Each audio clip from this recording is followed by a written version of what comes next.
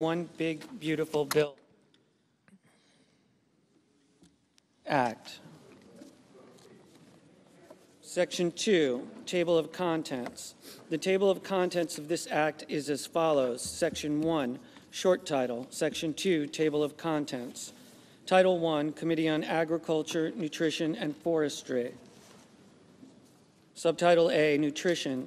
Section 10101, Reevaluation of Thrifty Food Plan. Section 10102, Modifications to SNAP Work Requirements for Able-Bodied Adults.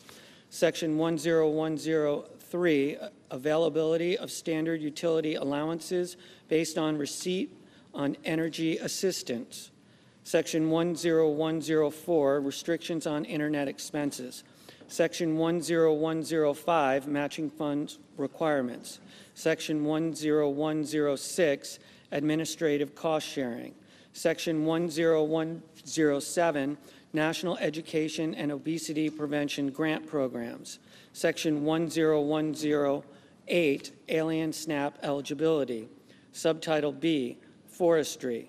Section 10201, Rescissions of Amounts for Forestry. Subtitle C, Commodities. Section 10301, Effective Reference Price, Reference Price. Section 10302, Base Acres. Section 10303, Producer Election. Section 10304, Price Loss Coverage.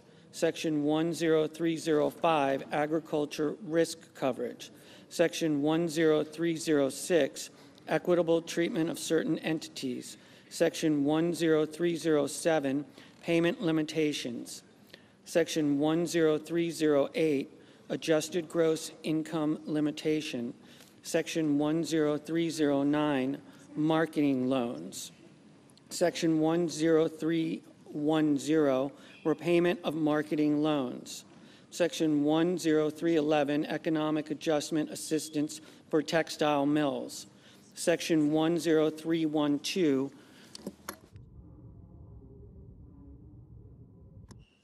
Sugar Price Updates. Section 10313, Dairy Policy Updates. Section 10314, Implementation. Subtitle D, Disaster Assistance Programs. Section 10401, Supplemental Agriculture Disaster Assistance. Subtitle E, Crop Insurance. Section 10501, Beginning Farmer and Rancher Benefit. Section 10502, Area-Based Crop Insurance Coverage and Affordability. Section 10503, Administrative and Operative Expense Adjustments. Section 10504, Premium Support. Section 10505, Program Compliance and Integrity. Section 10506, Reviews, Compliance, and Integrity. Section 10507, Poultry Insurance Pilot Program. Subtitle F, Additional Investments in Rural America. Section 10601, Conservation. Section 10602, Supplemental Agriculture Trade Promotion Program. Section 10603, Nutrition. Section 10604, Research. Section 10605, Energy. Section 10606, Horticulture. Section 10607, Miscellaneous. Title II, Committee on Armed Services. Section 2001, Enhancement of Department of Defense Resources for Improving the Quality of Life for Military Personnel. Section 20002, Enhancement of Department of Defense Resources for Shipbuilding. Section 20003, Enhancement of Department of Defense Resources for Integrated Air and Missile Defense. Just write pending on that. Get them to send it out. Section 20004, Enhancement of Department of Defense Resources for Munitions and Defense Supply Chain Resiliency. Section 20005, Enhancement of Department of Defense Resources for Scaling Low-Cost Weapons into Production. Section 20006, Enhancement of Department of Defense Resources for Improving the Efficiency and Cybersecurity of the Department of Defense. Section 20007, enhancement of Department of Defense resources for air superiority. Section 20008, enhancement of resources for nuclear forces. Section 20009, enhancement of Department of Defense resources to improve capabilities of United States Indo-Pacific Command. Section 20010, enhancement of Department of Defense resources for improving the readiness of the Department of Defense. Section 20011, improving Department of Defense border support and counter-drug missions. Section 20012, Department of Defense oversight. Section 20013, military construction projects authorized. Section 20014, multi-year operational plan. Title III, Committee on Banking, Housing, and Urban Affairs. Section 30001, funding cap for the Bureau of Consumer Financial Protection. Section 30002, rescission of funds for green and resilient retrofit program for multifamily housing. Section 30003, Securities and Exchange Commission Reserve Fund. Section 30004, Appropriations for Defense Production Act. Title IV, Committee on Commerce, Science, and Transportation. Section 40001, Coast Guard Mission Readiness. Section 40002, Spectrum Auctions. Section 40003, Air Traffic Control Improvements. Section 40004, Space Launch and Reentry Licensing and Permitting User Fees. Section 40005, Mars Missions, Artemis Mission, and Moon to Mars Program. Section 40006, Corporate Average Fuel Economy Civil Penalties. Section 40007, Payment for Lease of Metropolitan Washington Airports. Section 40008, Rescission of certain amounts for the National Oceanic Atmospheric Administration. Section 40009, Reduction in annual transfers to Travel Promotion Fund. Section 40010, Treatment of unobligated funds for alternative fuel and low-emission aviation technology. Section 40011, rescission of amounts appropriated for Public Wireless Supply Chain Innovation Fund. Section 40012, support for artificial intelligence under the Broadband Equity, Access, and Deployment Program. Title V, Committee on Energy and Natural Resources. Subtitle A, Oil and Gas Leasing. Section 50101, Onshore Oil and Gas Leasing. Section 50102, Offshore Oil and Gas Leasing. Section 50103, Royalties on Extracted Methane. Section 50104, Alaska Oil and Gas Leasing. Section 50105, National Petroleum Reserve, Alaska. Subtitle B, Mining. Section 50201, Coal Leasing. Section 50202, Coal Royalty. Section 50203, Leases for Known Recoverable Coal Resources. Section 50204, Authorization to Mine Federal Coal. Subtitle C, Lands. Section 50301. Section 50302, Timber Sales and Long-Term Contracting for the Forest Service and the Bureau of Land Management. Section 50303, Renewable Energy Fees on Federal Land. Section 50304, Renewable Energy Revenue Sharing. Section 50305, Rescission of National Park Service and Bureau of Land Management Funds. Section 50306, Celebrating America's 250th Anniversary. Subtitle D, Strategic Petroleum Reserve.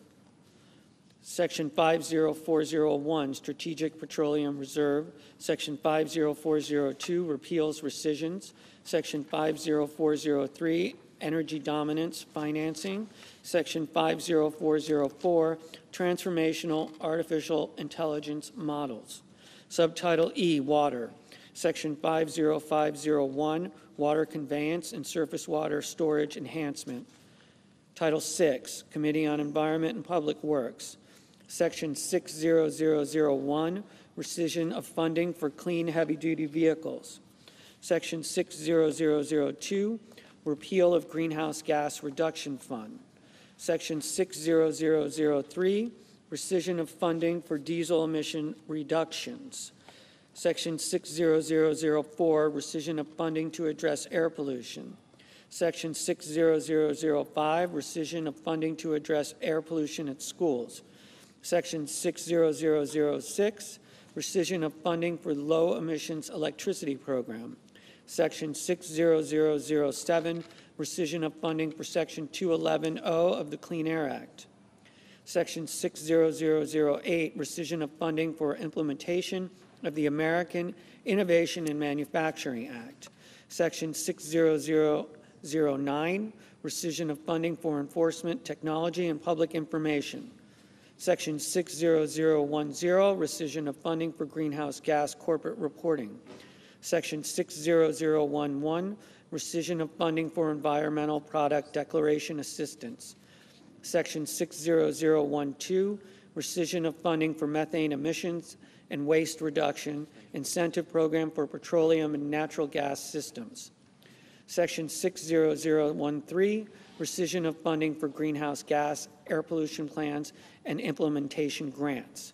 Section 60014, rescission of funding for Environmental Protection Agency efficient, accurate, and timely reviews.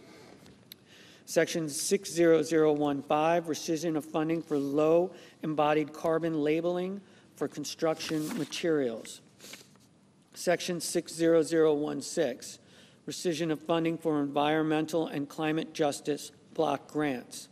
Section 60017, rescission of funding for ESA recovery plans. Section 60018, rescission of funding for environmental and climate data collection.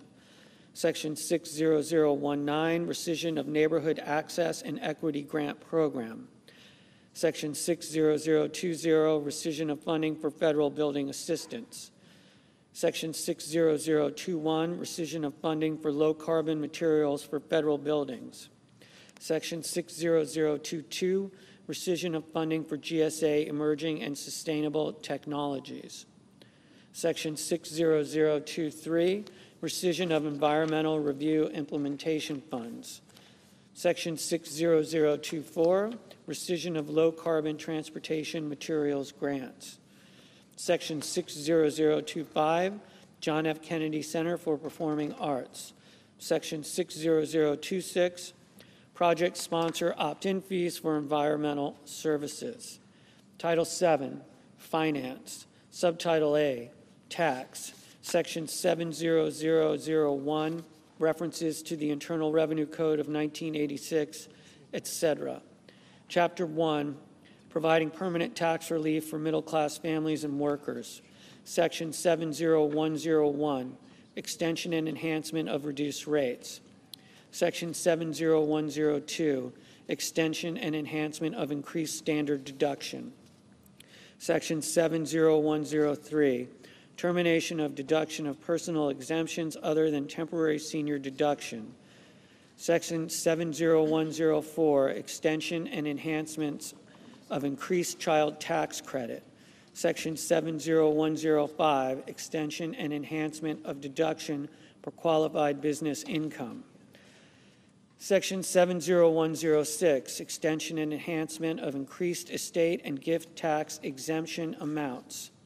Section 70107, extension of increased alternative minimum tax exemption amounts and modification of phase-out thresholds. Section 70108, extension and modification of limitation on deduction for qualified residence interest. Section 70109, extension and modification of limitation on casualty loss deduction. Section 70110, termination of miscellaneous itemized deductions other than educator expenses. Section 70111, limitation on tax benefits of itemized deductions. Section 70112, extension and modification of qualified transportation fringe benefits. Section 70113, extension and modification of limitation on deduction and exclusions for moving expenses. Section 70114, extension and modification of limitation on wagering losses. Section 70115, extension and enhancement of increased limitation on contributions to ABLE accounts.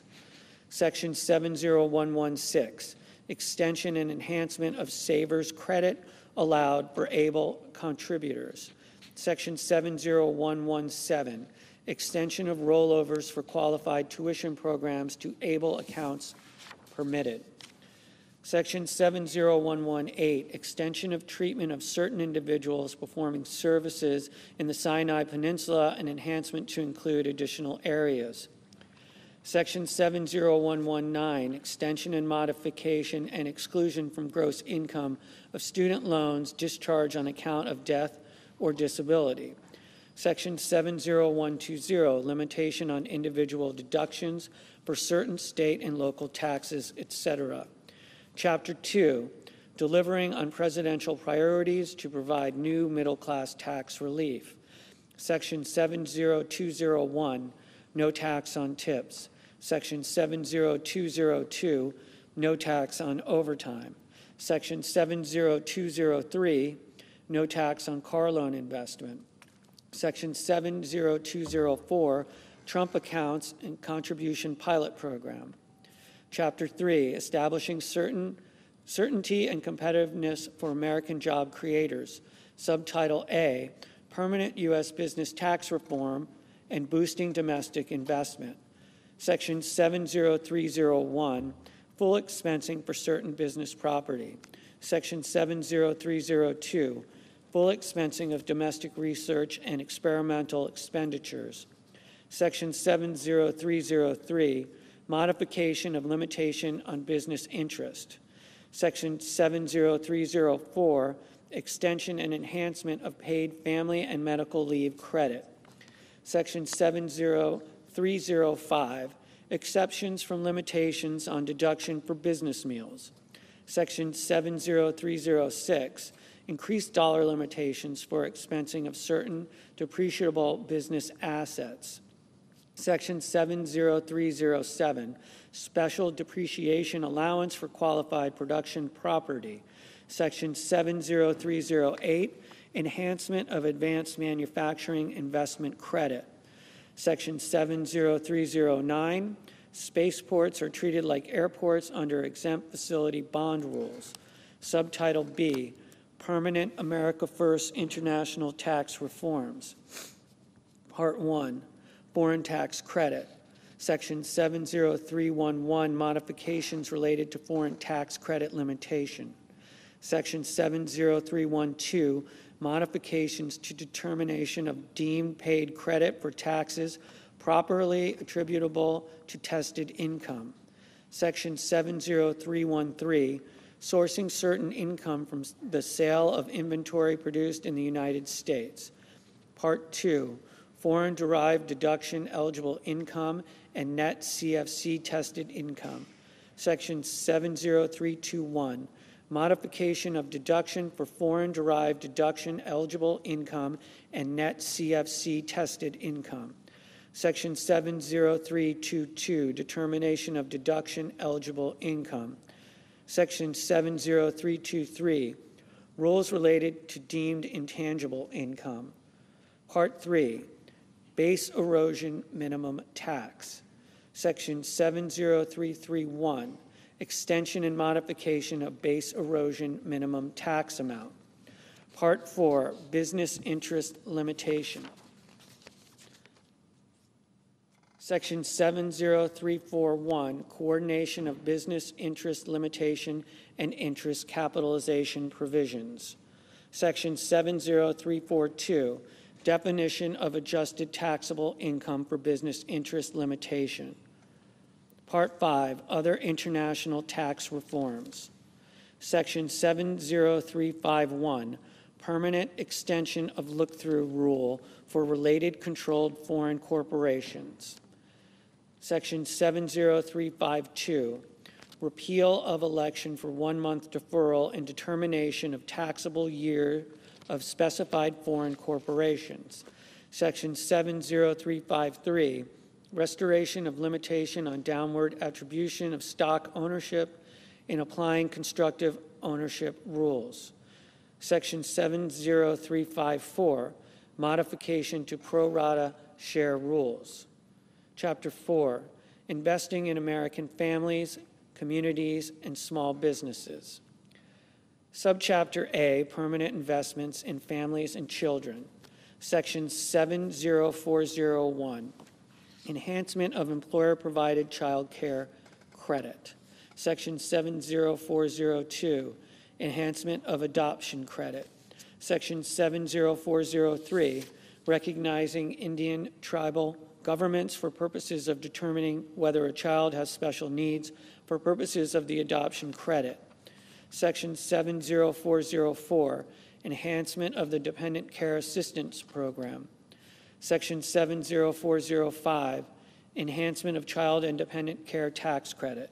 Subtitle B, permanent investments in students and reforms to tax-exempt institutions.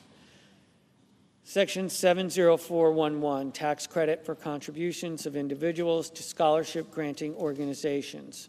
Section 70412, exclusion for employer payments of student loans. Section 70413, additional expenses treated as qualified higher education expenses for purpose of 529 accounts.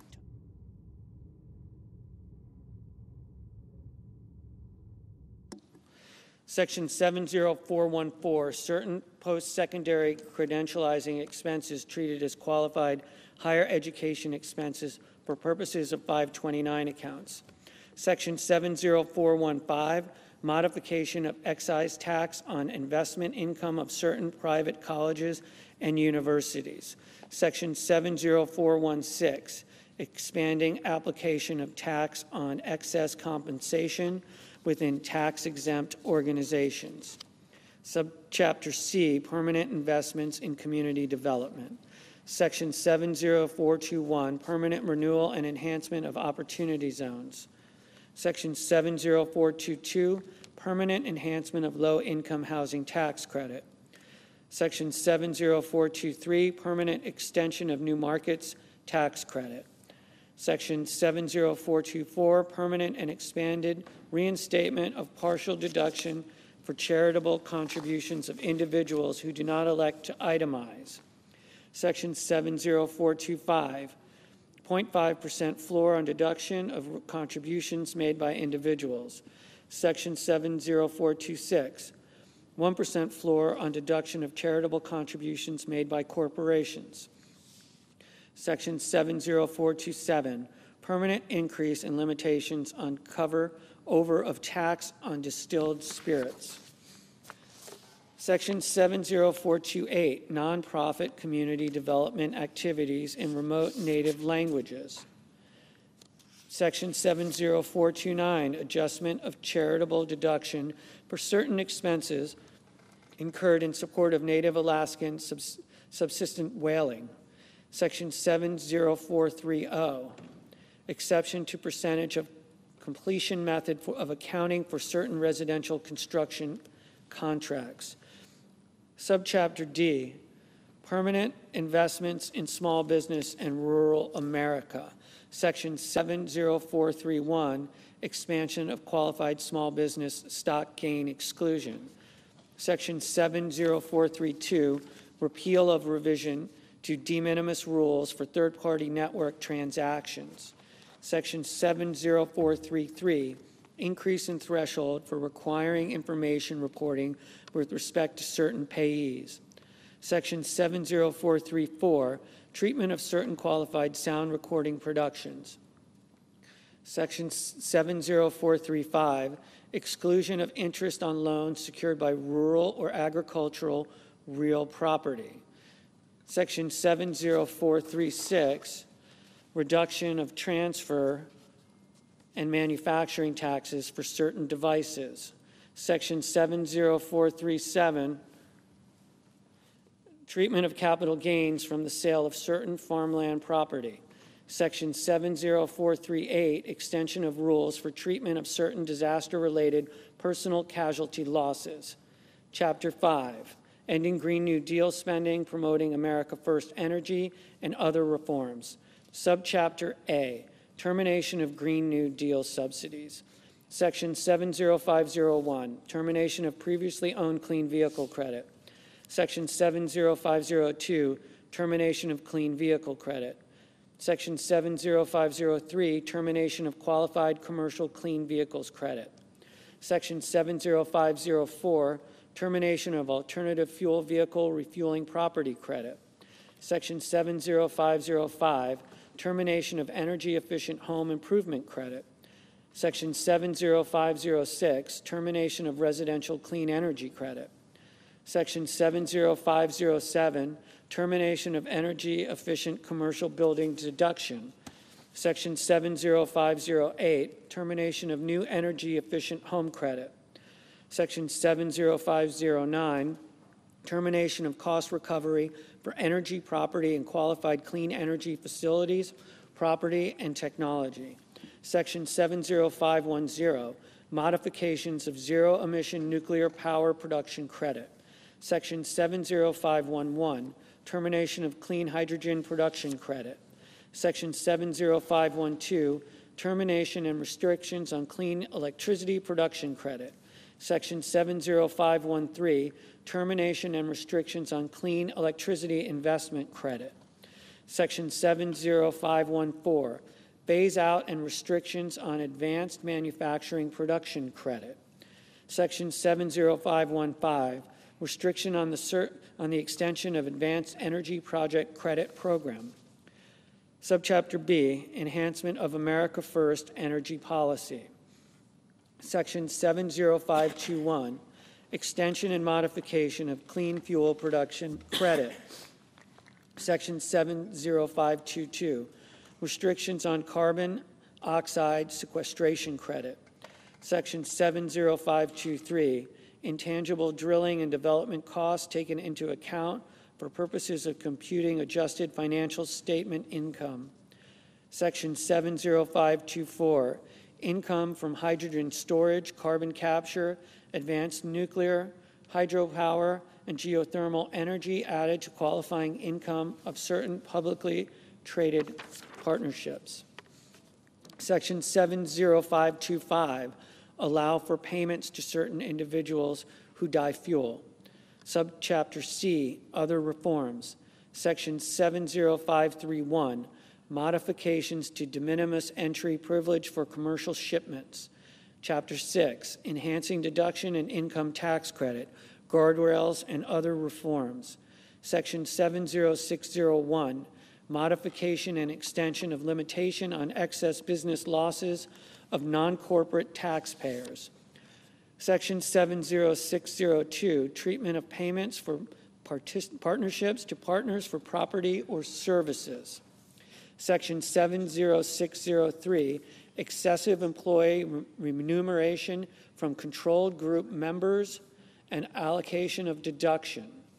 Section 70604, third-party litigation funding reforms. Section 70605, excise tax on certain remittance transfers. Section 70606, enforcement provisions with respect to COVID-related employee retention credits.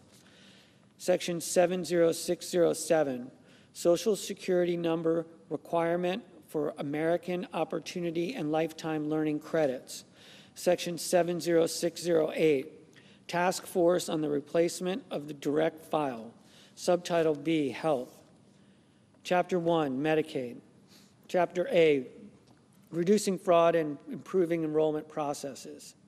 Section 71101, Moratorium on Implementation of Rule relating to eligibility and enrollment in Medicare savings programs. Section 71102, Moratorium on Implementation of Rule relating to eligibility and enrollment for Medicaid, CHIP, and the Basic Health Program. Section 71103, reducing duplicate enrollment under the Medicaid and CHIP programs. Section 71104, ensuring deceased individuals do not remain enrolled. Section 71105, ensuring deceased providers do not remain enrolled. Section 71106, payment reduction related to certain erroneous excess payments under Medicaid. Section 71107, eligibility redeterminations. Section 71108, revising home equity limit for determining eligibility for long-term care services under the Medicaid program. Section 71109, alien Medicaid eligibility. Section 71110, expansion FMAP for certain states providing payments for health care furnished to certain individuals. Section 71111, expansion of FMAP for emergency Medicaid. Subchapter B, preventing wasteful spending. Section 7112, moratorium on implementation of rule relating to staffing standards for long-term care facilities under the Medicare and Medicaid programs. Section 71113, reducing state Medicaid costs. Section 71114, prohibiting federal Medicaid and CHIP funding for certain items and services. Section 71115, federal payments to prohibited entities. Subchapter C, stopping abusive financing practices. Section 7116, sunsetting increased FMAP incentive. Section 71117, provider taxes. Section 71118, state-directed payments. Section 71119, requirements regarding waiver of uniform tax requirement for Medicaid provider tax. Section 71120, requiring budget neutrality for Medicaid demonstration projects under Section 1115. Subchapter D, increasing personal accountability. Section 71121, requirement for states to establish Medicaid community engagement requirements for certain individuals. Section 71122, modifying cost-sharing requirements for certain expansion individuals under the Medicaid program. Subchapter E, expanding access to care. Section 71123, making certain adjustments to coverage of home or community-based services under Medicaid. Section 71124, determination of FMAP for high-poverty states. Chapter 2, Medicare. Subchapter A, strengthening eligibility requirements. Section 71201, limiting Medicare coverage of certain individuals. Subchapter B, improving services for seniors. Section 71202, temporary payment, increase under the Medicare physician fee schedule to account for exceptional circumstances. Section 71203, expanding and clarifying the exclusion for orphan drugs under the Drug Price Negotiation Program. Section 71204, application of cost living adjustment to non-labor related portion for hospital outpatient department services furnished in Alaska and Hawaii. Chapter 3, health tax. Subchapter A, improving eligibility criteria. Section 71301, permitting premium tax credit only for certain individuals. Section 71302, disallowing premium tax credit during periods of Medicaid ineligibility due to alien status. Subchapter B, preventing waste, fraud, and abuse. Section 71303, requiring verification of eligibility for premium tax credit. Section 71304, disallowing premium tax credit in case of certain coverage enrolled in during special enrollment period. Section 71305, eliminating limitation on recapture of advance payment of premium tax credit. Section 71306, permanent extension of safe harbor for absence of deductible for telehealth services. Section 71307, allowance of bronze and catastrophic plans and connection with health savings accounts. Section 71308, treatment of direct primary care service arrangements.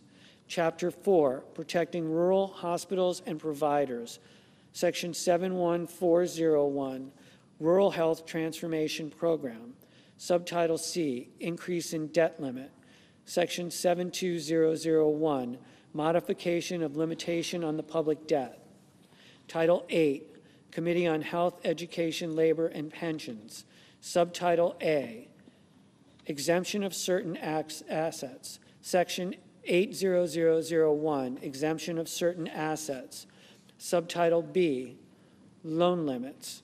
Section 81001, establishment of loan limits for graduate and professional students and parent borrowers, termination of graduate and professional plus loans. Subtitle C, loan repayment. Section 82001, loan repayment. Section 82002, deferment, forbearance. Section 82003, loan rehabilitation. Section 82004, public service loan forgiveness. Section 82005, student loan servicing. Subtitle D, Pell Grants. Section 83001, eligibility. Section 83002, workforce Pell Grants. Section 83003, Pell shortfall. Section 83004, federal Pell Grants exclusion relating to other grant aid. Subtitle E, accountability. Section 84001, ineligibility based on low earnings outcomes. Subtitle F, regulatory relief. Section 85001, delay of rule relating to borrower defense to repayment. Section 85002, delay of rule relating to closed school discharges.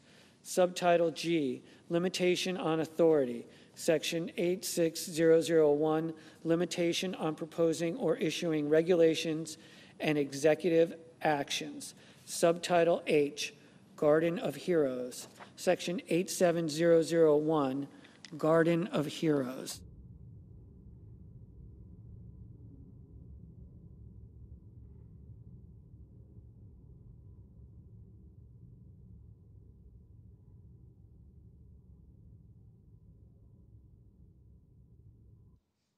Subtitle 1, Office of Refugee Resettlement, Section 88001, Potential Sponsor Vetting for Unaccompanied Alien Children Appropriation. Title 9, Committee on Homeland Security and Governmental Affairs. Subtitle A, Homeland Security Provisions. Section 90001, Border Infrastructure and Wall System. Section 90002, U.S. Customs and Border Protection personnel, fleet vehicles, and facilities. Section 90003, detention capacity. Section 90004, border security, technology, and screening.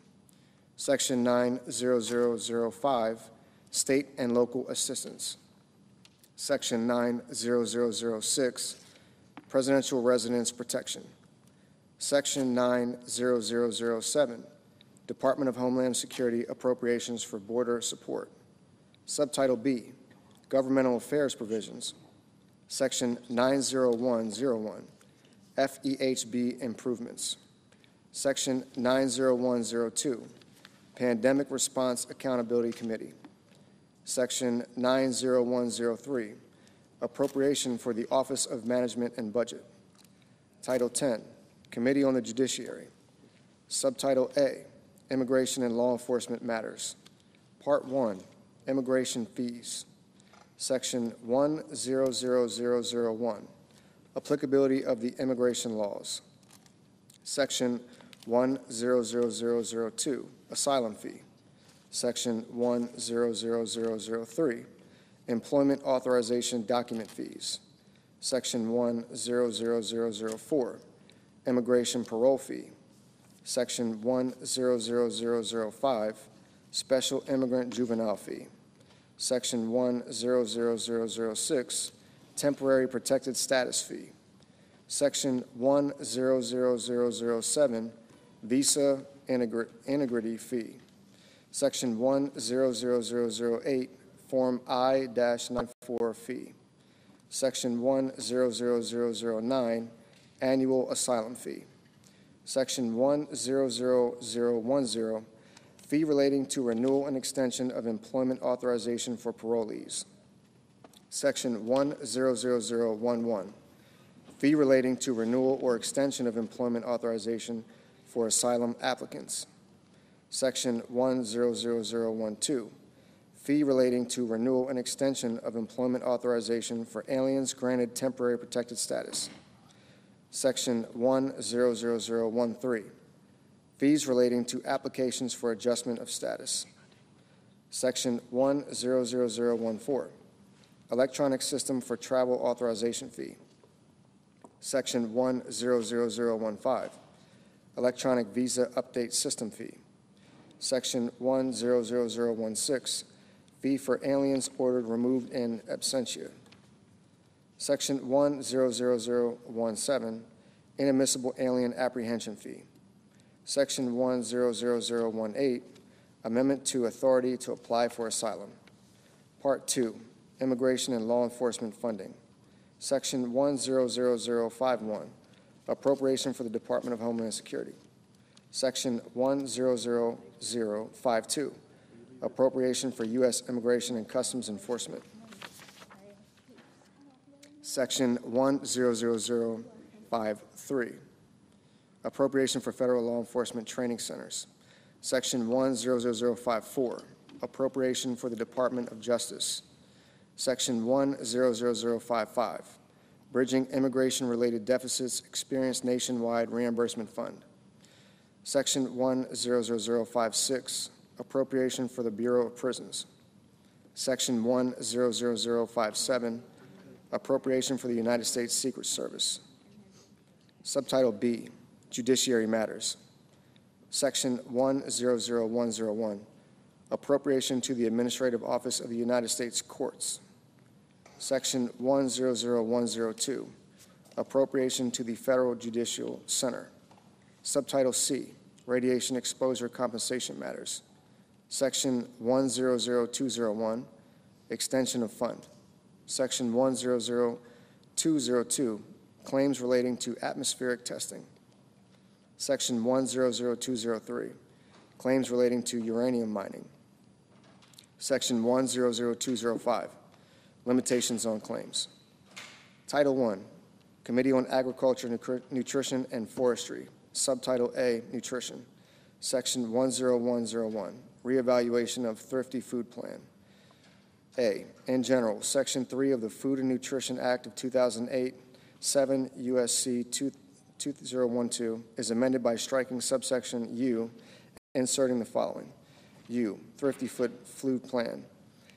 1, in general, the term Thrifty Food Plan means a diet required to feed a family of 4 persons consisting of a man and a woman ages 20 through 50, a child ages 6 through 8, and a child ages 9 through 11, using the items and quantities of food described in the report of the Department of Agriculture entitled Thrifty Food Plan 2021. And each successor report updated pursuant to this subsection, subject to the conditions that A, the relevant market baskets of the Thrifty Food Plan shall only be changed pursuant to paragraph 4. B, the cost of the Thrifty Food Plan shall be the basis for uniform allotments for all households regardless of the actual composition of the household. And C, the cost of the Thrifty Food Plan may only be adjusted in accordance with this subsection. 2, household adjustments. The Secretary shall make household adjustments using the following ratios of household size as a percentage of the maximum 4-person allotment. A, for a one-person household, 30%. B, for a 2-person household, 55%. C, for a 3-person household, 79%. D, for a 4-person household, 100%. E, for a 5-person household, 119%. F, for a 6-person household, 143%. G, for a 7-person household, 158%. H, for an 8-person household, 180%. I, for a household of 9 persons or more, an additional 22% per person, which additional percentage shall not total more than 200%. 3, allowable cost adjustments. The Secretary shall, A, make cost adjustments in the Thrifty Food Plan for Hawaii and the urban and rural parts of Alaska to reflect the cost of food in Hawaii and urban and rural Alaska. B, make cost adjustments in the separate Thrifty Food Plans for Guam and the Virgin Islands of the United States to reflect the cost of food in those states, but not to exceed the cost of food in the 50 states and the District of Columbia. And C, on October 1st, 2025, and on each October 1st thereafter, adjust the cost of the Thrifty Food Plan to reflect changes in the Consumer Price Index for all urban consumers published by the Bureau of Labor Statistics of the Department of Labor for the most recent 12-month period ending in June. 4, reevaluation of market baskets. A, reevaluation. Not earlier than October 1st, 2027, the Secretary may reevaluate the market baskets of the Thrifty Food Plan based on current food prices, food composition data, consumption patterns, and dietary guidance. B, cost neutrality. The Secretary shall not increase the cost of the Thrifty Food Plan based on a reevaluation under this paragraph. B, conforming amendments. 1, Section 16C1A22 of the Food and Nutrition Act of 2008, 7 U.S.C. 2025 C1A22 is amended by striking Section 3U4 and inserting Section 3U3. 2, Section 19A2A2 of the Food and Nutrition Act of 2008, 7 U.S.C. 2028A2A2 is amended by striking Section 3U4 and inserting Section 3U3.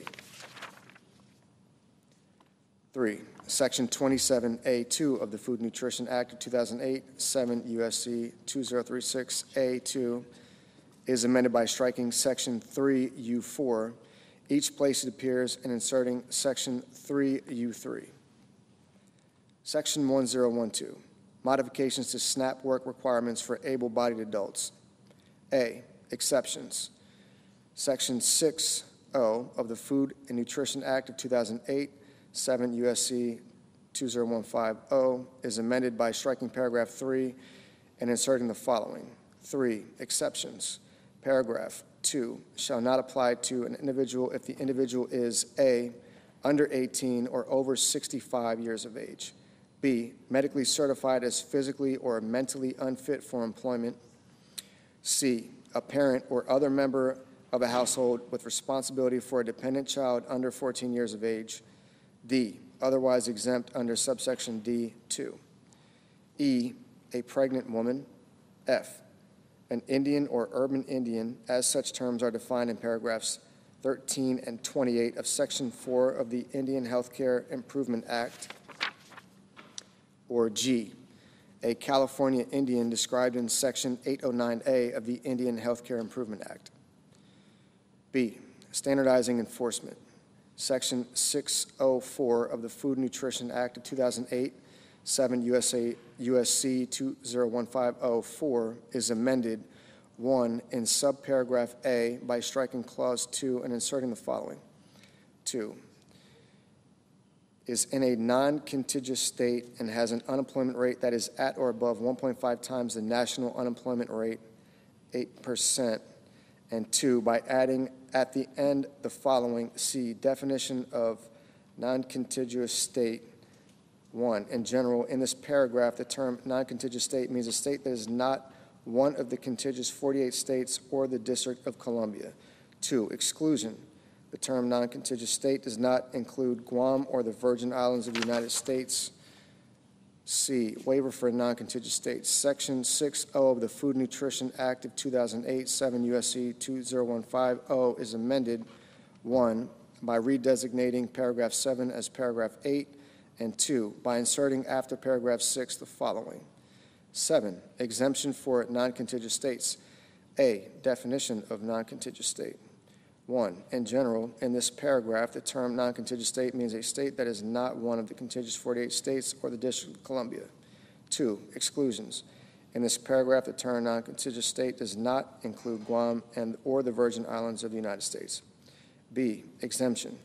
Subject to subparagraph D, the Secretary may exempt individuals in a non-contiguous state from compliance with the requirements of paragraph 2 if 1, the state agency submits to the Secretary a request for that exemption made in such form and at such time as the Secretary may require, and including the information described in subparagraph C, and 2, the Secretary determines that based on that request, the state agency is demonstrating a good faith effort to comply with the requirements of paragraph 2. C, good faith effort determination. In determining whether a state agency is demonstrating a good faith effort or for purposes of subparagraph B2, the Secretary shall consider 1, any action taken by the state agency toward compliance with the requirements of paragraph 2, 2, any significant barriers to or challenges in meeting those requirements, including barriers or challenges relating to funding, design, development, procurement, or installation of necessary systems or resources. 3, the detailed plan and timeline of the state agency for achieving full compliance with those requirements, including any milestones as defined by the Secretary. And 4, any other criteria determined appropriate by the Secretary. D, duration of exemption. 1, in general, an exemption granted under subparagraph B shall expire not later than December 31st, 2028, and may not be renewed beyond that date. 2, early termination. The Secretary may terminate an exemption granted under subparagraph B prior to that expiration date of that exemption if the Secretary determines that the state agency, 1, has failed to comply with the reporting requirements described in subparagraph E, or 2, based on the information provided pursuant to subparagraph E, failed to make continued good faith efforts towards compliance with the requirements of this subsection. E, reporting requirements. A state agency granted an exemption under subparagraph B shall submit to the Secretary 1, quarterly progress reports on the status of the state agency in achieving the milestones toward full compliance described in subparagraph C3, and 2, information on specific risks or newly identified barriers or challenges to full compliance, including the plan of the state agency to mitigate those risks, barriers, or challenges. Section 10103, availability of standard utility allowances based on receipt of energy assistance. A, standard utility allowance.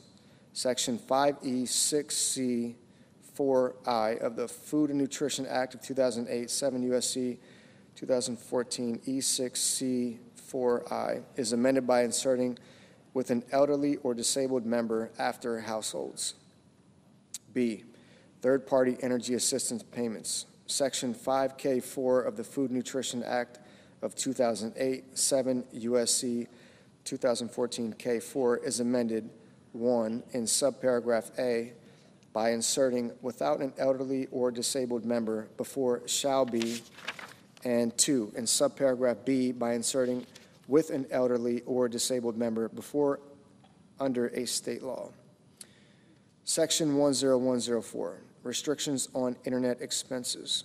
Section 5E6 of the Food and Nutrition Act of 2008, 7 U.S.C. 2014 E6 is amended by adding at the end of the following. E, restrictions on internet expenses. Any service fee associated with internet connection shall not be used in computing the excess shelter expense deduction under this paragraph. Section 10105, matching funds requirements. A, in general, Section 4A of the Food and Nutrition Act of 2008, 7 U.S.C. 2013A, is amended, 1, by striking A subject to and inserting the following. A, program. 1, establishment subject to, and 2, by adding at the end the following. 2, state quality control incentive. A, definition of payment error rate. In this paragraph, the term payment error rate has the meaning given the term in Section 16C2. B, state cost share. 1, in general, beginning in fiscal year 2028, if the payment error rate of a state is determined under Clause 2 is 1, less than 6%, the federal share of the cost of the allotment described in paragraph 1 for that state in a fiscal year shall be 100%, and the state share shall be 0%. 2, equal to or greater than 6%, but less than 8%. The federal share of the cost of the allotment described in paragraph 1 for that state in a fiscal year shall be 95%, and the state share shall be 5%. 3, equal to or greater than 8%, but less than 10%. The federal share of the cost of the allotment described in paragraph 1 for that state in a fiscal year shall be 90%, and the state share shall be 10%. And 4, equal to or greater than 10%. The federal share of the cost of the allotment described in paragraph 1 for that state in a fiscal year shall be 85%, and the state share shall be 15%. 2, elections. 1, fiscal year 2028. For fiscal year 2028, to calculate the applicable state share under Clause 1, a state may elect to use the payment error rate of the state from fiscal year 2025 or 2026. 2, fiscal year 2029 and thereafter. For fiscal year 2029 and each fiscal year thereafter, to calculate the applicable state share under Clause 1, the Secretary shall use the payment error rate of the state for the third fiscal year preceding the fiscal year for which the state share is being calculated. 3, maximum federal payment. The Secretary may not pay towards the cost of an allotment described in paragraph 1 an amount that is greater than the applicable federal share under paragraph 2. 4, waiver authority. A, in general, the Secretary may waive the requirement under paragraph 2 for a non-contiguous state excluding Guam and the Virgin Islands of the United States for a period of not more than 2 years if, 1, the Secretary determines that the waiver is necessary, and 2, the non-contiguous state is, 1, actively implementing a corrective action plan as described in Section 275.17 of Title VII Code of Federal Regulations or a successor regulation, and 2, carrying out any other activities determined necessary by the Secretary to reduce its payment error rate as defined in paragraph 2. B, termination of authority. The waiver authority under subparagraph A shall terminate on the date that is 4 years after the date of enactment of this paragraph. B, limitation on authority. Section 13A1 of the Food and Nutrition Act of 2008, 7 U.S.C. 2022 A1 is amended in the first sentence by inserting or the payment or disposition of a state share under Section 4A2 after 16C 1D12. Section 10106, administrative cost sharing. Section 16A of the Food and Nutrition Act of 2008, 7 U.S.C. 2025A, is amended in the matter preceding paragraph 1 by striking agency an amount equal to 50% and inserting agency through fiscal year 2026, 50%, and for fiscal year 2027 and each fiscal year thereafter, 25%. Section 10107, National Education and Obesity Prevention Grant Program. Section 28D1F of the Food and Nutrition Act of 2008, 7 U.S.C. 2036A D1F is amended by striking for fiscal year 2016 and each subsequent fiscal year, and inserting for each of fiscal years 2016 through 2025.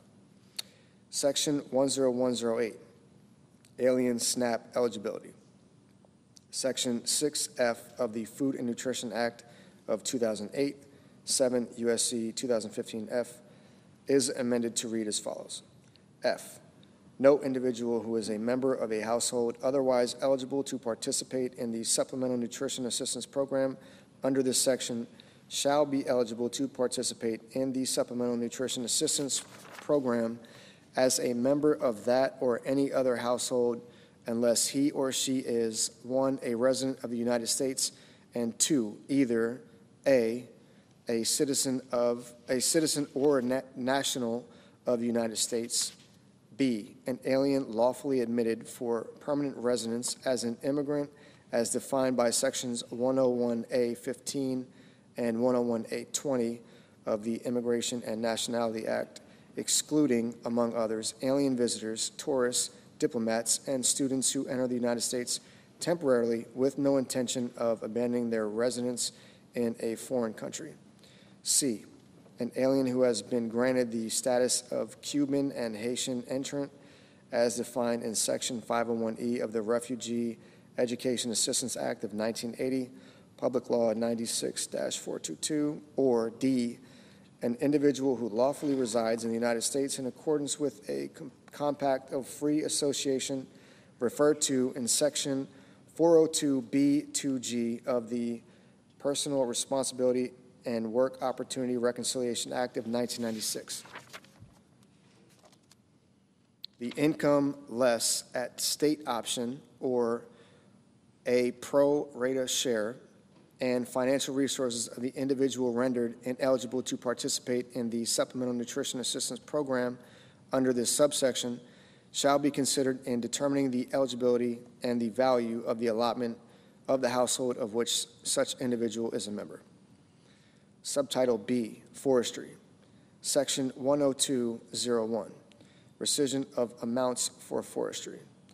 The unobligated balances of amounts appropriated by the following provisions of Public Law 117-169 are rescinded. 1. Paragraphs 3 and 4 of Section 23001A, 136 Stat 2023. 2. Paragraphs 1 through 4 of Section 23002A, 136 Stat 2025. 3. Section 23003A2, 136 Stat 2026. 4. Section 23005, 136 Stat 2027. Subtitle C, Commodities. Section 10301, Effective Reference Price, A, Effective Reference Price. Section 11118B2 of the Agricultural Act of 2014, 7 U.S.C. 90118B2 is amended by striking 85 and inserting beginning with the crop year 2025, 88. B, Reference Price.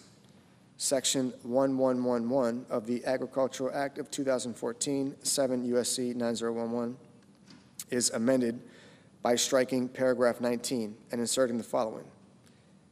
19, Reference Price. A, in general, effective beginning with the 2025 crop year, subject to subparagraphs B and C, the term reference price with respect to a covered commodity for a crop year means the following. 1, for wheat, $6.35 per bushel. 2, for corn, $4.10 per bushel. 3, for grain, sorghum, $4.40 per bushel. 4, for barley, $5.45 per bushel. 5, for oats, $2.65 per bushel.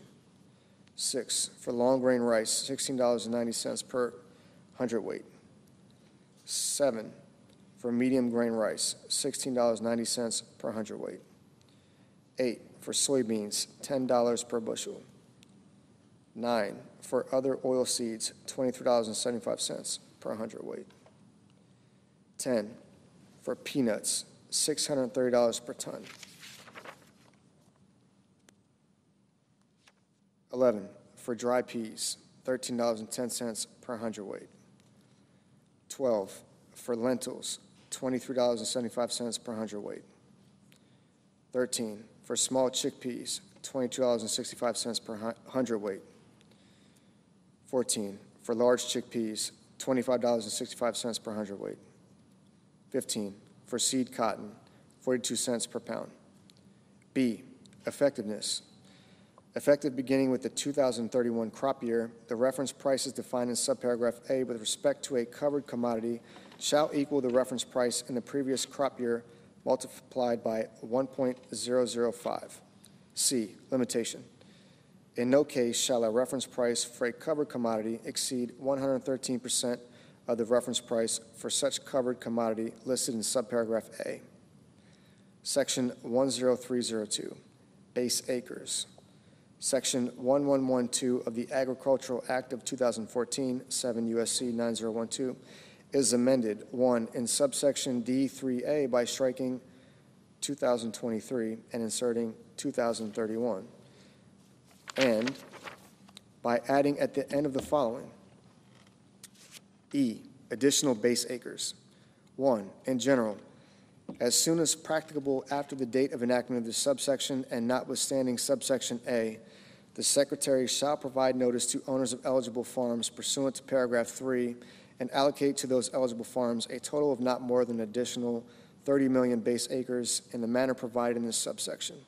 An owner of a farm that is eligible to receive an allocation of base acres may elect to not receive that allocation by notifying the Secretary not later than 90 days after receipt of the notice provided by the Secretary under this paragraph. 2, content of notice. The notice under paragraph 1 shall include the following: A, information that the allocation is occurring; B, information regarding the eligibility of the farm for an allocation of base acres under paragraph 3; C, information regarding how an owner may appeal a determination of ineligibility for an allocation of base acres under paragraph 3.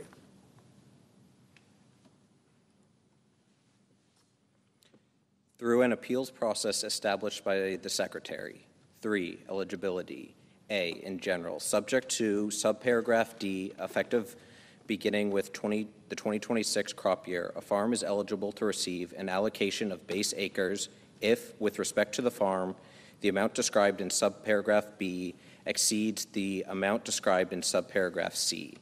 B, 5-year average sum. The amount described in this subparagraph with respect to a farm is the sum of I, the 5-year average of I, the acreage planted on the farm to all covered commodities for harvest, grazing, haying, silage, or other similar purposes for the 2019 through 2023 crop years.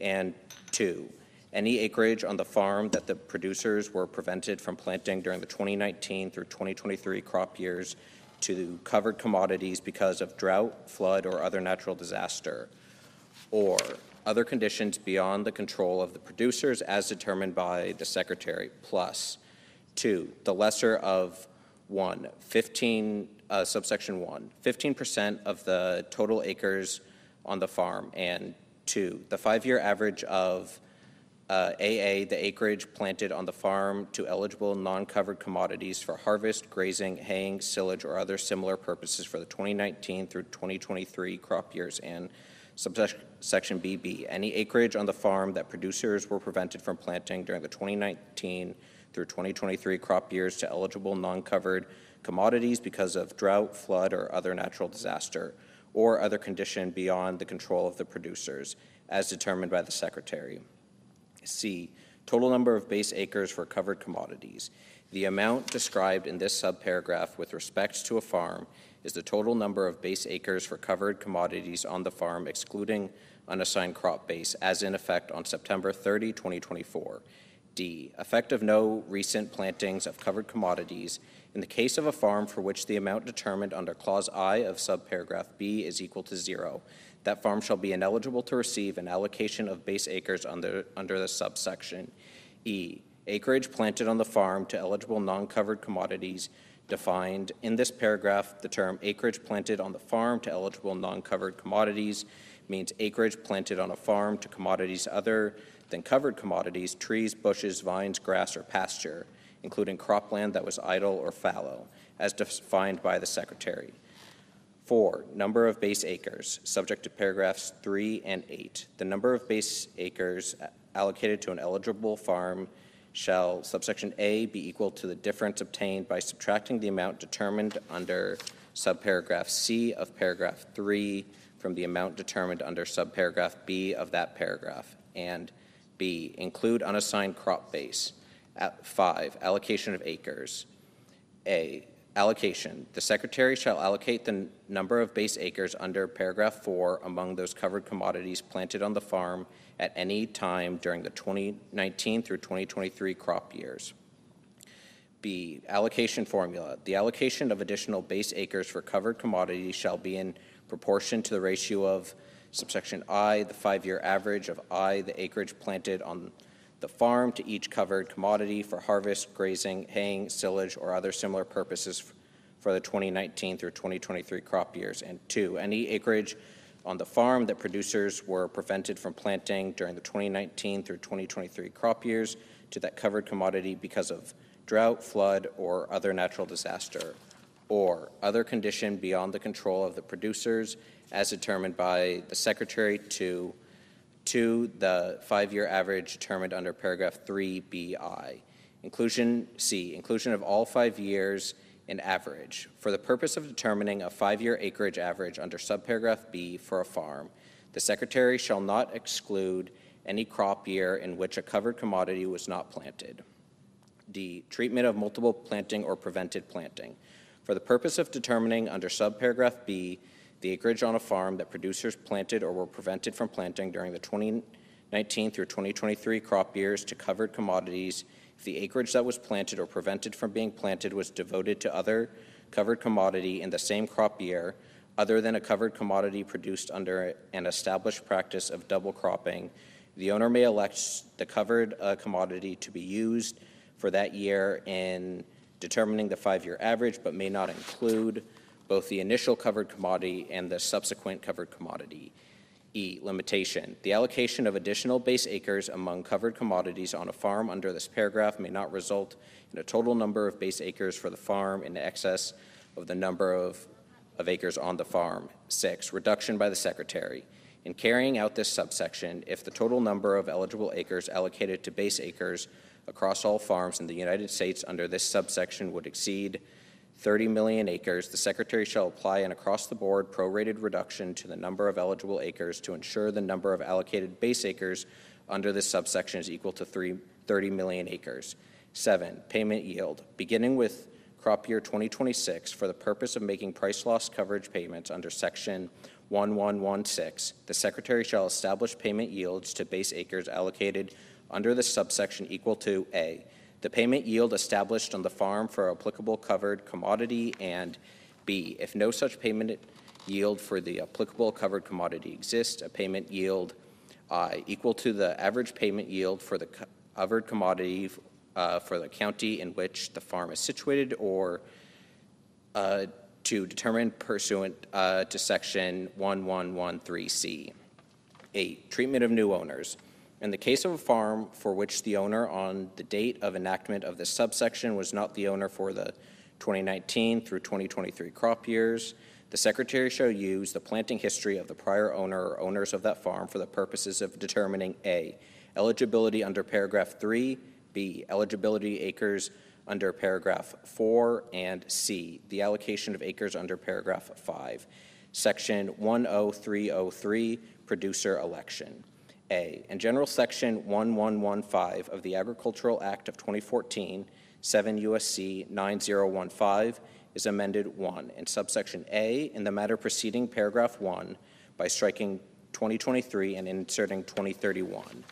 2, in subsection C, A, in the matter preceding paragraph 1, I, by striking crop year or and inserting crop year, and 2, by inserting or the 2026 crop year after 2019 crop year. B, in paragraph 1, I, by striking crop year or and inserting crop year, and II, by inserting or the 2026 crop year after 2019 crop year, and C, in paragraph 2, I, in subparagraph A, by striking and at the end, II, in subparagraph B, by striking the period at the end and inserting and 3, by adding at the end the following. C, the same coverage for each covered commodity on the farm for the 2027 through 2031 crop years as was applicable for the 2025 crop year. And 3, by adding at the end the following. 1, higher of price loss coverage payments and agricultural risk coverage payments. For the 2025 crop year, the Secretary shall, on a covered commodity by covered commodity basis, make the higher of price loss coverage payments under Section 1116 and agricultural risk covered county coverage payments under Section 1117 to the producers on a farm for the payment acres for each covered commodity on the farm. B, federal crop insurance supplemental coverage options. Section 508C4C4IV of the Federal Crop Insurance Act, 7 U.S.C. 1508 C4CIV is amended by striking crops for which the producer has elected under Section 1116 of the Agricultural Act of 2014 to receive agricultural risk coverage in acres and inserting acres. Section 10304, price loss coverage. Section 1116 of the Agricultural Act of 2014, 7 U.S.C. 9016 is amended.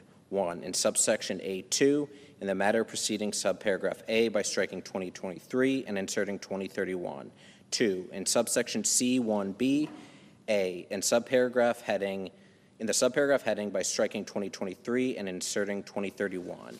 And B, in the matter preceding clause I by striking 2023 and inserting 2031.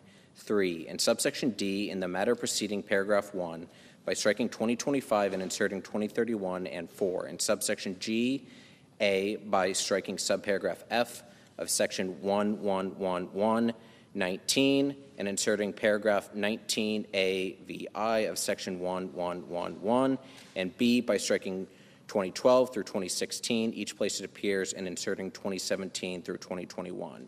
Section 10305, agricultural risk coverage. Section 1117 of the Agricultural Act of 2014, 7 U.S.C. 9017 is amended. 1. In subsection A, in the matter preceding paragraph 1 by striking 2023 and inserting 2031. 2. In subsection C, A, in paragraph 1 by inserting for each of the 2014 through 2024 crop years and 90% of the benchmark revenue for each of the 2025 through 2031 crop years before the period at the end. B, by striking 2023 each place it appears and inserting 2031. And C, in paragraph 4B in the subparagraph heading by striking 2023 and inserting 2031. 3, in subsection D1 by striking subparagraph B and inserting the following. BI, for each of the 2014 through 2024 crop years, 10% of the benchmark revenue for the crop year applicable under subsection C, and II. For each of the 2025 through 2031 crop years, 12% of the benchmark revenue for the crop year applicable under subsection C and 4 in subsections E, G5, and I5 by striking 2023 each place it appears and inserting 2031. Section 10306, equitable treatment of certain entities. A, in general, Section 1001 of the Food Security Act of 1985, 7 U.S.C. 1308, is amended. 1, in subsection A, by redesignated paragraph 5 as paragraph 6, and B, by inserting after paragraph 4 the following. 5, qualified pass-through entity. The term qualified pass-through entity means A, a partnership within the meaning of subchapter K of Chapter 1 of the Internal Revenue Code of 1986. B, an S corporation as defined in Section 1361 of that code. C, a limited liability company that does not affirmatively elect to be treated as a corporation. And D, a joint venture or general partnership. 2, in subsections B and C by striking except a joint venture or general partnership, each place it appears, and inserting except a qualified pass-through entity. And 3, in subsection D by striking subtitle B of Title I of the Agricultural Act of 2014, or B, attribution of payment, Section 1001 E3 BII of the Food Security Act of 1985, 7 U.S.C. 1308 E3 BII is amended. 1, in the clause heading by striking joint ventures and general partnerships and inserting qualified pass-through entities. 2, by striking a joint venture or a general partnership and inserting a qualified pass-through entity. 3, by striking joint ventures and general partnerships and inserting qualified pass-through entities. And 4, by striking the joint venture or general partnership and inserting the qualified pass-through entity. C, persons actively engaged in farming, Section 1001AB2 of the Food Security Act of 1985, 7 U.S.C. 1308 1B2 is amended. 1. Subparagraphs A and B by striking a general partnership, a participant in a joint venture, each place it appears, and inserting a qualified pass-through entity. And 2. In subparagraph C by striking a general partnership, joint venture, or similar entity and inserting a qualified pass-through entity or a similar entity. D. Joint and several liability. Section 100BD of the Food Security Act of 1985, 7 U.S.C. 1308-2D is amended by striking partnerships and joint ventures and inserting qualified pass-through entities. E. Exclusion from AGI calculation. Section 1001D of the Food Security Act of 1985, 7 U.S.C. 1308-3AD is amended by striking general partnership or joint venture, each place it appears. Section 10307, payment limitations. Section 1001 of the Food Security Act of 1985, 7 U.S.C. 1308 is amended 1. In subsection B, A, by striking the and inserting subject to subsection I, the, and B by striking $125,000 and inserting $155,000. And 2, in subsection C, A, by striking the and inserting subject to subsection I, the, and B, by striking $125,000 and inserting $155,000. And 3, by adding at the end the following: I, adjustment for the 2025 crop year and each crop year thereafter. The Secretary shall annually adjust the amounts described in subsections B and C for inflation based on the Consumer Price Index for all urban consumers published by the Bureau of Labor Statistics of the Department of Labor. Section 10308, adjusted gross income limitation. Section 1001DB of the Food Security Act of 1985, 7 U.S.C. 1308-3AB is amended 1. In paragraph 1 by striking paragraph 3 and inserting paragraphs 3 and 4. And 2, by adding at the end the following: 4, exception for certain operations. A, definitions. In this paragraph, I, accepts payment or benefit. The term accepted payment or benefit means I, a payment or benefit under Subtitle E of Title I of the Agricultural Act of 2014, 7 U.S.C. 908, at sequence. 2, a payment or benefit under Section 196 of the Federal Agricultural Improvement and Reform Act of 1996, 7 U.S.C. 7333, and 3, a payment or benefit described in paragraph 2C received on or after October 1st, 2024. II, farming, ranching, or silviculture activities. The term farming, ranching, or silviculture activities include agritourism, direct-to-consumer marketing of agricultural products, the sale of agricultural equipment owned by the person or legal entity, and other agricultural-related activities as determined by the Secretary. B, exception. In the case of an accepted payment or benefit, the limitation established by paragraph 1 shall not apply to a person or legal entity during a crop, fiscal, or program year as appropriate, if greater than or equal to 75% of the average gross income of the person or legal entity derives from farming, ranching, or silviculture activities. Section 10309, marketing loans. A, availability of non-recourse marketing assistance loans for loan commodities. Section 1201B1 of the Agricultural Act of 2014, 7 U.S.C. 9031B1 is amended by striking 2023 and inserting 2031. B, loan rates for non-recourse marketing assistance loans. Section 1202 of the Agricultural Act of 2014, 7 U.S.C. 9032 is amended 1 in subsection B. A, in the subsection heading by striking 2023 and inserting 2025, and B, in the matter preceding paragraph 1 by striking 2023 and inserting 2025. 2, by redesignating subsections C and D as subsections D and E respectively. 3, by inserting after subsection B the following: C, 2026 through 2031 crop years.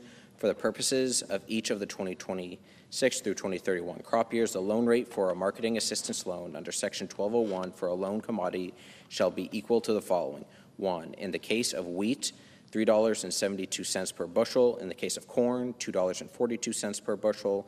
In the case of grain sorghum, $2.42 per bushel. 4, in the case of barley, $2.75 per bushel. 5, in the case of oats, $2.20 per bushel. 6, in the case of upland cotton, 55 cents per pound. 7, in the case of extra long staple cotton, $1 per pound. In the case of long grain rice, $7.70 per hundredweight. 9, in the case of medium grain rice, $7.70 per hundredweight. 10, in the case of soybeans, $6.82 per bushel. 11, in the case of other oil seeds, $11.10 per hundredweight for each of the following kinds of oil seeds: A, sunflower seed; B, rapeseed; C, canola; D, safflower; E, flaxseed; F, mustard seed; G, cranberry; H, sesame seeds; I, other oil seeds designated by the Secretary. 12, in the case of dry peas, $6.87 per hundredweight. 13, in the case of lentils, $14.30 per hundredweight. 14, in the case of small chickpeas, $11 per hundredweight. 15, in the case of large chickpeas, $15.40 per hundredweight. 16, in the case of grated wool, $1.60 per pound.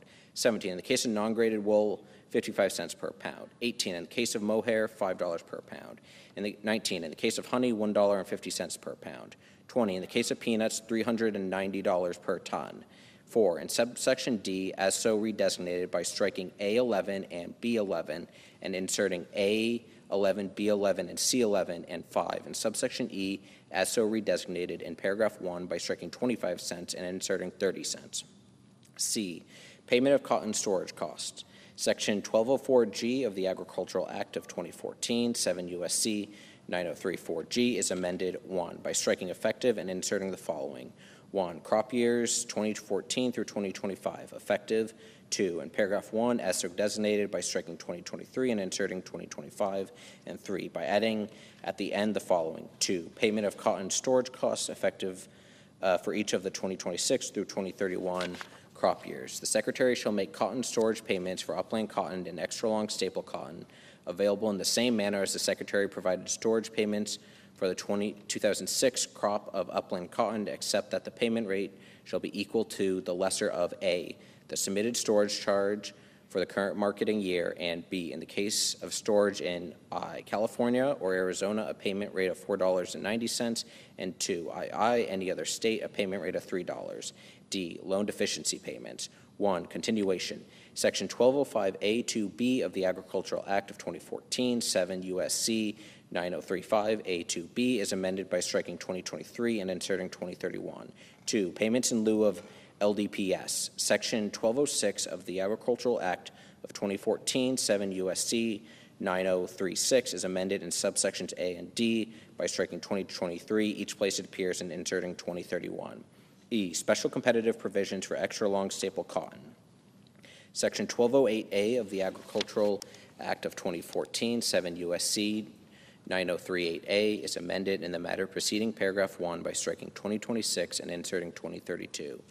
F, availability of recourse loans. Section 1209 of the Agricultural Act of 2014, 7 U.S.C. 9039 is amended in subsections A, 2, B, and C by striking 2023 each place it appears and inserting 2031.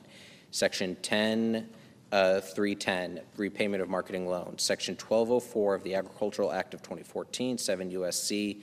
9034 is amended: 1, in subsection B, A, by redesignating paragraph 1 as subparagraph A and indenting appropriately. B, in the matter preceding subparagraph A as so redesignated by striking the Secretary and inserting the following: 1, in general, the Secretary, and C, by striking paragraph 2 and inserting the following: BI, in the case of long grain rice and medium grain rice, the prevailing world market price for the commodity as determined and adjusted by the Secretary in accordance with this section, or II, in the case of upland cotton, the prevailing world market price for the commodity as determined and adjusted by the Secretary in accordance with this section. 2, refund for upland cotton. In the case of repayment for a marketing assistance loan for upland cotton at a rate described in paragraph 1 BII, the Secretary shall provide the producer a refund, if any, in an amount equal to the difference between the lowest prevailing world market price as determined and adjusted by the Secretary in accordance with this section during the 30-day period following the date on which the producer repays the marketing assistance loan, and the repayment rate.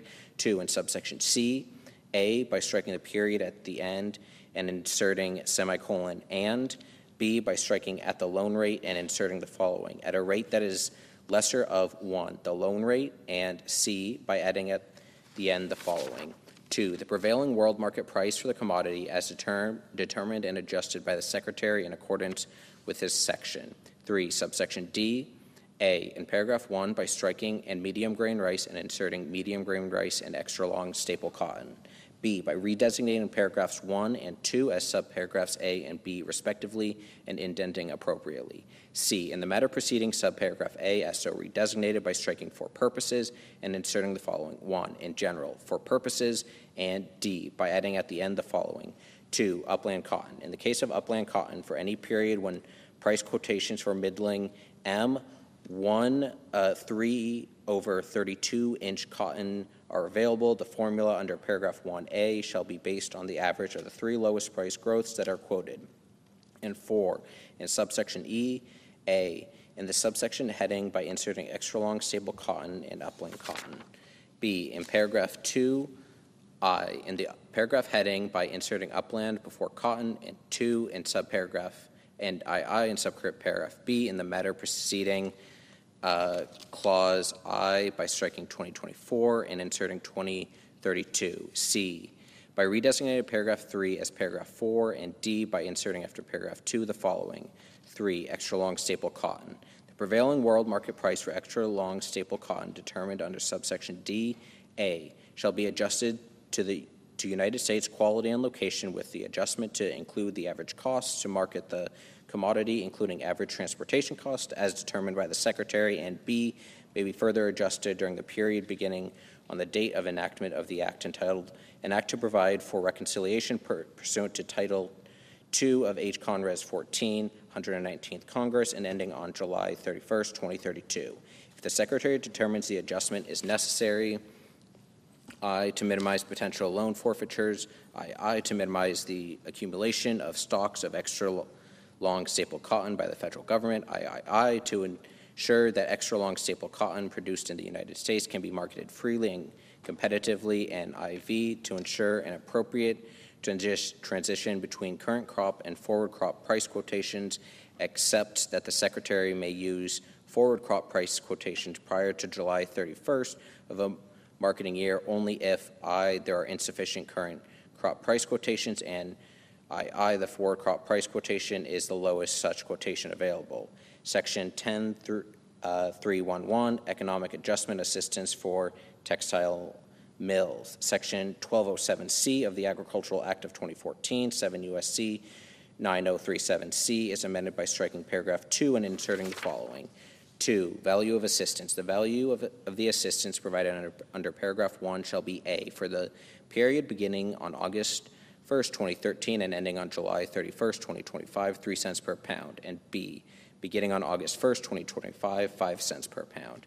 Section 10.312, Sugar Program Updates. A, Loan Rate Modification. Section 156 of the Federal Agricultural Improvement and Reform Act of 1996, 7 U.S.C. 7272, is amended 1 in subsection A, in paragraph 4 by striking and at the end, B, in paragraph 5 by striking 2023 crop years and inserting 2024 crop years, and C, by adding at the end the following. 6, 24 cents per pound for raw cane sugar for each of the 2025 through 2031 crop years. 2, in subsection B-A, in paragraph 1 by striking and at the end, B, in paragraph 2 by striking 2023 crop years and inserting 2024 crop years, and C, by adding at the end the following. 3, a rate that is equal to 136.55% of the loan rate per pound of raw cane sugar under subsection A6 for each of the 2025 through 2031 crop years. And 3, in subsection I, by striking 2023 and inserting 2031. B, adjustments to Commodity Credit Corporation storage rates.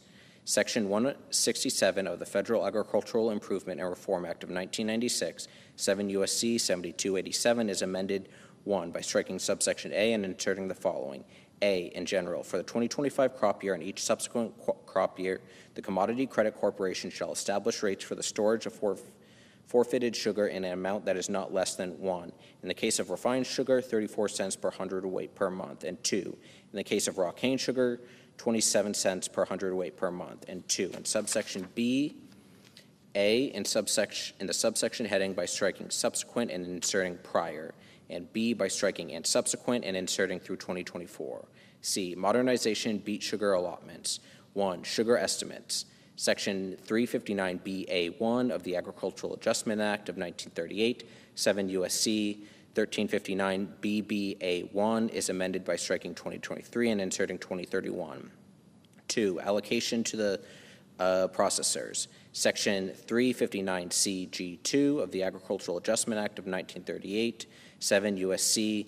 1359CCG2 is amended A by striking in the case and inserting the following.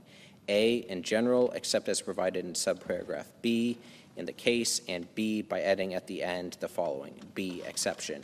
If the Secretary makes an upward adjustment of paragraph 1A in adjusting allocations among beet sugar processors, the Secretary shall give priority to beet sugar processors with available sugar. 3, timing of reassignment. Section 359EB2 of the Agricultural Adjustment Act of 1938, 7 U.S.C. 1359EEB2 is amended A by redesignating subparagraphs A through C as clauses I through III, respectively, and indenting appropriately. B, in the matter preceding clauses I as so redesignated by striking if the Secretary and inserting the following. A, in general, if the Secretary, and C by adding at the end the following. B, timing. In carrying out subparagraph A, the Secretary shall I make an initial determination based on the World Agricultural Supply and Demand estimates approved by the World Agricultural Outlook Board for January that shall be applicable to the crop year for which allotments are required, and II provide for an initial reassignment under subparagraph AI not later than 30 days after the date on which the World Agricultural Supply and Demand estimates described in Clause I is released. D, reallocations of tariff rate quota shortfall. Section 359K of the Agricultural Adjustment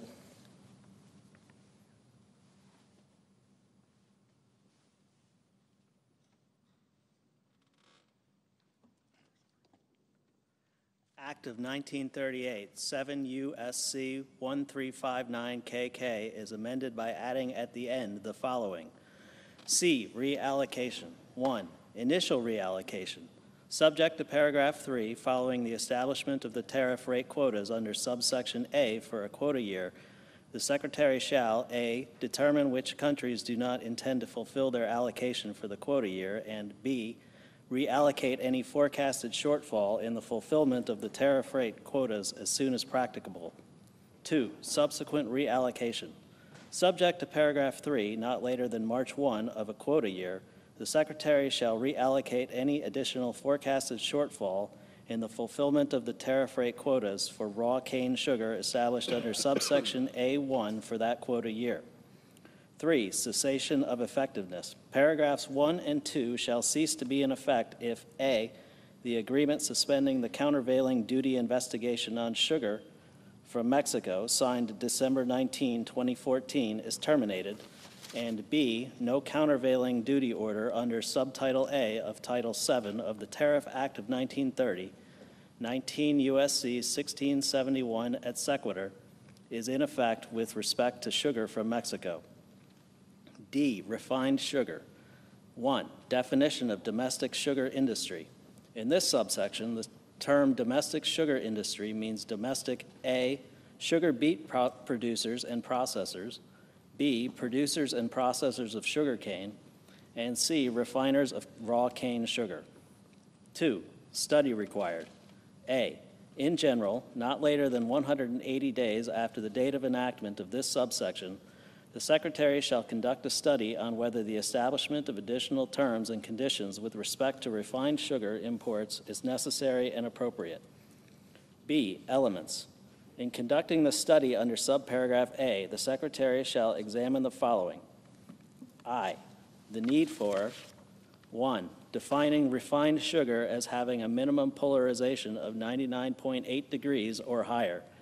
2, establishing a standard for color or reflectance-based units for refined sugar such as those utilized by the International Commission on Uniform Methods of Sugar Analysis.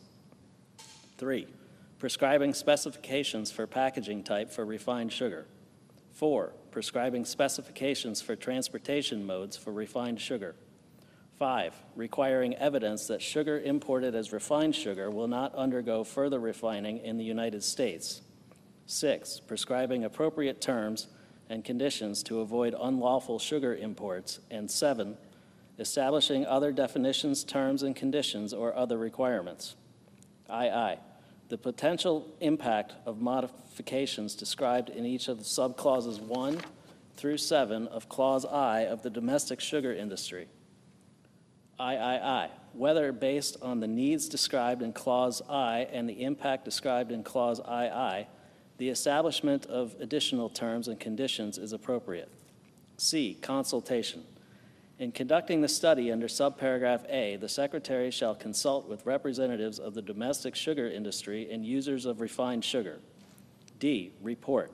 Not later than 1 year after the date of enactment of this subsection, the Secretary shall submit to the Committee on Agriculture of the House of Representatives and the Committee on Agriculture, Nutrition, and Forestry of the Senate a report that describes the findings of the study conducted under subparagraph A. 3, establishment of additional terms and conditions permitted. A, in general, based on the findings in the report submitted under paragraph 2D, and after providing notice to the Committee on Agriculture of the House of Representatives and the Committee on Agriculture, Nutrition, and Forestry of the Senate, the Secretary may issue regulations in accordance with subparagraph B to establish additional terms and conditions with respect to refined sugar imports that are necessary and appropriate. B, promulgation of regulations.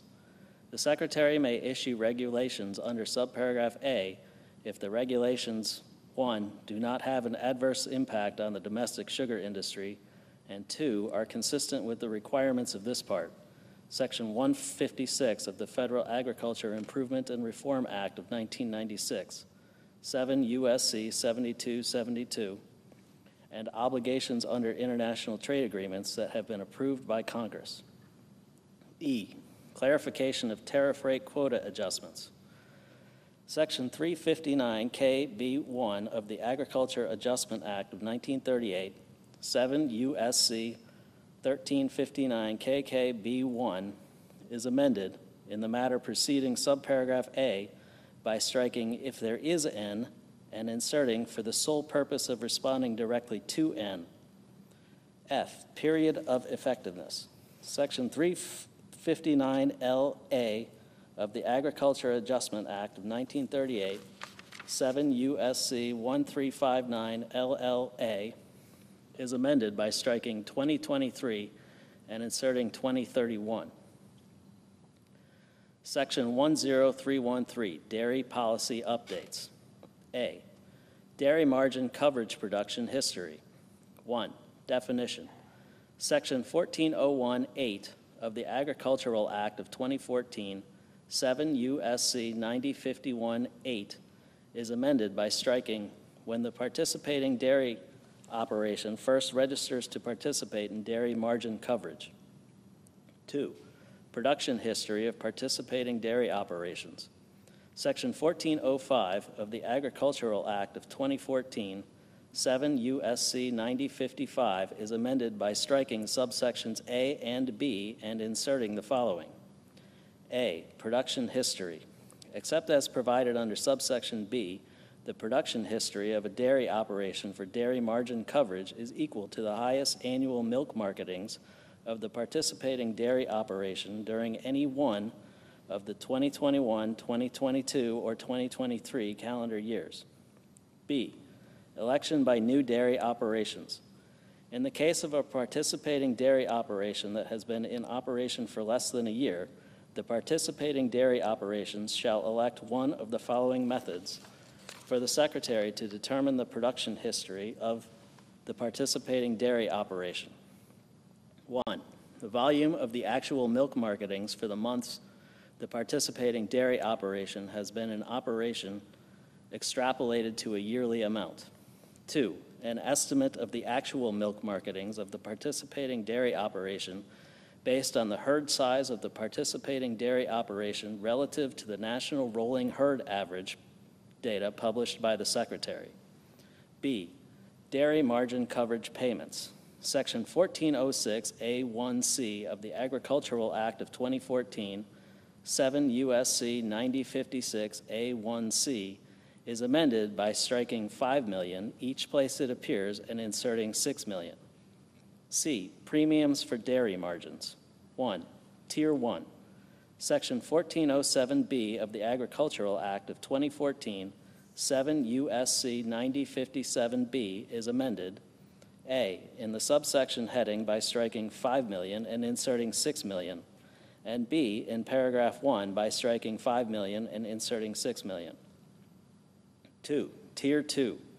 Section 1407C of the Agricultural Act of 2014, 7 U.S.C. 9057C, is amended. A, in the subsection heading by striking $5 million and inserting $6 million, and B, in paragraph 1 by striking $5 million and inserting $6 million. 3, premium discounts. Section 1407G of the Agricultural Act of 2014, 7 U.S.C. 9057G, is amended. A, in paragraph 1 by striking 2019 through 2023 and inserting 2026 through 2031, and 2, by striking January 2019 and inserting January 2026, and B, in paragraph 2, by striking 2023 each place it appears and inserting 2031. D, duration. Section 1409 of the Agricultural Act of 2014, 7 U.S.C. 9059, is amended by striking 2025 and inserting 2031. Section 10314, implementation. Section 1614C of the Agricultural Act of 2014, 7 U.S.C. 9097C, is amended by adding at the end the following. 5, further funding. The Secretary shall make available to carry out Subtitle C of Title I of the Act entitled An Act to Provide for Reconciliation Pursuant to Title II of H. Conres 14, 119th Congress, and the amendments made by that subtitle, $50 million to remain available until expended, of which, A, not less than $5 million shall be used to carry out paragraphs 3 and 4 of subsection B. B, $3 million shall be used for activities described in paragraph 3A. C, $3 million shall be used for activities described in paragraph 3B. D, $9 million shall be used, 1, to carry out mandatory surveys of dairy production costs and product yield information to be reported by manufacturers required to report under Section 273 of the Agricultural Marketing Act of 1946, 7 U.S.C. 1637B, for all products processed in the same facility or facilities, and 2, to publish the results of such surveys biennially, and E, $1 million shall be used to conduct the study under subsection D of Section 359K of the Agricultural Adjustment Act of 1938, 7 U.S.C. 1359KK. Subtitle D, Disaster Assistance Programs. Section 10401, Supplemental Agricultural Disaster Assistance. A, Livestock Indemnity Payments. Section 1501B of the Agricultural Act of 2014, 7 U.S.C. 9081B is amended. 1, by striking paragraph 2 and inserting the following. 2, payment rates. A, losses due to predation. Indemnity payments to an eligible producer on a farm under paragraph 1A shall be made at a rate of 100% of the market value of the affected livestock on the applicable date as determined by the Secretary. B, losses due to adverse weather or disease. Indemnity payments to an eligible producer on a farm under subparagraph B or C of paragraph 1 shall be made at a rate of 75% of the market value of the affected livestock on the applicable date as determined by the Secretary. C, determination of market value. In determining the market value described in subparagraphs A and B, the Secretary may consider the ability of eligible producers to document regional price premiums for affected livestock that exceed the national average market price for those livestock. D, applicable date defined. In this paragraph, the term applicable date means, with respect to livestock, as applicable, 1, the day before the date of death of the livestock, or 2, the day before the date of the event that caused the harm of the livestock to the livestock that resulted in a reduced sale price. And 2, by adding at the end the following. 5, additional payment for unborn livestock. A, in general, in the case of unborn livestock death losses incurred on or after January 1, 2024, the Secretary shall make an additional payment to eligible producers on farms that have incurred such losses in excess of the normal mortality due to a condition specified in paragraph 1. B, payment rate. Additional payments under subparagraph A shall be made at a rate, 1, determined by the Secretary, and 2, less than or equal to 85% of the payment rate established with respect to the lowest weight class of the livestock, as determined by the Secretary, acting through the administrator of the Farm Service Agency. C, payment amount. The amount of a payment to an eligible producer that has incurred unborn livestock death losses shall be equal to the payment rate determined under subparagraph B, multiplied in the case of livestock described in 1, subparagraph A, B, or F of subsection A4 by 1, 2, subparagraph D of each subsection by 2, 3, subparagraph E of each subsection by 12, and 4, subparagraph G of such subsection by the average number of birthed animals for one gestation cycle for the species of such livestock as determined by the Secretary. D, unborn livestock death losses defined. In this paragraph, the term unborn livestock death losses means losses of any livestock described in subparagraph A, B, D, E, F, or G of subsection A4 that was gestating on the date of the death of the livestock. B, Livestock Forage Disaster Program. Section 1501 C3D21 of the Agricultural Act of 2014, 7 U.S.C. 9081 C3D21 is amended, 1, by striking 1 monthly payment and inserting 2 monthly payments, and 2, by striking county for at least 8 consecutive and inserting the following. County for not less than AA, 4 consecutive weeks during the normal grazing period for the county, as determined by the Secretary, shall be eligible to receive assistance under this paragraph in an amount equal to 1 monthly payment using the monthly payment rate determined under subparagraph B or BB, 7 of the previous 8 consecutive. C, emergency assistance for livestock, honeybees, and farm-raised fish. 1, in general, Section 1501D of the Agricultural Act of 2014, 7 U.S.C. 9081D is amended by adding at the end the following. 5, assistance for losses due to bird depredation. A, definition of farm-raised fish. In this paragraph, the term farm-raised fish means fish propagated and reared in a controlled freshwater environment. B, payments. Eligible producers of farm-raised fish, including fish grown as food for human consumption, shall be eligible to receive payments under this subsection to aid in the reduction of losses due to piscivorous birds. C, payment rate. 1, in general, the payment rate for payments under subparagraph B shall be determined by the Secretary, taking into account 1, costs associated with the deterrence of piscivorous birds, 2, the value of lost fish and revenue due to bird depredation, and 3, costs associated with disease loss from bird depredation. 2, minimum rate. The payment rate for payments under subparagraph B shall be not less than $600 per acre of farm-raised fish. D, payment amount.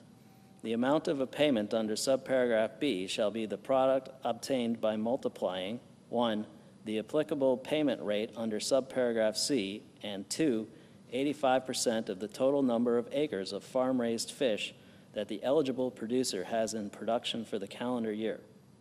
2, emergency assistance for honeybees. In determining honeybee colony losses eligible for assistance under Section 1501D of the Agricultural Act of 2014, 7 U.S.C. 9081D, the Secretary shall utilize a normal mortality rate of 15%.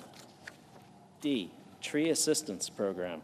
Section 1501E of the Agricultural Act of 2014, 7 U.S.C. 9081E, is amended, 1, in paragraph 2B by striking 15%, adjusted for normal mortality, and inserting normal mortality, and 2, in paragraph 3, A, in subparagraph A1 by striking 15% mortality, adjusted for normal mortality, and inserting normal mortality, and B, in subparagraph B, 1, by striking 50 and inserting 65, and 2, by striking 15% damage or mortality, adjusted for normal tree damage and mortality, and inserting normal tree damage or mortality. Subtitle E, Crop Insurance. Section 10501, Beginning Farmer and Rancher Benefit. A, definitions. 1, in general, Section 502B3 of the Federal Crop Insurance Act, 7 U.S.C. 1502B3, is amended by striking 5 and inserting 10. 2, conforming amendment. Section 522C7 of the Federal Crop Insurance Act, 7 U.S.C. 1522C7, is amended by striking subparagraph F. B, increase in assistance. Section 508E of the Federal Crop Insurance Act, 7 U.S.C. 1508E, is amended by adding at the end the following. 9, additional support. A, in general, in addition to any other provision of this subsection, except paragraph 2A regarding payment of a portion of premiums, a beginning farmer or rancher shall receive additional premium assistance that is the number of percentage points specified in subparagraph B greater than the premium assistance that would otherwise be available for the applicable policy, plan of insurance, and coverage level selected by the beginning farmer or rancher. B, percentage points adjustments. The percentage points referred to in subparagraph A are the following. 1, for each of the first and second reinsurance years that a beginning farmer or rancher participates as a beginning farmer or rancher in the applicable policy or plan of insurance, 5 percentage points. 2, for the third reinsurance year that a beginning farmer or rancher participates as a beginning farmer or rancher in the applicable policy or plan of insurance, 3 percentage points. 3, for the fourth reinsurance year that a beginning farmer or rancher participates as a beginning farmer or rancher in the applicable policy or plan of insurance, 1 percentage point. Section 10502, area-based crop insurance coverage and affordability. A, coverage level. Section 508C4 of the Federal Crop Insurance Act, 7 U.S.C. 1508C4, is amended, 1, in subparagraph A by striking clause 2 and inserting the following. 2, may be purchased at any level not to exceed 1, in the case of the individual yield or revenue coverage, 85%. 2, in the case of individual yield or revenue coverage aggregated across multiple commodities, 90%. And 3, in the case of area yield or revenue coverage as determined by the corporation, 95%. And 2, in subparagraph C. A, in clause 2 by striking 14 and inserting 10. And B, in clause 3(1) by striking 86 and inserting 90. B, premium subsidy. Section 508E2H1 of the Federal Crop Insurance Act, 7 U.S.C. 1508E2H1, is amended by striking 65 and inserting 80. Section 10503, Administrative and Operating Expense Adjustments. Section 508K of the Federal Crop Insurance Act, 7 U.S.C. 1508K, is amended by adding at the end the following. 10. Additional expenses. A. In general, beginning with the 2026 reinsurance year and for each reinsurance year thereafter, in addition to the terms and conditions of the standard reinsurance agreement, to cover additional expenses for loss adjustment procedures, the corporation shall pay an additional administrative and operating expense subsidy to approved insurance providers for eligible contracts. B, payment amount. In the case of an eligible contract, the payment to an approved insurance provider required under subparagraph A shall be the amount equal to 6% of the net book premium. C, definitions. In this paragraph, 1, eligible contract. The term eligible contract, 1, means a crop insurance contract entered into by an approved insurance provider in an eligible state, and 2, does not include a contract for AA, catastrophic risk protection under subsection B, BB, an area-based plan of insurance or similar plan of insurance as determined by the corporation, or CC, a policy under which an approved insurance provider does not incur loss adjustment expenses as determined by the corporation. 2, eligible state. The term eligible state means a state in which, with respect to an insurance year, the loss ratio for eligible contracts is greater than 120% of the total net book premium written by all approved insurance providers. 11, specialty crops. A, minimum reimbursement.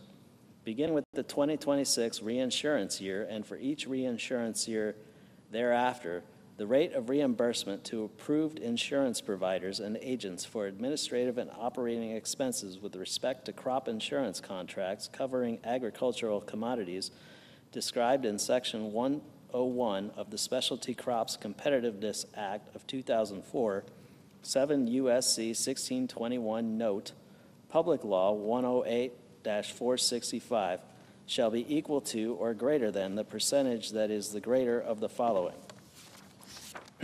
1, 17% of the premium used to define loss ratio. 2, the percent of the premium used to define loss ratio that is otherwise applicable for the reinsurance year under the terms of the standard reinsurance agreement in effect for the reinsurance year. B, other contracts. In carrying out subparagraph A, the corporation shall not reduce, with respect to any reinsurance year, the amount or the rate of reimbursement to approved insurance providers and agents under the standard reinsurance agreement described in Clause 2 of such subparagraph for administrative and operating expenses with respect to contracts covering agricultural commodities that are not subject to such subparagraph. C, administration. The requirements of this paragraph and the adjustments made pursuant to this paragraph shall not be considered a renegotiation under paragraph 8A. 12, A&O inflation adjustment. In general, subject to subparagraph B, beginning with the 2026 reinsurance year and for each reinsurance year thereafter, the corporation shall increase the total administrative and operating expense reimbursements otherwise required under the standard reinsurance agreement in effect for the reinsurance year in order to account for inflation in a manner consistent with the increases provided with respect to the 2011 through 2015 reinsurance years under the enclosure included in Risk Management Agency Bulletin numbered MGR 10007 and dated June 30, 2010. B, special rule for 2026 reinsurance year. The increase under subparagraph A for the 2026 reinsurance year shall not exceed the percentage change for the preceding reinsurance year included in the Consumer Price Index for all urban consumers published by the Bureau of Labor Statistics and the Department of Labor. C, administration. an increase under subparagraph A, 1, shall apply with respect to all contracts covering agricultural commodities that were subject to an increase during the period of the 2011 through 2015 reinsurance years under the enclosure referred to in that subparagraph, and 2, shall not be considered a renegotiation under paragraph 8A. Section 10504, premium support.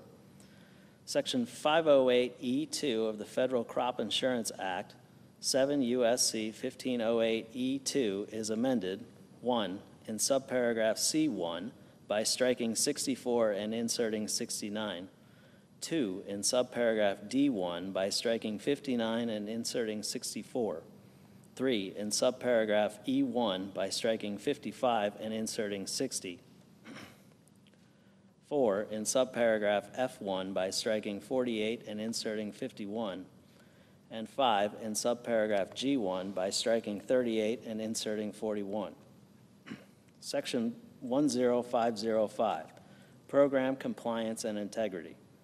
Section 515L2 of the Federal Crop Insurance Act, 7 U.S.C. 1515L2, is amended by striking than and all that follows through the period at the end and inserting the following. Than, A, $4 million for each of fiscal years 2009 through 2025, and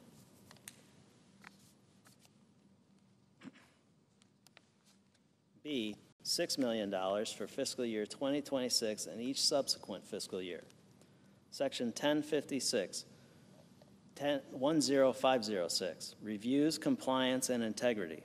Section 516B2C1 of the Federal Crop Insurance Act, 7 U.S.C. 1516B2C1, is amended in the matter preceding subclause 1 by striking for each fiscal year and inserting for each of fiscal years 2014 through 2025 and $10 million for fiscal year 2026 and each fiscal year thereafter.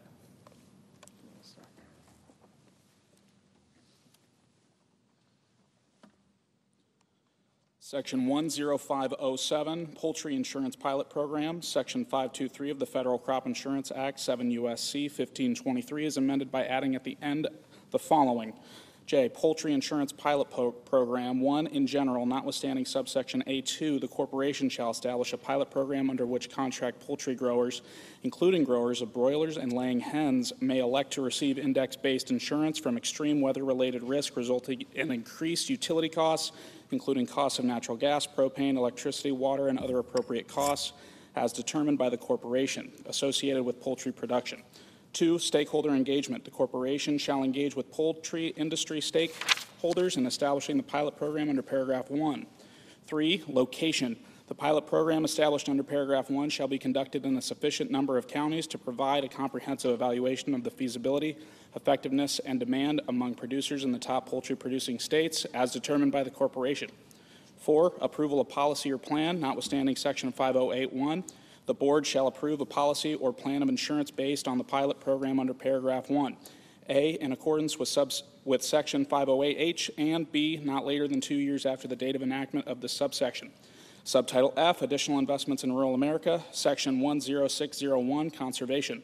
A, in general, Section 1241A of the Food Security Act of 1985, 16 U.S.C. 3841A is amended.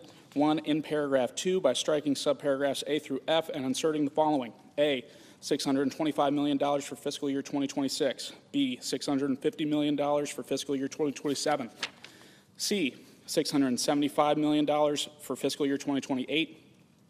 D, $700 million for fiscal year 2029. E, $700 million for fiscal year 2030. And F, $700 million for fiscal year 2031, and 2, in paragraph 3A and subparagraph A by striking clauses 1 through 5 and inserting the following. 1, $2,655 million for fiscal year 2026. 2, $2,855 million for fiscal year 2027. 3, $3,255 million for fiscal year 2028. 4, $3,255 million for fiscal year 2029. 5, $3,255 million for fiscal year 2030, and 6, $3,255 million for fiscal year 2031, and B, in subparagraph B, by striking clauses 1 through 5 and inserting the following. 1, $1,300 million for fiscal year 2026. 2, $1,325 million for fiscal year 2027.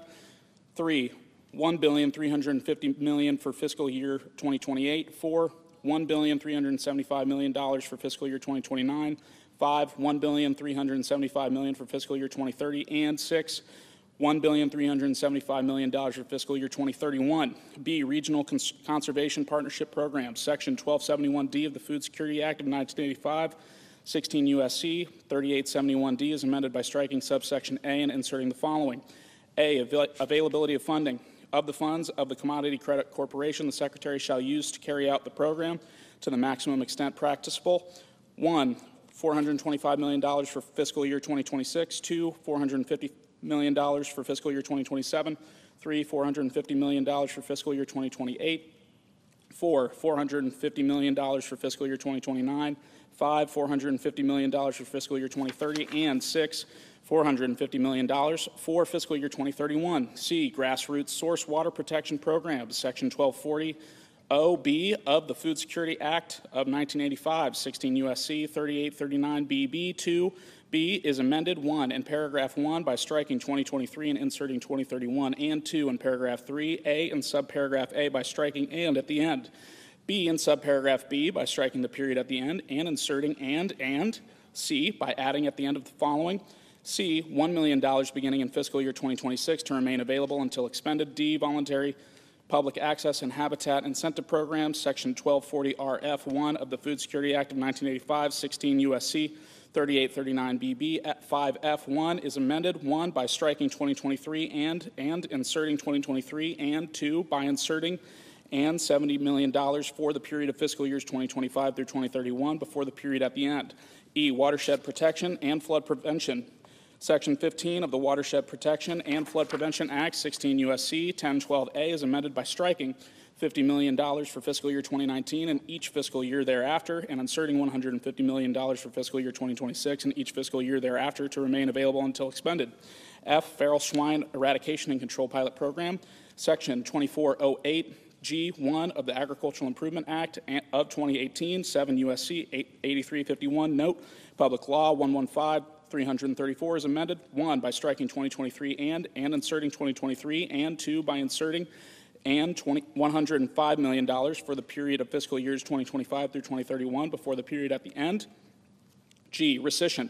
The unobligated balances of amounts appropriated by Section 21001A of Public Law 117-169, 136 Stat 2015 are rescinded. Section 10602 Supplemental Agricultural Trade Promotion Program. A, in general, the Secretary of Agriculture shall carry out a program to encourage the accessibility, development, maintenance, and expansion of commercial export markets for United States agricultural commodities. B, funding. Of the funds of the Commodity Credit Corporation, the Secretary of Agriculture shall make available to carry out the Section $205 million for fiscal year 2027 and each fiscal year thereafter.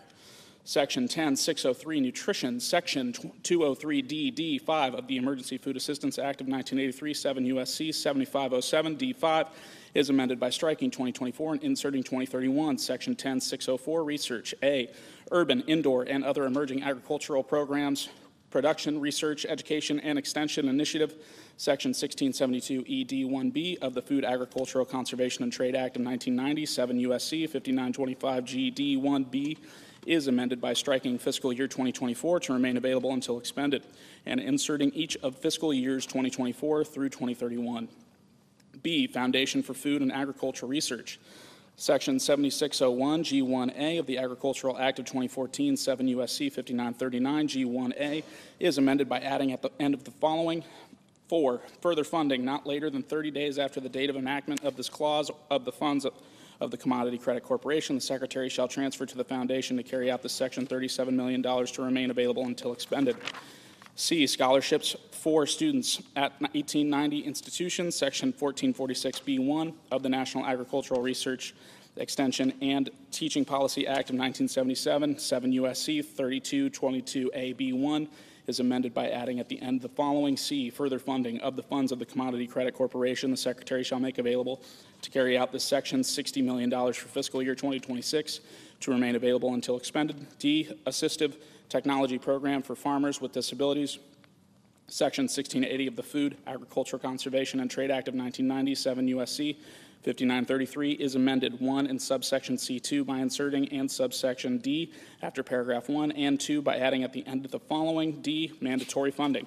Subject to subsection C2 of the funds of the Commodity Credit Corporation, the Secretary shall use to carry out this section $8 million for fiscal year 2026 to remain available until expended. E, Specialty Crop Research Initiative. Section 412K1B of the Agricultural Research, Extension, and Education Reform Act of 1998, 7 U.S.C. 7632 K1B, is amended by striking section $80 million for fiscal year 2014 and inserting the following section. 1, $80 million for each of fiscal years 2014 through 2025, and 2, $175 million for fiscal year 2026. F, Research Facilities Act, section 6 of the Research Facilities Act, 7 U.S.C. 390D, is amended 1 in subsection C by striking subsection A and inserting subsections A and E, and 2 by adding at the end the following. E, mandatory funding, subject to subsections B, C, and D of the funds of the Commodity Credit Corporation. The Secretary shall make available to carry out the competitive grant program under section 4, $125 million for fiscal year 2026 and each fiscal year thereafter. Section 10605, Energy, Section 9005 G1F of the Farm Security and Rural Investment Act of 2002, 7 U.S.C. 8105 G1F, is amended by striking 2024 and inserting 2031. Section 10606, Horticulture. A, Plant, Pest, and Disease Management and Disaster Prevention. Section 420F of the Plant Protection Act, 7 U.S.C. 7721F, is amended 1 in paragraph 5 by striking and at the end, 2 by redesignating paragraph 6 as paragraph 7, 3 by inserting after paragraph 5 the following. 6, $75 million for each of fiscal years 2018 through 2025, and 4 in paragraph 7 as so redesignated by striking $75 million for fiscal year 2018 and inserting $90 million for fiscal year 2026. B, Specialty Crop Block Grants, Section 10111 of the Specialty Crops Competitiveness Act of 2004, 7 U.S.C. 1621, note, Public Law 108, 465 is amended, 1 in subparagraph D by striking and at the end, 2 by redesignating subparagraph E as subparagraph F, 3 by inserting after subparagraph D the following. E, $85 million for each of fiscal years 2018 through 2025, and 4 in subparagraph F as so redesignated by striking $85 million for fiscal year 2018 and inserting $100 million for fiscal year 2026. C, Organic Production and Market Data Initiative, Section 7407 D1 of the Farm Security and Rural Investment Act of 2002, 7 U.S.C. 5925 CD1 is amended 1 in subparagraph B by striking and at the end, 2 in subparagraph C by striking the period at the end and inserting and by 3 by adding at the end the following. D, $10 million for the period of fiscal years 2026 through 2031. D, modernization and improvement of international trade technology systems and data collection, Section 2123C4 of the Organic Foods Production Act of 1997, U.S.C. 6522C4 is amended in the matter preceding subparagraph A by striking and $1 million for fiscal year 2024 and inserting $1 million for fiscal years 2024 and 2025 and $5 million for fiscal year 2026. E, National Organic Certification Cost Share Program, Section 10606 D1C of the Farm Security and Rural Investment Act of 2002, 7 U.S.C. 6523 D1C is amended by striking 2024 and inserting 2031. F, Multiple Crop and Pesticide Use Survey, Section 10109C of the Agricultural Improvement Act of 2018, Public Law 115-334, 132, Stat 4907 is amended by adding at the end the following. 3, further mandatory funding of the funds of the Commodity Credit Corporation. The Secretary shall use to carry out the section $5 million for fiscal year 2026 to remain available until expended. Section 10607, miscellaneous. A, Animal Disease Prevention and Management. Section 10409 AD1 of the Animal Health Protection Act, 7 U.S.C. 8308 AD1 is amended 1 in subparagraph B. A, in the heading by striking subsequent fiscal years and inserting fiscal years 2023 through 2025, and B, by striking fiscal year 2023 and each fiscal year thereafter and inserting each of fiscal years 2023 through 2025, and 2, by adding at the end the following. C, fiscal years 2026 through 2030 of the funds of the Commodity Credit Corporation, the Secretary shall make available to carry out the section $233 million for each of fiscal years 2026 through 2030, of which 1, not less than $10 million shall be made available for each such fiscal year to carry out subsection A. 2, not less than $70 million shall be made available for each such fiscal year to carry out subsection B. And 3, not less than $153 million shall be made available for each such fiscal year to carry out subsection C. D, subsequent fiscal years. Of the funds of the Commodity Credit Corporation, the Secretary shall make available to carry out the section $75 million for fiscal year 2031, each fiscal year thereafter, of which not less than $45 million shall be made available for each of those fiscal years to carry out subsection B. B, Sheep Production and Marketing Grant Program, Section 209C of the Agricultural Marketing Act of 1946, 7 U.S.C. 1627 AC is amended, 1, by striking 2019 and inserting 2019, and 2, by inserting and $3 million for fiscal year 2026 after fiscal year 2024. The C, Pima Agricultural Cotton Trust Fund, Section 12314 of the Agricultural Act of 2014, 7 U.S.C. 2101, Note, Public Law 113-79 is amended, 1, in subsection B in the matter preceding paragraph 1 by striking 2024 and inserting 2031, and 2, in subsection H by striking 2024 and inserting 2031. D, Agricultural Wool Apparel Manufacturers Trust Fund, Section 12315 of the Agricultural Act 2014, 7 U.S.C. 7101, Note, Public Law 113-79 is amended by striking 2024 each place it appears and inserting 2031. E, Wool Research and Promotion, Section 12316A of the Agricultural Act of 2014, 7 U.S.C. 7101, Note, Public Law 113-79 is amended by striking 2024 and inserting 2031. F, Emergency Citrus Disease Research and Development Trust Fund, Section 12605D of the Agricultural Improvement Act of 2018, 7 U.S.C. 7632, Note, Public Law 115-334 is amended by striking 2024 and inserting 2031. Title II, Committee on Armed Services, Section 20001, Enhancement of Department of Defense Resources for Improving the Quality of Life for Military Personnel. A, appropriations. In addition to amounts otherwise available, there are appropriated to the Secretary of Defense for fiscal year 2025 out of any money in the Treasury not otherwise appropriated to remain available until September 30th, 2029. 1, $230,480,000 for restoration and modernizations costs under the Marine Corps Barracks 2030 Initiative. 2, $119 million for base operating support costs under the Marine Corps. 3, $1 billion for Army, Navy, Air Force, and Space Force sustainment, restoration, and modernization of military unaccompanied housing. $2 billion for the Defense Health Program. 5, $2.9 billion to supplement the basic allowance for housing payable to members of the Army, Air Force, Navy, Marine Corps, and Space Force, notwithstanding Section 403 of Title 37 United States Code. 6, $50 million for bonuses, special pays, and incentive pays for members of the Army, Air Force, Navy, Marine Corps, and Space Force pursuant to Titles 10 and 37 United States Code. 7, $10 million for the defense activity for non-traditional education, supports online academic skills course program for members of the Army, Air Force, Navy, Marine Corps, and Space Force. 8, $100 million for tuition assistance for members of the Army, Air Force, Navy, Marine Corps, and Space Force pursuant to Title 10 United States Code. 9, $100 million for child care fee assistance for members of the Army, Air Force, Navy, Marine Corps, and Space Force under Part 2 of Chapter 88 of Title 10 United States Code. 10, $590 million to increase the temporary lodging expense allowance under Chapter 8 of Title 37 United States Code to 21 days.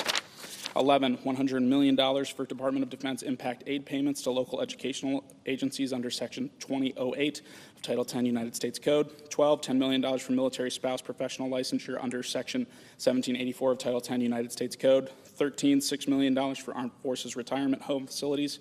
14, $100 million for the Defense Community Infrastructure Program. 15, $100 million for Defense Advanced Research Projects Agencies, DARPA, Casualty Care Research, and 16, $62 million for modernization of Department of Defense Child Care Center staffing. B, temporary increase in percentage of value of authorized investment in certain privatized military housing projects. 1, in general, during the period beginning on the date of the enactment of this section and ending on September 30th, 2029, the Secretary concerned shall apply. A, paragraph 1 of subsection C of Section 2875 of Title 10 United States Code by substituting 60% of 33 1/3%, and B, paragraph 2 of such subsection by substituting 60% for 45%. 2, secretary concerned defined. In this subsection, the term secretary concerned has the meaning given such term in Section 101 of Title 10 United States Code. C, temporary authority for acquisition or construction of privatized military unaccompanied housing. Section 2881A of Title 10 United States Code is amended 1 by striking the heading and inserting temporary authority for acquisition or construction of privatized military unaccompanied housing. 2, by striking Secretary of the Navy each place it appears and inserting secretary concerned. 3, by striking under the pilot projects each place it appears and inserting pursuant to this section. 4, in subsection A, by striking the heading and inserting in general, and B, by striking carry out not more than 3 pilot projects under the authority of this section or another provision of this subchapter to use the private sector, and inserting use the authority under this subchapter to enter into contracts with appropriate private sector entities. 5, in subsection C, by striking privatized housing and inserting privatized housing units. 6, by redesignating subsection F as subsection E, and 7, in subsection E as so redesignated. A, by striking under the pilot programs and inserting under this section, and B, by striking September 30th, 2009 and inserting September 30th, 2029. Section 20002, enhancement of Department of Defense resource for shipbuilding. In addition to amounts otherwise available, there are appropriated to the Secretary of Defense for fiscal year 2025 out of any money in the Treasury not otherwise appropriated to remain available until September 30th, 2029. 1, $250 million for the expansion of accelerated training and defense manufacturing program. 2, $250 million for United States production of turbine generators for shipbuilding and industrial bases. 3, $450 million for United States additive manufacturing for wire production and machining capacity for shipbuilding and industrial base. 4, $492 million for the next generation shipbuilding techniques. 5, $85 million for United States made steel plate for shipbuilding industrial base. 6, $50 million for machining capacity for naval propellers for shipbuilding industrial base. 7, $110 million for rolled steel and fabrication facility for shipbuilding industrial base. 8, $400 million for expansion of collaborative campus for naval shipbuilding. 9, $450 million for application of autonomy and artificial intelligence to naval shipbuilding. 10, $500 million for the adoption of advanced manufacturing techniques in the shipbuilding industrial base. 11, $500 million for additional dry dock capability. 12, $50 million for the expansion of cold spray repair technologies. 13, $450 million for additional maritime industrial workforce development programs. 14, $750 million for additional supplier development across the naval shipbuilding industrial base. 15, $250 million for additional advanced manufacturing processes across the naval shipbuilding industrial base. 16, $4.6 billion for a second Virginia-class submarine in fiscal year 2026. 17, $5.4 billion for 2 additional guided missile destroyers, DDG ships. 18, $160 million for advanced procurement of landing ship medium. 19, $1,803,941,000 for procurement of landing ship medium. 20, $295 million for development of a second landing craft utility shipyard and production of additional landing craft utility. 21, $100 million for advanced procurement for light replenishment oiler program. 22, $600 million for the lease or purchase of new ships through the National Defense Sea Lift Fund. 23, $2,725 million for the procurement of TAO oilers. 24, $500 million for cost to complete for rescue and salvage ships. 25, $300 million for production of ship-to-shore connectors. 26, $1,470 million for the implementation of a multi-ship amphibious warship contract. 27, $80 million for accelerated development of vertical launch system reloading at sea. 28, $250 million for expansion of Navy corrosion control programs. 29, $159 million for leasing of ships for Marine Corps operations. 30, $1,534 million for expansion of small unmanned surface vessel production. 31, $2,100 million for development, procurement, and integration of purpose-built medium unmanned surface vessels. 32, $1,300 million for expansion of unmanned underwater vehicle production. 33, $188,360,000 for the development of testing of maritime robotic autonomous systems and enabling technologies. 34, $170 million for the development of a test resource management center, robotic autonomous systems proving ground. 35, $250 million for the development, production, and integration of wave-powered unmanned underwater vehicles. And 36, $150 million for retention of inactive reserve fleet ships. Section 20003, enhancement of Department of Defense resources for integrated air and missile defense. A, next-generation missile defense technologies. In addition to amounts otherwise available, there are appropriated to the Secretary of Defense for fiscal year 2025 out of any money in the Treasury not otherwise appropriated to remain available until September 30th, 2029. 1, $250 million for development and testing of directed energy capabilities by the Undersecretary for Research and Engineering. 2, $500 million for national security space launch infrastructure. 3, $2 billion for air-moving target indicator military satellites. 4, $400 million for expansion of multi-service advanced capability hypersonic test bed program. 5, $5.6 billion for development of space-based and boost phase intercept capabilities. 6, $7.2 billion for the development, procurement, and integration of military space-based sensors. And 7, $2.55 billion for the development, procurement, and integration of military missile defense capabilities. B, Laird Homeland Defense. In addition to amounts otherwise available, there are appropriated to the Secretary of Defense for fiscal year 2025 out of any money in the Treasury not otherwise appropriated to remain available until September 30th, 2029. 1, $2.2 billion for acceleration of hypersonic defense systems. 2, $800 million for accelerated development and deployment of next-generation intercontinental ballistic missile defense systems. 3, $408 million for Army space and strategic missile test range infrastructure restoration and modernization in the United States Indo-Pacific Command Area of Operations west of the international date line. 4, $1.975 billion for improved ground-based missile defense radars. And 5, $530 million for the design and construction of Missile Defense Agency missile instrumental range safety ship. Section 20004, enhancement of Department of Defense resources for munitions and defense supply chain resiliency. A, appropriations. In addition to amounts otherwise available, there are appropriated to the Secretary of Defense for fiscal year 2025 out of any money in the Treasury not otherwise appropriated to remain available until September 30th, 2029. 1, $400 million for the development, production, and integration of Navy and Air Force long-range anti-ship missiles. 2, $380 million for production capacity expansion for Navy and Air Force long-range anti-ship missiles. 3, $490 million for the development, production, and integration of Navy and Air Force long-range air-to-surface missiles. 4, $94 million for the development, production, and integration of alternative Navy and Air Force long-range air-to-surface missiles. 5, $630 million for the development, production, and integration of long-range Navy air defense and anti-ship missiles. 6, $688 million for the development, production, and integration of long-range multi-service cruise missiles. 7, $250 million for the production, capacity expansion, and supplier base strengthening of long-range multi-service cruise missiles. 8, $70 million for the development, production, and integration of short-range Navy and Marine Corps anti-ship missiles. 9, $100 million for the development of an anti-ship seeker for short-range Army ballistic missiles. 10, $175 million for production capacity expansion for next-generation Army medium-range ballistic missiles. 11, $50 million for the mitigation of diminishing manufacturing sources for medium-range air-to-air missiles. 12, $250 million for the procurement of medium-range air-to-air missiles. 13, $225 million for the expansion of production capacity for medium-range air-to-air missiles. 14, $50 million for the development of second sources for components of short-range air-to-air missiles. 15, $325 million for production capacity improvements for air-launched anti-radiation missiles. 16, $50 million for the accelerated development of Army next-generation medium-range anti-ship ballistic missiles. 17, $114 million for the production of Army next-generation medium-range ballistic missiles. 18, $300 million for the production of Army medium-range ballistic missiles. 19, $85 million for the accelerated development of Army long-range ballistic missiles. 20, $400 million for the production of heavyweight torpedoes. 21, $200 million for the development, procurement, and integration of mass-producible autonomous underwater munitions. 22, $70 million for the improvement of heavyweight torpedo maintenance activities. 23, $200 million for the production of lightweight torpedoes. 24, $500 million for the development, procurement, and integration of maritime mines.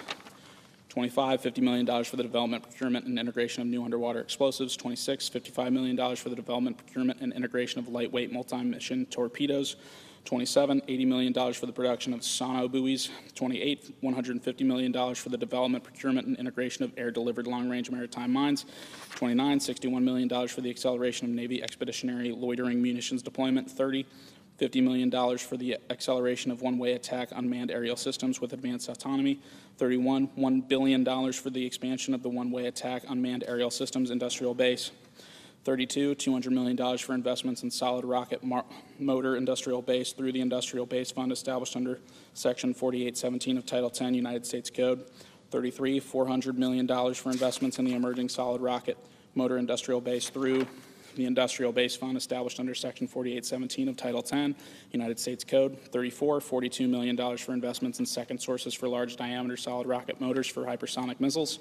35, $1 billion for the creation of next-generation automated munitions production factories. 36, $170 million for the development of advanced radar depot for repair, testing, and production of radar and electronic warfare systems. 37, $25 million for the expansion of the Department of Defense Industrial Base Policy Analysis Workforce. 38, $30,300,000 for the repair of Army missiles. 39, $100 million for the production of small and medium ammunition. 40, $2 billion for additional activities to improve the United States stockpile of critical minerals through the National Defense Stockpile Transaction Fund, authorized by Subchapter 3 of Chapter 5 of Title 5 United States Code. 41, $10 million for the expansion of Department of Defense Armaments Cooperation Workforce. 42, $500 million for the expansion of the Defense Exportability Features Program. 43, $350 million for protection of Navy long-range air and missile defense interceptors. 44, $93 million for replacement of Navy long-range air and missile defense interceptors. 45, $100 million for development of a second solid rocket motor source for Navy air defense and anti-ship missiles. 46, $65 million for expansion of production capacity of Missile Defense Agency long-range anti-ballistic missiles. 47, $225 million for expansion of production capacity for Navy air defense and anti-ship missiles. 48, $103,300,000 for expansion of depot-level maintenance facility for Navy long-range air and missile defense interceptors. 49, $18 million for creation of domestic source for guidance section of Navy short-range air defense missiles. 50, $65 million for integration of Army medium-range air and missile defense interceptor with Navy ships. 51, $176,100,000 for production of Army long-range movable missile defense radar. 52, $167 million for accelerated fielding of Army short-range gun-based air and missile defense system. 53, $40 million for development of low-cost alternatives to air and missile defense interceptors. 54, $50 million for acceleration of Army next-generation shoulder-fired air defense system. 55, $91 million for production of Army next-generation shoulder-fired air defense system. 56, $500 million for development, production, and integration of counter-unmanned aerial system programs. 57, $350 million for development, production, and integration of non-kinetic counter-unmanned aerial systems programs. 58, $250 million for development, production, and integration of land-based counter-unmanned aerial systems programs. 59, $200 million for development, production, and integration of ship-based counter-unmanned aerial systems programs. 60, $400 million for acceleration of hypersonic strike programs. 61, $167 million for procurement of additional launchers for Army medium-range air and missile defense interceptors. 62, $500,000 for expansion of defense advanced manufacturing techniques. 63, $1 million for establishment of the Joint Energetics Transition Office. 64, $200 million for acceleration of Army medium-range air and missile defense interceptors. 65, $150 million for additive manufacturing for propellant. 66, $250 million for expansion and acceleration of penetrating munitions production. And 67, $50 million for development, procurement, and integration of precision extended range artillery.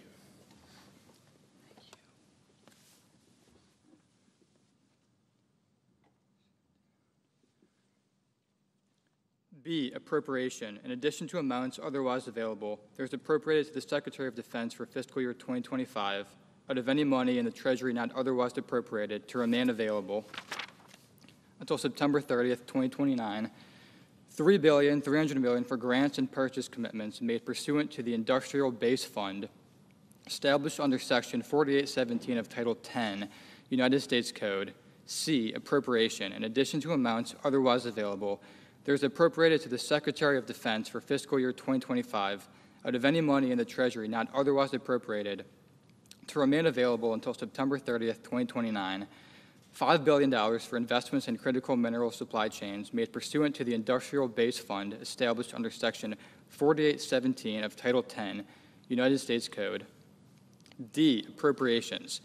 In addition to amounts otherwise available, there is appropriated to the Secretary of Defense out of any money in the Treasury not otherwise appropriated to remain available until September 30th, 2029, $500 million to the Department of Defense Credit Program account to carry out the Capital Assistance Program, including loans, loan guarantees, and technical assistance established under Section 149E of Title 10, United States Code for critical minerals and related industries and projects, including related covered technology categories, provided that 1, such amounts are available to subsidize gross obligations for the principal amount of direct loans and total loan principal, any part of which is to be guaranteed.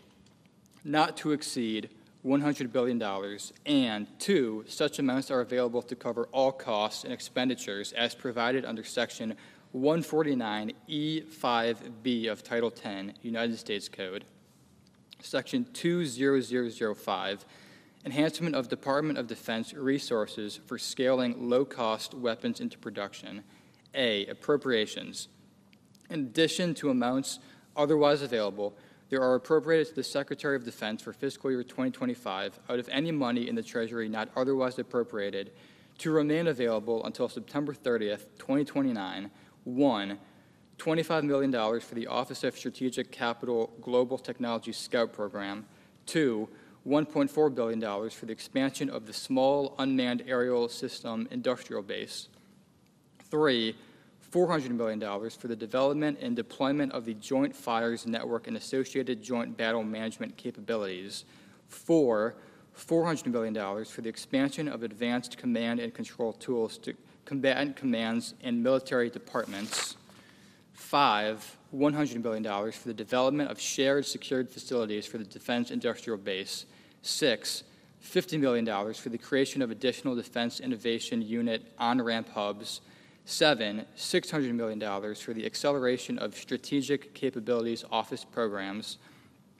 8, $650 million for the expansion of mission capabilities office joint prototyping and experimentation activities for military innovation, 9, $500 million for the accelerated development and integration of advanced 5G, 6G technologies for military use, 10, $25 million for testing of simultaneous transmit and receive technology for military spectrum agility, 11, $50 million for the development, procurement, and integration of high-altitude stratospheric balloons for military use, 12, $120 million for the development, procurement, and integration of long-endurance unmanned aerial systems for surveillance, 13, $40 million for the development, procurement, and integration of alternative positioning and navigation technology to enable military operations in contested electromagnetic environments,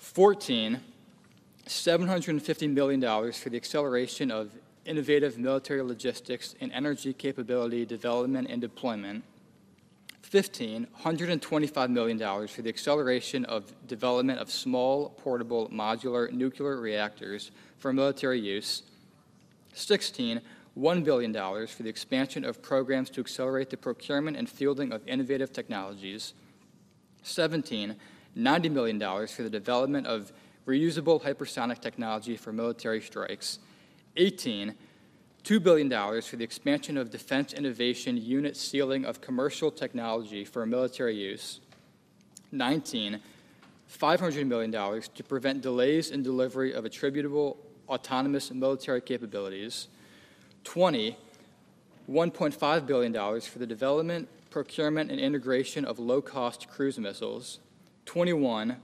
$124 million for improvements to Test Resource Management Center artificial intelligence capabilities, 22, $145 million for the development of artificial intelligence to enable one-way attack unmanned aerial systems and naval systems, 23, $250 million for the development of the Test Resource Management Center digital test environment, 24, $250 million for the advancement of the artificial intelligence ecosystem, 25, $250 million for the expansion of Cyber Command artificial intelligence lines of effort, 26, $250 million for the acceleration of the Quantum Benchmarking Initiative, 27, $1 billion for the expansion and acceleration of qualification activities and technical data management to enhance competition in defense industrial base, 28, $400 million for the expansion of the Defense Manufacturing Technology Program,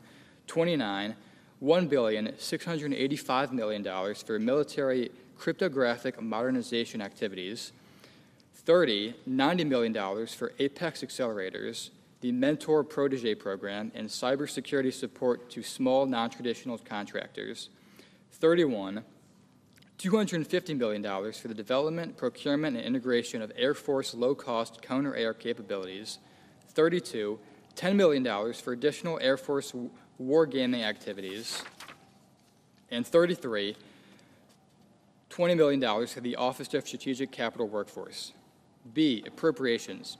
In addition to amounts otherwise available, there are appropriated to the Secretary of Defense out of any money in the Treasury not otherwise appropriated to remain available until September 30th, 2029, $1 billion to the Department of Defense Credit Program account to carry out the Capital Assistance Program, including loans, loan guarantees, and technical assistance established under Section 149E of Title 10 U.S. Code, provided that 1. Such amounts are available to subsidize gross obligations for the principal amount of direct loans and total loan principal, any part of which is to be guaranteed not to exceed $100 billion, and 2. Such amounts are available to cover all costs and expenditures as provided under Section 149E5B of Title 10 U.S. Code. Section 20006, enhancement of Department of Defense resources for improving the efficiency and cybersecurity of the Department of Defense.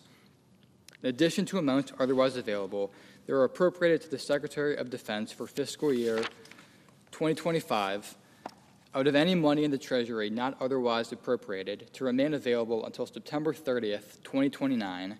1, $150 million for business systems replacement to accelerate the audits of the financial statements of the Department of Defense pursuant to Chapter 9A and Section 2222 of Title 10 U.S. Code.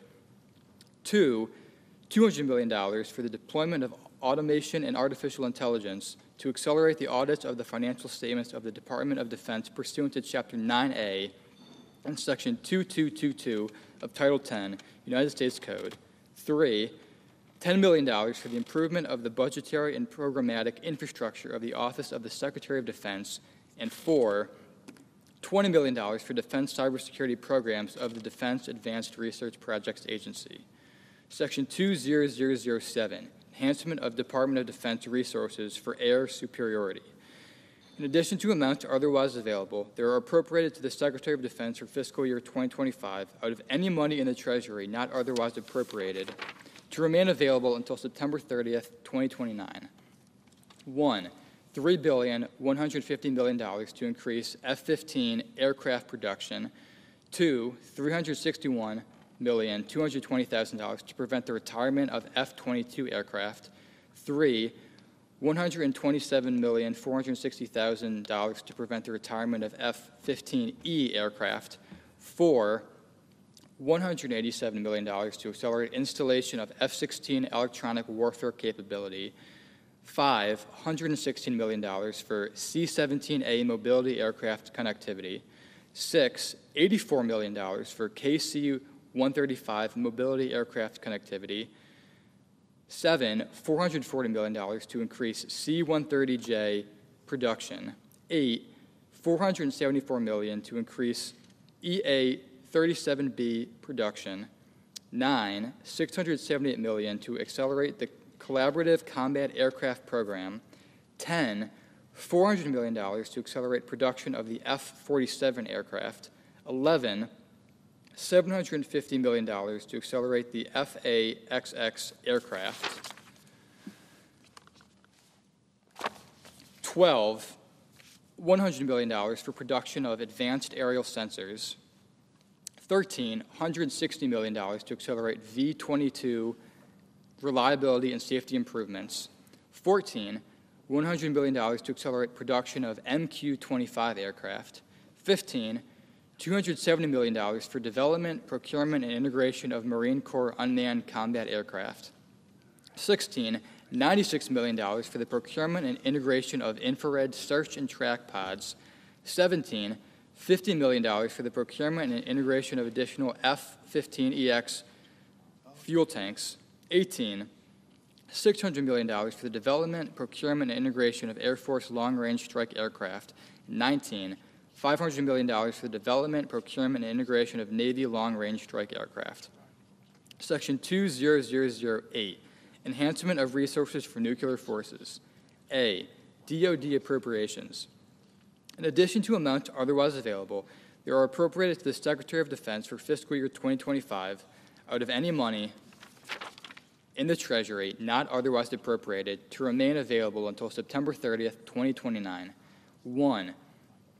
$2.5 billion for risk reduction activities for the Sentinel Intercontinental Ballistic Missile Program. 2. $4.5 billion only for expansion of production capability of B-21 long-range bomber aircraft and the purchase of aircraft only available through the expansion of production capabilities. 3. $500 million for improvements to the Minuteman III intercontinental ballistic missile system. 4. $100 million for capability enhancements to intercontinental ballistic missile reentry vehicles. 5. $148 million for the expansion of D5 missile motor production. 6. $400 million to accelerate the development of Trident D5 LE-2 submarine-launched ballistic missiles. 7. $2 billion to accelerate the development, procurement, and integration of the nuclear-armed sea-launched cruise missile. 8. $62 million to convert Ohio-class submarine tubes to accept additional missiles not to be obligated before March 1st, 2026. 9. $168 million to accelerate the production of the Survivable Airborne Operations Center program. 10. $65 million to accelerate the modernization of nuclear command, control, and communications. 11. $210,300,000 for the increased production of MH-139 helicopters. And 12. $150 million to accelerate the development, procurement, and integration of military nuclear weapons delivery programs. B. NNSA appropriations. In addition to amounts otherwise available, they are appropriated to the Administrator of the National Nuclear Security Administration for fiscal year 2025 out of any money in the Treasury not otherwise appropriated to remain available until September 30th, 2029. 1. $200 million to perform National Nuclear Security Administration Phase 1 studies pursuant to Section 3211 of the National Nuclear Security Administration Act, 50 U.S.C. 2401. 2. $540 million to address deferred maintenance and repair needs of the National Nuclear Security Administration pursuant to Section 3211 of the National Nuclear Security Administration Act, 50 U.S.C. 2401. 3. $1 billion to accelerate the construction of National Nuclear Security Administration facilities pursuant to Section 3211 of the National Nuclear Security Administration Act, 50 U.S.C. 2401. 4. $400 million to accelerate the development, procurement, and integration of the warhead for the nuclear-armed sea-launched cruise missile pursuant to Section 3211 of the National Nuclear Security Administration Act, 50 U.S.C. 2401. 5. $750 million to accelerate primary capability modernization pursuant to Section 3211 of the National Nuclear Security Administration Act, 50 U.S.C. 2401. 6. $750 million to accelerate secondary capability modernization pursuant to Section 3211 of the National Nuclear Security Administration Act, 50 U.S.C. 2401. 7. $120 million to accelerate domestic uranium enrichment centrifuge deployment for defense purposes pursuant to Section 3211 of the National Nuclear Security Administration Act, 50 U.S.C. 2401. 8. $10 million for National Nuclear Security Administration evaluation of spent fuel reprocessing technology. And 9. $115 million for accelerating nuclear national security missions through artificial intelligence. Section 20009, enhancement of Department of Defense resources to improve capabilities of United States Indo-Pacific Command. In addition to amounts otherwise available, they are appropriated to the Secretary of Defense for fiscal year 2025 out of any money in the Treasury not otherwise appropriated to remain available until September 30th, 2029. 1.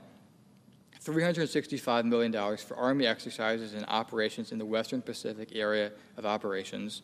2. $53 million for Special Operations Command exercises and operations in the Western Pacific Area of Operations. 3. $47 million for Marine Corps exercises and operations in Western Pacific Area of Operations. 4. $90 million for Air Force exercises and operations in Western Pacific Area of Operations. 5. $532,600,000 for the Pacific Air Force biennial large-scale exercise. 6, $19 million for the development of naval small craft capabilities. 7, $35 million for military additive manufacturing capabilities in the United States Indo-Pacific Command Area of Operations west of the international date line. 8, $450 million for the development of airfields within the area of operations of United States Indo-Pacific Command. 9, $1.1 billion for development of infrastructure within the area of operations of United States Indo-Pacific Command. 10, $124 million for mission networks for United States Indo-Pacific Command. 11, $100 million for the Air Force regionally based cluster preposition base kits. 12, $115 million for exploration and development of existing Arctic infrastructure. 13, $90 million for the accelerated development of non-kinetic capabilities. 14, $20 million for United States Indo-Pacific Command and military exercises. 15, $143 million for anti-submarine sonar arrays. 16, $30 million for surveillance and reconnaissance capabilities for United States Africa Command. 17, $30 million for surveillance and reconnaissance capabilities for United States Indo-Pacific Command. 18, $500 million for the development, coordination, and deployment of economic competition effects within the Department of Defense. 19, $10 million for the expansion of Department of Defense workforce for economic competition. 20, $1 billion for offensive cyber operations. 21, $500 million for personnel and operations costs associated with forces assigned to United States Indo-Pacific Command. 22, $300 million for the procurement of mesh network communications capabilities for Special Operations Command Pacific. 23, $850 million for the replenishment of military articles. 24, $200 million for the acceleration of Guam Defense System program. 25, $68 million for the Space Force facilities improvements. 26, $150 million for ground moving target indicator military satellites. 27, $528 million for DARC and Silent Barker military space situational awareness programs. 28, $80 million for Navy Operational Support Division. 29, $1 billion for the X-37B military spacecraft program. 30, $3.65 billion for the development, procurement, and integration of United States military satellites and the protection of United States military satellites. 31, $125 million for the deployment, procurement, and integration of military space communications. 32, $350 million for the development, procurement, and integration of military space command and control systems. Section 20010, enhancement of Department of Defense resources for improving the readiness of the Department of Defense. In addition to amounts otherwise available, they are appropriated to the Secretary of Defense for fiscal year 2025 out of any money in the Treasury not otherwise appropriated to remain available until September 30th, 2029. 1, $1.4 billion for a pilot program on OPN-8 maritime spares and repair pool. 2, $700 million for a pilot program on OPN-8 maritime spares and repair pool for amphibious ships. 3, $2.118 billion for spares and repairs to keep Air Force aircraft mission capable. 4, $1.5 billion for Army depot modernization and capacity enhancement. 5, $2 billion for Navy depot and shipyard modernization and capacity enhancement. 6, $250 million for Air Force depot modernization and capacity enhancement. 7, $1.64 billion for Special Operations Command equipment, readiness, and operations. 8, $500 million for National Guard unit readiness. 9, $400 million for Marine Corps readiness and capabilities. 10, $20 million for upgrades to Marine Corps utility helicopters. 11, $310 million for next-generation vertical lift, assault, and infrastructure acro medical evacuation aircraft. 12, $75 million for the procurement of anti-lock braking systems for the Army wheeled transport vehicles. 13, $230 million for the procurement of Army wheeled combat vehicles. 14, $63 million for the development of advanced rotary wing engines. 15, $241 million for the development, procurement, and integration of Marine Corps amphibious vehicles. 16, $250 million for the procurement of Army tracked combat transport vehicles. 17, $98 million for additional advanced Army light rotary wing capabilities. 18, $1.5 billion for increased depot maintenance and shipyard maintenance activities. 19, $2.5 billion for Air Force facilities sustainment, restoration, and modernization. 20, $92,500,000 for the completion of robotic combat vehicle prototyping. 21, $125 million for Army operations. 22, $10 million for the Air Force Concepts Development and Management Office. And 23, $320 million for Joint Special Operations Command. Section 20011, improving Department of Defense border support and countering drug missions. In addition to amounts otherwise available, they are appropriated to the Secretary of Defense for fiscal year 2025 out of any money in the Treasury not otherwise appropriated to remain available until September 30th, 2029, $1 billion for the deployment of military personnel in support of border operations, operations and maintenance activities in support of border operations, counter-narcotics and counter-transnational criminal organization mission support, the operation of national defense areas and construction in national defense areas, and the temporary detention of migrants on Department of Defense installations in accordance with Chapter 15 of Title 10, United States Code. Section 20012, Department of Defense Oversight. In addition to amounts otherwise available, there is appropriated to the Inspector General of the Department of Defense for fiscal year 2025, out of any money in the Treasury not otherwise appropriated, $10 million to remain available through September 30th, 2029, to monitor Department of Defense activities for which funding is appropriated in this title, including 1, programs with mutual technological dependencies, 2, programs with related data management and data ownership considerations, and 3, programs particularly vulnerable to supply chain disruptions and long lead time components. Section 20013, military construction projects authorized. A, authorization of appropriations. Funds are hereby authorized to be appropriated for military construction, land acquisition, and military family housing functions of each military department as defined in Section 101A of Title 10, United States Code, as specified in this title. B, spending plan. Not later than 30 days after the date of the enactment of this title, the Secretary of each military department shall submit to the Committees on Armed Services of the Senate and House of Representatives a detailed spending plan by project for all funds made available by this title to be expended on military construction projects. Section 20014, multi-year operational plan.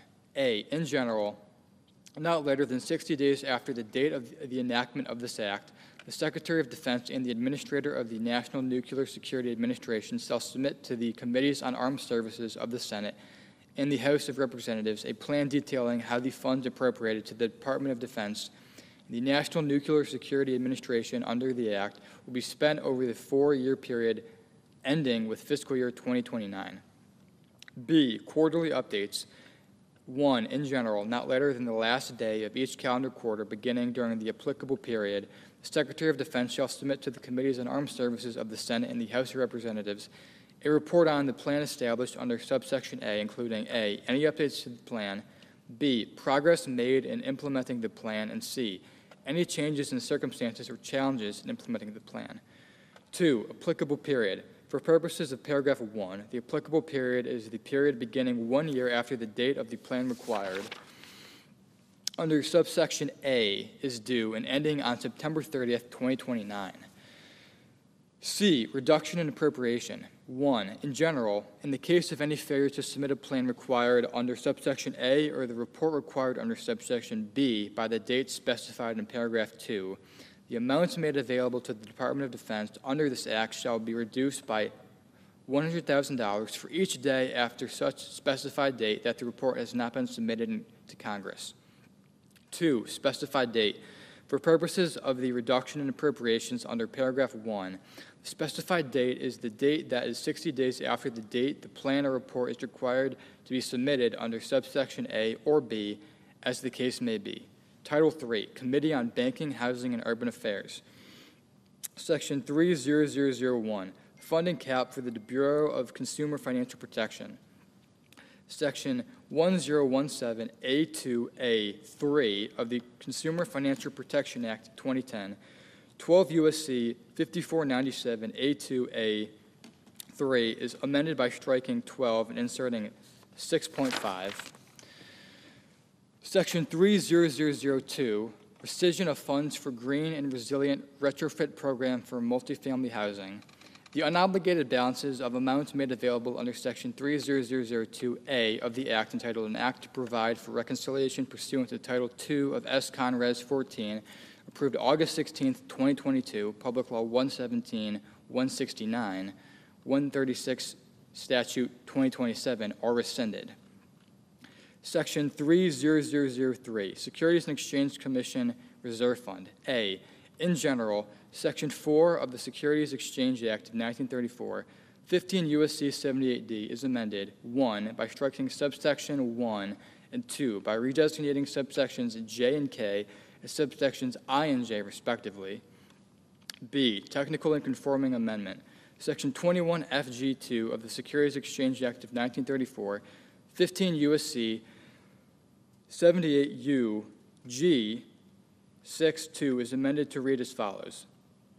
A, use of fund. The fund shall be available to the Commission without further appropriation or fiscal year limitation for paying awards to whistleblowers as provided in subsection B. C, transition provision. During the period beginning on the date of enactment of this Act and ending on October 1st, 2025, the Securities and Exchange Commission may expend amounts in the Securities and Exchange Commission Reserve Fund that were obligated before the date of enactment of this Act for any program, project, or activity that is ongoing as of the day before the date of enactment of this Act, in accordance with subsection 1 of subsection 4 of the Securities Exchange Act of 1934, 15 U.S.C. 78D, as in effect on the day before the date of enactment of this Act.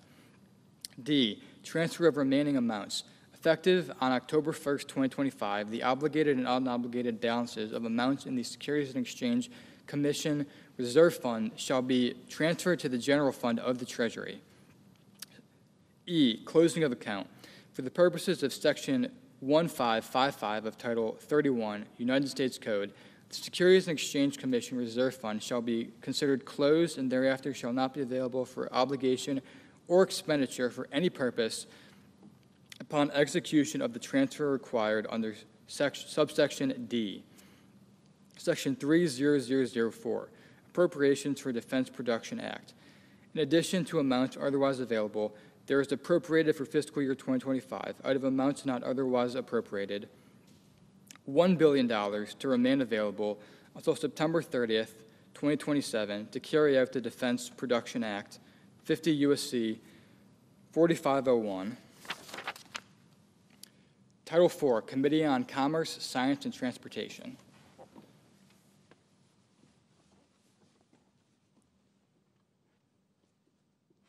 Section 40001, Coast Guard Mission Readiness. A, in general, Chapter 11 of Title 14 United States Code is amended by adding at the end the following. Subchapter 5, Coast Guard Mission Readiness. Section 1181, Special Appropriations. In addition to amounts otherwise available, there is appropriated to the Coast Guard for fiscal year 2025 out of any money in the Treasury not otherwise appropriated, $24,593,500,000,000 to remain available until September 30th, 2029, notwithstanding paragraphs 1 and 2 of Section 1105A and Sections 1131, 1132, 1133, and 1156 to use expedited processes to procure or acquire new operational assets and systems, to maintain existing assets and systems, to design, construct, plan, engineer, and improve necessary shore infrastructure, and to enhance operational resilience for monitoring, search and rescue, interdiction, hardening of maritime approaches and navigational safety, of which 1,142,500,000,000 is provided for procurement and acquisition of fixed-wing aircraft, equipment related to such aircraft and training simulators and program management for such aircraft to provide for security of the maritime border. 2, $2,283,000,000,000 is provided for procurement and acquisition of rotary wing aircraft, equipment related to such aircraft and training simulators, and program management for such aircraft to provide for security of the maritime border. 3, $266 billion is provided for procurement and acquisition of long-range unmanned aircraft and base stations, equipment related to such aircraft and base stations, and program management for such aircraft and base stations to provide for security of the maritime border. 4, $4,300,000,000,000 is provided for procurement of offshore patrol cutters, equipment related to such cutters, and program management for such cutters to provide operational presence and security of the maritime border for the interdiction of persons and controlled substances. 5, $1 trillion is provided for procurement of fast response cutters, equipment related to such cutters, and program management for such cutters to provide operational presence and security of the maritime border for interdiction of persons and controlled substances. 6, $4,300,000,000,000 is provided for procurement of polar security cutters, equipment related to such cutters, and program management for such cutters to ensure timely presence of the Coast Guard in the Arctic and Antarctic regions. 7, $3,500,000,000 is provided for procurement of Arctic security cutters, equipment related to such cutters, and program management for such cutters to ensure timely presence of the Coast Guard in the Arctic and Antarctic regions. 8, $816 billion is provided for procurement of light and medium ice-breaking cutters and equipment related to such cutters from shipyards that have demonstrated success in the cost-effective application of design standards and in delivering on schedule and within budget vessels of size and tonnage that are not less than the size and tonnage of the cutters described in this paragraph, and for program management for such cutters to expend domestic icebreaking capacity. 9, $126 billion is provided for procurement of waterways, commerce cutters, equipment related to such cutters, and program management for such cutters to support aids to navigation, waterways, and coastal security, and to search and rescue in inland waterways. 10, $4,379,000,000,000 is provided for design, planning, engineering, recapitalization, construction, rebuilding, and improvement of, and program management for shore facilities, of which A, $425 billion is provided for design, planning, engineering, construction of, and program management for 1, the enlisted boot camp barracks and multi-use training center, and 2, other related facilities at the enlisted boot camp. B, $500 billion is provided for 1, construction, improvement, and dredging of the Coast Guard yard, and 2, acquisition of a floating dry dock for the Coast Guard yard.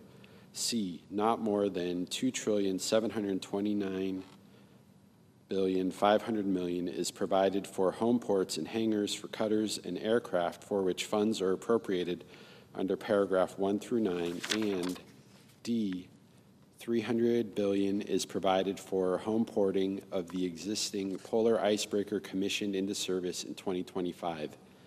11, $2,200,000,000 is provided for aviation cutter and shore facility depot maintenance and maintenance of command, control, communication, computer, and cyber assets. 12, $170 billion is provided for improving maritime domain awareness on the maritime border at United States ports and land-based facilities and in the cyber domain. And 13, $75 billion is provided for provided to contract the services of acquire or procure autonomous maritime systems. B, technical and conforming amendment. The analysis for Chapter 11 of Title 14 United States Code is amended by adding at the end the following. Subchapter 5, Coast Guard Mission Readiness, 1181, Special Appropriations. Section 4002, Spectrum Auctions. A, definitions. In this section, 1, Assistant Secretary. The term Assistant Secretary means the Assistant Secretary of Commerce for Communications and Information. 2, Commission.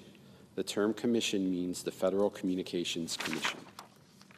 3, covered band. The term covered band, A, except as provided in subparagraph B, means the band of frequencies between 1.3 gigahertz and 10.5 gigahertz, and B does not include 1, the band of frequencies between 3.1 gigahertz and 3.45 gigahertz for purpose of auction, reallocation, modification, or withdrawal, or 2, the band of frequencies between 7.4 gigahertz and 8.4 gigahertz for purpose of auction, reallocation, modification, or withdrawal.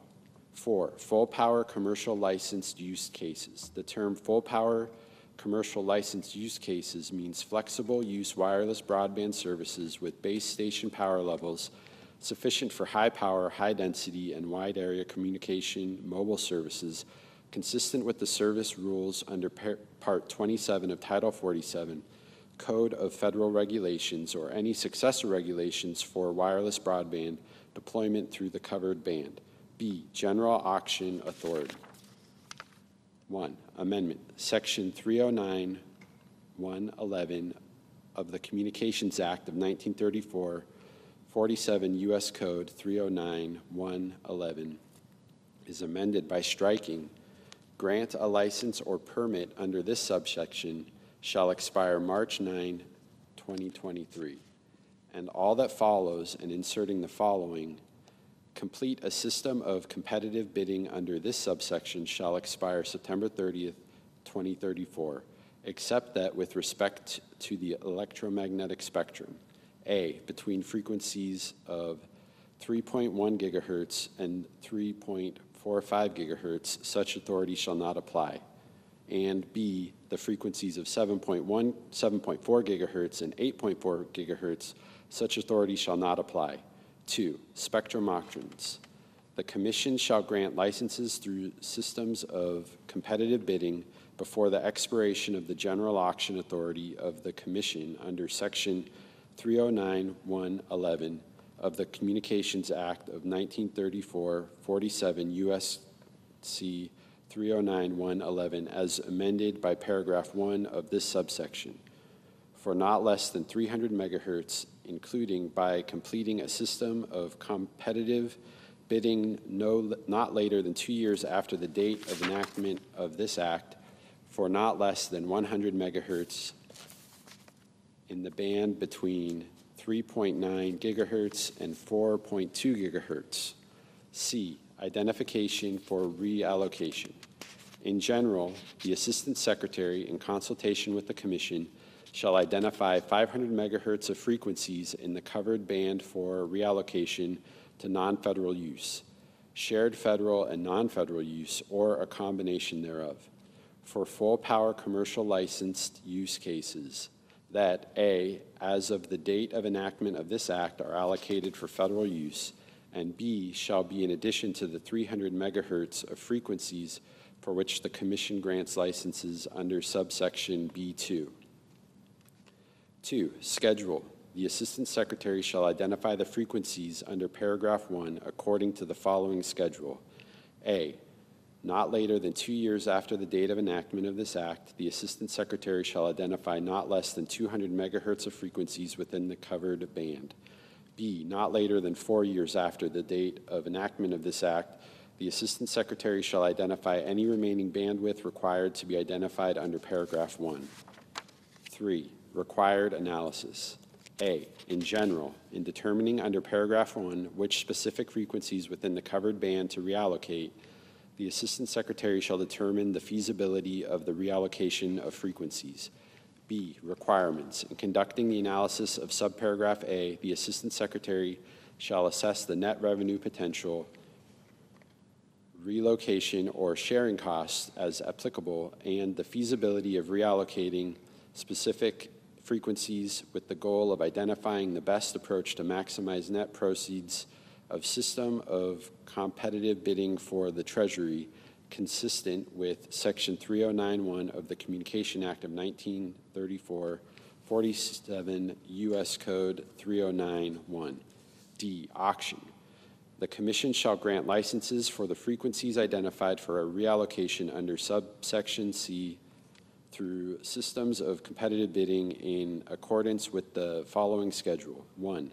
Not later than 4 years after the date of enactment of this act, the Commission shall, after notifying the Assistant Secretary, complete one or more systems of competitive bidding for not less than 200 megahertz of the frequencies.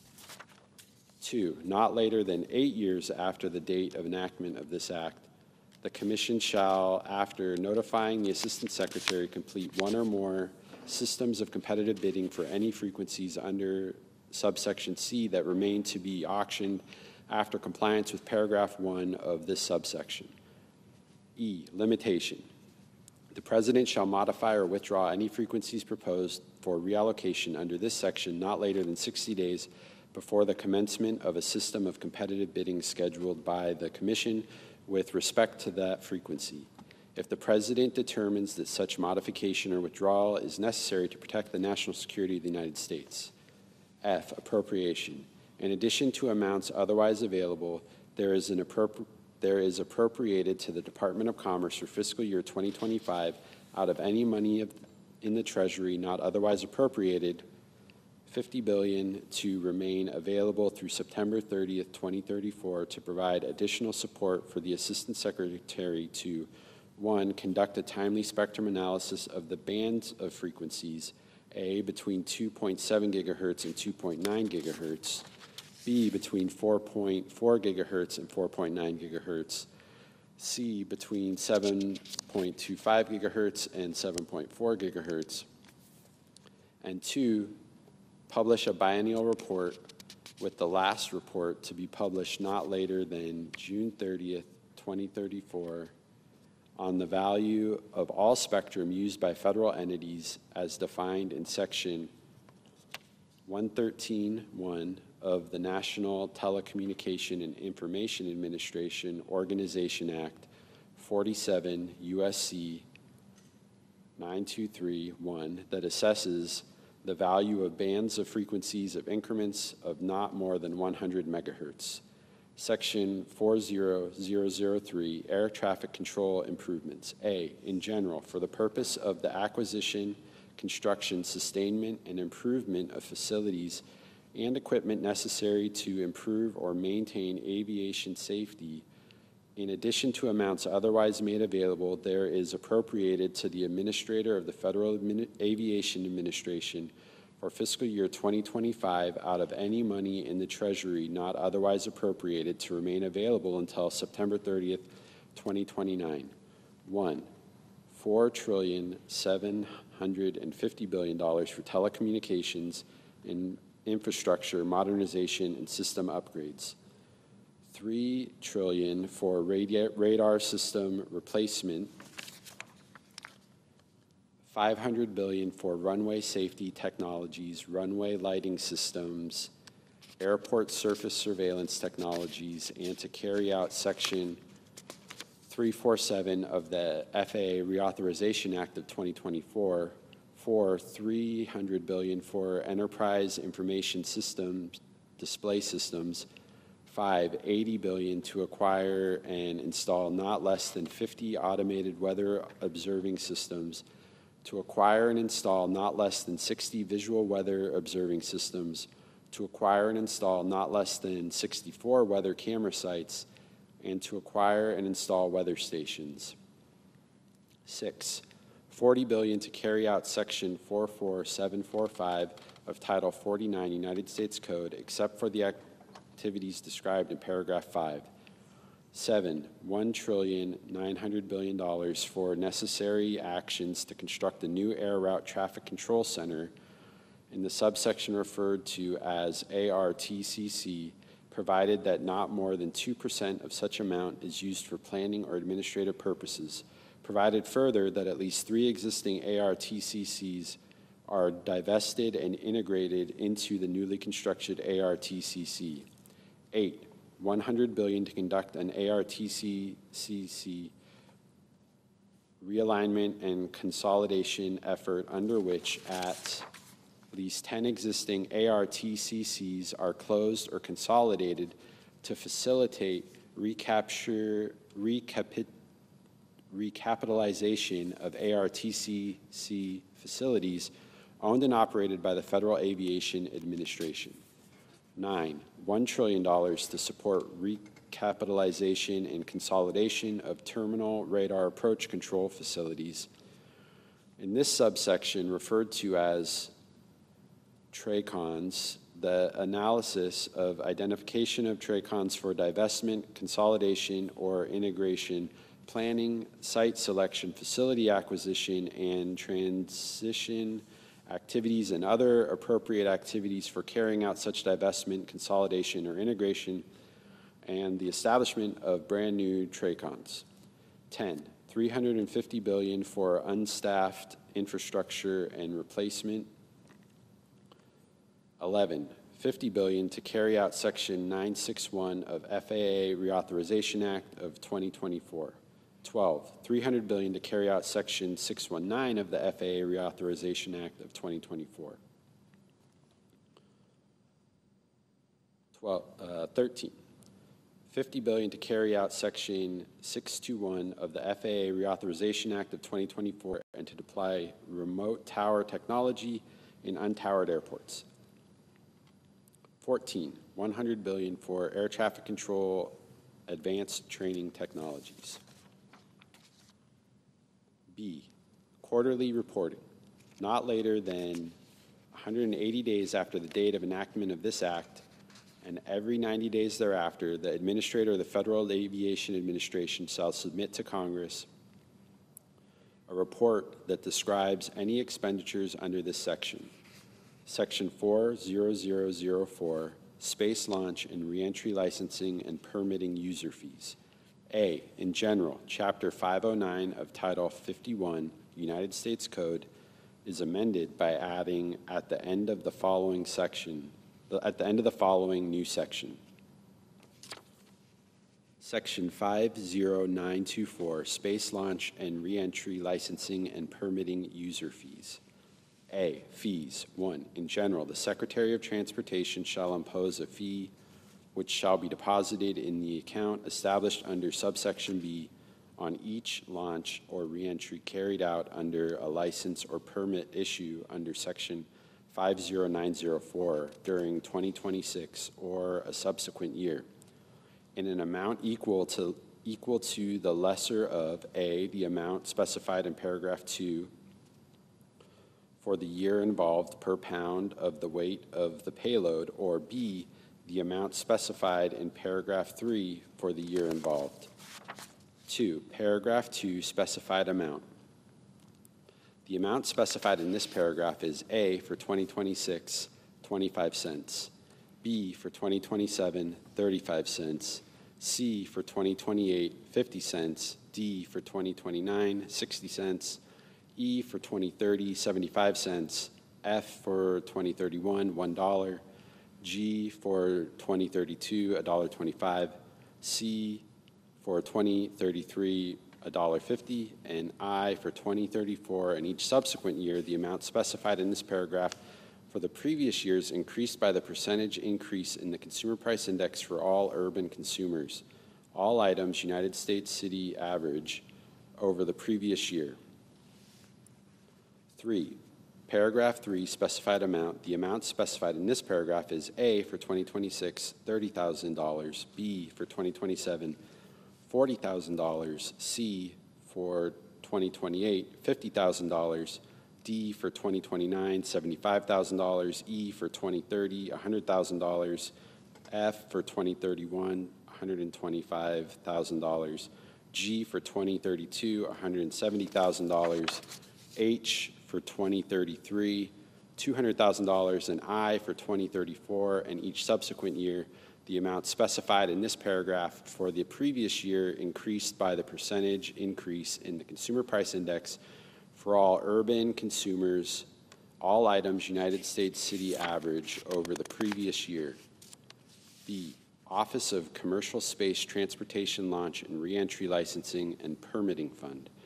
There is established in the Treasury of the United States a separate account which shall be known as the Office of Commercial Space Transportation Launch and Reentry Licensing and Permitting Fund for the purposes of expenses of the Office of Commercial Space Transportation of the Federal Aviation Administration and to carry out Section 603B of the FAA Reauthorization Act of 2024.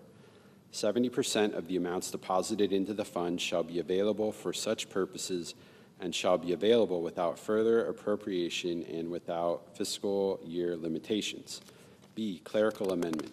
The table of sections for Chapter 509 of Title 51 United States Code is amended by inserting after the item relating to Section 50923 the following.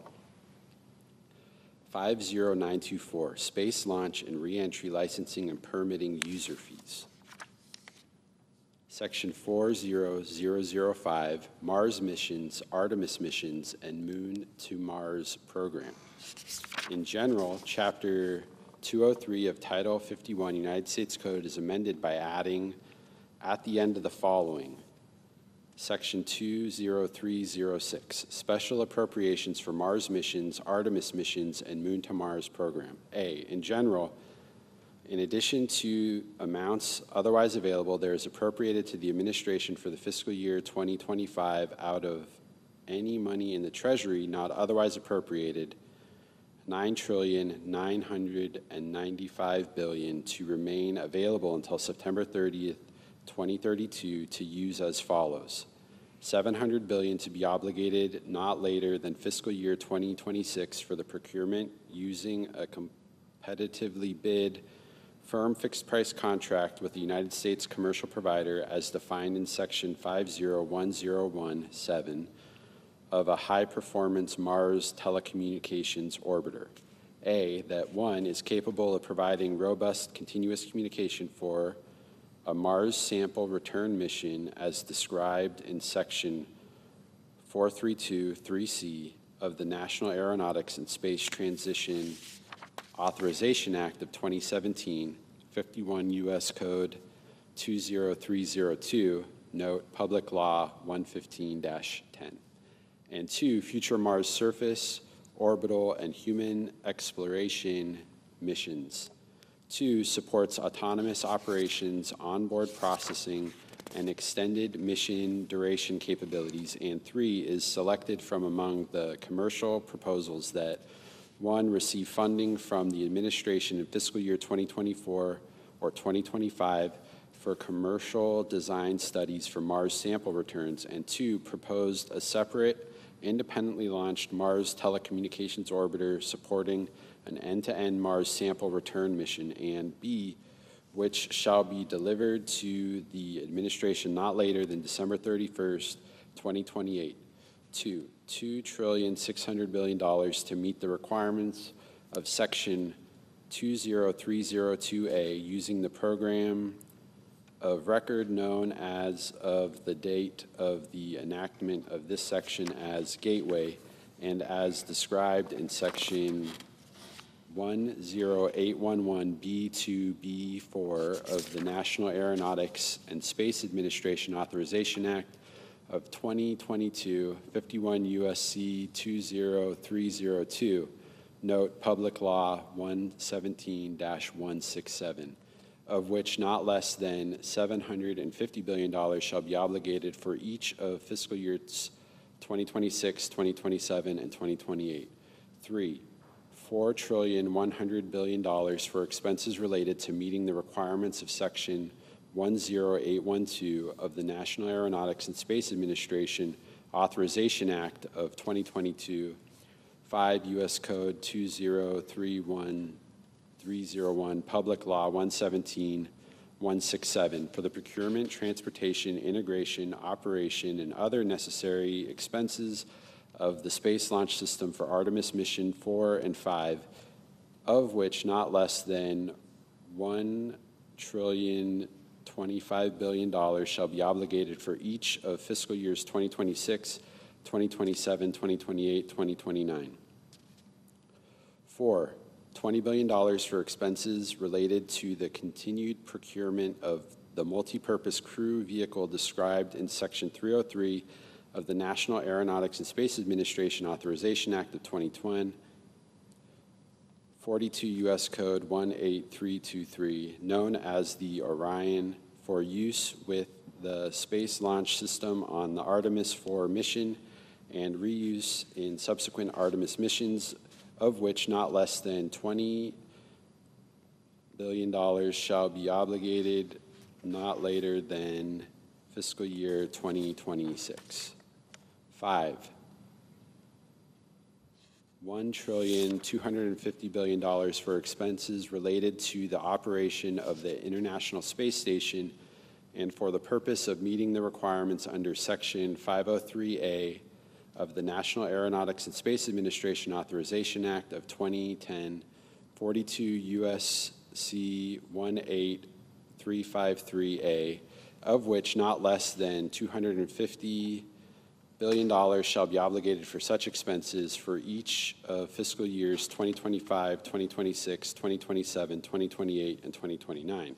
6, $1 trillion for infrastructure improvements at the manned spaceflight centers of the administration, of which not less than $120 billion shall be obligated not later than fiscal year 2026 for the construction, revitalization, recapitalization, and other infrastructure projects and improvements at the center described in Executive Order 12641, 53 Federal Register 18816,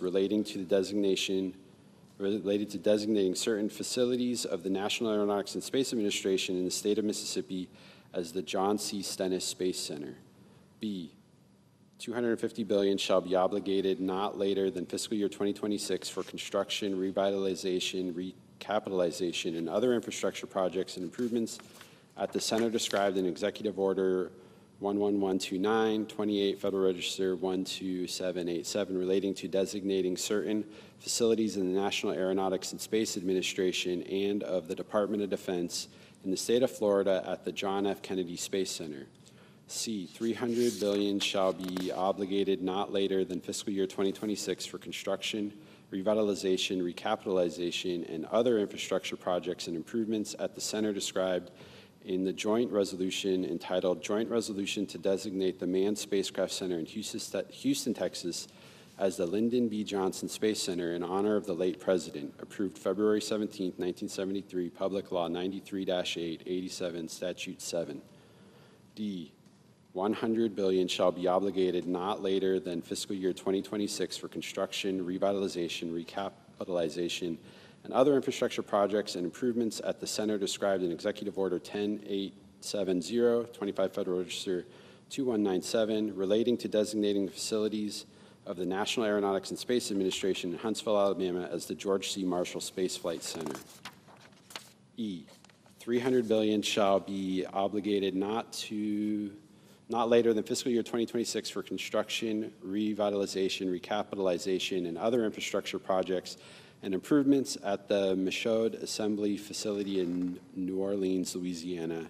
And F, $85 billion shall be obligated to carry out subsection B, of which not less than $5 million shall be designated for the transportation of the space vehicle described in that subsection, with the remainder transferred not later than the date, that is 18 months after the date of enactment of this section, and entity designated under the subsection for the purpose of constructing a facility to house the space vehicle referred to in that subsection. 7, $325 billion to fulfill contract number 80JSC024CA002 issued by the National Aeronautics and Space Administration on June 26, 2024, space vehicle transfer in general, not later than 30 days after the date of enactment of this section. The administrator shall identify the space described in paragraph 2 to be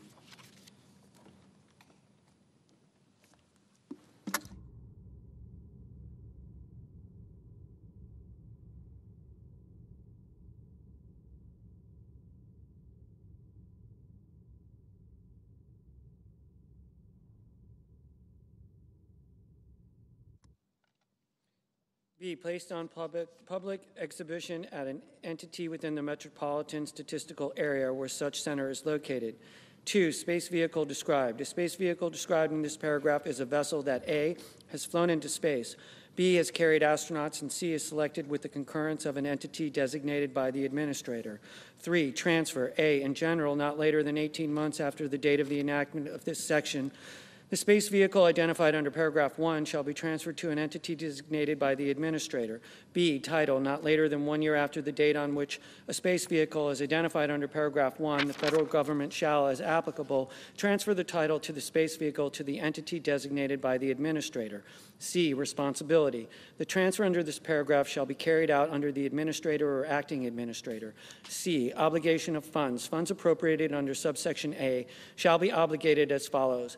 1, not less than 50% of the total funds in subsection A shall be obligated not later than September 30th, 2028. 2, 100% of funds shall be obligated not later than September 30th, 2029. 3, all associated outlays shall occur not later than September 30th, 2034. B, clerical amendment. The table of sections for Chapter 203 of Title 51 United States Code is amended by adding at the end the following: 20306, Special Appropriations for Mars Missions, Artemis Missions, and Moons to Mars Program. Section 40006, Corporate Average Fuel Economy Civil Penalties. A, in general, Section 32912 of Title 49 United States Code is amended. 1, in subsection B, in the matter preceding paragraph 1 by striking $5 and inserting $0, and 2, in subsection C1B by striking $10 and inserting $0. B, effect applicability. The amendments made by subsection A shall 1, take effect on the date of the enactment of this section, and 2, apply to all model years of manufacture for which the Secretary of Transportation has not provided a notification pursuant to Section 32903B2B of Title 49 United States Code, specifying the penalty due for the average fuel economy of that manufacturer being less than the applicable standard prescribed under Section 32902 of that title. Section 40007, payments for lease of metropolitan Washington airports. Section 49104B of Title 49 United States Code is amended to read as follows.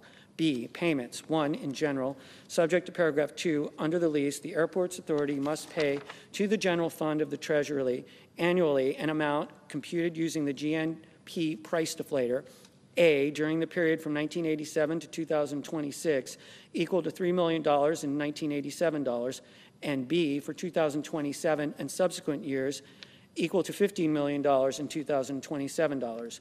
2, renegotiation. The Secretary and Airports Authority shall renegotiate the level of lease payments at least once every 10 years to ensure that in no year the amount specified in paragraph 1B is less than $15 million in 2027 dollars.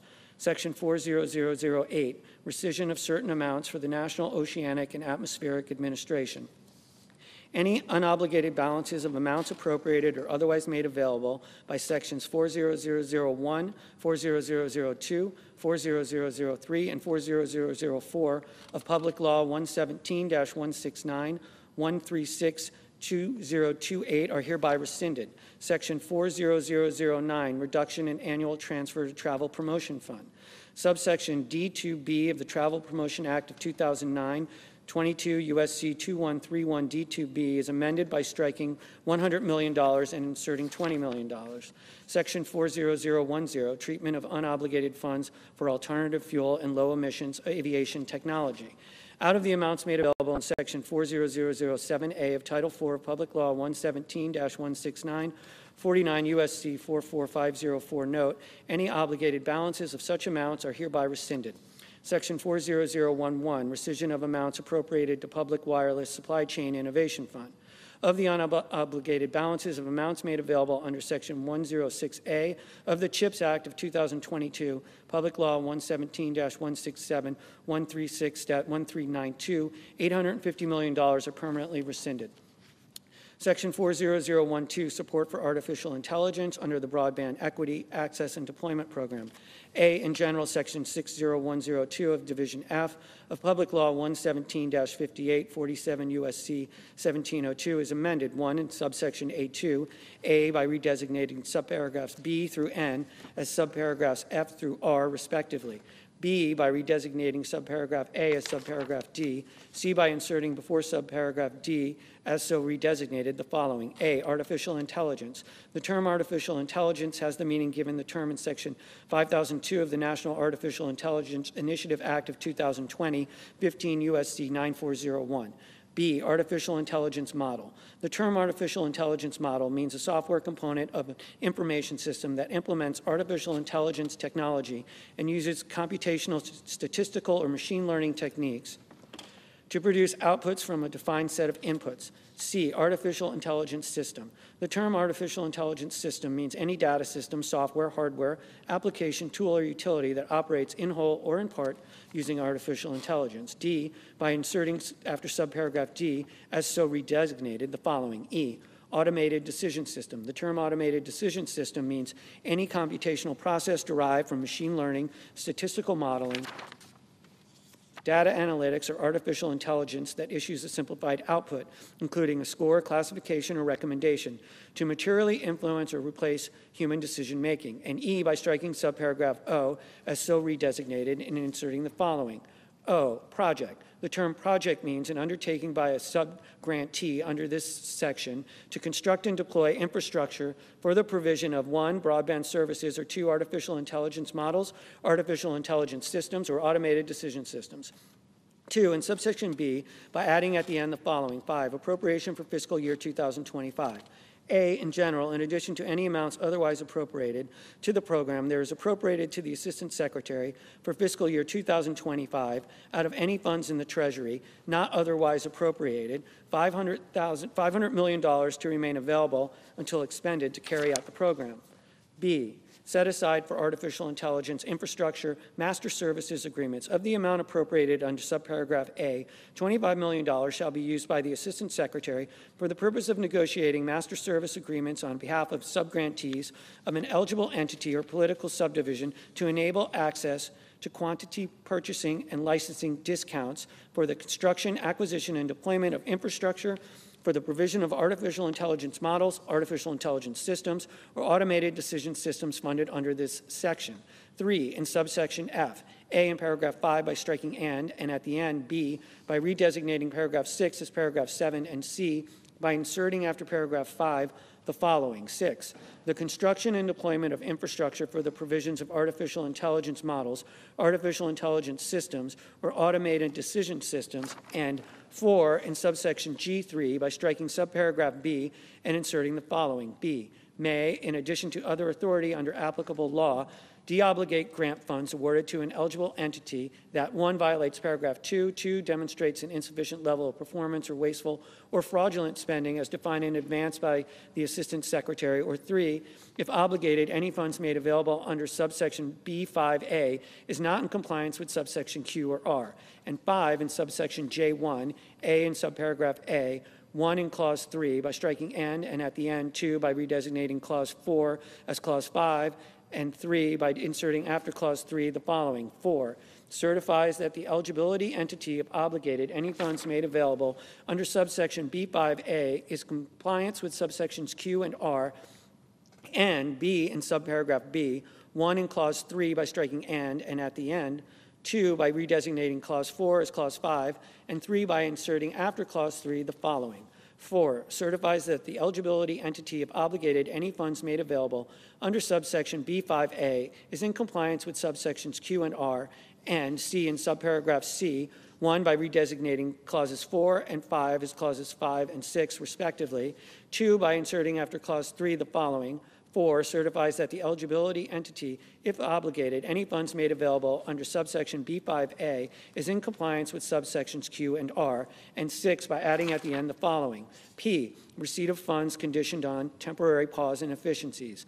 On and after the date of the enactment of this subsection, no funds made available under subsection B5A may be obligated to an eligible entity or political subdivision thereof that is not in compliance with subsections Q and R.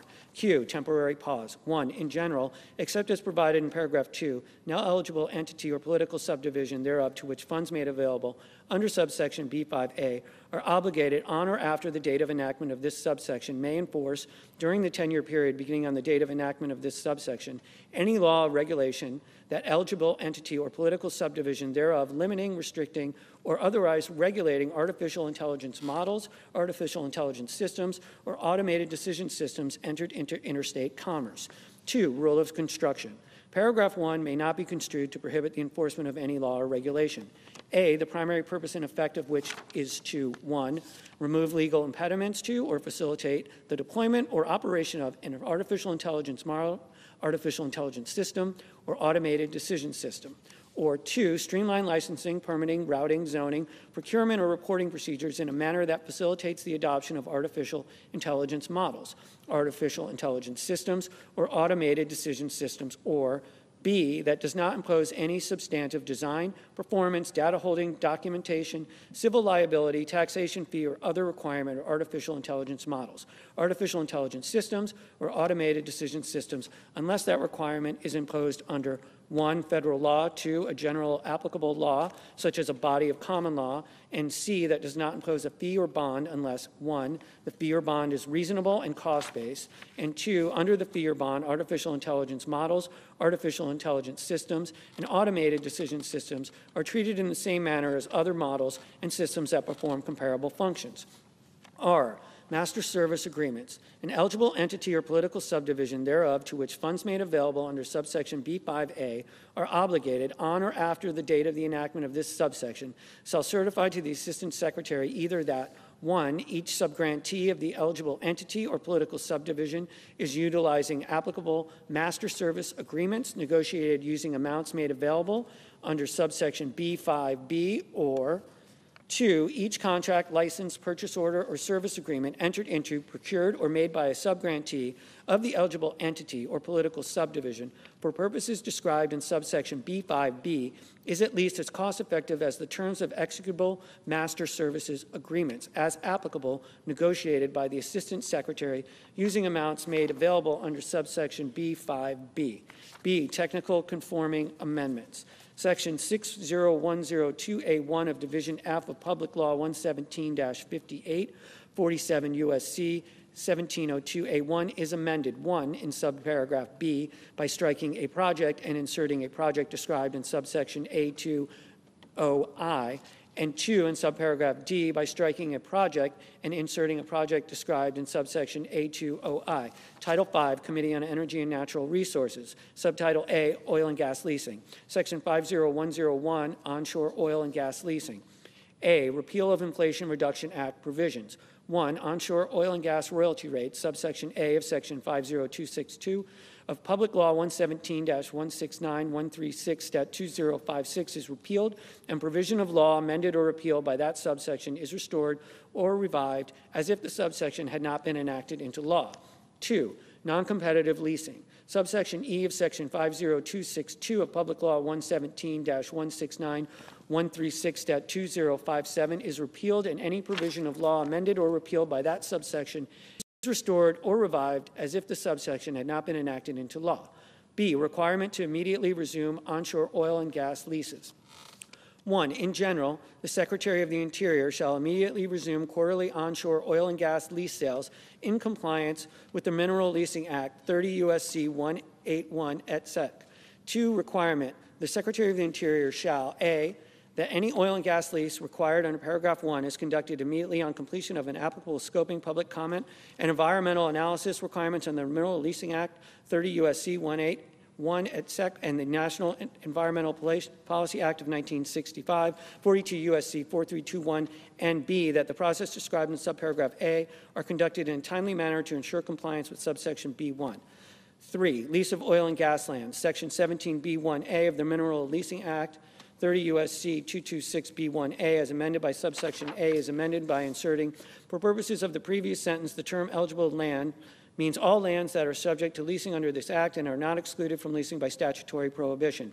And the term available with respect to eligible lands means those that have been designated as open for leasing under a land use plan developed under Section 202 of the Federal Land Policy and Management Act of 1976, 43 U.S.C. 1712, and that have been nominated for leasing through the submission of an expression of interest, are subject to drainage in the absence of leasing, or are otherwise designated as available pursuant to regulations adopted by the Secretary after sales are necessary. C, quarterly lease sales. 1, in general, in accordance with the Mineral Leasing Act, 30 U.S.C. 181, each fiscal year the Secretary of the Interior shall conduct a minimum of 4 oil and gas lease sales of available land in each of the following states: A, Wyoming, B, New Mexico, C, Colorado, D, Utah, E, Montana, F, North Dakota, G, Oklahoma, H, Nevada, I, Alaska. 2, requirement. In conducting a lease sale under paragraph 1 in a state described in that paragraph, the Secretary of the Interior, A, shall offer not less than 50% of available parcels nominated for oil and gas development under the applicable resource management plan in effect for relevant Bureau of Land Management resource management areas within the applicable state, and B, shall not restrict the parcels offered to one Bureau of Land Management field office within the applicable state unless all nominated parcels are located within the same Bureau of Land Management field office. 3, replacement sales. The Secretary of the Interior shall conduct a replacement sale during the same fiscal year if A, a lease sale under paragraph 1 is canceled, delayed, or deferred, including for a lack of eligible parcels, or B, during a lease sale under paragraph 1, the percentage of acreage that does not receive a bid is equal to or greater than 25% of the acreage offered. D, Mineral Leasing Act reforms. Section 17 of the Mineral Leasing Act, 30 U.S.C. 226, as amended by subsection A, is amended. 1, by striking the section designation and all that follows through the end of subsection A and inserting the following. Section 17, leasing of oil and gas parcels. A, leasing authorized. 1, in general, any parcel of land subject to disposition under this act that is known or believed to contain oil or gas deposits shall be made available for leasing subject to paragraph 2 by the Secretary of the Interior not later than 18 months after the date of the receipt of the Secretary of an expression of interest in the leasing applicable parcel of land available for disposition under this section. If the Secretary determines that the parcel of land is open to oil or gas leasing under the approved resource management plan applicable to the planning area in which the parcel of land is located, that is in effect on the date on which the expression of interest was submitted to the Secretary, referred to in this subsection as the approved resource management plan. 2, resource management plans. A, lease and terms and conditions. A lease issued by the Secretary under the section with respect to applicable parcel of land made available for leasing under paragraph 1. 1 shall be subject to the terms and conditions of the approved resource management plan, and 2 may not require any stipulations or mitigation requirements not included in the approved resource management plan. B, effective amendment. The initiation of an amendment to an approved resource management plan shall not prevent or delay the Secretary from making the applicable parcel of land available for leasing in accordance with the approved resource management plan if the other requirements in this section have been met as determined by the Secretary's. 2, in subsection P, by adding at the end the following. 4, term. A permit to drill approved under this section shall be valid for a single, non-renewable 4-year period beginning on the date that the permit to drill is approved. And 3, by striking subsection Q and inserting the following. Q, commingling of production. The Secretary of Interior shall approve applications allowing for the commingling of production from 2 or more sources, including the area of oil and a gas lease, the area included in a drilling spacing unit, a unit participating area, a communitized area, or non-federal property. Before production reaches the point of royalty measurement, regardless of ownership, the royalty rates and the number of percentage of acres for each source, if the applicant agrees to install measurement devices for each source, utilize an allocation method that achieves volume measurement, uncertainty levels within plus or minus 2% during the production phase reported on a monthly basis, or utilize an approved periodic well testing methodology. Production from multiple oil and gas leases, drilling space units, communitized areas, or participating areas from a single wellbore shall be considered a single source. Nothing in this subsection shall prevent the Secretary of the Interior from continuing the current practice of exercising discretion to authorize higher percentage volume measurements, uncertainty levels, if appropriate technical and economic justifications have been provided. Section 50102, offshore oil and gas leasing. A, lease sales. 1, Gulf of America region. A, in general. Notwithstanding the 2024 to 2029 National Outer Continental Shelf Oil and Gas Leasing Program and any successor leasing program that does not satisfy the requirements of this section, in addition to lease sales, which may be held under the program and except within areas subject to existing oil and gas leasing moratoria, the Secretary of the Interior shall conduct a minimum of 30 region-wide oil and gas lease sales in a manner consistent with the schedule described in subparagraph B in the region identified in the map, depicting the lease terms and economic conditions accompanying the final notice of sale of the Bureau of Oceanic Energy Management entitled Gulf of Mexico Outer Continental Shelf Region-Wide Oil and Gas Lease Sale 25485 FedReg 8010 February 12, 2020. B, timing requirement. Of the not fewer than 30 region-wide lease sales required under this paragraph, the Secretary of Interior shall, 1, hold not fewer than one lease sale in the region described in subparagraph A by December 15, 2025, 2, hold not fewer than 2 lease sales in the region in each of the calendar years 2026 to 2039, one of which shall be held by March 15th of the applicable calendar year, and one of which shall be held after March 15th, but not later than August 15th of the applicable calendar year, and 3, hold not fewer than one lease sale in the region in calendar year 2040, which shall be held on March 15th, 2040. Alaska region. A, in general, the Secretary of the Interior shall conduct a minimum of 6 offshore lease sales in a manner consistent with the schedule described in subparagraph B in the Cook Inlet Planning Area as identified in the 2017 to 2022 Outer Continental Shelf Oil and Gas Leasing Proposed Final Program published on November 18, 2016 by the Bureau of Ocean Energy Management, as announced in the notice of availability of the Bureau of Ocean Energy Management entitled Notice of Availability of the 2017 to 2022 Outer Continental Shelf Oil and Gas Leasing Program Proposed Final Program, 81 Federal Register 84612, November 23, 2016. B, timing requirements. Of the not fewer than 6 lease sales required under this paragraph, the Secretary of the Interior shall hold not fewer than 1 lease sale in the area described in subparagraph A in each calendar years 2026 to 2028, and in each of the calendar years 2030 to 2032, by March 15th of the applicable calendar year. B, requirements. 1, terms and stipulations for Gulf of America sales. In conducting lease sales under subsection A1, the Secretary of the Interior, A, shall subject to subparagraph C, offer the same lease form, lease terms, economic conditions, and lease stipulations 4 through 9 as contained in the final notice of the sale of the Bureau of Ocean Energy Management entitled Gulf of Mexico Outer Continental Shelf Region Wide Oil and Gas Sale 25485 FedReg 8010 February 12, 2020. B, may update lease stipulations 1 through 3 and 10 described in the final notice of sale to reflect current conditions for lease sales conducted under subsections A1. C, shall set the royalty rate at not less than 12.5%, but not greater than 16 2/3%. D, shall for a lease in water depths of 800 meters or deeper issue as a result of a sale, set the primary term for 10 years. 2, terms and stipulations for Alaska region sales. A, in general. In conducting lease sales under subsection A2, the Secretary of the Interior shall offer the same lease form, lease terms, economic conditions, stipulations as contained in the final notice of sale of the Bureau of Ocean Energy Management entitled Cook Inlet Planning Area Outer Continental Shelf Oil and Gas Lease Sale 24482 FedReg 23291, May 22nd, 2017.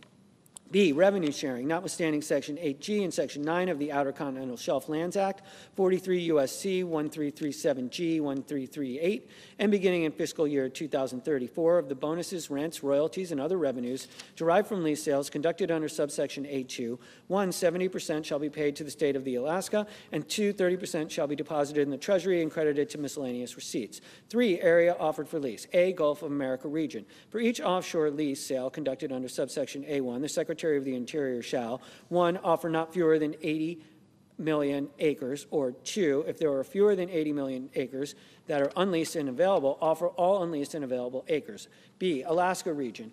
For each offshore lease sale conducted under subsection A2, the Secretary of the Interior shall, 1, offer not fewer than 1 million acres, or 2, if there are fewer than 1 million acres that are unleased and available, offer all unleased and available acres. C, offshore commingling.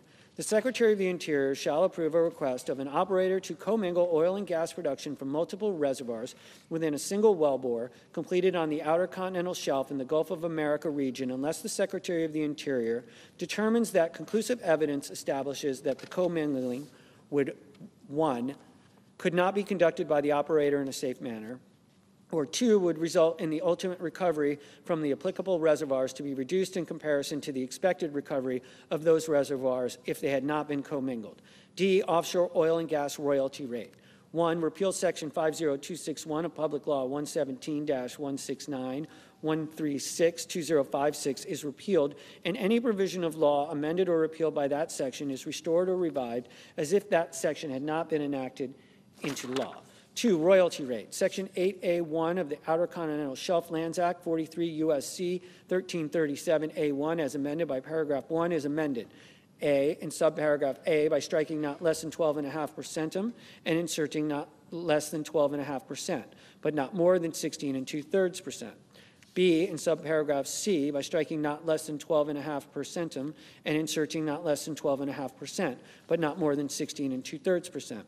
C, in subparagraph F, by striking no less than 12.5% and inserting not less than 12.5%, but not more than 16 2/3%. And D, in subparagraph H, by striking no less than 12.5% and inserting not less than 12.5%, but not more than 16 2/3%. E, limitations on amount of distributed qualified outer continental shelf revenues. Section 105F1 of the Gulf of Mexico Energy Security Act of 2006, 43 U.S.C. 1331, note Public Law 109-432, is amended. 1, in subparagraph B, by striking "and" at the end. 2, in subparagraph C, by striking 2055 and inserting 2024, and 3, by adding at the end the following. D, $650 million for each of fiscal years 2025 to 2034, and E, $500 million for each of fiscal years 2035 through 2055. Section 50103, royalties on extracted methane. Section 50263 of Public Law 117-169, 30 U.S.C. 1727 is repealed. Section 50104, Alaska oil and gas leasing. A, definitions. In this section, 1, coastal plain. The term coastal plain has the meaning given the term in Section 2001A of Public Law 115-97, 16 U.S.C. 3143, note. 2, oil and gas program. The term oil and gas program means the oil and gas programs established under Section 20001B2 of Public Law 115-97, 16 U.S.C. 3143, note. 3, secretary. The term secretary means the Secretary of the Interior acting through the Bureau of Land Management. B, lease sales required. 1, in general, subject to paragraph 3, in addition to the lease sales required under Section 20001C1A of Public Law 115-97, 16 U.S.C. 3143, note, the Secretary shall conduct not fewer than 4 lease sales area-wide under the oil and gas program by not later than 10 years after the date of the enactment of this Act. 2, terms and conditions. In conducting lease sales under paragraph 1, the Secretary shall offer the same terms and conditions as contained in the record of decision described in the Notice of Availability of the Bureau of Land Management entitled Notice of Availability of the Record of Decision for the Final Environmental Impact Statement for the Coastal Plain Oil and Gas Leasing Program, Alaska 85, Federal Register 51754, August 21, 2020. 3, sale acreage schedule. A, acreages. In conducting the lease sales required under paragraph 1, the Secretary shall offer for lease under the oil and gas program 1, not fewer than 400,000 acres area-wide in each lease sale, and 2, those areas that have the highest potential for the discovery of hydrocarbons. B, schedule. The Secretary shall offer 1, the initial lease sale under paragraph 1 not later than 1 year after the date of the enactment of this Act. 2, a second lease sale under paragraph 1 not later than 3 years after the date of the enactment of this Act. 3, a third lease sale under paragraph 1 not later than 5 years after the date of the enactment of this Act. And 4, a fourth lease sale under the paragraph 1 not later than 7 years after the date of the enactment of this Act. 4, rights of way. Section 20001C2 of Public Law 115-97, 16 U.S.C. 3143, note, shall apply to leases awarded under this subsection. 5, surface development. Section 20001C3 of Public Law 115-97, 16 U.S.C. 3143, note, shall apply to leases awarded under this subsection.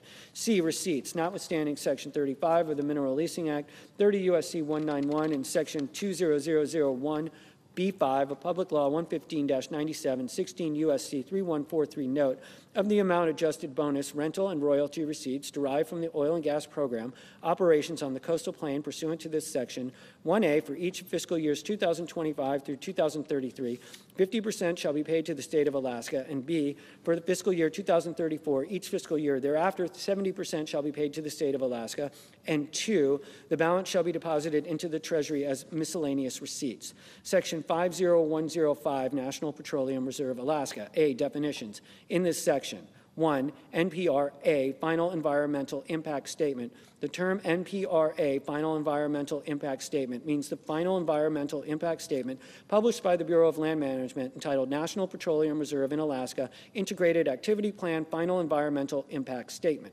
and dated June 2020, including the errata sheet dated October 6, 2020, and excluding the errata sheet dated September 20th, 2022.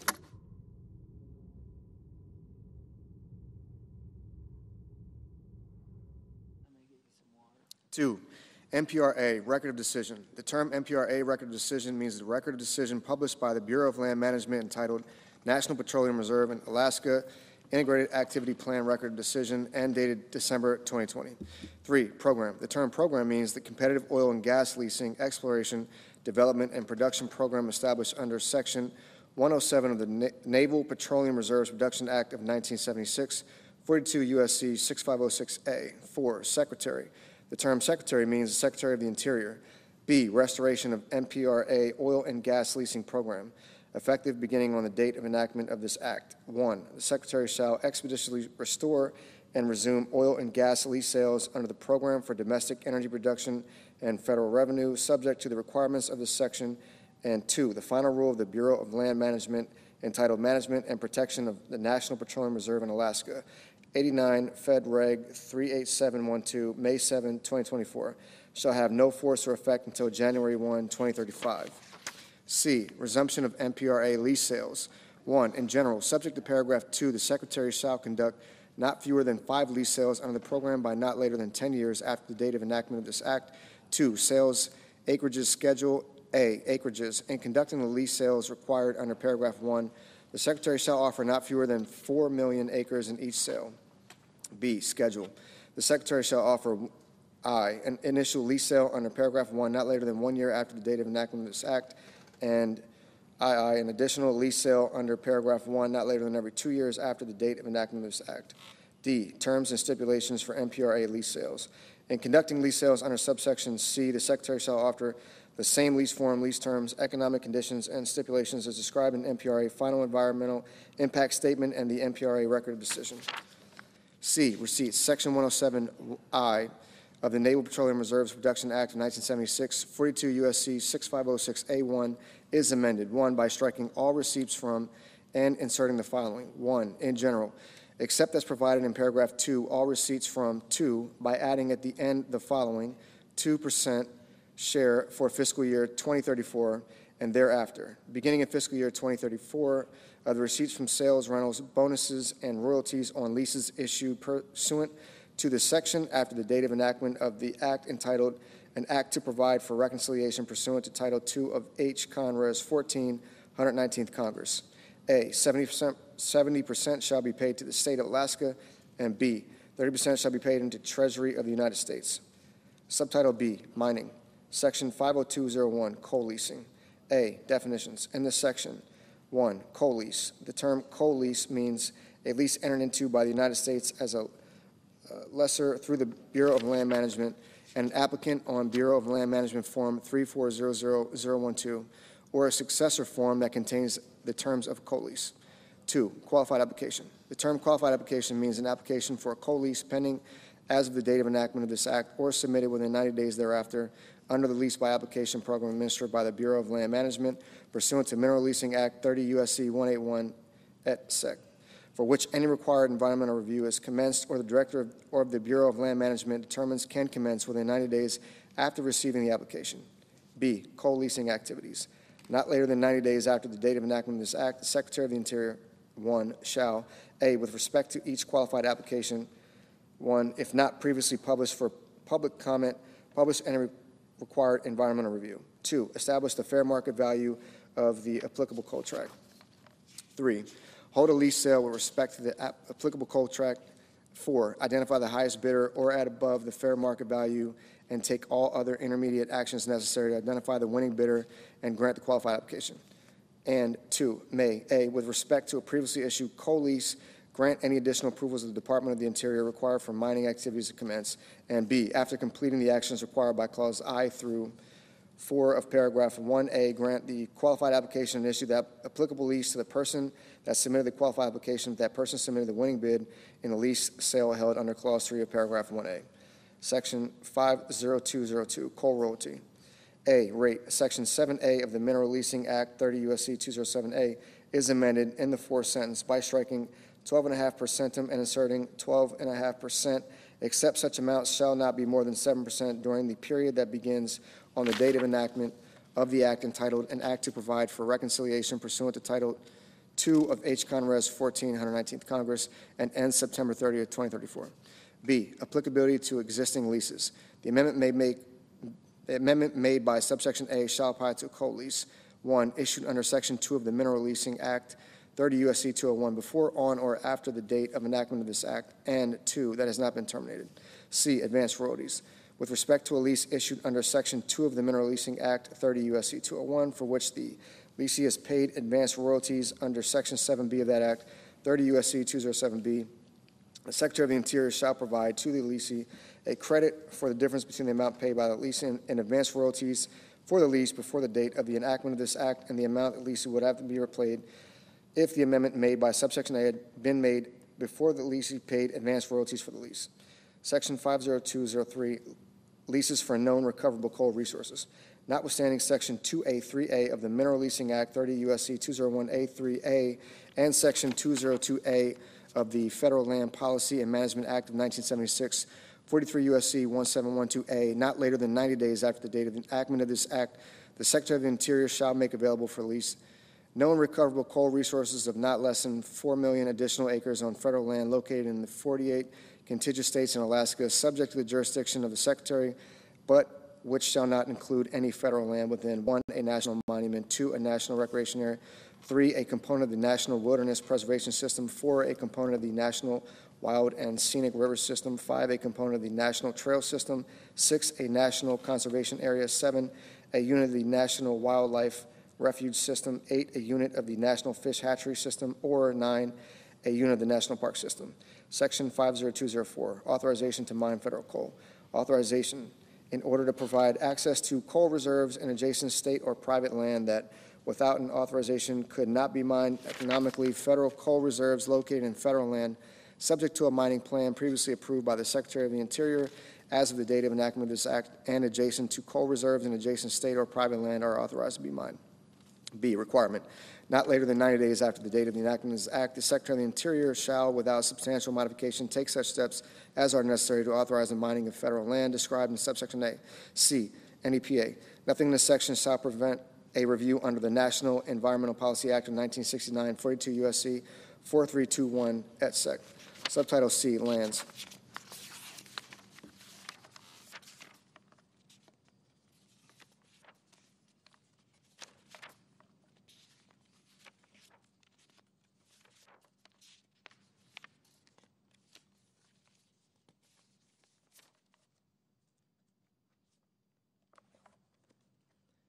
Section 50302, timber sales and long-term contracting for the Forest Service and the Bureau of Land Management. A, Forest Service. Definitions in this subsection. A, forest plan. A term forest plan means a land and resource management plan prepared by the Secretary for a unit of the National Forest System pursuant to Section 6 of the Forest and Rangeland Renewable Resources Planning Act of 1974, 16 U.S.C. 1604. B, National Forest System. 1, in general, the term National Forest System means land of the National Forest System as defined in Section 11A of the Forest and Rangeland Renewable Resources Planning Act of 1974, 16 U.S.C. 1609A, administered by the Secretary. 2, exclusions. The term National Forest System does not include any forest reserve not created from the public domain. C, Secretary. The term Secretary means the Secretary of Agriculture acting through the Chief of the Forest Service. 2, timber sales on public domain forest reserves. A, in general, for each of fiscal years 2026 through 2034, the Secretary shall sell timber annually on National Forest System land in total quantity that is not less than 250 million board feet greater than the quantity of board feet sold in the previous fiscal year. B, limitation. The timber sales under subparagraph A shall be subject to the maximum allowable sale quality of timber and projected timber sale quality under the applicable forest plan in effect on the date of enactment of this act. 3, long-term contracting for the Forest Service. A, long-term contracting. For the period of fiscal years 2025 through 2034, the Secretary shall enter into not fewer than 40 long-term timber sale contracts with private persons or other public-private entities under subsection A of Section 14 of the National Forest Management Act of 1976, 16 U.S.C. 472A, for the sale of national forest materials as defined in subsection E1 of that section in the National Forest System. B, contract length. The period of a timber sale contract entered into meet the requirement under subparagraph A shall be not less than 20 years, with options for extensions or renewals as determined by the Secretary. C, receipts. Any monies derived from the timber sale contract entered into meet the requirements under subparagraphs A and B shall be deposited in the general fund of the Treasury. B, Bureau of Land Management. 1, definitions in this subsection. A, public lands. The term public lands has the meaning given term in Section 103 of the Federal Land Policy and Management Act of 1976, 43 U.S.C. 1702. B, resource management plan. The term resource management plan means a land use plan prepared for public lands under Section 202 of the Federal Land Policy and Management Act of 1976, 43 U.S.C. 1712. C, secretary. The term secretary means the Secretary of the Interior acting through the Director of the Bureau of Land Management. 2, timber sales on public land. A, in general, for each of fiscal years 2026 through 2034, the Secretary shall sell timber annually on public lands in a total quantity that is not less than 20 million board feet greater than the quantity of board feet sold in the previous year. B, limitation. The timber sales under subparagraph A shall be subject to the applicable resource management plan in effect on a date of enactment of this act.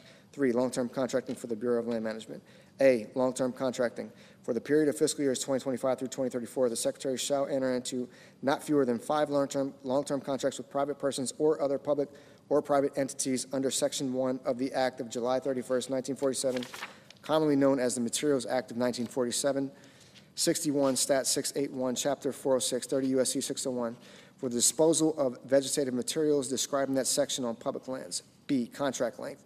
The period of a contract entered into to meet the requirement under subparagraph A shall be not less than 20 years, with options for extensions or renewals as determined by the Secretary.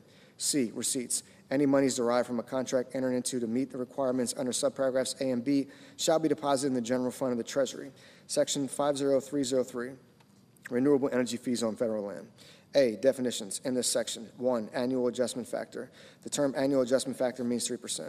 2, encumbrance factor. The term encumbrance factor means A, 100% for a solar energy generation facility, and B, an amount determined by the Secretary but not less than 10% for a wind energy generation facility. 3, National Forest System. A, in general, the term National Forest System means land of the National Forest System as defined in Section 11A of the Forest and Rangeland Renewable Resources Planning Act of 1974, 16 U.S.C. 1609A, administered by the Secretary of Agriculture. B, exclusion. The term National Forest System does not include any forest reserve not created from the public domain. 4, per acre rate.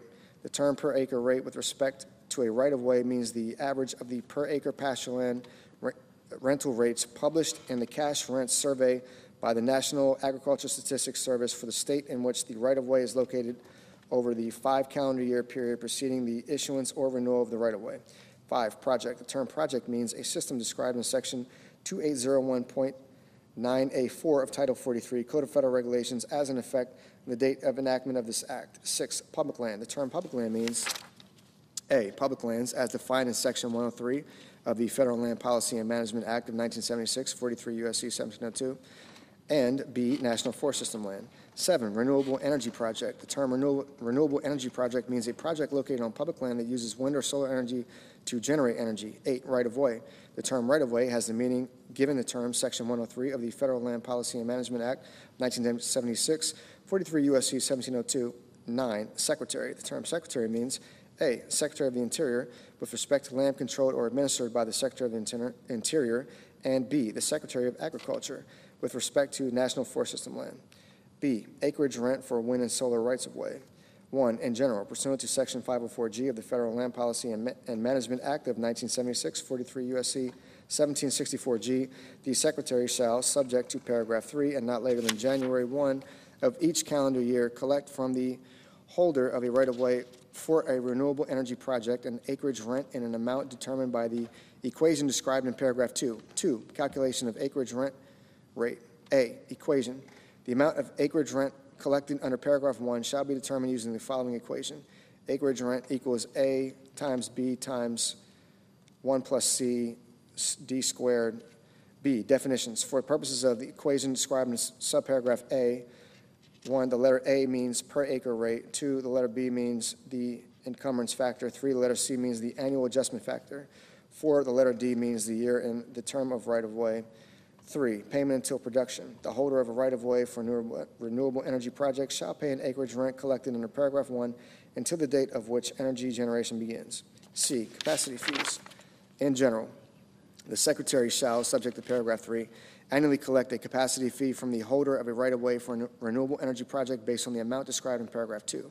2, calculation of capacity fee. The amount of a capacity fee collected under paragraph 1 shall be equal to the greater of A, an amount equal to the acreage rent described in subsection B, and B, 3.9% of the gross proceeds from the sale of electricity produced by the renewable energy project.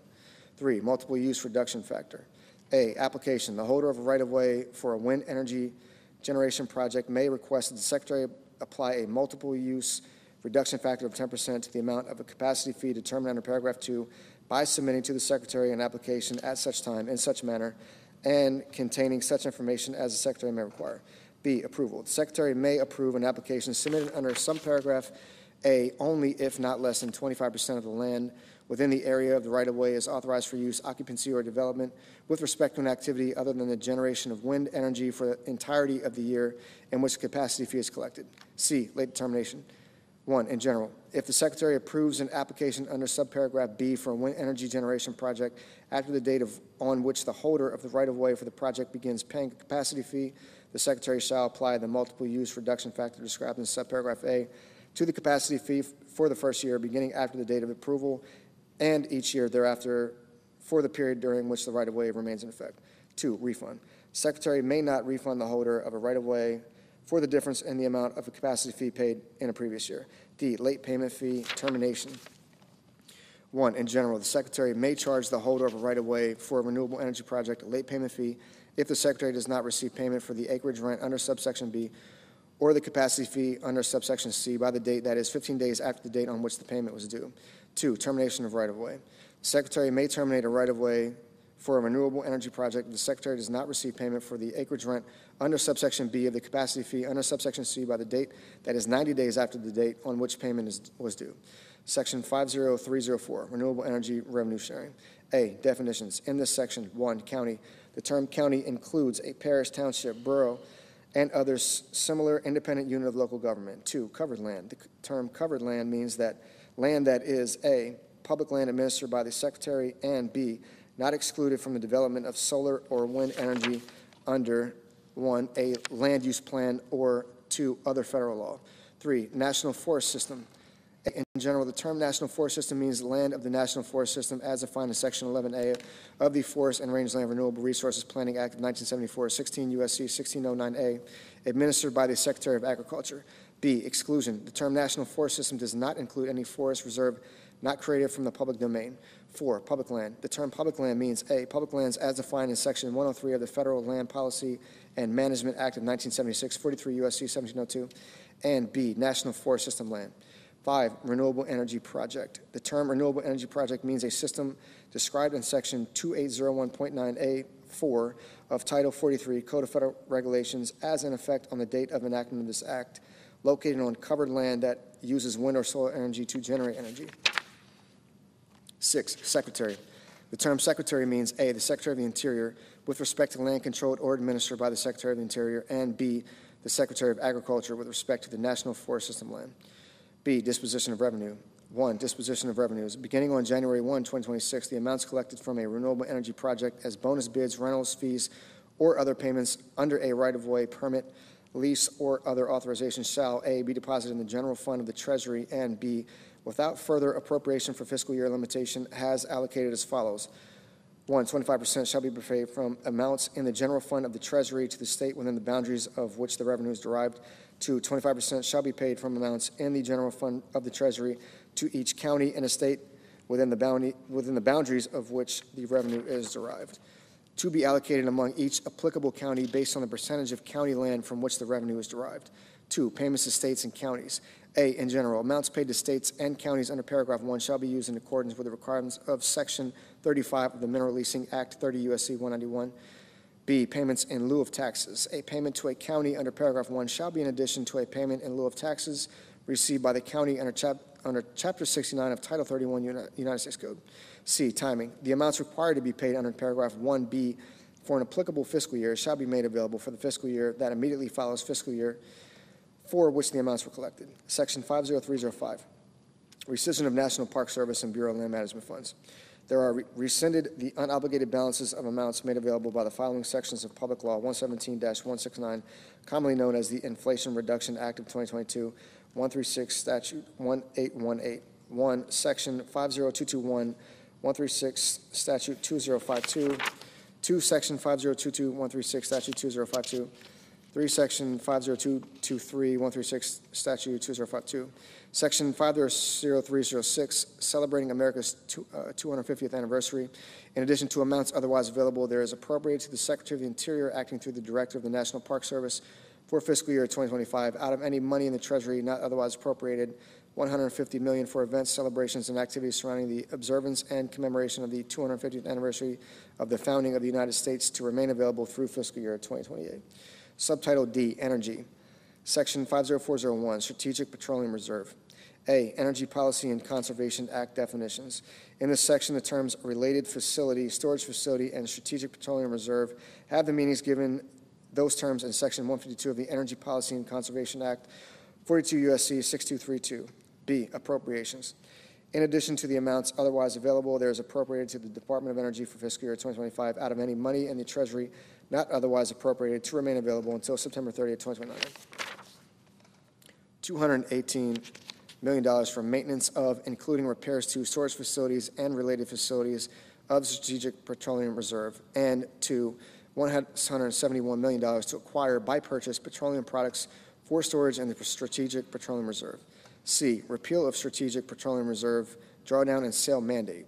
Section 200003 of Public Law 115-97, 42 U.S.C. 6241, note, is repealed. Section 50402, repeals, rescissions. A, repeal and rescission. Section 50142 of Public Law 117-169, 163, Statute 2044, commonly known as the Inflation Reduction Act of 2022, is repealed, and the unobligated balance of amounts made available under that section as in effect on the day before the date of enactment of this act is rescinded. B, rescissions. 1, in general, the unobligated balances of amounts made available under the sections described in paragraph 2 are rescinded. 2, sections described. The sections referred to in paragraph 1 are the following sections of Public Law 117-179, commonly known as the Inflation Reduction Act of 2022. A, Section 50123, 42 U.S.C. 1879B5. B, Section 50141, 136, Statute 2042. C, Section 50144, 136, Statute 2044. D, Section 50145, 136, Stat 2045. E, Section 50151, 42 U.S.C. 18715. 5, F, Section 50152, 42 U.S.C. 18715A. G, Section 50153, 42 U.S.C. 18715B. H, Section 50161, 42 U.S.C. 17113B. Section 50403, Energy Dominance Financing. A, in general, Section 1706 of the Energy Policy Act of 2005, 42 U.S.C. 16517, is amended, 1, in subsection A in paragraph 1 by striking or at the end, B, in paragraph 2 by striking avoid, and all that follows through the period at the end and insert increased capacity or output, or, and C, by adding at the end the following. 3, support or enable the provision of known or forecastable electric supply at time intervals necessary to maintain or enhance grid reliability or other system adequacy needs. 2, by striking subsection C 3, by redesignating subsections D through F as subsections C through E respectively. 4, in subsection C, as so redesignated, A, in paragraph 1 by adding and at the end, B, by striking paragraph 2, and C, by redesignating paragraph 3 as paragraph 2. 5, in subsection E, as so redesignated, by striking 4 in the matter preceding paragraph 1 and all that follows to the period at the end of the paragraph 2, and inserting 4, enabling the identification, leasing, development, production, processing, transportation, transmission, refining, and generation needed for energy and critical minerals, and 6, by adding at the end of the following F funding, I, in general, in addition to amounts otherwise available, there is appropriated to the Secretary for fiscal years 2025 out of any money in the Treasury not otherwise appropriated, $1 trillion to remain available through September 30, 2028 to carry out activities under the section. 2, administrative costs of the amount made available under paragraph 1, the Secretary shall not use more than 3% for administrative expenses. B, commitment authority, section 50144B of Public Law 117-169, commonly known as the Inflation Reduction Act of 2022. 136 Stat 2045 is amended by striking 2026 and inserting 2028. Section 50404, Transformational Artificial Intelligence Models. A, definitions in this section. 1, American Science Cloud. The term American Science Cloud means a system of United States government, academic, and private sector programs and infrastructures utilizing cloud computing technologies to facilitate and support scientific research, data sharing, and computational analysis across various disciplines while ensuring compliance with applicable legal, regulatory, and privacy standards. 2, artificial intelligence. The term artificial intelligence has the meaning given term in Section 5002 of the National Artificial Intelligence Initiative Act of 2020, 15 U.S.C. 9401. B, transformational models. The Secretary of Energy shall, 1, mobilize national laboratories to partner with industry sectors within the United States to curate the scientific data of the Department of Energy across the national laboratory complex so that the data is structured, cleaned, and pre-processed in a way that makes it suitable for use in artificial intelligence and machine learning models. And 2, initiate seed efforts for self-improving artificial intelligence models for science and engineering powered by the data described in paragraph 1. C, uses. Microelectronics. The curated data described in subsection B1 may be used to rapidly develop next-generation microelectronics that have greater capabilities beyond Moore's law while requiring lower energy consumption. 2, new energy technologies. The artificial intelligence models developed under subsection B2 shall be provided to the scientific community through the American Science Cloud to accelerate innovation in discovery, science, and engineering for new energy technologies. D, appropriations. There is appropriated out of any funds in the Treasury not otherwise appropriated $150 million to remain available through September 30th, 2026 to carry out this section. Subtitle E, water. Section 50501, water conveyance and surface water storage enhancement. In addition to amounts otherwise available, there is appropriated to the Secretary of the Interior acting through the Commissioner of Reclamation for fiscal year 2025 on any funds in the Treasury not otherwise appropriated $1 billion to remain available through September 30th, 2034 for construction and associated activities that restore or increase the capacity or use of existing conveyance facilities constructed by the Bureau of Reclamation, or for construction and associated activities that increase the capacity of existing Bureau of Reclamation surface water storage facilities in a manner as determined by the Secretary of the Interior acting through the Commissioner of Reclamation, provided that for the purposes of Section 203 of the Reclamation Reform Act of 1982, 43 U.S.C. 390cc, or Section 3404A of the Reclamation Projects Authorization and Adjustment Act of 1992, Public Law 102-575, 106 Stat 4708, a contract or agreement entered into pursuant to this section shall not be treated as a new or amended contract, provided further that none of the funds provided under this section shall be reimbursable or subject to matching or cost-sharing requirements. Title VI, Committee on Environment and Public Works, Section 60001, rescission of funding for clean heavy-duty vehicles. The unobligated balances of amounts made available to carry out Section 132 of the Clean Air Act, 42 U.S.C. 7432, are rescinded. Section 60002, repeal of Greenhouse Gas Reduction Fund. Section 134 of the Clean Air Act, 42 U.S.C. 7434, is repealed, and the unobligated balances of amounts made available to carry out that section as in effect on the day before the date of enactment of this act are rescinded. Section 60003, rescission of funding for diesel emissions reductions, the unobligated balances of amounts made available to carry out Section 60104 of Public Law 117-169, 136.2067 are rescinded. Section 60004, rescission of funding to address air pollution, the unobligated balances of amounts made available to carry out Section 60105 of Public Law 117-169, 136.2067 are rescinded. Section 60005, rescission of funding to address air pollution at schools, the unobligated balances of amounts made available to carry out Section 60106 of Public Law 117-169, 136.2069 are rescinded. Section 60006, rescission of funding for the low emissions electricity program, the unobligated balances of amounts made available to carry out Section 135 of the Clean Air Act, 42 U.S.C. 7435 are rescinded. Section 6007, rescission of funding for Section 2110 of the Clean Air Act. The unobligated balances of amounts made available to carry out Section 60108 of Public Law 117-169, 136.2070 are rescinded. Section 60008, rescission of funding for implementation of the American Innovation and Manufacturing Act, the unobligated balances of amounts made available to carry out Section 60109 of Public Law 117-169, 136.2071 are rescinded.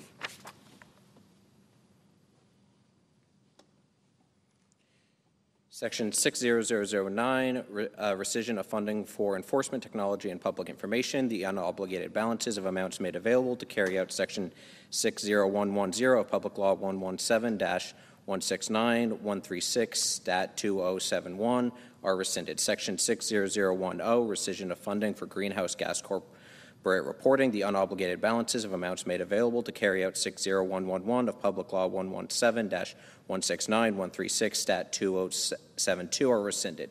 Section 60011, rescission of funding for environmental product declaration assistance, the unobligated balances of amounts made available to carry out Section 60112 of Public Law 117-169, 42 U.S.C. 4321, Note 136.2072 are rescinded.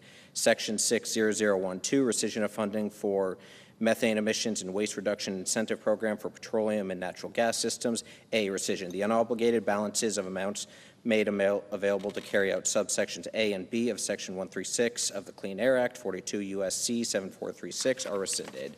B, period. Section 136G of the Clean Air Act, 42 U.S.C. 7436G is amended by striking calendar year 2024 and inserting calendar year 2034. Section 60013, rescission of funding for greenhouse gas air pollution plans and implementation grants. The unobligated balances of amounts made available to carry out Section 137 of the Clean Air Act, 42 U.S.C. 7437 are rescinded. Section 60014, rescission of funding for Environmental Protection Agency, efficient, accurate, and timely reviews. The unobligated balances of amounts made available to carry out Section 60115 of Public Law 117-169, 136.2077 are rescinded. Section 60015, rescission of funding for low embodied carbon labeling for construction materials. The unobligated balances of amounts made available to carry out Section 60116 of Public Law 117-169, 42 U.S.C. 432, Note 136.2077 are rescinded. Section 60016, rescission of funding for environmental and climate justice block grants. The unobligated balances of amounts made available to carry out Section 138 of the Clean Air Act, 42 U.S.C. 7438 are rescinded. Section 60017, rescission of funding for ESA recovery plans. The unobligated balances of amounts made available to carry out Section 60301 of Public Law 117-169, 136.2079 are rescinded. Section 60018, rescission of funding for environmental and climate data collection. The unobligated balances of amounts made available to carry out 60401 of Public Law 117-169, 136.2079 are rescinded. Section 60019, rescission of neighborhood access and equity grant program. The unobligated balances of amounts made available to carry out Section 177 of Title 23 United States Code are rescinded. Section 60020, rescission of funding for federal building assistance. The unobligated balances of amounts made available to carry out Section 60502 of Public Law 117-169, 136.2083 are rescinded. Section 60021, rescission of funding for low-carbon materials for federal buildings. the unobligated balances of amounts made available to carry out Section 60503 of Public Law 117-169, 136, Stat 2083 are rescinded. Section 60022, rescission of funding for GSA Emerging and Sustainable Technologies. The unobligated balances of amounts made available to carry out 60504 of Public Law 117-169, 136, Stat 2083 are rescinded. Section 60023, rescission of environmental review implementation funds. The unobligated balances of amounts made available to carry out Section 178 of Title 23 United States Code are rescinded. Section 60024, rescission of low carbon transportation material grants. The unobligated balances of amounts made available to carry out Section 179 of Title 23 United States Code are rescinded. Section 60025, John F. Kennedy Center for the Performing Arts. In general, in addition to amounts otherwise available, there is appropriated for fiscal year 2025 out of any money in the Treasury not otherwise appropriated, $256,657,000 to remain available until September 30th, 2029 for necessary expenses for capital repair, restoration, maintenance, backlog, and security structures of the building site and site of the John F. Kennedy Center for Performing Arts. B, administrative costs. Of the amounts made available under subsection A, not more than 3% may be used for administrative costs necessary to carry out this section. Section 60026, project sponsor, opt-in fees for environmental reviews. Title I of the National Environmental Policy Act of 1969, 42 U.S.C. 4331 at sequence is amended by adding the following. Section 112, project sponsor opt-in fees for environmental reviews. A, process. 1, project sponsor. A project sponsor that intends to pay a fee under the section for the preparation or supervision of the preparation of an environmental assessment or environmental impact statement for a project shall submit to the council A, a description of the project, and B, a declaration of whether the project sponsor intends to prepare the environmental assessment or environmental impact statement under section 10(7)(f). 2, Council of Environmental Quality. Note, not later than 15 days after the date on which the council receives information described in paragraph 1 from a project sponsor, the council shall provide to the project sponsor notice of the amount of the fee to be paid under this section as determined under subsection B. 3, payment of fee. A project sponsor may pay a fee under this section after the receipt of the notice described in paragraph 2. 4, deadline for environmental reviews for which a fee is paid. Notwithstanding section 107G1A, an environmental assessment for which a fee is paid under the section shall be completed not later than 180 days after the date on which the fee is paid. And B, an environmental impact statement for which a fee is paid under the section shall be completed not later than 1 year after the date of publication of the notice of the intent to prepare the environmental impact statement.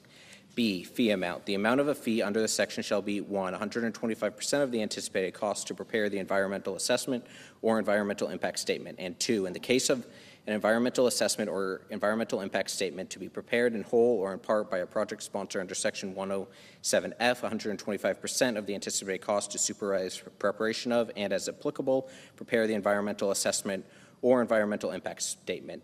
Title 7, Finance, Subtitle A, Tax, Section 70001, references to the Internal Revenue Code of 1986, etc. A, references.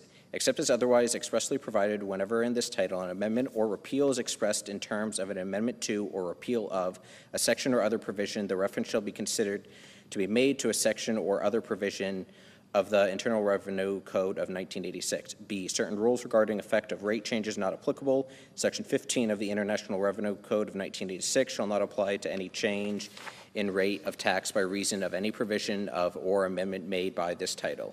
Chapter 1, providing permanent tax relief for middle-class families and workers. Section 70101, extension and enhancement of reduced rates. A, in general, Section 1J is amended. 1, in paragraph 1 by striking and before January 1, 2026, and 2, by striking 2018 through 2025 in the heading and inserting beginning after 2017.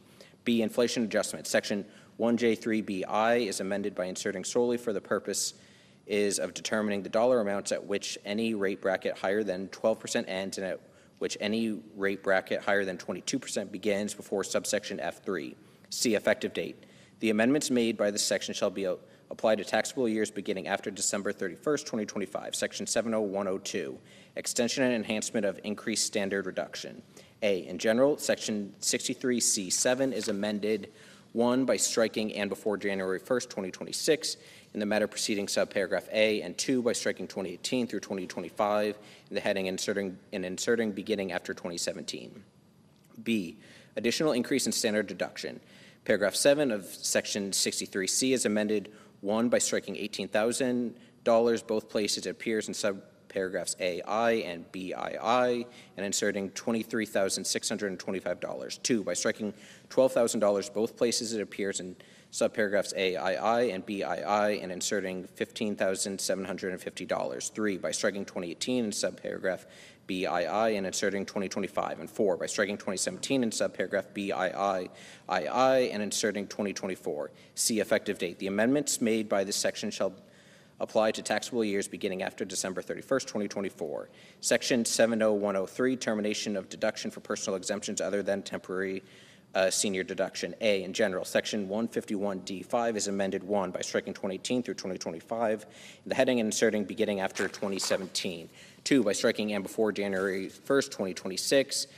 And 3, by adding at the end the following new subparagraph. C, deductions for seniors.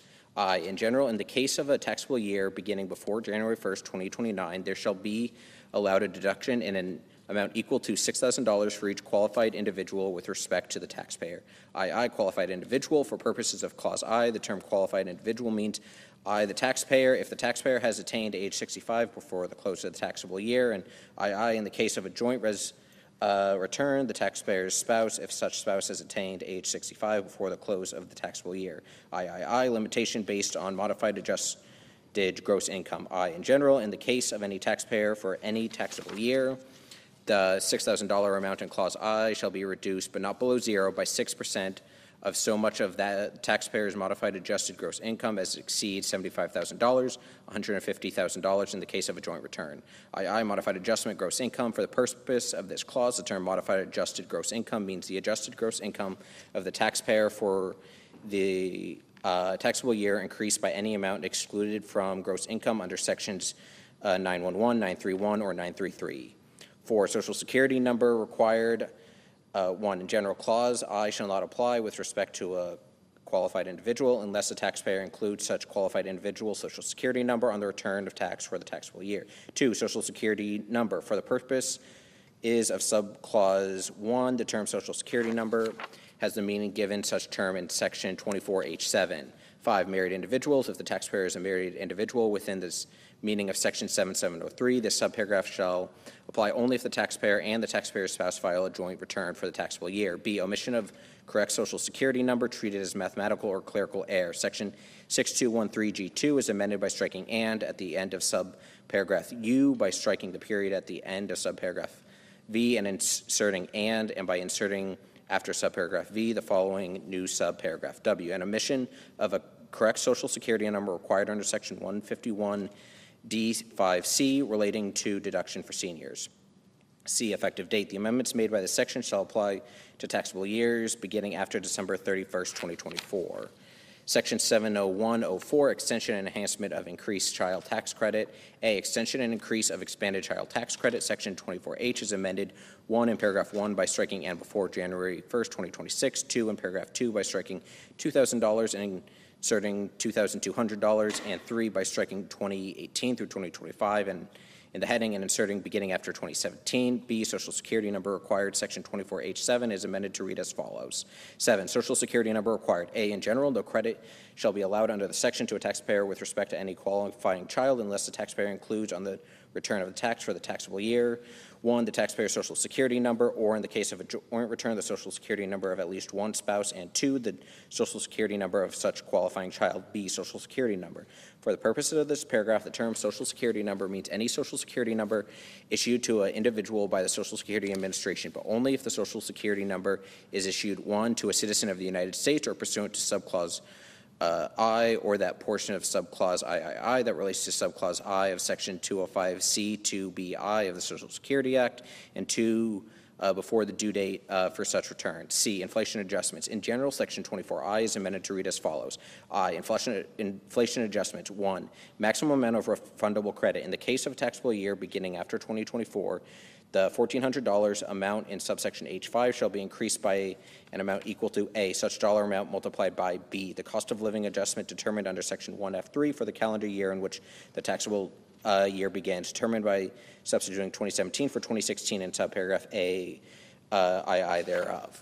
2, special rule for adjustment of credit amount in the case of a taxable year beginning after 2025. The $2,200 amount in subsection H2 shall be increased by an amount equal to A, such dollar amount multiplied by B, the cost of living adjustment determined under section 1F3 for the calendar year in which the taxable year begins, determined by substituting 2024 for 2016 in subparagraph A, II thereof. 3, rounding. If any increase under the subsection is not a multiple of $100, such increase shall be rounded to the next lowest multiple of $100. D, conforming amendment. Section 24H5 is amended to read as follows. 5, maximum amount of refundable credit. The amount determined under subsection D1A with respect to any qualifying child shall not exceed $1,400, and such subsection shall appear without regard to paragraph 4 of this subsection. E, omission of correct Social Security number treated as mathematical or clerical error. Section 6213G2I is amended by striking section 24E and inserting section 24F. Effective date. The amendments made by this section shall apply to taxable years beginning after December 31st, 2024. Section 70105, extension and enhancement of deduction for qualified business income. A, increase in taxable income limitation phase-in amount. 1, in general. Subparagraph B of section 199AB3 is amended by striking $50,000, $100,000 in case of a joint return. Each place it appears, and inserting $75,000, $150,000 in the case of a joint return. 2, conforming amendment. Paragraph 3 of section 199AD is amended by striking $50,000, $100,000 in the case of a joint return. Each place it appears, and inserting $75,000, $150,000 in the case of a joint return.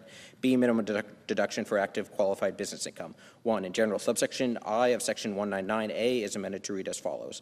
I, minimum deduction for active qualified business income. 1, in general. In the case of an applicable taxpayer for any taxable year, the deduction allowed under subsection A for the taxable year shall be equal to the greater of A, the amount of such deduction determined without regard to the subsection, or B, $400. 2, applicable taxpayer. For the purpose is of this subsection A, in general, the term applicable taxpayer means with respect to any taxable year, a taxpayer whose aggregate qualified business income with respect to all active qualified trades or businesses of the taxpayer for such taxable years at least $1,000. B, active qualified trade or business. The active qualified trade or business means with respect to any taxpayer for any taxable year, any qualified trade or business of the taxpayer in which the taxpayer materially participates within the meaning of section 469H. 3, inflation adjustment. In the case of any taxable year beginning after 2026, the $400 amount in paragraph 1B and the $1,000 amount in paragraph 2A shall be increased by an amount equal to A, such dollar amount multiplied by B, the cost of living adjustment determined under section 1F3 for the calendar year in which the taxable year begins, determined by substituting calendar year 2025 for calendar year 2016 in subparagraph A, II thereof. If any increase under this paragraph is not a multiple of 5, such increase shall be rounded to the nearest multiple of $5. 2, conforming amendment. Section 199AA is amended by inserting except as provided in subsection I before it there. C, effective date. The amendments made by this section shall apply to taxable years beginning after December 31st, 2025. Section 70106, extension and enhancement of increased estate and gift tax exemption amounts. A, in general. Subsection 2010C3 is amended 1, in subparagraph A by striking $5 million and inserting $15 million. 2, in subparagraph B, A, in the matter preceding clause I by striking 2011 and inserting 2026, and B in clause II by striking calendar year 2010 and inserting calendar year 2025, and 3 by striking subparagraph C. B, effective date. The amendments made by this section shall apply to estates of decedents dying and gifts made after December 31st, 2025. Section 70107, extension of increased alternative minimum tax exemption amounts and modification of phase-out thresholds.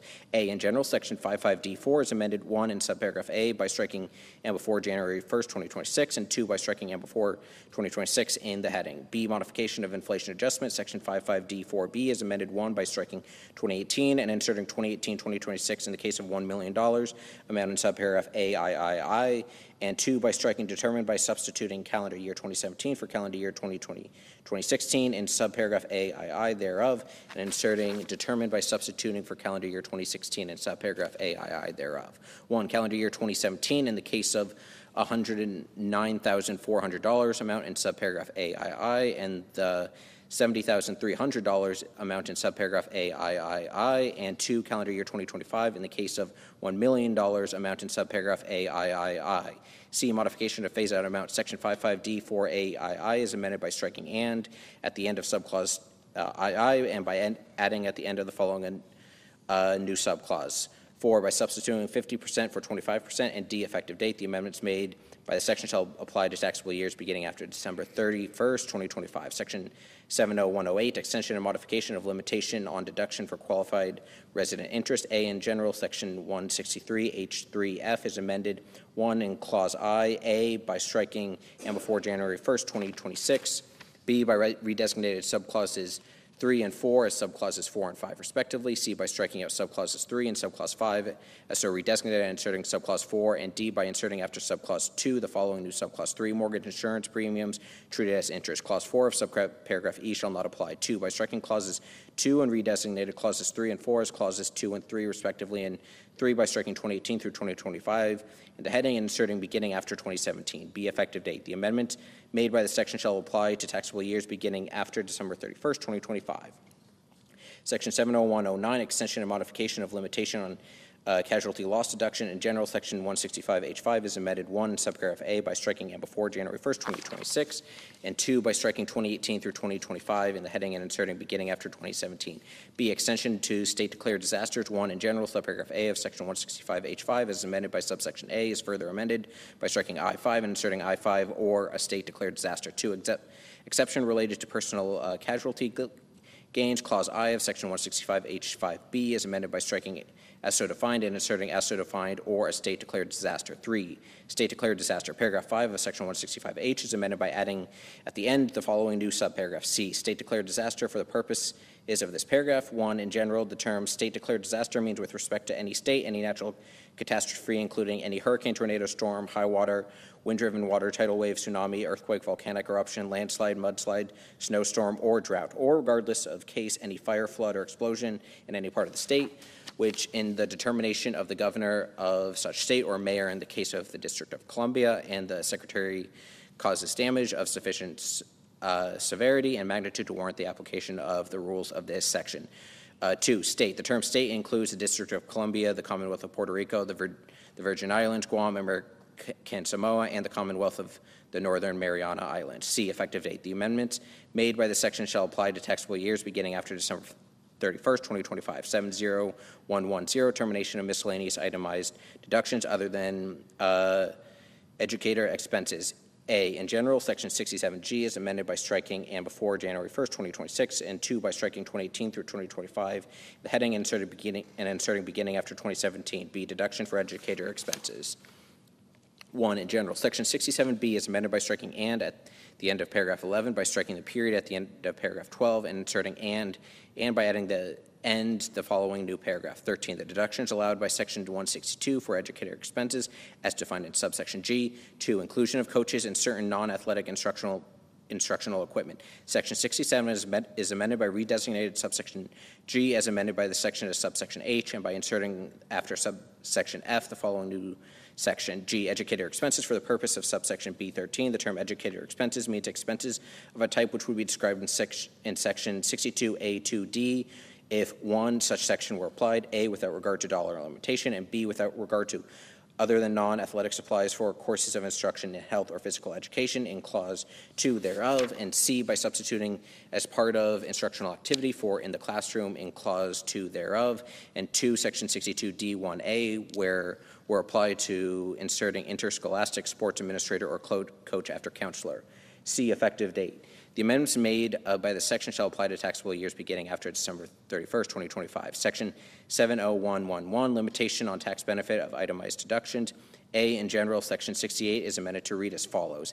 A, in general, in the case of an individual, the amount of the itemized deductions otherwise allowable for the taxable year determined without regard to this section shall be reduced by 2/37 of the lesser of 1. Such amount of itemized deductions are 2, so much of the taxable income of the taxpayer for the taxable year determined without regard to the section increased by such amount of itemized deductions as exceeds the dollar amount at which the 37% tax bracket under Section 1 begins with respect to the taxpayer. B, coordination with other limitations. The section shall be applied after the application of any other limitation on allowance of any itemized deductions. B, limitation not applicable to determination of deduction for qualified business income. 1, in general, Section 199 AE1 is amended by inserting without regard to Section 68 and after shall be computed. 2, patrons of specified agricultural and Horticultural Cooperative. Section 199AG2B is amended by inserting Section 68 or after without regard to. C, effective date. The amendments made by this section shall apply to taxable years beginning after December 31st, 2025. Section 70112, extension and modification of qualified transportation fringe benefits. A, in general, Section 132F is amended 1 by striking subparagraph D of paragraph 1, 2 and paragraph 2 by inserting and at the end of subparagraph A by striking and at the end of subparagraph B and inserting a period, and by striking subparagraph C. 3, by striking other than a qualified bicycle commuting reimbursement in paragraph 4, 4 by striking subparagraph F of paragraph 5, and 5 by striking paragraph 8. B, inflation adjustment. Clause 2 of Section 132F6A is amended by striking 1998 and Clause 2 and inserting 1997. C, coordination with disallowance of certain expenses. Subsection 1 of Section 274 is amended 1 by striking benefits and all that follows through no deduction and inserting benefits, no deduction, and 2 by striking paragraph 2.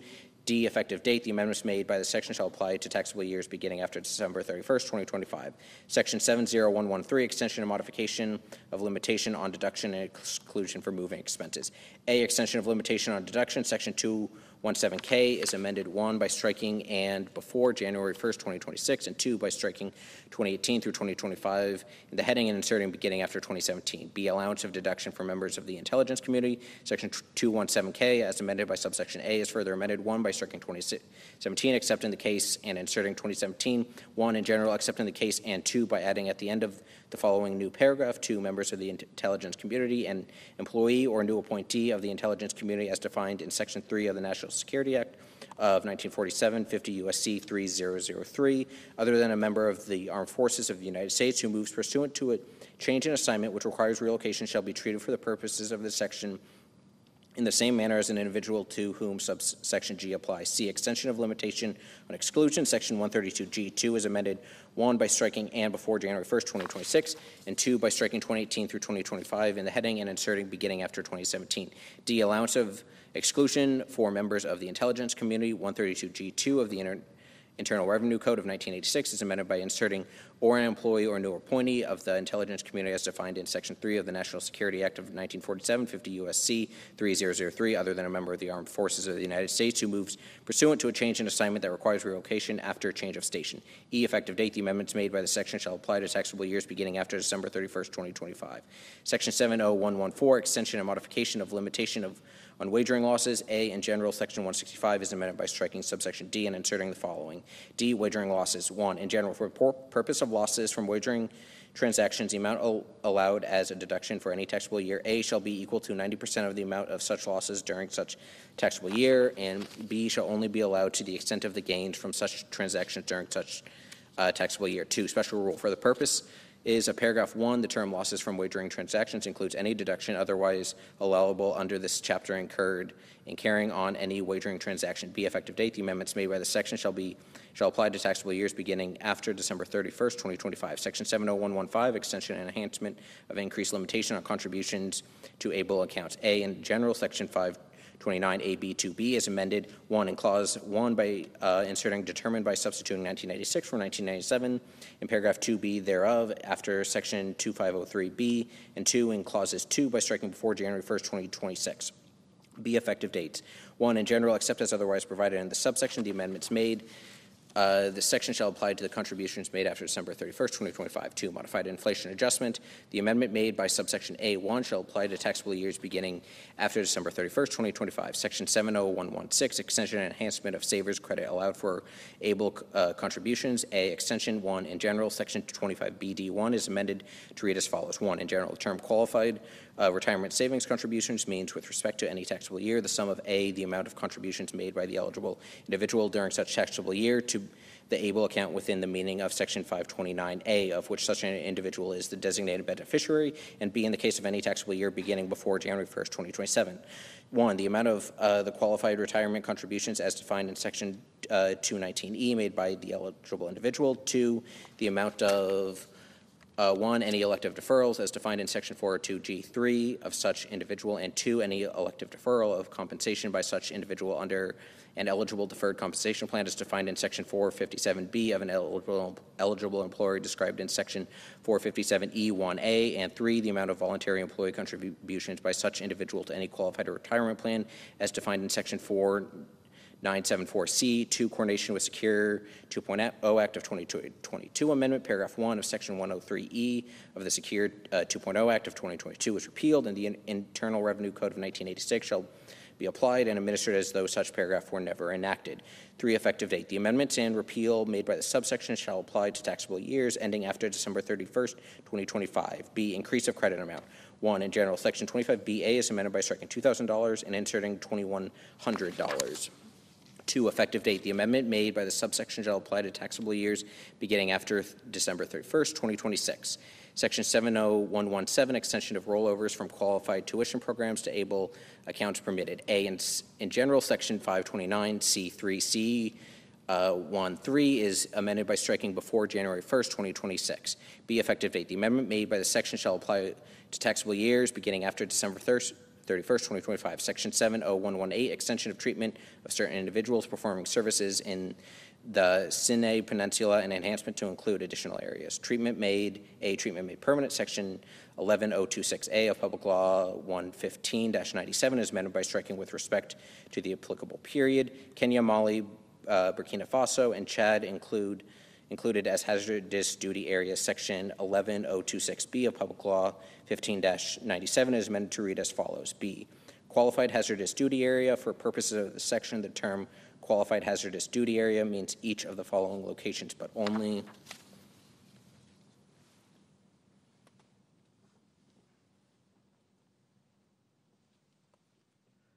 during the period for which any member of the Armed Forces of the United States is entitled to special pay under Section 310 of Title 37, United States Code, relating to special pay, duty subject to hostile fire or imminent danger for services performed in such location. 1, the Sinai Peninsula of Egypt. 2, Kenya. 3, Mali. 4, Burkina Faso. 5, Chad.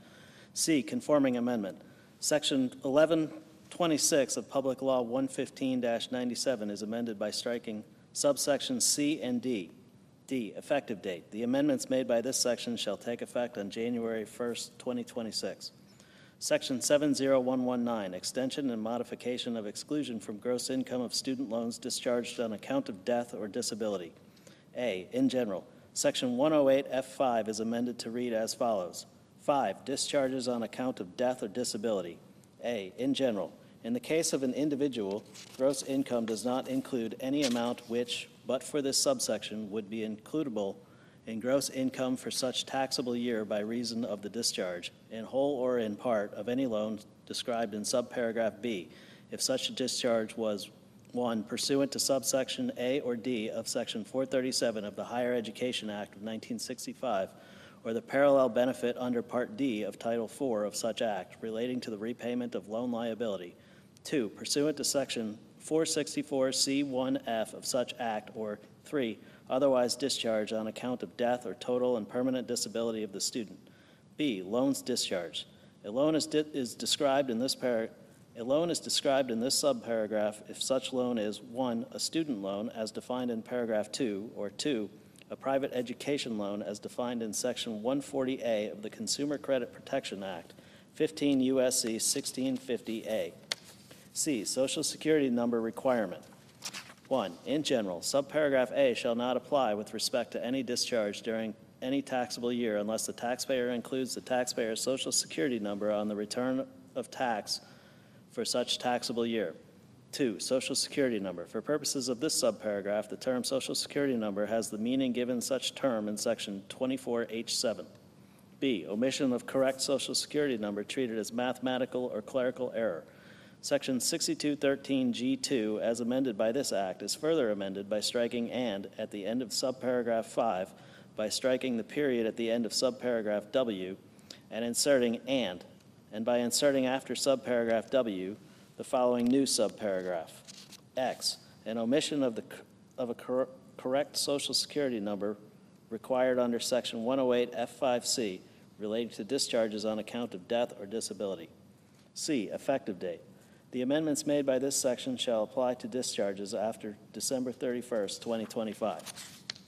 Section 70120, limitation on individual deductions for certain state and local taxes, etc.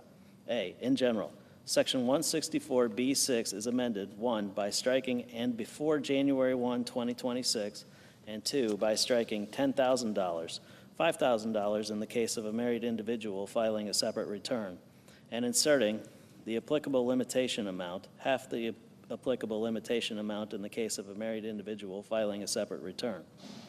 B, applicable limitation amount. Section 164B is amended by adding at the end the following new paragraph. 7, applicable limitation amount. A, in general, for purposes of paragraph 6, the term applicable limitation amount means 1, in the case of any taxable year beginning in calendar year 2025, $40,000. 2, in the case of any taxable year beginning in calendar year 2026, $40,400. 3, in the case of any taxable year beginning after calendar year 2026 and before 2030, 101% of the dollar amount in effect under this subparagraph for taxable years beginning in the preceding calendar year. And 4, in the case of any taxable year beginning after calendar year 2029, $10,000. B, phase down based on modified adjusted gross income. 1, in general, except as provided in Clause 3, in the case of any taxable year beginning before January 1st, 2030, the applicable limitation amount shall be reduced by 30% of the excess, if any, of the taxpayer's modified adjusted gross income over the threshold amount, half the threshold amount in the case of a married individual filing a separate return. 2, threshold amount. For purposes of this subparagraph, the term threshold amount means 1, in the case of any taxable year beginning in calendar year 2025, $500,000. 2, in the case of any taxable year beginning in calendar year 2026, $505,000. And 3, in the case of any taxable year beginning after calendar year 2026, 101% of the dollar amount in effect under this subparagraph for taxable years beginning in the preceding calendar year. 3, limitation on reduction. The reduction under Clause 1 shall not result in the applicable limitation amount being less than $10,000. 4, modified adjusted gross income. For purposes of this paragraph, the term modified adjusted gross income means adjusted gross income increased by any amount excluded from gross income under Section 911, 931, or 933. C, effective date. The amendments made by this section shall apply to taxable years beginning after December 31, 2024. Chapter 2, delivering on presidential priorities to provide new middle-class tax relief. Section 70201, no tax on tips. A, deduction allowed. Part 7 of Subchapter B of Chapter 1 is amended by redesignating Section 224 as Section 225 and by inserting after Section 223 the following new section. Section 224, qualified tips. A, in general, there shall be allowed as a deduction an amount equal to the qualified tips received during the taxable year that are included on statements furnished to the individual pursuant to Section 6041D3, 6041AE3, 6050WF2, or 6051A18, or reported by the taxpayer on Form 4137 or successor. B, limitation. 1, in general, the amount allowed as a deduction under this section for any taxable year shall not exceed $25,000. 2, limitation based on adjusted gross income. A, in general, the amount allowable as a deduction under subsection A after application of paragraph 1 shall be reduced, but not below zero, by $100 for each $1,000 by which the taxpayer's modified adjusted gross income exceeds $150,000, $300,000 in the case of a joint return. B, modified adjusted gross income. For purposes of this paragraph, the term modified adjusted gross income means the adjusted gross income of the taxpayer for the taxable year increased by any amount excluded from gross income under Section 911, 931, or 933. C, tips received in course of trade or business. In the case of qualified tips received by an individual during any taxable year in the course of trade or business, other than the trade or business of performing services as an employee of such individual, such qualified tips shall be taken into account under subsection A only to the extent that the gross income for the taxpayer for such trade or business for such taxable year, including such qualified tips, exceeds the sum of the deductions other than the deduction allowed under this section, allocable to the trade or business in which such qualified tips are received by the individual for such taxable year. D, qualified tips. For purposes of this section, 1, in general, the term qualified tips means cash tips received by an individual in an occupation which customarily and regularly received tips on or before December 31, 2024, as provided by the Secretary. 2, exclusions. Such term shall not include any amount received by an individual unless A, such amount is paid voluntarily without any consequence in the event of non-payment, is not the subject of negotiation, and is determined by the payer. B, the trade or business in the course of which the individual receives such amount is not a specified service, trade, or business as defined in Section 199A(d)(2). And C, such other requirements as may be established by the Secretary and regulations or other guidance are satisfied. For purposes of subparagraph B, in the case of an individual receiving tips in the trade or business of performing services as an employee, such individual shall be treated as receiving tips in the course of a trade or business which is a specified service, trade, or business if the trade or business of the employer is a specified service, trade, or business. 3, cash tips.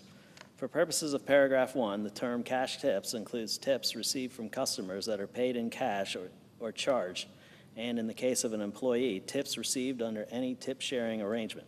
E, Social Security number required. 1, in general, no deduction shall be allowed under this section unless the taxpayer includes on the return of tax for the taxable year such individual's Social Security number. 2, Social Security number defined. For purposes of paragraph 1, the term Social Security number shall have the meaning given such term in Section 24H7. F, married individuals. If the taxpayer is a married individual within the meaning of Section 7703, this section shall apply only if the taxpayer and the taxpayer's spouse file a joint return for the taxable year. G, regulations. The Secretary shall prescribe such regulations or other guidance as may be necessary to prevent reclassification of income as qualified tips, including regulations or other guidance to prevent abuse of the deduction allowed by this section. H, termination. No deduction shall be allowed under this section for any taxable year beginning after December 31, 2028. B, deduction allowed to non-itemizers. Section 63B is amended by striking "and" at the end of paragraph 3, by striking the period at the end of paragraph 4 and inserting and by adding at the end of the following new paragraph. 5, the deduction provided in Section 224. C, omission of correct Social Security number treated as mathematical or clerical error. Section 6213G2, as amended by the preceding provisions of this Act, is amended by striking "and" at the end of subparagraph W, by striking the period at the end of subparagraph X, and inserting "and by inserting after subparagraph X the following new subparagraph. Y, an omission of a correct Social Security number required under Section 224E relating to deduction for qualified tips. D, exclusion from qualified business income. Section 199AC4 is amended by striking "and" at the end of subparagraph B, by striking the period at the end of subparagraph C, and inserting and by adding at the end of the following new subparagraph. D, any amount with respect to which a deduction is allowable to the taxpayer under Section 224A for the taxable year. E, extension of tip credit to beauty service business.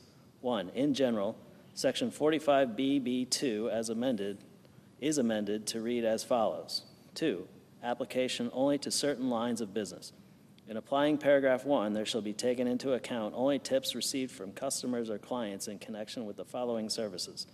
A, the providing, delivering, or serving of food or beverages for consumption if the tipping of employees delivering or serving food or beverages by customers is customary. B, the providing of any of the following services to a customer or client if the tipping of employees providing such services is customary. 1, barbering and hair care. 2, nail care. 3, aesthetics. 4, body and spa treatments. 2, credit determined with respect to minimum wage in effect. Section 45BB1B is amended, A, by striking as in effect on January 1, 2007, and B, by inserting, and in the case of food or beverage establishments, as in effect on January 1, 2007, after, without regard to Section 3M of such act. F, reporting requirements. 1, returns for payments made in the course of a trade or business. A, statement furnished to Secretary. Section 6041A is amended by inserting, including a separate accounting of any such amounts reasonably designated as cash tips, and the occupation described in Section 224D1 of the person receiving such tips after such gains, profits, and income. B, statement furnished to payee. Section 6041D is amended by striking "and" at the end of paragraph 1, by striking the period at the end of paragraph 2, and inserting "and by inserting after paragraph 2 the following new paragraph. 3, in the case of compensation to non-employees, the portion of payments that have been reasonably designated as cash tips and the occupation described in Section 224D1 of the person receiving such tips. 2, returns for payments made for services and direct sales. A, statement furnished to Secretary. Section 6041A is amended by inserting, including a separate accounting of any such amounts reasonably designated as cash tips and the occupation described in Section 224D1 of the person receiving such tips, after amount of such payments. B, statement furnished to payee. Section 6041AE is amended by striking "and" at the end of paragraph 1, by striking the period at the end of paragraph 2 and inserting "and by inserting after paragraph 2 the following new paragraph. 3, in the case of subsection A, the portion of payments that have been reasonably designated as cash tips and the occupation described in Section 224D1 of the person receiving such tips. 3, returns relating to third-party settlement organizations. A, statement furnished to Secretary. Section 6050WA is amended by striking "and" at the end of paragraph 1, by striking the period at the end of paragraph 2, and inserting "and by adding at the end the following new paragraph. 3, in the case of a third-party settlement organization, the portion of reportable payment transactions that have been reasonably designated by payers as cash tips and the occupation described in Section 224D1 of the person receiving such tips. B, statement furnished to payee. Section 6050WF2 is amended by inserting, including a separate accounting of any such amounts that have been reasonably designated by payers as cash tips and the occupation described in Section 224D1 of the person receiving such tips, after reportable payment transactions. 4, returns related to wages. Section 6051A is amended by striking "and" at the end of paragraph 16, by striking the period at the end of paragraph 17, and inserting "and by inserting after paragraph 17 the following new paragraph. 18, the total amount of cash tips reported by the employee under Section 6053A and the occupation described in Section 224D1, such person. G, clerical amendment. The table of sections for Part 7 of Subchapter B of Chapter 1 is amended by redesignating the item relating to Section 224 as relating to Section 225, and by inserting after the item relating to Section 223 the following new item. Section 224, qualified tips. H, published list of occupations traditionally receiving tips. Not later than 90 days after the date of the enactment of this act, the Secretary of the Treasury or the Secretary's delegate shall publish a list of occupations which customarily and regularly received tips on or before December 31, 2024 for purposes of Section 224D1 of the Internal Revenue Code of 1986 as added by subsection A. 1, withholding. The Secretary of the Treasury or the Secretary's delegate shall modify the procedures prescribed under Section 3402A of the Internal Revenue Code of 1986 for taxable years beginning after December 31, 2025, to take into account the deduction allowed under Section 224 of such code as added by this act. J, effective date. The amendments made by this section shall apply to taxable years beginning after December 31, 2024. K, transition rule. In the case of any cash tips required to be reported for periods before January 1, 2026, persons required to file returns or statements under Section 6041A, 6041D3, 6041AA, 6041AE3, 6050WA, or 6050WF2 of the Internal Revenue Code of 1986, as amended by this section, may approximate a separate accounting of amounts designated as cash tips by any reasonable method specified by the Secretary. Section 70202, no tax on overtime. A, deductions allowed. Part 7 of Subchapter B of Chapter 1, as amended by the preceding provisions of this Act, is amended by redesignating Section 225 as Section 226 and by inserting after Section 224 the following new section. Section 225, qualified overtime compensation. A, in general, there shall be allowed as a deduction an amount equal to the qualified overtime compensation received during the taxable year and included on statements furnished to the individual pursuant to Section 6041D4 or 6051A19. B, limitation. 1, in general, the amount allowed as a deduction under this section for any taxable year shall not exceed $12,500, $25,000 in the case of a joint return. 2, limitation based on adjusted gross income. A, in general, the amount allowable as a deduction under subsection A after application of paragraph 1 shall be reduced, but not below zero, by $100 for each $1,000 by which the taxpayer's modified adjusted gross income exceeds $150,000, $300,000 in the case of a joint return. B, modified adjusted gross income.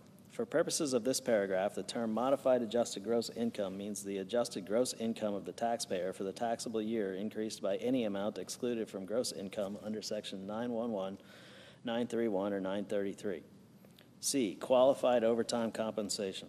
1, in general, for purposes of this section, the term qualified overtime compensation means overtime compensation paid to an individual required under Section 7 of the Fair Labor Standards Act of 1938 that is in excess of the regular rate as used in such section at which such individual is employed. 2, exclusions. Such term shall not include any qualified tip as defined in Section 224D. D, Social Security number required. 1, in general, no deduction shall be allowed under this section unless the taxpayer includes on the return of tax for the taxable year such individual's Social Security number. 2, Social Security number defined. For purposes of paragraph 1, the term Social Security number shall have the meaning given such term in Section 24H7. E, married individuals. If the taxpayer is a married individual within the meaning of Section 7703, this section shall apply only if the taxpayer and the taxpayer's spouse file a joint return for the taxable year. F, regulations. The Secretary shall issue such regulations or other guidance as may be necessary or appropriate to carry out the purposes of this section, including regulations or other guidance to prevent abuse of the deduction allowed by this section. G, termination. No deduction shall be allowed under this section for any taxable year beginning after December 31, 2028. B, deduction allowed to non-itemizers. Section 63B, as amended by the preceding provisions of this Act, is amended by striking "and" at the end of paragraph 4, by striking the period at the end of paragraph 5, and inserting "and by adding at the end a following new paragraph. 6, the deduction provided in Section 225. C, reporting. 1, requirement to include overtime compensation on W-2. Section 6051A, as amended by the preceding provision of this Act, is amended by striking "and" at the end of paragraph 17, by striking the period at the end of paragraph 18 and inserting "and by inserting after paragraph 18 the following new paragraph. 19, the total amount of qualified overtime compensation as defined in Section 225C. 2, payments to persons not treated as employees under tax laws. A, statement furnished to Secretary. Section 6041A, as amended by Section 70201E1A, is amended by inserting "and a separate accounting of any amount of qualified overtime compensation as defined in Section 225C after occupation of the person receiving such tips." B, statement furnished to payee. Section 6041D, as amended by Section 70201E1B, is amended by striking "and" at the end of paragraph 2, by striking the period at the end of paragraph 3 and inserting "and by inserting after paragraph 3 the following new paragraph. 4, the portion of payments that are qualified overtime compensation as defined in Section 225C. Omission of correct D, omission of correct Social Security number treated as mathematical or clerical error. Section 6213G2, as amended by the preceding provisions of this act, is amended by striking "and" at the end of subparagraph X, by striking the period at the end of subparagraph Y, and inserting "and by inserting after subparagraph Y the following new subparagraph. Z, an omission of a correct Social Security number required under Section 225D relating to deduction for qualified overtime. E, clerical amendment.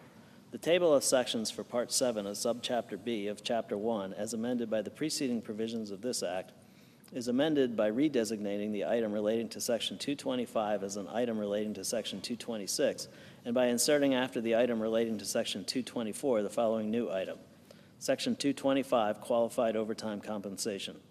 F, withholding. The Secretary of the Treasury or the Secretary's delegate shall modify the procedures prescribed under Section 3402A of the Internal Revenue Code of 1986 for taxable years beginning after December 31st, 2025, to take into account the deduction allowed under Section 225 of such code as added by this act. G, effective date.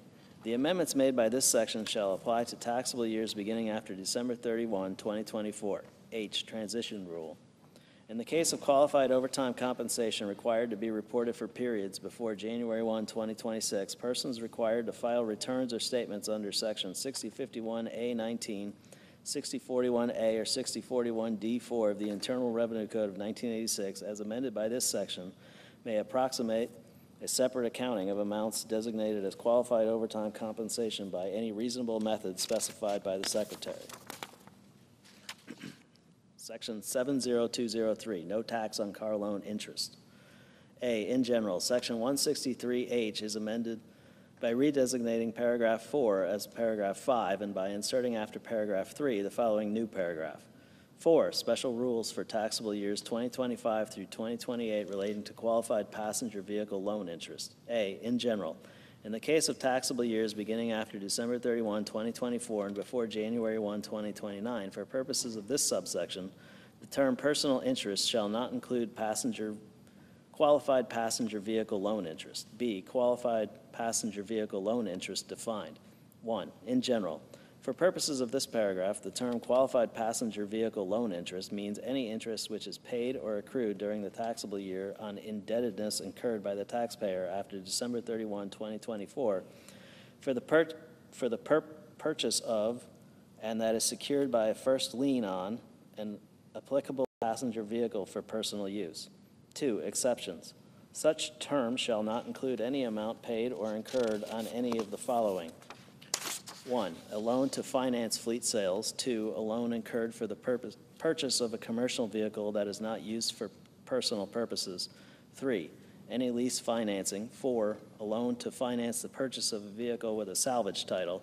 5, a loan to finance the purchase of a vehicle intended to be used for scrap or parts. 3, VIN requirement.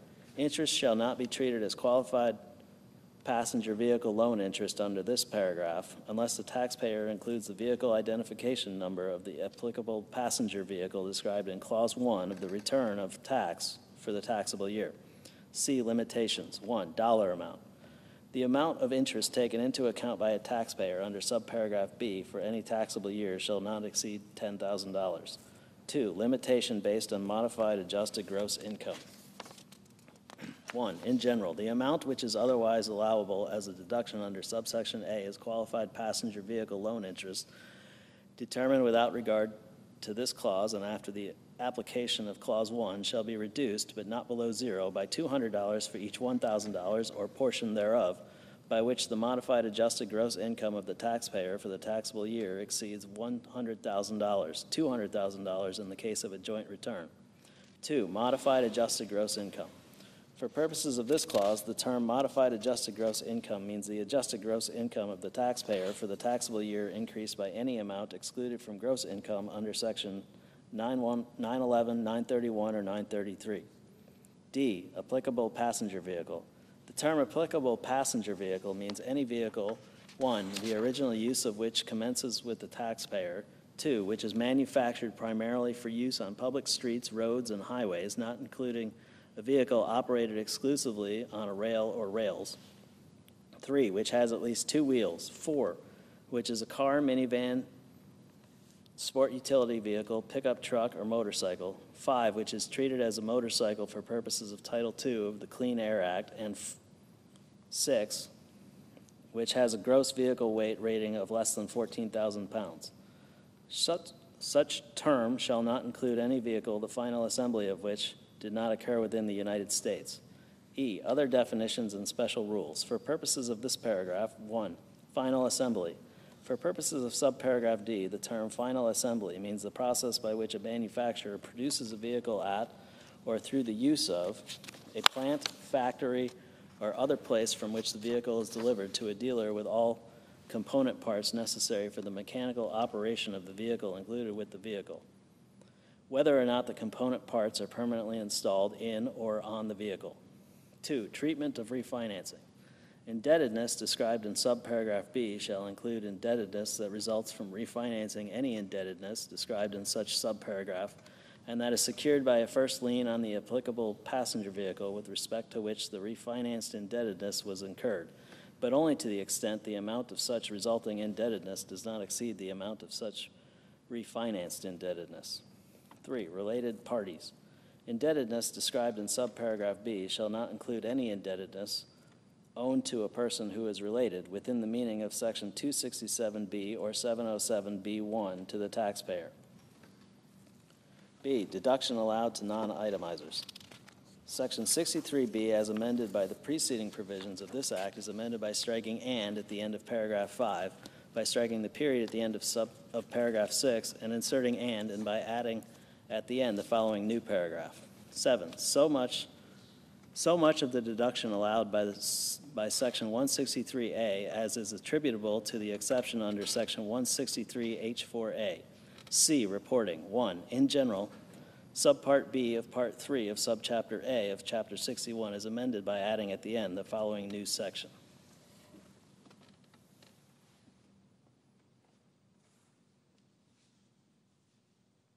Section 6050AA, returns relating to applicable passenger vehicle loan interest received in trade or business from individuals. A, in general, any person, 1, who is engaged in a trade or business, and 2, who, in the course of such trade or business, receives from any individual interest aggregating $600 or more for any calendar year on a specified passenger vehicle loan, shall make the return described in subsection B with respect to each individual from whom such interest was received at such time as the Secretary may provide.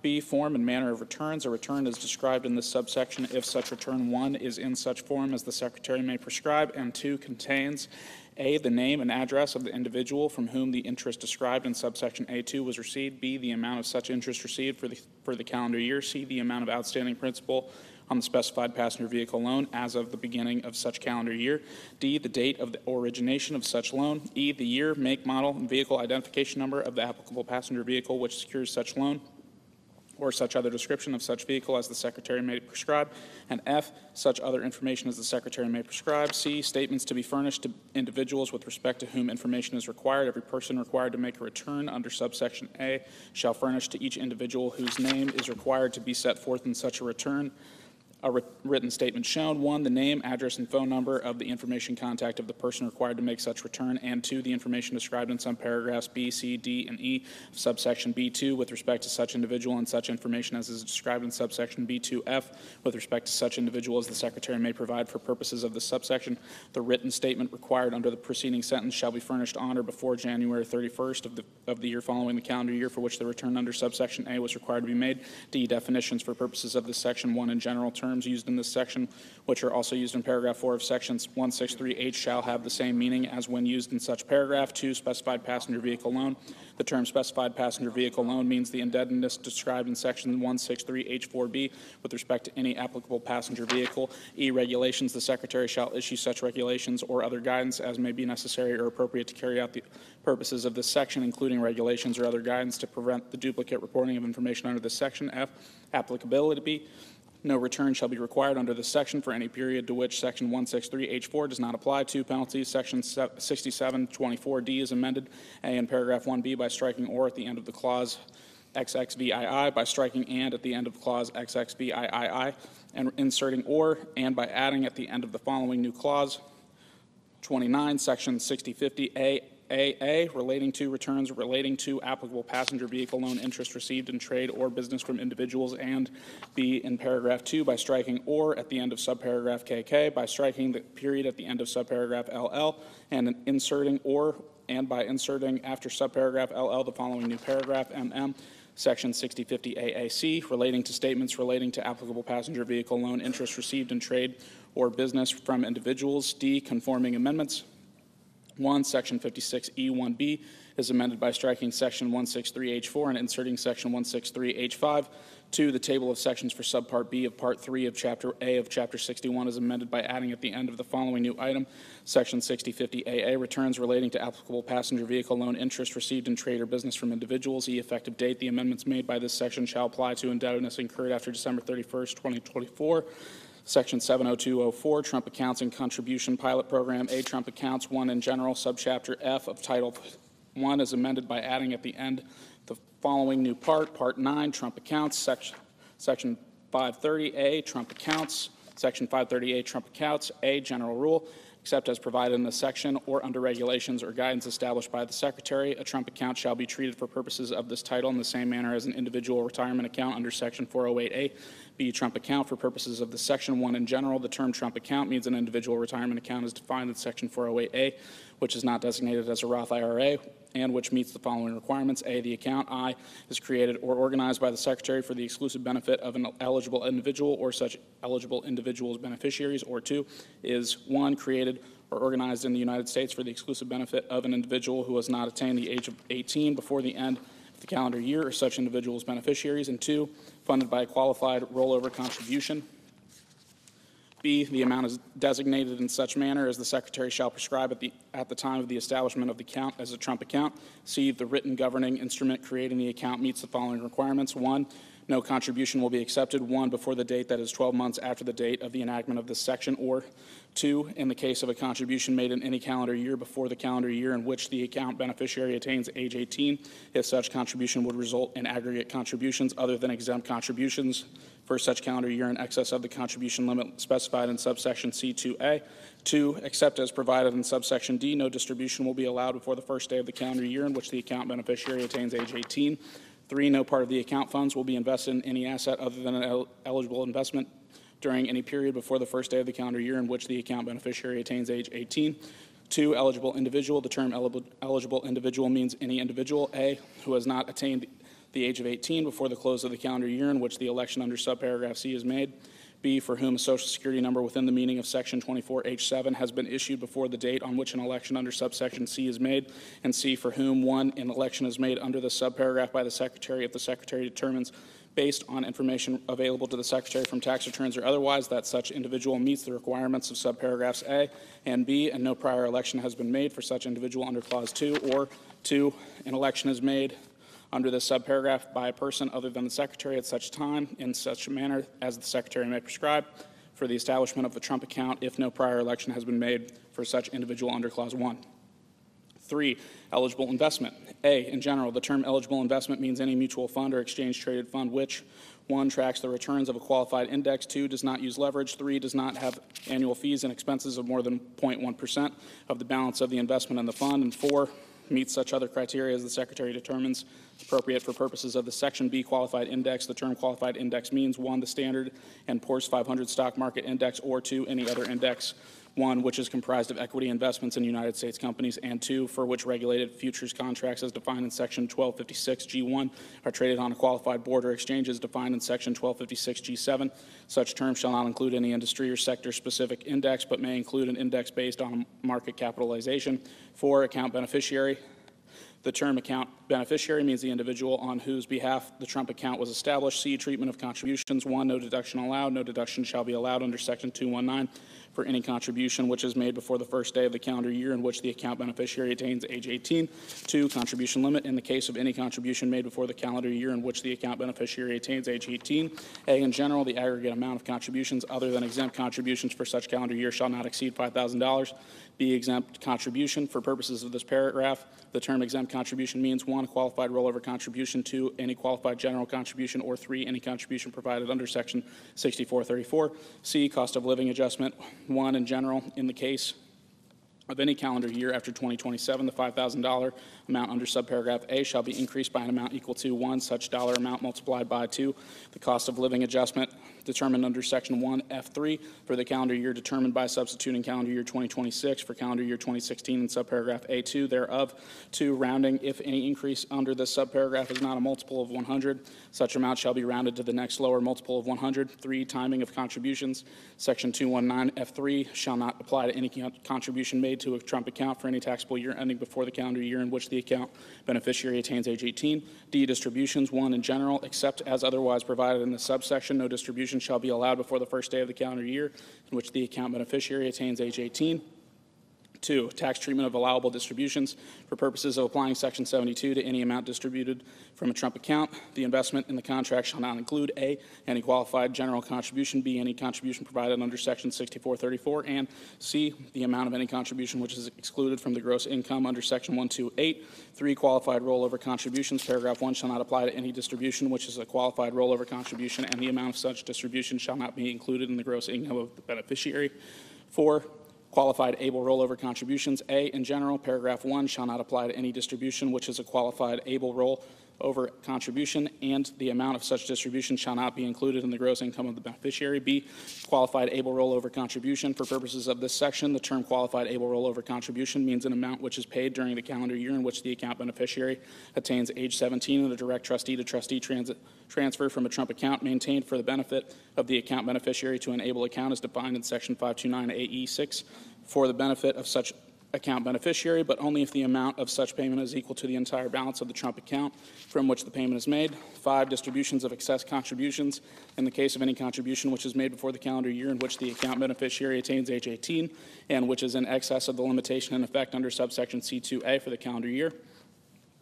A, paragraph 1 shall not apply to the distribution of such excess.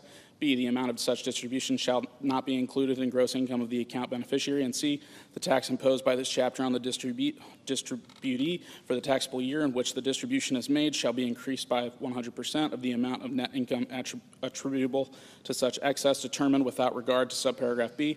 6, treatment of death of account beneficiary. If, by reason of the death of the account beneficiary before the first day of the calendar year in which the account beneficiary attains age 18, any person acquires the account beneficiary's interest in the Trump account, A, paragraph 1 shall not apply. B, such account shall cease to be a Trump account as of the date of death. And C, an amount equal to the fair market value of the assets reduced by the investment in the contract in such account on such date shall, 1, if such person is not the estate of such beneficiary, be includable in such person's gross income for the taxable year, which includes such date, or 2, if such person is the estate of such beneficiary, be includable in such beneficiary's gross income for the last taxable year of such beneficiary. E, qualified rollover contribution. For purposes of this section, the term qualified rollover contribution means an amount which is paid in a direct trustee-to-trustee transfer from a Trump account maintained for the benefit of the account beneficiary to a Trump account maintained for such beneficiary, but only if the amount of such payment is equal to the entire balance of the Trump account from which the payment is made. F, qualified general contribution. For purposes of this section, 1, in general, the term qualified general contribution means any contribution which A, is made by the Secretary pursuant to a general funding contribution, B, is made to the Trump account of an account beneficiary in the qualified class of account beneficiary specified in the general funding contribution, and C, is in an amount which is equal to the ratio of 1, the amount of such general funding contribution to 2, the number of account beneficiaries in such qualified class. 2, general funding contribution. The term general funding contribution means a contribution which A, is made by 1, an entity described in Section 170C1 other than a possession of the United States or a political subdivision thereof or an Indian tribal government, or 2, an organization described in Section 501C3 and exempt from tax under Section 501A, and B, which specifies a qualified class of account beneficiaries to whom such contribution is to be distributed. 3, qualified class. A, in general, the term qualified class means any of the following. 1, all account beneficiaries who have not attained the age of 18 before the close of the calendar year in which the contribution is made. 2, all account beneficiaries who have not attained the age of 18 before the close of the calendar year in which the contribution is made and who reside in one or more states or other qualified geographic areas specified by the terms of the general funding contribution. 3, all account beneficiaries who have not attained the age of 18 before the close of the calendar year in which the contribution is made and who were born in one or more calendar years specified by the terms of the general funding contribution. B, qualified geographic area. The term qualified geographic area means any geographic area in which not less than 5,000 account beneficiaries reside and which is designated by the Secretary as a qualified geographic area under the subparagraph. G, trustee selection. In the case of any Trump account created or organized by the Secretary shall take into account the following criteria in selecting the trustee. 1, the history of reliability and regulatory compliance of the trustee. 2, the customer service experience of the trustee. 3, the costs imposed by the trustee on the account or the account beneficiary. H, other special rules in coordination with individual retirement account rules. 1, in general, the rules of subsections K and P of Section 408 shall not apply to a Trump account, and the rules of subsections D and I of Section 408 shall not apply to a Trump account for any taxable year beginning before the calendar year in which the account beneficiary attains age 18.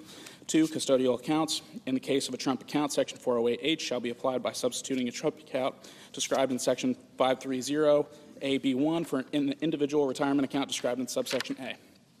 3, contributions. In the case of any taxable year beginning before the first day of the calendar year in which the account beneficiary attains age 18, contribution to a Trump account shall not be taken into account in applying any contribution limit to any individual retirement plan other than a Trump account.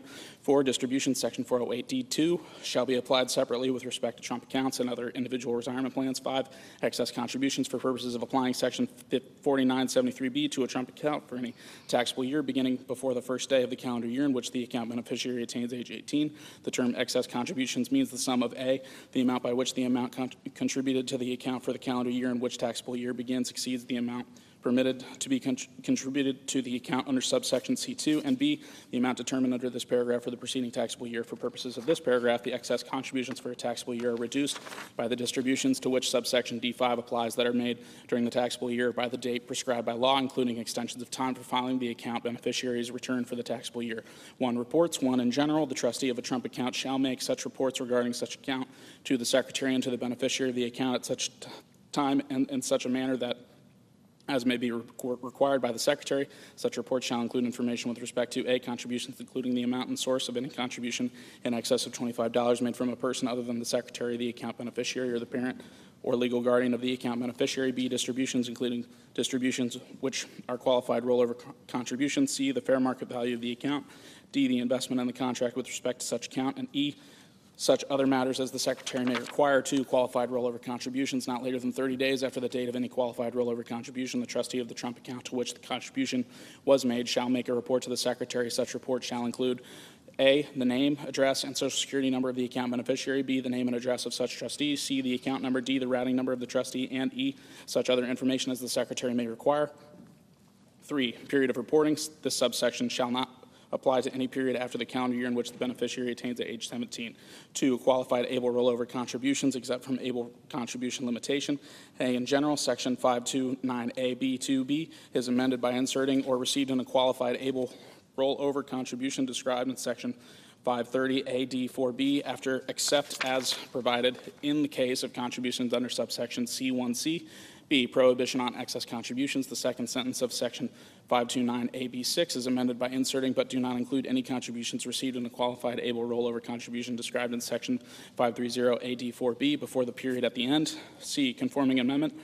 Section 4973H1 is amended by inserting or contributions received in a qualified able rollover contribution described in Section 530A(d)(4)(b) after other than contributions under Section 529AC1C. 3, failure to provide reports on Trump accounts. Section 6693A2 is amended by striking and at the end of subparagraph E, by striking the period at the end of subparagraph F and inserting and by inserting after subparagraph F the following new subparagraph G. Section 530A1 relating to Trump accounts. 4, clerical amendment.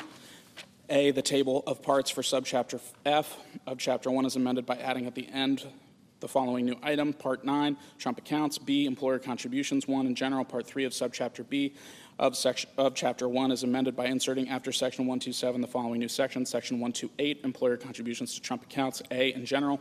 Gross income of an employee does not include amounts paid by the employer as a contribution to the Trump account of such employee or of any dependent of such employee if the amounts are paid or incurred pursuant to a program which is described in subsection C. B, limitation. 1, in general, the amount which may be excluded under subsection A with respect to any employee shall not exceed $2,500. 2, inflation adjustment. A, in general, in the case of any taxable year beginning after 2027, the $2,500 amount in paragraph 1 shall be increased by an amount equal to 1, such dollar amount multiplied by 2, the cost of living adjustment determined under Section 1F3 for such calendar year by substituting calendar year 2026 for calendar year 2016 in subparagraph A2 thereof. B, rounding. If any increase determined under subparagraph A is not a multiple of $100, such increase shall be rounded to the nearest multiple of $100. C, Trump account contribution program. For purposes of this section, a Trump account contribution program is a separate written plan of an employer for the exclusive benefit of his employees to provide contributions to the Trump accounts of such employees or dependents of such employees, which meets requirements similar to the requirements of paragraphs 2, 3, 6, 7, and 8 of section 129D. 2, clerical amendment. The table of sections for Part 3 of Subchapter B of Chapter 1 is amended by inserting after the item relating to Section 127 the following new item. Section 128, employer contributions to Trump accounts. C, certain contributions excluded from gross income. 1, in general, Part 3 of Subchapter B of Chapter 1 is amended by inserting before Section 140 the following new item. Section 139J, certain contributions to Trump accounts.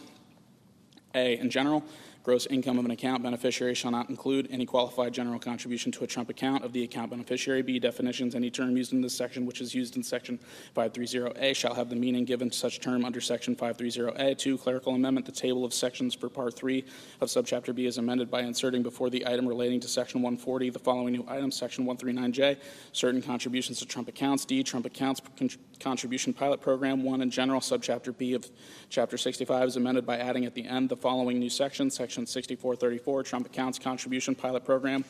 A, in general, in the case of an individual who makes an election under this section with respect to an eligible child of the individual, such eligible child shall be treated as making a payment against the tax imposed by Subtitle A for the taxable year for which the election was made in an amount equal to $1,000. B, refund of payment. The amount treated as a payment under subsection A shall be paid by the Secretary to the Trump account with respect to which such eligible child is the account beneficiary. C, eligible child. For purposes of this section, the term eligible child means qualifying child as defined in Section 152C. 1, who was born after December 31st, 2024, and before January 1st, 2029. 2, with respect to whom no prior election has been made under this section by such individual or any other individual. 3, who is a United States citizen, and 4, at least one parent of whom was a United States citizen at the time of such qualifying child's birth. D, election. An election under this section shall be made at such time and in such manner as the Secretary shall provide. E, Social Security number required. 1, in general, this section shall not apply to any taxpayer unless such individual includes with the election made under this section A, such individual's Social Security number, and B, the Social Security number of the eligible child with respect to whom the election is made. 2, Social Security number defined. For purposes of paragraph 1, the term Social Security number shall have the meaning given such terms in Section 24H7 determined by substituting before the date of the election made under Section 6434 for before the due date of such return in subparagraph B thereof. F, exception from reduction or offset. Any payment made to any individual under this section shall not be 1, subject to reduction or offset pursuant to subsection C, D, E, or F of Section 6402 for any similar authority permitting offset, or 2, reduced or offset by other assessed federal taxes that would otherwise be subject to levy or collection. G, special rule regarding interest. The period determined under Section 6611. A, with respect to any payment under this section shall not begin before January 1st, 2028. H, mirror code possessions. In the case of any possession of the United States with a mirror code tax system as defined in Section 24K, this section shall not be treated as part of the income tax laws of the United States for purposes of determining the income tax law of such possession unless such possession elects to have this section be so treated. 1, definitions. For purposes of this section, the term Trump account and account beneficiary have the meaning given such terms in Section 530AB. 2, penalty for negligent claim or fraudulent claim. Part 1 of Subchapter A of Chapter 68 is amended by adding at the following new section. Section 6659, improper claim for Trump account, contribution pilot program credit. A, in general.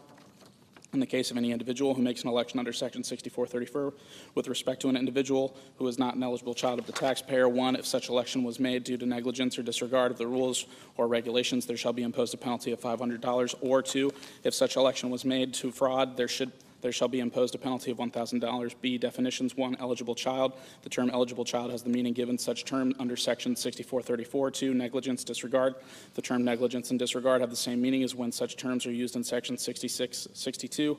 3, omission of correct Social Security number treated as mathematical or clerical error. Section 6213G2, as amended by the preceding provisions of this Act, is amended by striking and at the end of subparagraph Y, by striking the period at the end of subparagraph Z, and inserting and by inserting after subparagraph Z, the following new paragraph, AA, an omission of a correct Social Security number required under Section 6434E1 relating to the Trump Accounts Contribution Pilot Program for confirming amendments.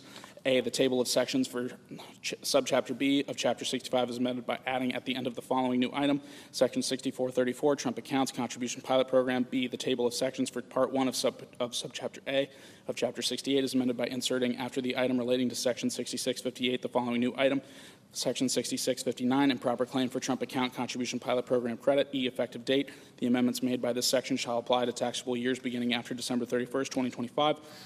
F, funding, in addition to amounts otherwise available, there is appropriated to the Department of Treasury out of any money in the Treasury not otherwise appropriated, $410 million to remain available until September 30th, 2034 to carry out the amendments made by this section. Chapter 3, establishing certainty and competitiveness for American job creators. Subchapter A, permanent U.S. business tax reform and boosting domestic investment. Section 70301, full expensing for certain business property. A, made permanent. 1, in general. Section 168K2A is amended by adding and at the end of Clause 1 and striking and at the end of Clause 2 and inserting a period and by striking Clause 3. 2, property with longer production periods. Section 168K2B is amended A in Clause 1 by striking subclauses 2 and 3 and redesignating subclauses 4, 5, and 6 as subclauses 2, 3, and 4, respectively, and B by striking Clause 2 and redesignating clauses 3 and 4 as clauses 2 and 3, respectively. 3, self-constructed property. Section 168K2E is amended by striking Clause 1 and redesignating clauses 2 and 3 as clauses 1 and 2, respectively. 4, certain plants. Section 168K5A is amended by striking planted before January 1st, 2027, or is grafted before such date to a plant that has already been planted in the matter preceding Clause 1 and inserting planted or grafted. 5, conforming amendments. A, Section 168K2A2 is amended by striking Clause 2 of subparagraph E and inserting Clause 1 of subparagraph E. B, Section 168K2C1 is amended by striking and subclauses 2 and 3 of subparagraph B1. C, Section 168K2C2 is amended by striking subparagraph B3 and inserting subparagraph B2. D, Section 460C6B is amended by striking which and all that follows through the period and inserting which has a recovery period of 7 years or less. B, 100% expensing. 1, in general, Section 168K is amended A in paragraph 1A by striking the applicable percentage and inserting 100%, and B by striking paragraph 6 and 8. 2, certain plants. Section 168K5A1 is amended by striking the applicable percentage and inserting 100%. 3, transitional election of reduced percentage. Section 168K10 is amended by striking subparagraph A and by redesignating subparagraph B as subparagraph C and by inserting before subparagraph C as so redesignated the following new subparagraphs. A, in general, in the case of qualified property placed in service by the taxpayer during the first taxable year ending after January 19, 2025, the taxpayer elects to have this paragraph apply for such taxable year. Paragraph 1A shall be applied. 1, in the case of property which is not described in Clause 2 by substituting 40% for 100%, or 2, in the case of property which is described in subparagraph B or C of paragraph 2 by substituting 60% for 100%. B, specified plants. In the case of any specified plant planted or grafted by the taxpayer during the first taxable year ending after January 19, 2025, that the taxpayer elects to have this paragraph apply for such taxable year. Paragraph 5A1 shall be applied by substituting 40% for 100%. C, effective date. 1, in general, except as otherwise provided in this subsection, the amendments made by this section shall apply to property acquired after January 19, 2025. 2, specified plants, except as provided in paragraph 3, and in the case of any specified plant as defined in Section 168K 5B of the Internal Revenue Code of 1986 as amended by this section. The amendments made by this section shall apply to such plants which are planted or grafted after January 19, 2025. 3, transitional election of reduced percentage. The amount made by subsection B3 shall apply to taxable years ending after January 19, 2025. 4, acquisition date determination. For purposes of paragraph 1, property shall not be treated as acquired after the date on which a written binding contract is entered into for such acquisition. Section 70302, full expensing of domestic research and experimental expenditures. A, in general. Part 6 of subchapter B of Chapter 1 is amended by inserting after Section 174 the following new section. Section 174A, domestic research or experimental expenditures. A, treatment as expenses.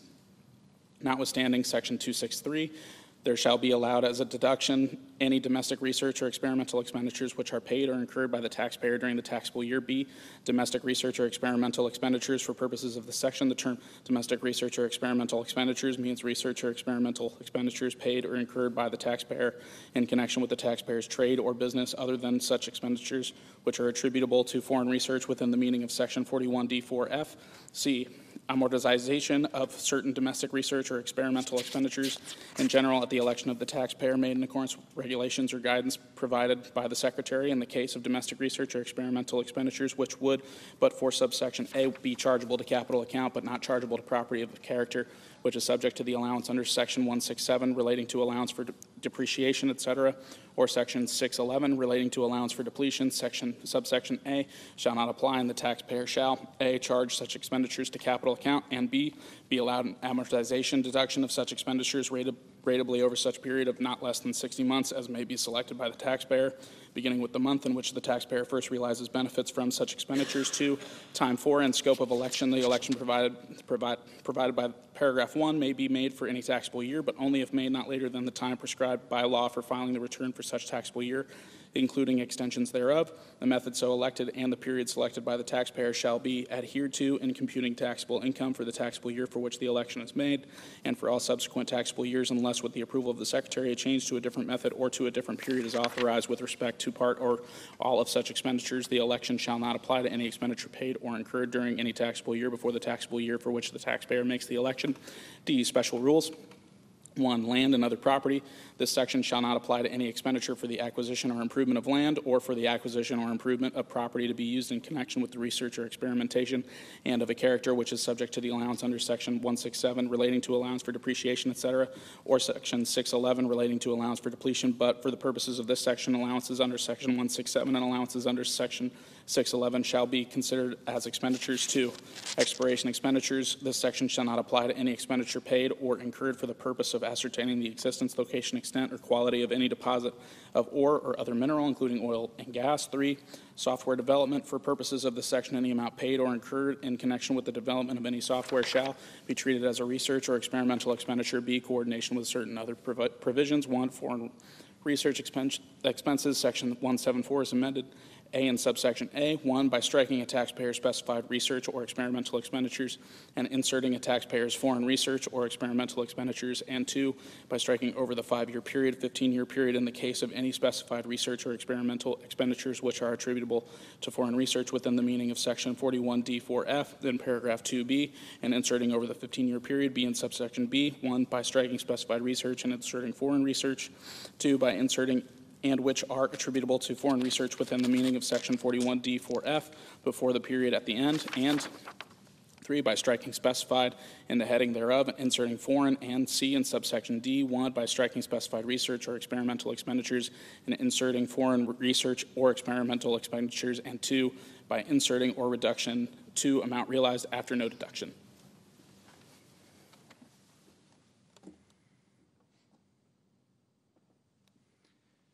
Two, research credit. A, Section 41D 1A is amended to read as follows. A, with respect to which expenditures are treated as domestic research or experimental expenditures under Section 174A.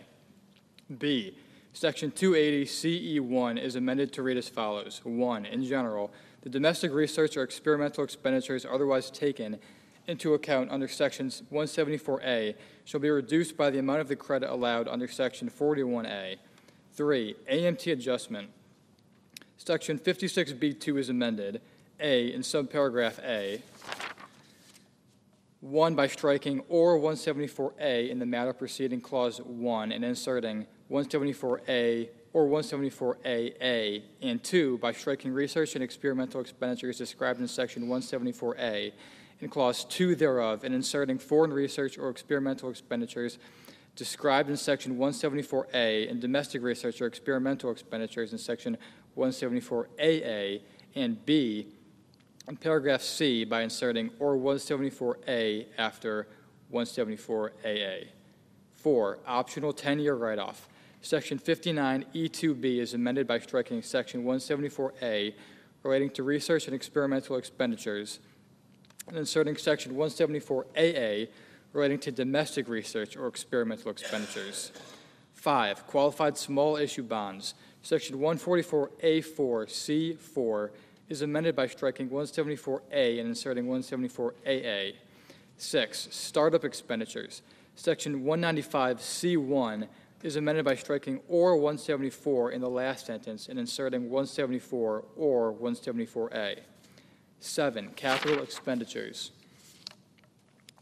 A, Section 263A1B is amended by inserting or 174A after 174.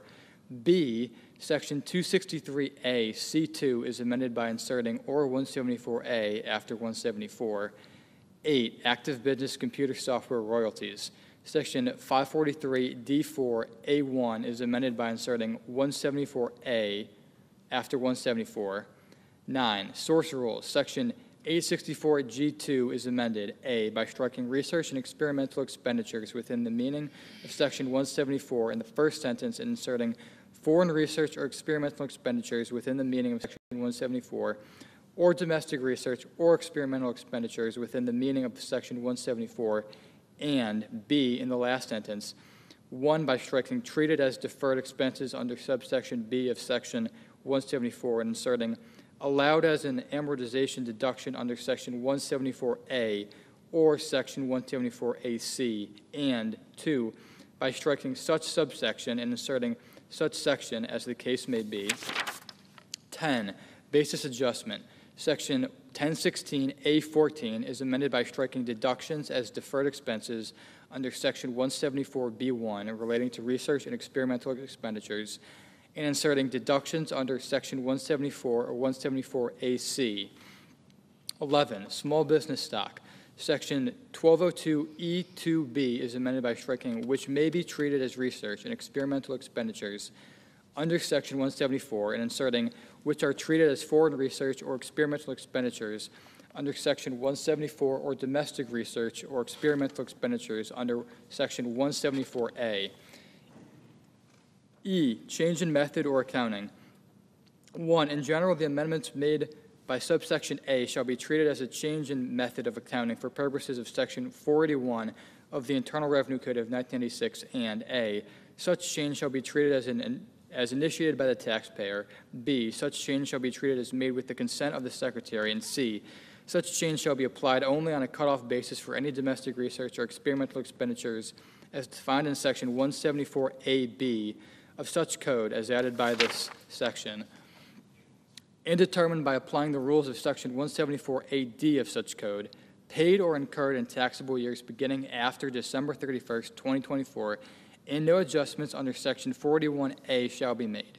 2, special rules. In the case of a taxable year which begins after December 31st, 2024, and ends before the date of the enactment of this Act, A, paragraph 1C shall not apply, and B, the change in method of accounting under paragraph 1 shall be applied on a modified cutoff basis, taking into account for purposes of Section 481A of such code only the domestic research or experimental expenditures as defined in Section 174AB of such code as added by the section, and determined by applying the rules of Section 174AD of such code, paid or incurred in such taxable year, but not allowed as a deduction in such taxable year.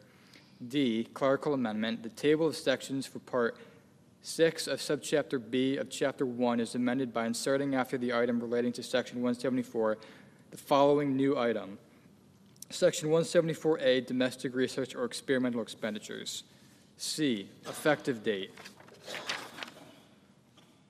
1, in general, except as otherwise provided in the subsection or subsection F1, the amendments made by this section shall apply to amounts paid or incurred in taxable years beginning after December 31st, 2024.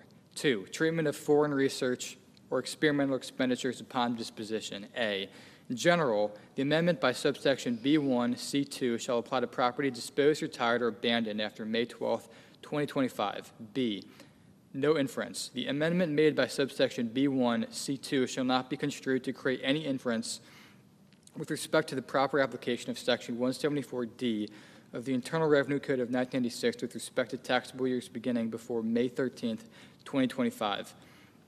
3, coordination with research credit. The amendment made by subsection B2B shall apply to taxable years beginning after December 31st, 2024. 4, no inference with respect to coordination with research credit for prior periods.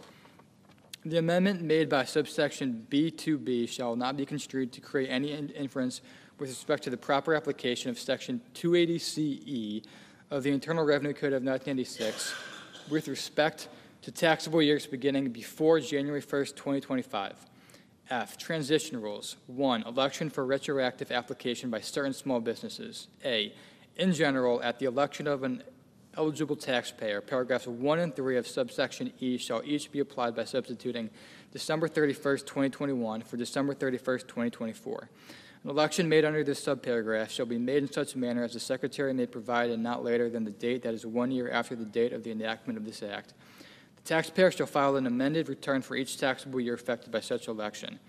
B, eligible taxpayer. For purposes of this paragraph, the term eligible taxpayer means any taxpayer other than the tax shelter prohibited from using the cash receipts and disbursements methods of accounting under Section 448A3, which meets the gross receipts test of Section 448E for the first taxable year beginning after December 31st, 2024.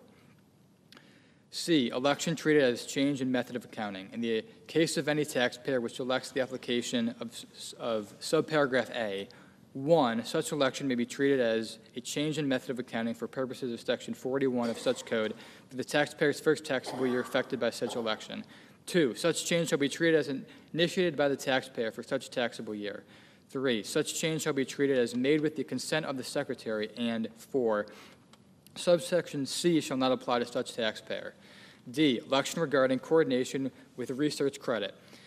An election under Section 280C E2 of the Internal Revenue Code of 1986, or revocation of such election for any taxable year beginning after December 31st, 2021, by an eligible taxpayer making an election under subparagraph A shall not fail to be treated as timely made or as made on the return if made during the 1-year period beginning on the date of the enactment of this act on an amended return for such taxable year.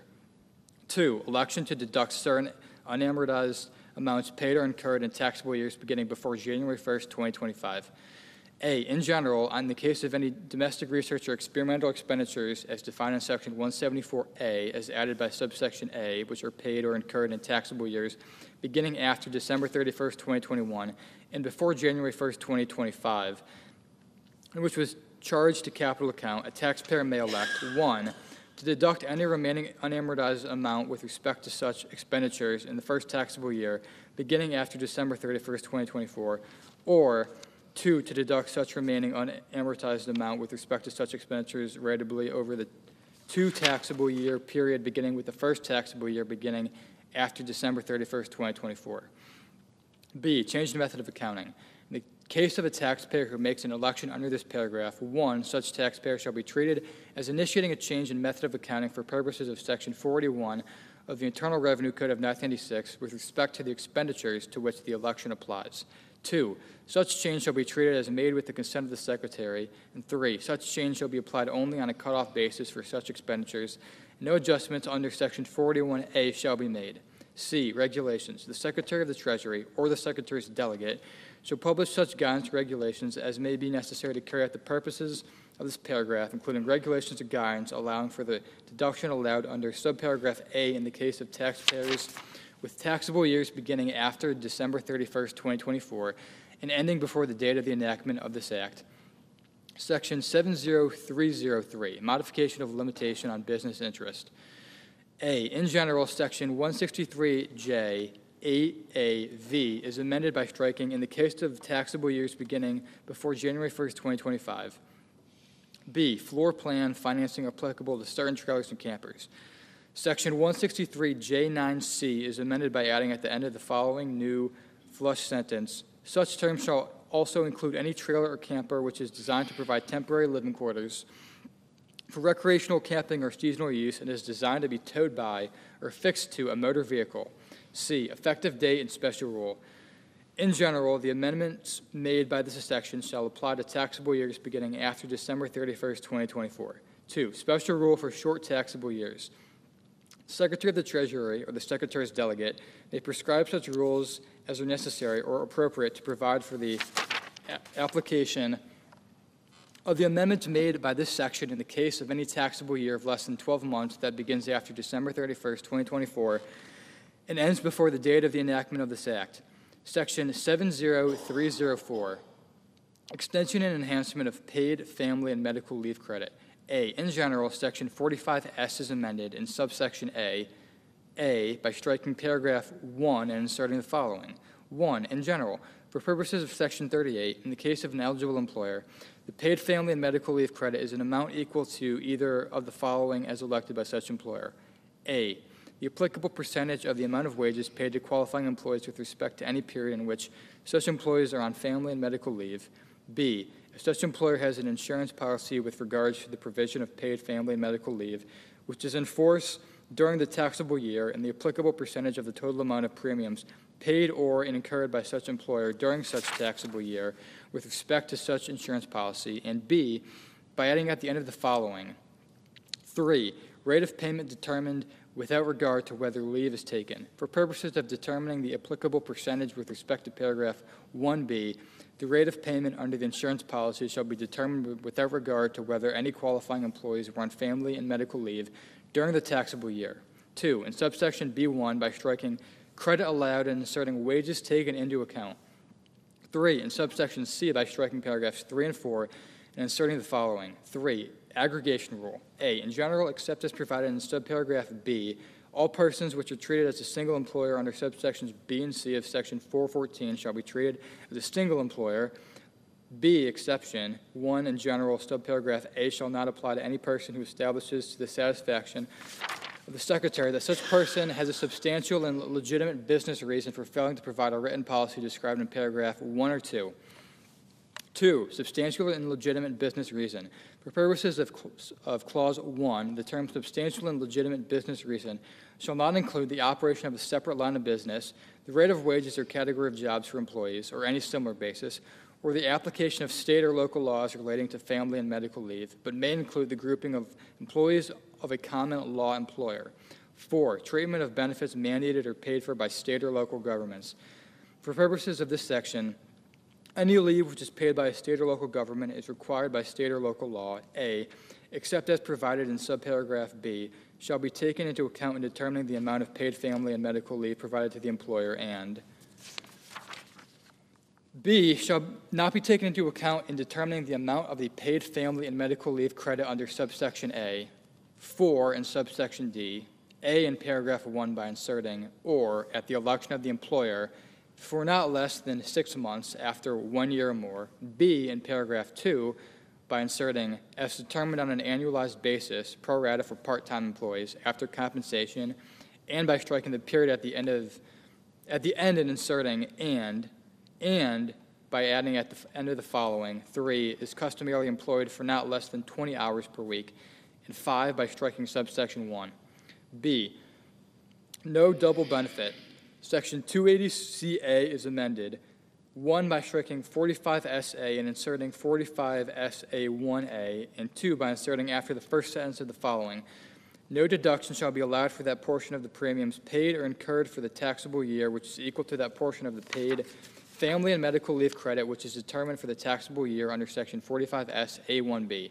C, effective date. The amendments made by this section shall apply to taxable years beginning after December 31st, 2025. Section 70305, exceptions from limitations on deduction for business meals. A, exception to denial of deduction for business meals. Section 274O, as added by Section 13304 of Public Law 11597, as amended by striking no deduction and inserting except in the case of an expense described in subsection ES or N2C, no deduction. B, meals provided on certain fishing boats and at certain fish processing facilities not subject to 50% limitation. Section 274N2C of the Internal Revenue Code of 1986 is amended by striking or at the end of Clause 3 and by adding at the end of the following new clause. V, provided 1, on a fishing vessel, fish processing vessel, or fish tender vessel, as such terms are defined in Section 2101 of Title 46 U.S. Code, or 2, at a facility for the processing of fish for commercial use or consumption which AA is located in the United States north of 50 degrees north latitude, and BB is not located in a metropolitan statistical area within the meaning of Section 143K2B, or C, effective date. The amendments made by this section shall apply to amounts paid or incurred after December 31st, 2025. Section 70306, increased dollar limitations for expensing of certain depreciable business assets. A, in general, Section 179B is amended, 1 in paragraphs 1 by striking $1 million and inserting $2,500,000, and 2 in paragraph 2 by striking $2,500,000 and inserting $4 million. B, conforming amendments, Section 179B6A is amended, 1 by inserting 2025 in the case of the dollar amounts in paragraphs 1 and 2, after, in the case of any taxable year beginning after 2018, and 2 in clause 2 by striking determined by substituting calendar year 2017 for calendar year 2016 in subparagraph A2 thereof, and inserting determined by substituting in paragraph A2 thereof. 1 in the case of amounts in paragraphs 1 and 2, calendar year 2024 for calendar year 2016, and 2 in the case of the amount of paragraph 5A, calendar year 2017 for calendar year 2016. C, effective date. The amendments made by this section shall apply to property placed in service in taxable years beginning after December 31st, 2024. Section 70307, special depreciation allowance for qualified production property. A, in general, Section 168 is amended by adding at the end of the following new subsection. N, special allowance for qualified production property.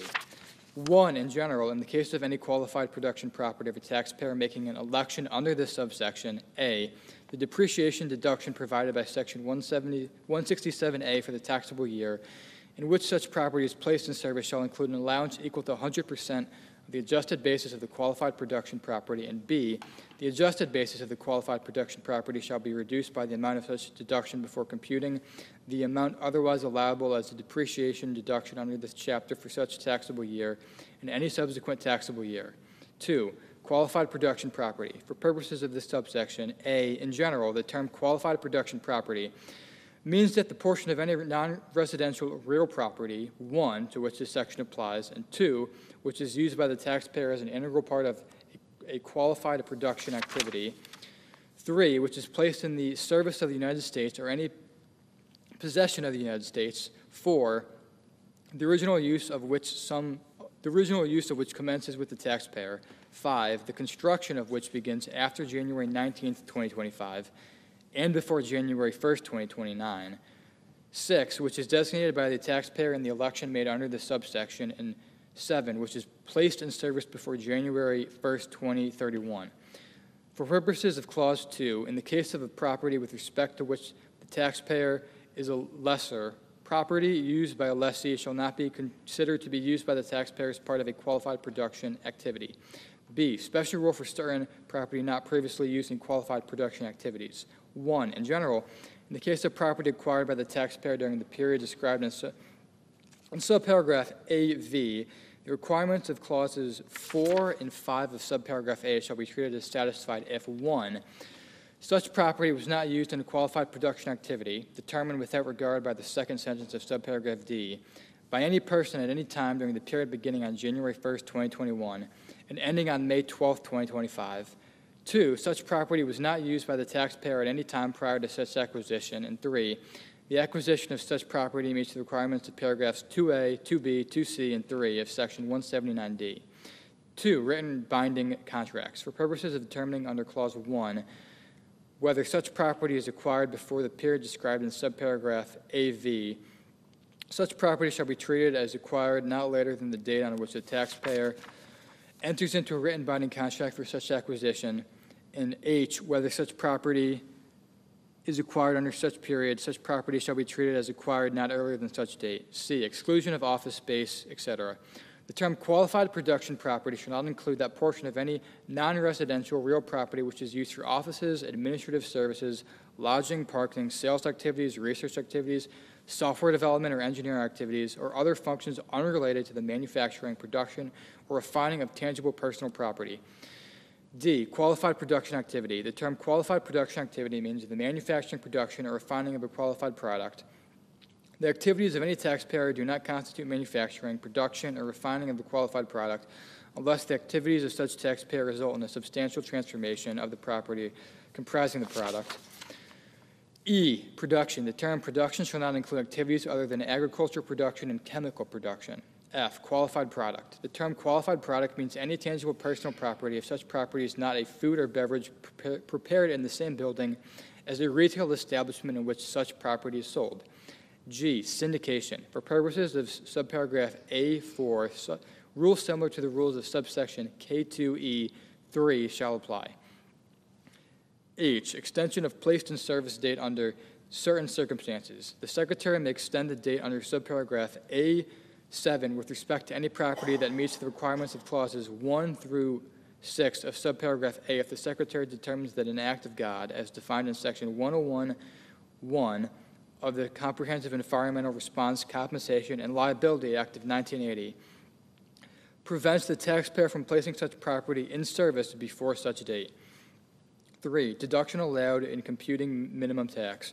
For purposes of determining alternative minimum taxable income under Section 55, the deduction under Section 167 for qualified production property shall be determined under the section without regard to any adjustment under Section 56. 4, coordination with certain other provisions. A, other special depreciation allowances. For purposes of subsections K7, 1(3)D, and M2(B)(3), 1, qualified production property shall be treated as a separate class of property, and 2, the taxpayer shall be treated as having made an election under such subsections with respect to such class. B, alternative depreciation property. The term qualified production property shall not include any property to which the alternative depreciation system under subsection G applies.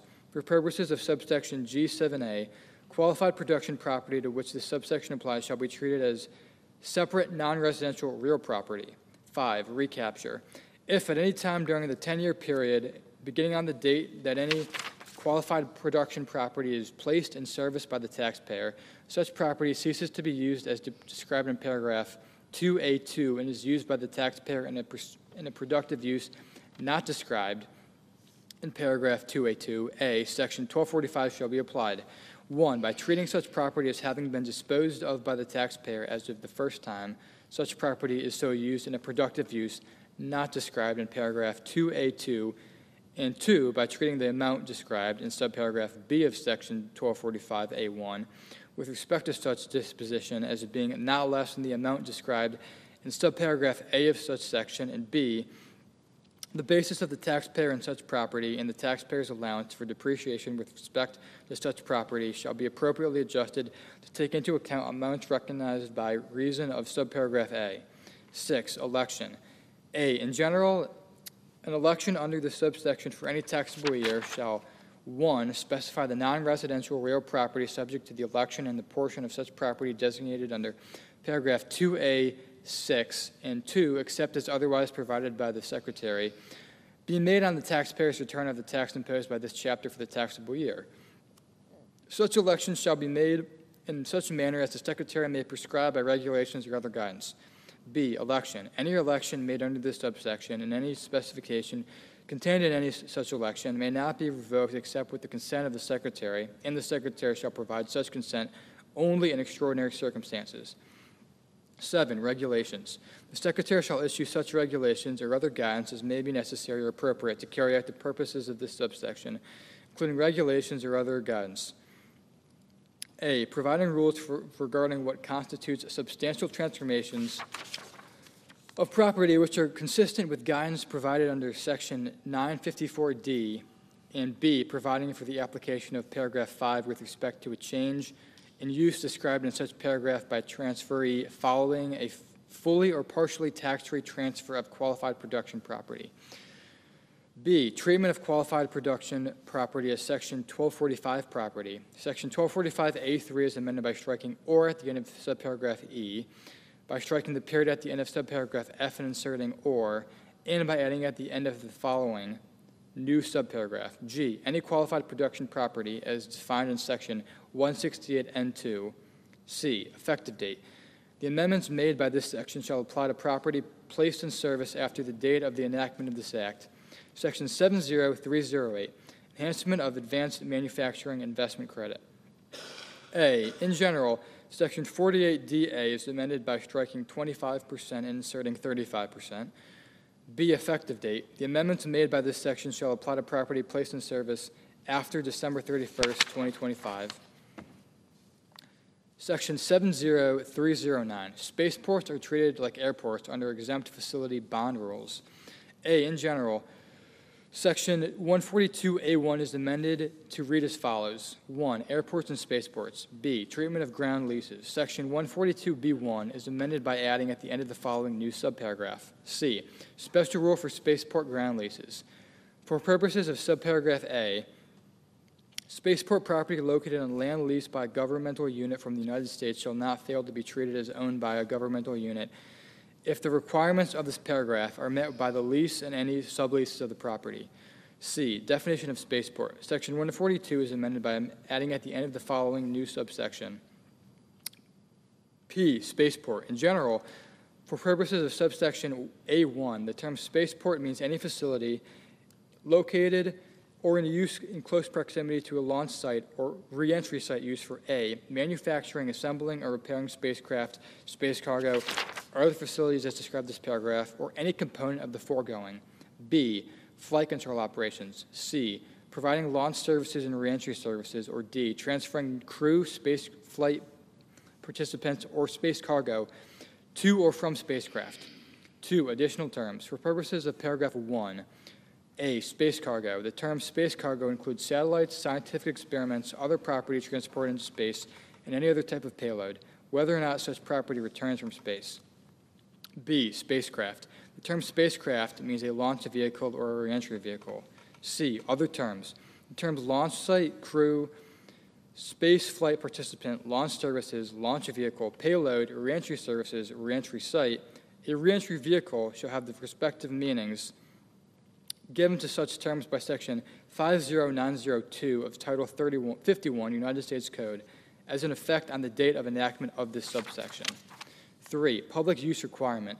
Notwithstanding any other provision of law, a facility shall not be required to be available for use by the general public to be treated as a spaceport for purposes of this section. 4. Manufacturing facilities and industrial parks allowed. With respect to spaceports, subsection C2E shall not apply to spaceport property described in paragraph 1A. D. Exception from federally guaranteed bond prohibition. Section 149B3 is amended by adding at the end of the following the new paragraph F, subsection exception for spaceports. A bond shall not be treated as federally guaranteed merely because of the payments of rent, user fees, or other charges by the United States, or any agency or instrumentality thereof, in exchange for the use of the spaceport by the United States, or any agency or instrumentality thereof.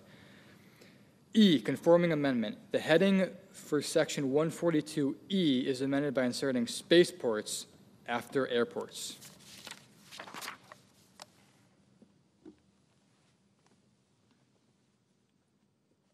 F, effective date. The amendments made by this section shall apply to obligations issued after the date of enactment of this act. Subchapter B, permanent. America First International Trade Reforms, Part 1, Foreign Tax Credit, Section 70311, modifications related to foreign tax credit limitations. A, rules for allocation of certain deductions to foreign source net CFC tested income for purposes of foreign tax credit limitation. Section 904B is amended by adding at the end the following new paragraph. 5. Deductions treated as allocable to foreign source net CFC tested income solely for purposes of the application of subsection A with respect to amounts described in subsection D1A. The taxpayer's taxable income from sources without the United States shall be determined by allocating and apportioning A, any deduction allowed under section 250A1B, and any deduction allowed under section 164A3 for taxes imposed on amounts described in section 250A1B to such income. No amount of interest, expense, or research and experimental expenditures to such income, and C, any other deduction to such income only if such deduction is directly allocable to such income. Any amount or deduction which would but for subparagraphs B and C have been allocated or apportioned to such income shall only be allocated or apportioned to income which is from sources within the United States. B, other modifications. Section 904 D2H1 is amended by striking paragraph 1B and inserting paragraph 1D. 2, section 904 D4C2 is amended by striking paragraph 1A and inserting paragraph 1C. 3, section 951A F1A is amended by striking 904H1 and inserting 904H. Effective date. The amendments made by this section shall apply to taxable years beginning after December 31st, 2025. Section 70312, modification to determination of deemed paid credit for taxes properly attributable to tested income. A, increase in deemed paid credit. 1, in general, section 960D1 is amended by striking 80% and inserting 90%. 2, gross up for deemed paid foreign tax credit. Section 78 is amended A by striking subsections A, B, and D and inserting subsections A and D, and B by striking 80% and inserting 90%. B, disallowance of foreign tax credit with respect to distributions of previously taxed net CFC tested income. Section 960D is amended by adding at the end of the following new paragraph. 4, disallowance of foreign tax credit with respect to distributions of previously taxed net CFC tested income. No credit shall be allowed under Section 901 for 10% of any foreign income tax paid or accrued or deemed paid under subsection B1 with respect to any amount excluded from gross income under Section 959A by reason of an inclusion in gross income under Section 951AA. C, effective dates. In general, the amendments made by subsection A shall apply to taxable years beginning after December 31st, 2025. Disallowance. The amendment made by subsection B shall apply to amounts distributed after June 28, 2025. Section 70313, sourcing certain income from the sale of inventory produced in the United States. A, in general, Section 904B, as amended by Section 70311, is amended by adding at the end the following new paragraph.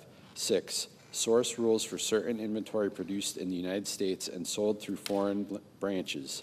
For purposes of this section, if a United States person maintains an office or other fixed place of business in a foreign country, determined under rules similar to the rules of Section 864C5, the portion of income which A is from the sale or exchange outside the United States of inventory property within the meaning of Section 86511, 1, which is produced in the United States, 2, which is for use outside the United States, 3, which is the third sentence of Section 863B applies, and B is attributable to determined under rules similar to the rules of Section 864C5 to such office or other fixed place of business shall be treated as from sources without the United States, except that the amount so treated shall not exceed 50% of the income from the sale or exchange of such inventory property. B, effective date. The amendment made by this section shall apply to taxable years beginning after December 31st, 2025. Part 2, foreign-derived deduction, eligible income, and net CFC tested income. Section 70321, modification of deduction for foreign-derived deduction, eligible income, and net CFC tested income. A, in general, Section 250A is amended, 1, by striking 37.5% in paragraph 1A and inserting 33.34%. 2, by striking 50% in paragraph 1B and inserting 40%, and by striking paragraph 3. B, effective date. The amendments made by this section shall apply to taxable years beginning after December 31st, 2025. Section 70322, determination of deduction eligibility income. A, sales or other disposition of certain property. 1, in general, Section 250B3A1 is amended by striking and at the end of the subclause 5 and by striking over at the end of subclause 6 and inserting and C by adding at the end of the following new subclause 7, except as otherwise provided by the Secretary, any income and gain from the sale or other disposition, including pursuant to a transaction subject to section 367D of AA, intangible property as defined in section 367D4, and BB, any property of a type that is subject to depreciation, amortization, or depletion by the seller over. 2, conforming amendment, section 250B5E, as amended by inserting other than paragraph 3A17 for purposes of this subsection. 3, effective date. The amendments made by this subsection shall apply to the sale or other dispositions, including pursuant to a transaction subject to section 367D of the Internal Revenue Code of 1986, occurring after June 16, 2025. B, expense apportion limited to properly allocable expenses. 1, in general, section 250B3A2 is amended to read as follows. 2, expenses and deductions, including taxes, other than interest expenses and research or experimental expenditures properly allocable to such gross income. 2, effective date. The amendment made by this subsection shall apply to taxable years beginning after December 31st, 2025. Section 70323, rules related to deemed intangible income. A, taxation of net CFC tested income. 1, in general, section 951AA is amended by striking global intangible low taxed income and inserting net CFC tested income. 2, repeal of tax-free deemed return on foreign investment, section 951A, as amended by the preceding provisions of this act, as amended by striking subsections B and D and redesignating subsections C, E, and F as subsections A, B, and D, respectively. 3, conforming amendments. A1, section 250 is amended by striking global intangible low taxed income. Each place it appears in subsection A1, B1, A2, and B3, A1, 2, and inserting net CFC tested income. 2, the heading for section 250 of such code is amended by striking global intangible low taxed income and inserting net CFC tested income. 3, the item relating to section 250 in the table of section for part 7 of subchapter B, chapter 1 of such code is amended by striking global intangible low taxed income and inserting net CFC tested income. B, section 951A C1 as redesignated by paragraph 2 is amended by striking subsection B C1A and C1B and inserting subsection B1A and B1B.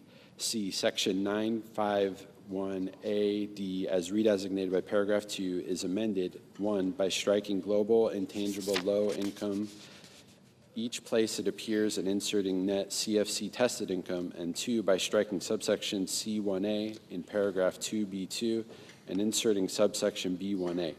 D, section 960D2 is amended. 1, by striking global intangible low taxed income and subparagraph A and inserting net CFC tested income, and 2, by striking section 951A C1A and subparagraph B and inserting section 951A B1A.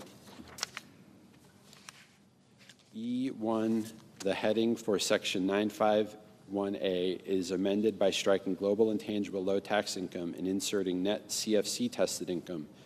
2, the item relating to section 951A in the table of sections for subpart F of part 3 and subchapter N of chapter 2 or 1 is amended by striking global intangible low tax income and inserting net CFC tested income.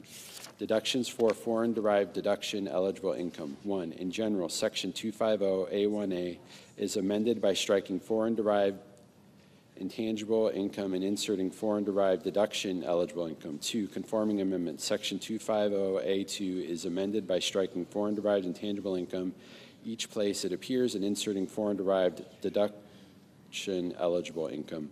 B, Section 250B as amended by subsection A as amended, 1, by striking paragraphs 1 and 2, 2, by redesignating paragraphs 4 and 5 as paragraphs 1 and 2 respectively, and by moving such paragraphs before paragraph 3, 3, and paragraph 2B2, as so redesignated by striking paragraph 4B and inserting paragraph 1B, and 4, by striking intangible in the heading thereof and inserting deduction eligible.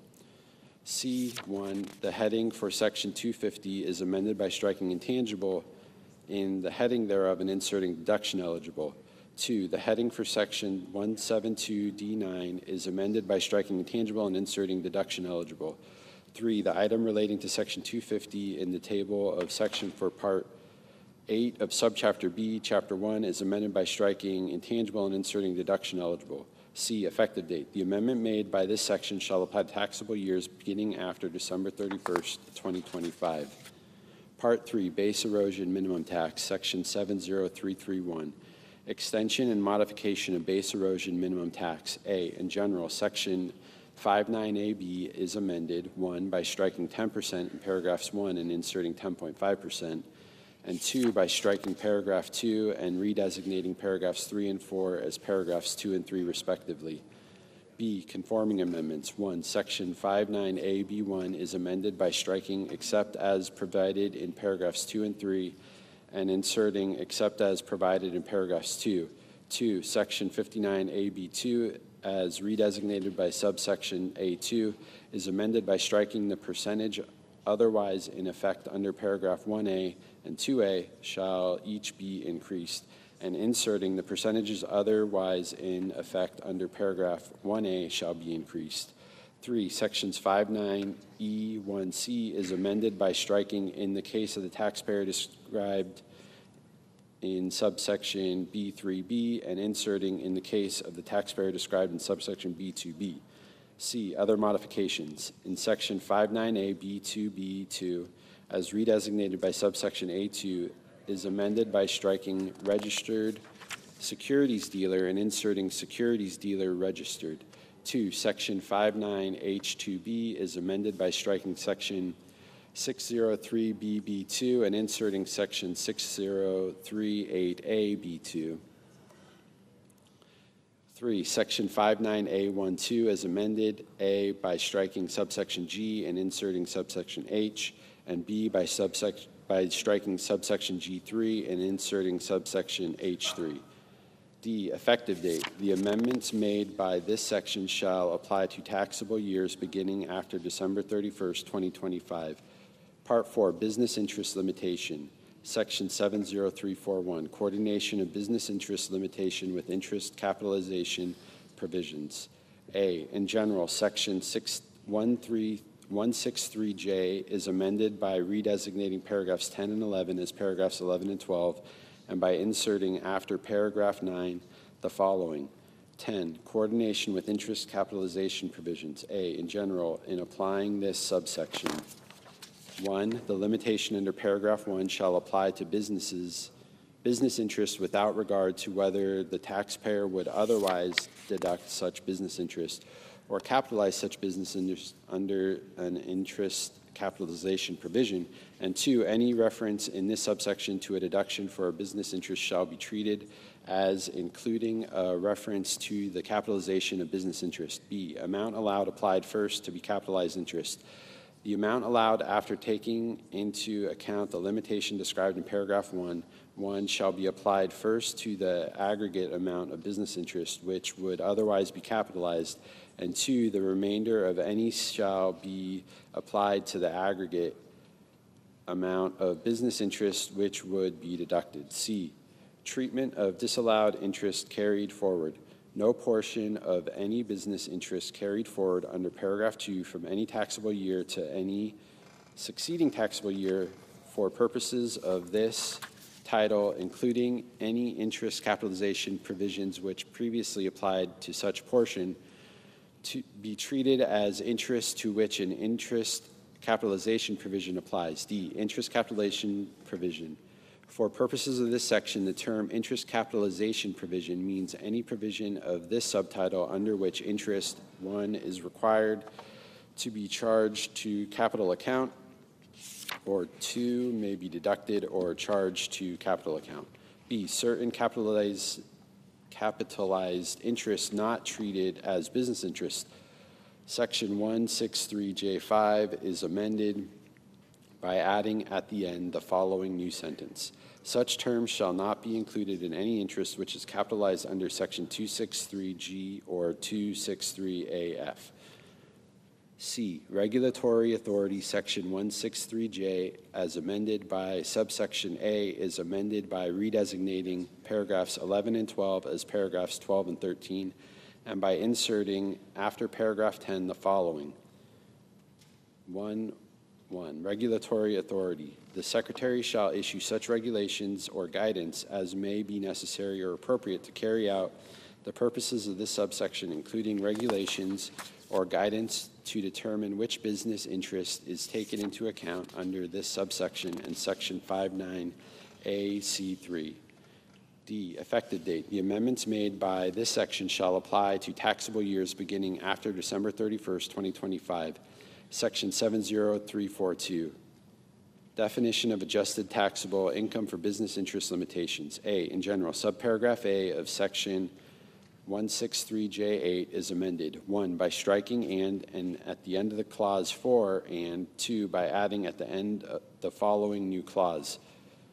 6, the amounts included in gross income under Sections 951A, 951AA, and 78, and the portion of the deductions allowed under Sections 245AA by reason of Section 964E4 and 250A1B by reason of such inclusion, and B, effective date. The amendments made by this section shall be applied to taxable years beginning after December 31st, 2025. Part 5, Other International Tax Reforms, Section 70351. Permanent extension of look-through rule for related controlled foreign corporations. A, in general, Section 954C6C is amended by striking and before January 1st, 2026. B, effective date. The amendment made by this section shall apply to taxable years of foreign corporations beginning after December 31st, 2025. Section 70352, repeal of election for 1 month deferral in determination of taxable year of specified foreign corporations. A, in general, Section 898C is amended by striking paragraph 2 and redesignating paragraph 3 as paragraph 2. B, effective date. The amendment made by this section shall apply to taxable years of specific foreign corporations beginning after November 30th, 2025. C, transition rule. 1, in general, in the case of the corporation that is a specific foreign corporation as of November 30th, 2025, such corporation's first taxable year beginning after such date shall end in the same time as the first required year within the meaning of Section 898C1 of the Internal Revenue Code of 1986, ending after such date if any specified foreign corporation is required by the amendments made by this section to change its taxable year for its first taxable year beginning after November 30th, 2025. A, such change shall be treated as initiated by such corporation. B, such change shall be treated as having been made with the consent of the Secretary. And C, the Secretary shall issue regulations or other guidance for allocating foreign taxes that are paid or accrued in such first taxable year and the succeeding taxable year among such taxable years in the manner the Secretary determines appropriate to carry out the purposes of this section. 2, Secretary. For the purposes of this subsection, the term Secretary means the Secretary of the Treasury or the Secretary's delegate. Section 70353, restoration of limitations on downward attribution of stock ownership and applying constructive ownership rules. A, in general, Section 958B as amended. 1, by inserting after paragraph 3 the following. 4, subparagraphs A, B, and C of Section 318A shall not be applied so as to consider a United States person as owning stock which is owned by a person who is not a United States person, and 2, by striking paragraph 1 in the last sentence and inserting paragraphs 1 and 4. B, foreign-controlled United States shareholders, subpart F of Part 3, subchapter N of Chapter 1 is amended by inserting after Section 951A the following new section, Section 951B. Amounts included in gross income of foreign-controlled United States shareholders. A, in general, in the case of any foreign-controlled United States shareholder of a foreign-controlled foreign corporation, 1, this subpart other than Section 951A, 951B, and 957 shall be applied with respect to each shareholder, to such shareholder, separately from and in addition to the application of this subpart without regard to this section. A, by substituting foreign-controlled United States shareholder for United States shareholder, each place it appears therein, and B, by substituting foreign-controlled foreign corporation for controlled foreign corporation, each place it appears therein, and 2, Section 951A and such other provisions of this subpart as provided by the Secretary shall be applied with respect to such shareholder. A, by treating each reference to United States shareholder in such section as including a reference to such shareholder, and B, by treating each reference to controlled foreign corporation in such section as including a reference to such foreign-controlled foreign corporations. B, foreign-controlled United States shareholder.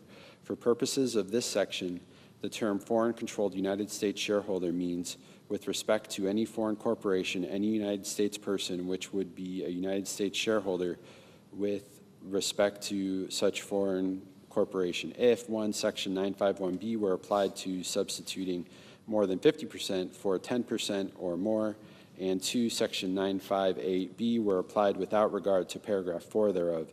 C, foreign-controlled foreign corporation. For purposes of this section, the term foreign-controlled foreign corporation means a foreign corporation other than a controlled foreign corporation, which would be a controlled foreign corporation if Section 957A were applied.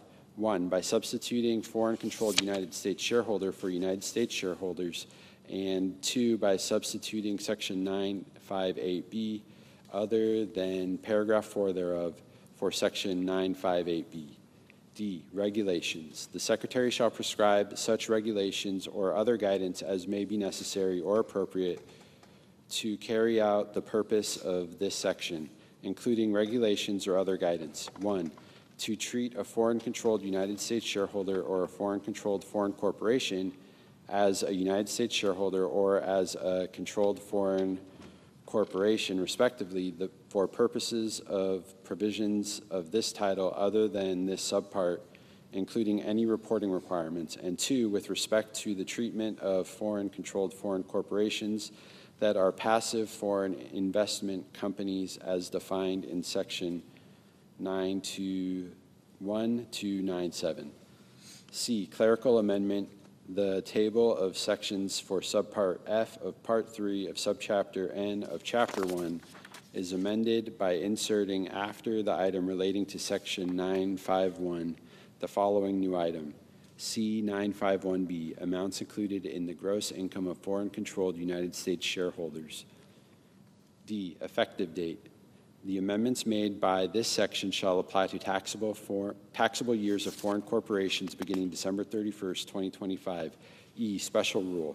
1, in general, except to the extent provided by the Secretary of the Treasury or the Secretary's delegate, the effective date of any amendment to the Internal Revenue Code of 1986 shall be applied by treating references to United States shareholders as references to foreign-controlled United States shareholders, and by treating references to controlled foreign corporations as references to foreign-controlled foreign corporations. 2, definitions. Any term used in this paragraph 1 which is used in subpart F of Part 3 of subchapter N of Chapter 1 of the Internal Revenue Code of 1986 as amended by this section shall have the meaning given such term in such subpart. F, no inference. The amendments made by this section shall not be construed to create any inference with respect to the proper application of any provision of the Internal Revenue Code of 1986 with respect to taxable years beginning before the taxable years to which such amendments apply. Section 70354, modification to pro rata share rules. In general, subsection A of Section 951 is amended to read as follows. A, amounts included. 1, in general, if a foreign corporation is a controlled foreign corporation at any time during a taxable year of a foreign corporation in this subsection referred to as the CFC year, A, each United States shareholder which owns within the meaning of Section 958A stock in such corporation or on any day during the CFC year shall include in gross income such shareholders' pro rata share determined under paragraph 2 of the corporation subpart F income for the CFC year, and B, each United States shareholder which owns within the meaning of Section 958A stock in such corporation on the last day in the CFC year on which such corporation is controlled foreign corporation shall include in gross income the amount determined under Section 956 with respect to such shareholder for the CFC year, but only to the extent not excluded from gross income under Section 959A2. 2, pro rata share of subpart F in income.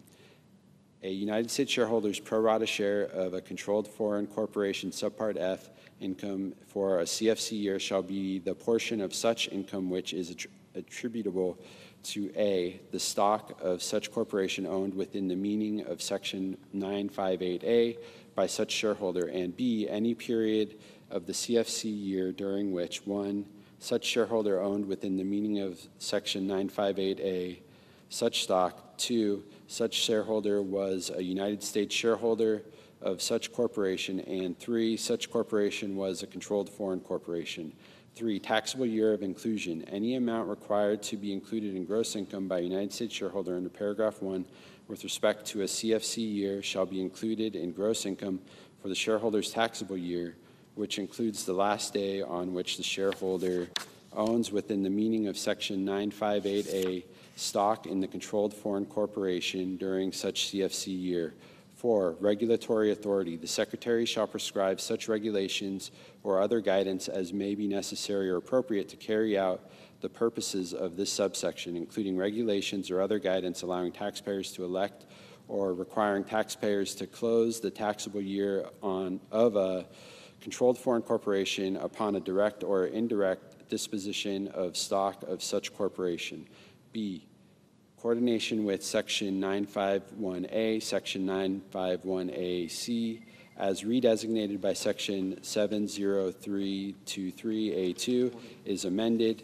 1, in paragraph 1 by striking in which or which the taxable year of the controlled foreign corporation ends, and inserting determined under Section 951A3, and 2, in paragraph 2 by striking the last day in the taxable year of such foreign corporation on which such foreign corporation is controlled foreign corporation, and inserting any day in such taxable year.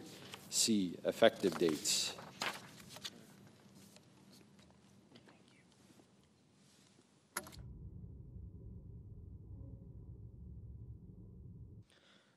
One, in general, the amendments made by this section shall apply to taxable years of foreign corporations beginning after December 31st, 2025.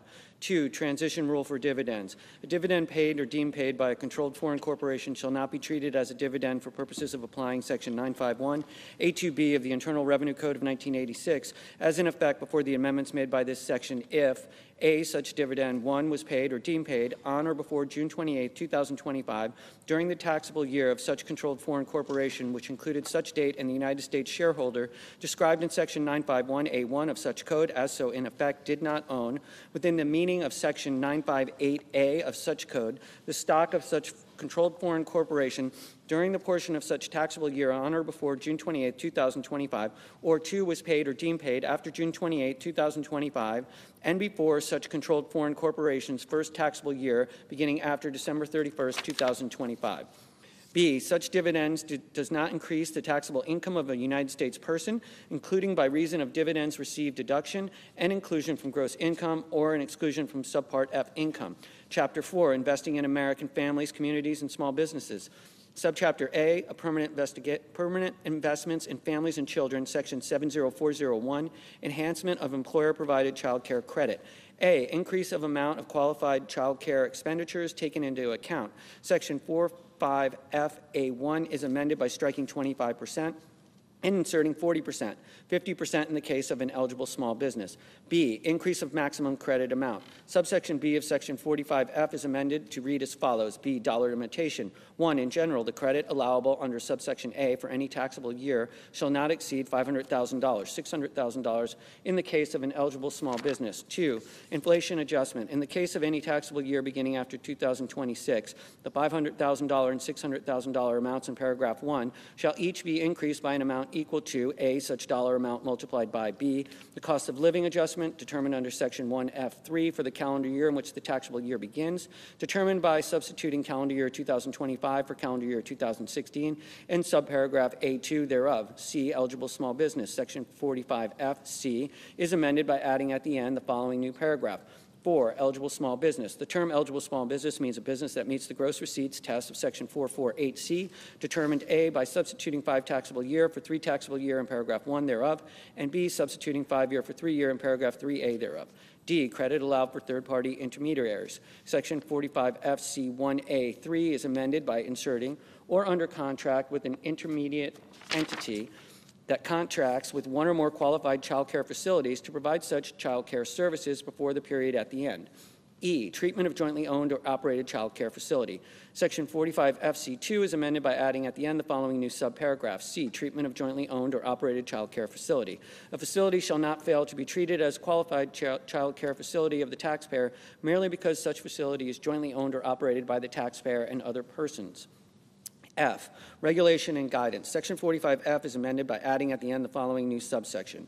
G, regulations and guidance. The Secretary shall issue such regulations or other guidance as may be necessary to carry out the purposes of this section, including guidance to carry out the purposes of paragraphs 1A, 3, and 2C of subsection C. G, effective date. The amendments made by this section shall apply to amounts paid or incurred after December 31st, 2025. Section 70402, enhancement of adoption credit. A, in general. Section 23A is amended by adding at the end the following new paragraph.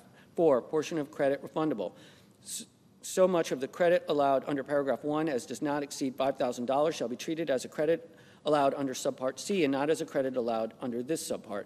B, adjustments for inflation. Section 23H is amended to read as follows. H, adjustments for inflation. 1, in general, in the case of taxable year beginning after December 31st, 2002, each of the dollar amounts in paragraphs 3 and 4 of subsection A and paragraphs 1 and 2A1 of subsection B shall be increased by an amount equal to A, such dollar amount multiplied by B, the cost of living adjustment determined under Section 1F3 for the calendar year in which the taxable year begins, determined by substituting calendar year 2001 for calendar year 2016, and subparagraph A2 thereof. 2, rounding. If any amount as increased under paragraph 1 is not a multiple of 10, such amount shall be rounded to the nearest multiple of 10. 3, special rule for refundable portion.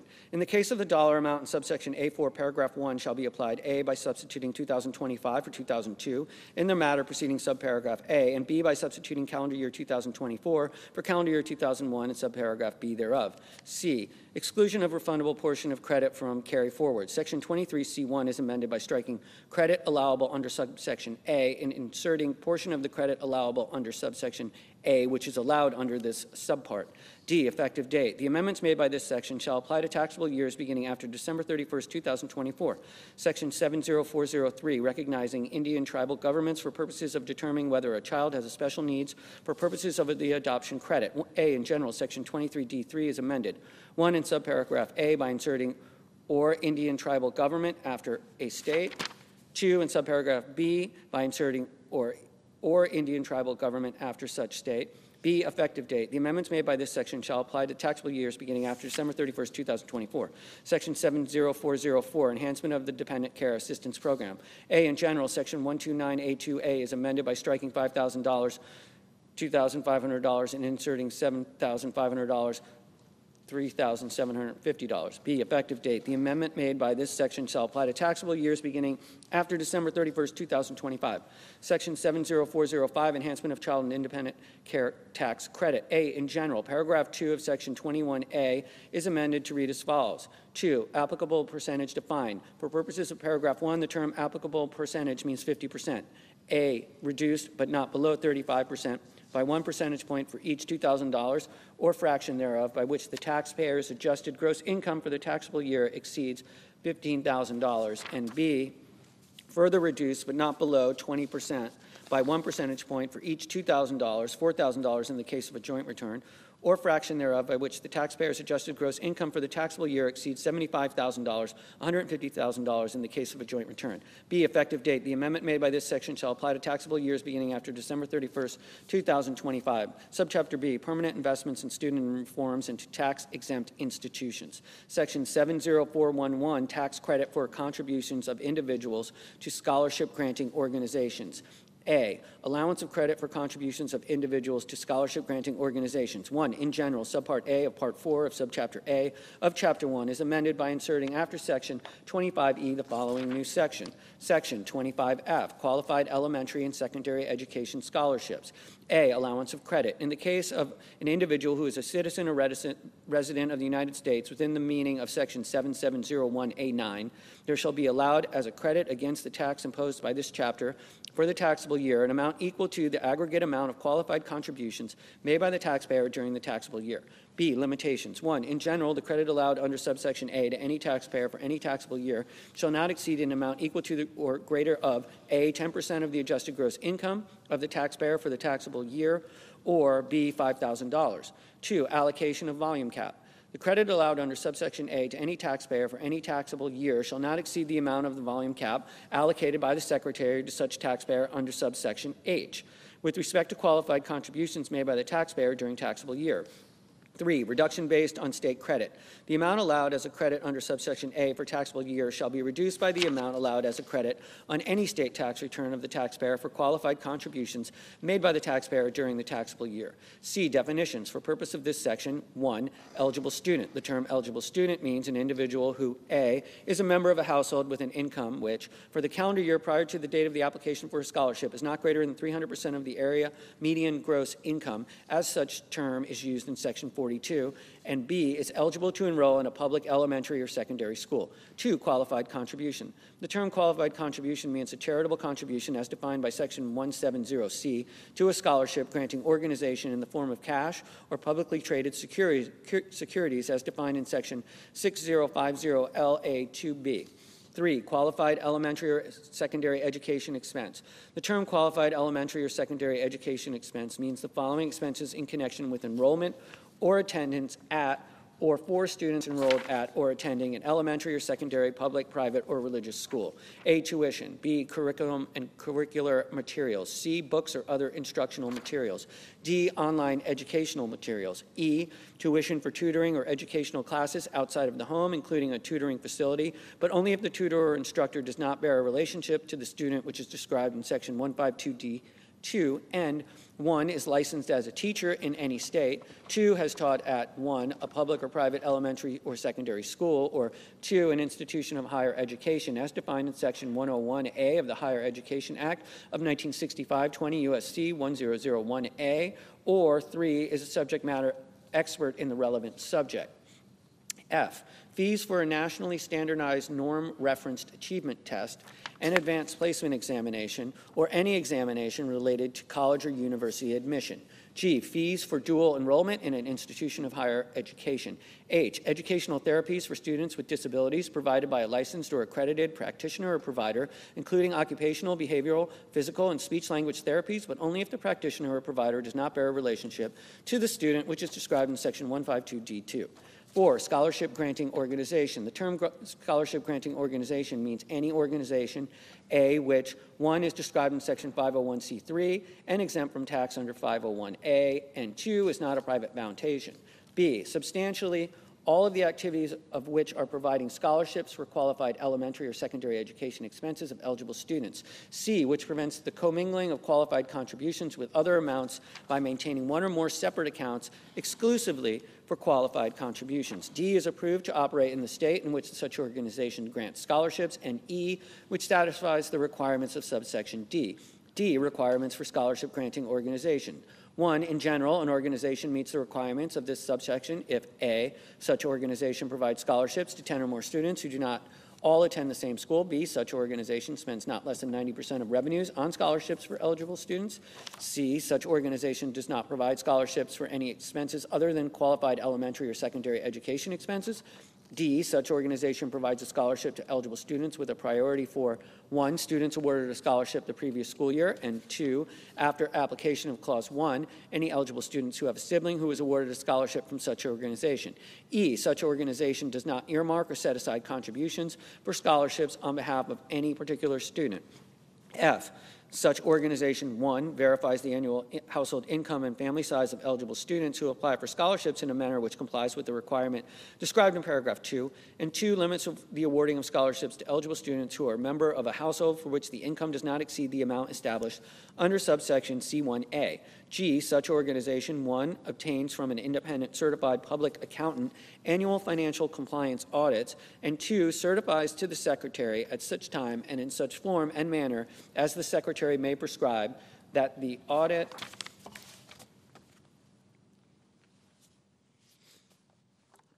described in Clause 1 has been completed, and H, no officer or board member of such organization has been convicted of a felony. 2, income verification. The requirement described in this paragraph is that the organization review all of the following documents which are applicable with respect to members of the household of the applicant for the calendar year prior to application for a scholarship. A, federal and state income tax returns, or tax returns transcripts with applicable schedules. B, income reporting statements for tax purposes or wage and income transcripts from the Internal Revenue Service. C, notarized income verification letter from employees. D, unemployment or workers' compensation statements. E, benefit verification letters regarding public assistance payments and supplemental nutrition assistance program payments, including a list of household members. 3, independent certified public accountant. For purposes of paragraph 1F, the term independent certified public accountant means, with respect to an organization, a certified public accountant who is not a person described in section 465B3A with respect to such organization or any employee of such organization. 4, prohibition of self-dealing. A, in general, a scholarship-granting organization may not award a scholarship to 1, any disqualified person, or 2, an eligible student if during the taxable year or the period of the 3 taxable years preceding such taxable year, such scholarship-granting organization has received a qualified contribution for an individual who bears a relationship to such student, which is described in section 152D2. B, disqualified person. For purposes of this paragraph, a disqualified person shall be determined pursuant to rules similar to the rules of section 4946.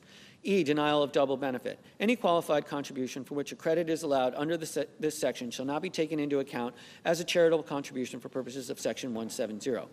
F, carry forward of unused credit.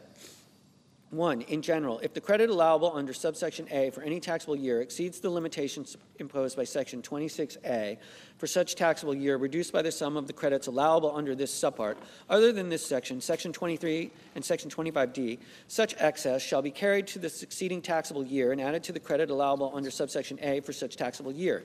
2, limitation. No credit may be carried forward under the subsection to any taxable year following the 5th taxable year after the taxable year in which the credit arose. For purposes of the preceding sentence, credit shall be treated as used on a first in, first out basis. G, rule of construction. Nothing in this section shall be construed to permit, allow, encourage, or authorize any federal control over any aspect of any private or religious school. H, volume cap. 1, in general, the volume cap applicable under this section shall be $4 billion for calendar year 2027 and each calendar year thereafter. Such amount shall be allocated by the Secretary as provided in paragraph 2 to taxpayers with respect to qualified contributions made by such taxpayers, except that 10% of such amount shall be divided evenly among the states and shall be available with respect to individuals residing in such states. 2, First come, first served. For purposes of applying the volume cap under this section, such volume cap for any calendar year shall be allocated by the Secretary on a first come, first served basis, as determined based on the time during such calendar year at which the taxpayer made the qualified contribution with respect to which the allocation is made. The Secretary shall not make any allocation of the volume cap for any calendar year after December 31st of such calendar year. 3. Real-time information. For purposes of this section, the Secretary shall develop a system to track the amount of qualified contributions made during the calendar year for which a credit may be claimed under this section, with such information to be updated in real time. 4. State. For purposes of this subsection, the term state means only the states and the District of Columbia.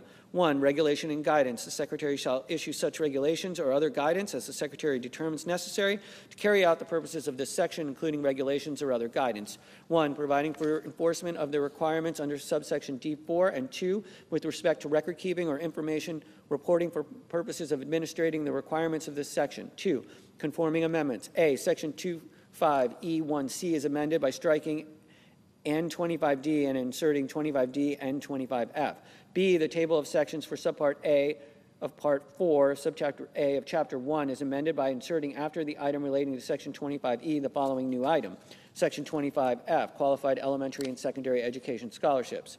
B, exclusion from gross income for scholarships for qualified elementary or secondary education expenses of eligible students. 1, in general, Part 3 of Subchapter B of Chapter 1 is amended by inserting before Section 140 the following new section. Section 139K, scholarships for qualified elementary or secondary education expenses of eligible students. A, in general, in the case of an individual, gross income shall not include any amounts provided to such individual or any dependent of such individual pursuant to a scholarship for qualified elementary or secondary education expenses of an eligible student which is provided by a scholarship granting organization. B, definitions.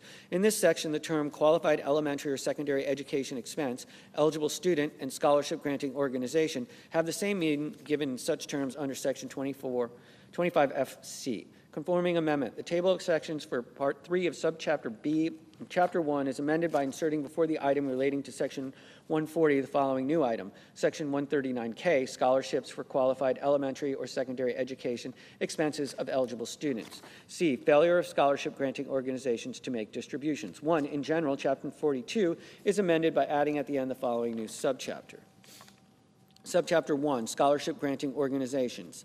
Section 4969, failure to distribute receipts. Section 4969, failure to distribute receipts.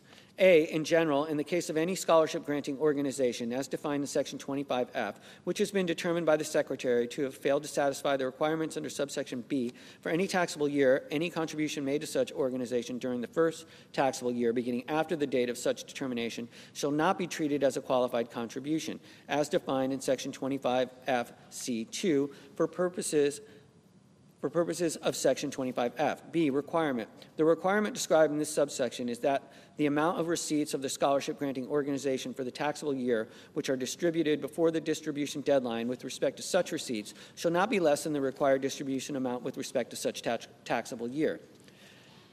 C, definitions. For purposes of this section, 1, required distribution amount. A, in general, the required distribution amount with respect to a taxable year is the amount equal to 100% of the total receipts of the scholarship granting organization for such taxable year.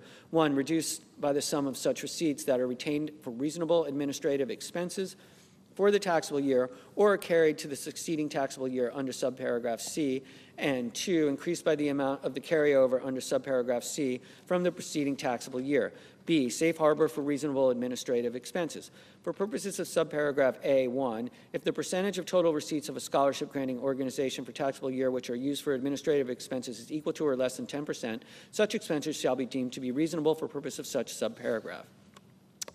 C, carryover. With respect to the amount of the total receipts of a scholarship granting organization with respect to any taxable year, an amount not greater than 15% of such amount may, at the election of such organization, be carried to the succeeding taxable year. 2, distributions. The term distribution includes amounts which are formally committed but not distributed. A formal commitment described in the preceding sentence may include contributions set aside for eligible students for more than 1 year. 3, distribution deadline. The distribution deadline with respect to receipts for a taxable year is the first day of the third taxable year following the taxable year in which such receipts are received by the scholarship granting organization. D, regulation and guidance. The Secretary shall issue such regulation or other guidance as the Secretary determines necessary to carry out the purposes of this section, including regulations or other guidance which provides for requirements for record keeping or information reporting for purposes of administrating the requirements of this section. 2, clerical amendment. The table of subchapters for Chapter 42 is amended by adding at the end the following new item. Subchapter 1, scholarship granting organizations. D, effective date. 1, in general, except as otherwise provided in this subsection, the amendments made by this section shall apply to taxable years ending after December 31st, 2026. 2, exclusion from gross income. The amendments made by subsection B shall apply to amounts received after December 31st, 2026, in taxable years ending after such date. Section 70412, exclusion for employer payments of student loans. A, in general, Section 127C1B is amended by striking in the case of payments made before January 1st, 2026. B, inflation adjustment. Section 127 is amended, 1, by redesignating subsection D as subsection E, and 2, by inserting after subsection C the following new subsection, D, inflation adjustment. 1, in general, in the case of any taxable year beginning after 2026, both of the $5,250 amounts in subsection A2 shall be increased by an amount equal to A, such dollar amount multiplied by B, the cost of living adjustment determined under section 1F3 for the calendar year in which the taxable year begins, determined by substituting calendar year 2025 for calendar year 2016 in subparagraph A2 thereof. 2, rounding. If any increase under paragraph 1 is not a multiple of $50, such increase shall be rounded to the nearest multiple of $50. C, effective date. The amendment made by this section shall apply to payments made after December 31st, 2025. Section 70413, additional expenses treated as qualified higher education expenses for purposes of 529 accounts. A, in general. 1, in general, Section 529C7 is amended to read as follows. 7, treatment of elementary and secondary tuition. Any reference in this section to term qualified higher education expenses shall include a reference to the following expenses in connection with enrollment or attendance at or for students enrolled or at attending elementary or secondary public, private, or religious school. A, tuition. B, curriculum and curricular materials. C, books or other instructional materials. D, online educational materials. E, tuition for tutoring or educational classes outside of the home, including at a tutoring facility, but only if the tutor or instructor is not related to the student, and 1, is licensed as a teacher in any state, 2, has taught an eligible educational institution, or 3, is a subject matter expert in the relevant subject. F, fees for a nationally standardized norm reference achievement test, an advanced placement examination, or any examinations related to college or university admission. G, fees for dual enrollment in an institution of higher education. H, educational therapies for students with disabilities provided by a licensed or accredited practitioner or provider, included occupational, behavioral, physical, and speech-language therapies. 2, effective date. The amendment made by this subsection shall be distributions made after the date of the enactment of this act. B, increase of limitation. 1, in general, the last sentence of Section 529E3 is amended by striking $10,000 and inserting $20,000. 2, effective date. The amendment made by this subsection shall apply to taxable years beginning after December 31st, 2025. Section 70414, certain post-secondary credentialing expenses treated as qualified higher education expenses for purposes of 529 accounts. A, in general, Section 529E3 is amended by adding at the end the following new subparagraph. C, certain post-secondary credentialing expenses. The term qualified higher education expenses includes qualified post-secondary credentialing expenses as defined in subsection F. B, qualified post-secondary credentialing expenses. Section 529 is amended by redesignating subsection F as subsection G and by inserting after subsection E the following new subsection. F, qualified post-secondary credentialing expenses. For purposes of this section, 1, in general, the term qualified post-secondary credentialing expenses means A, tuition, fees, books, supplies, equipment required for the enrollment or attendance of a designated beneficiary in recognized post-secondary credential program, or any other expense incurred in connection with an enrollment in or attendance at a recognized post-secondary credential program if such expense would, if incurred in connection with the enrollment or attendance at an eligible educational institution, be covered under subsection E3A. B, fees for testing if such testing is required to obtain or maintain a recognized post-secondary credential. And C, fees for continuing education if such education is required to maintain a recognized post-secondary credential. 2, recognized post-secondary credential program. The term recognized post-secondary credential program means any program to obtain a recognized post-secondary credential if A, such program is included on a state list prepared under Section 122D of the Workforce Innovation and Opportunity Act, 29 U.S.C. 3152D. B, such program is listed in the public directory of the Web-enabled approval management systems or the Veterans Benefits Administration's or successor directory such program.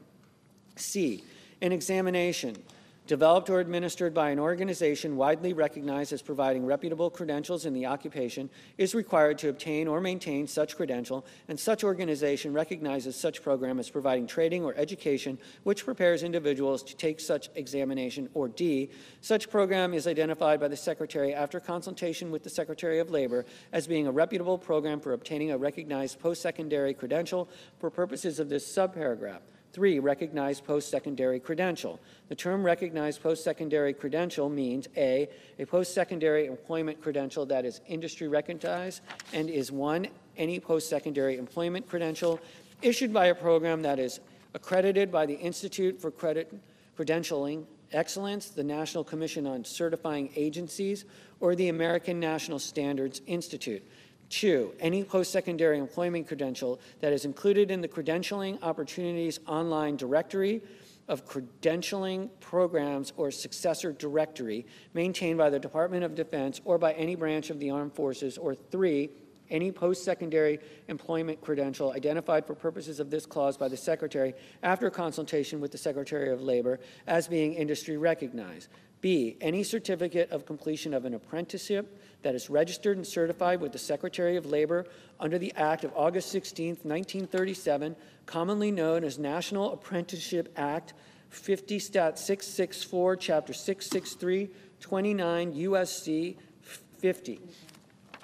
C, any occupational or professional license issued or recognized by a state or the federal government, and any certification that satisfies a condition for obtaining such a license. And D, any recognized post-secondary credential as defined in Section 352 of the Workforce Innovation and Opportunity Act, 29 U.S.C. 310252, provided through a program described in paragraph 2A. C, effective date. The amendments made by this section shall apply to the distributions made after the date of the enactment of this act. Section 70415, modification of excise tax on investment income of certain private colleges and universities. A, in general, Section 4968 is amended to read as follows. Section 4968, excise tax based on investment income of private colleges and universities. A, tax imposed. There is hereby imposed on each applicable educational institution for the taxable year a tax equal to the applicable percentage of the net investment income of such institution for the taxable year. B, applicable percentage. For purposes of this section, the term applicable percentage means 1, 1.4% in the case of an institution with a student-adjusted endowment of at least $500,000 and not in excess of $750,000. 2, 4% in the case of an institution with a student-adjusted endowment in excess of $750,000 and not in excess of $2 million. And 3, 8% in the case of an institution with a student-adjusted endowment in excess of $2 million. C, applicable education institution. For purposes of this subchapter, the term applicable educational institution means an eligible educational institution as defined in Section 25AF2, 1, which had at least 3,000 tuition-paying students during the preceding taxable year. 2, more than 50% of the tuition-paying students of which are located in the United States. 3, the student-adjusted endowment of which is at least $500,000, and 4, which is not described in the first sentence of Section 51A2B related to state colleges and universities. D, student-adjusted endowment. For purposes of this section, the term student-adjusted endowment means, with respect to any institution for any taxable year, 1, the aggregate fair market value of the assets of such institution. determined as the end of the preceding taxable year, other than those assets which are used directly in carrying out the institution's exempt purpose, divided by 2, the number of students of such institution. Determination of number of students. For purposes of subsection C and D, the number of students of an institution, including for purposes of determining the number of students at a particular location, shall be based on the daily average number of full-time students attending such institution, with part-time students taken into account on a full-time student equivalent basis. F, net investment income. For purposes of this section, 1, in general, net investment income shall be determined under rules similar to the rules of section 4940C. 2, override of certain regulatory exceptions. A, student loan interest. Net investment income shall be determined by taking into account any interest income from a student loan made by the applicable educational institution or any related organization as gross investment income. B, federally subsidized royalty income. 1, in general, net investment income shall be determined by taking into account any federally subsidized royalty income as gross investment income. 2, federally subsidized royalty income for purposes of this subparagraph. I, in general, the student federally subsidized royalty income means any otherwise regulatory exempt royalty income if any federal funds were used in the research, development, or creation of the patent, copyright, or other intellectual or intangible property from which such royalty income is derived. 2, otherwise regulatory exempt royalty income. For purposes of this subparagraph, the term otherwise regulatory exempt royalty income means royalty income which, but for this subparagraph, would not be taken into account as gross investment income by reason of being derived from patents, copyrights, or other intellectual or intangible property which resulted from the work of students or faculty members in their capacities as such with the applicable educational institution. 3, federal funds. The term federal funds includes any grant made by and any payment made under any contract with any federal agency to the applicable educational institution, any related organization, or any student or faculty member referred to in subclause 2. G, assets and net investment income of related organizations. 1, in general, for purposes of subsections D and F, assets and net investment income of any related organization with respect to an educational institution shall be treated as assets and net investment income, respectively, of the educational institution, except that A, no such amount shall be taken into account with respect to more than one educational institution, and B, unless such organization is controlled by such institution or is described in Section 509A3 with respect to such institution for the taxable year, assets and net investment income which are not intended or available for the use of benefit of the educational institution should not be taken into account. 2, related organization. For purposes of this subsection, the term related organization means with respect to any educational institution, any organization which A, controls or is controlled by such institution, B, is controlled by one or more persons which also control any institution, or C, is a supported organization as defined in Section 509F3, or an organization described in Section 509A3 during the taxable year with respect to such institution. H, regulations. The Secretary shall prescribe such regulations or other guidance as may be necessary to prevent avoidance of the tax under the section, including regulations or other guidance to prevent avoidance of such tax through restructuring of endowment funds or other arrangements designed to reduce or eliminate the value of net investment income or assets subject to the tax imposed by this section. B, requirement to report certain information with respect to application of excise tax based on investment income of private colleges and universities. Section 6033 is amended by redesignating subsection O as subsection P and inserting after subsection N the following new subsection. O, requirement to report certain information with respect to excise tax based on investment income of private colleges and universities.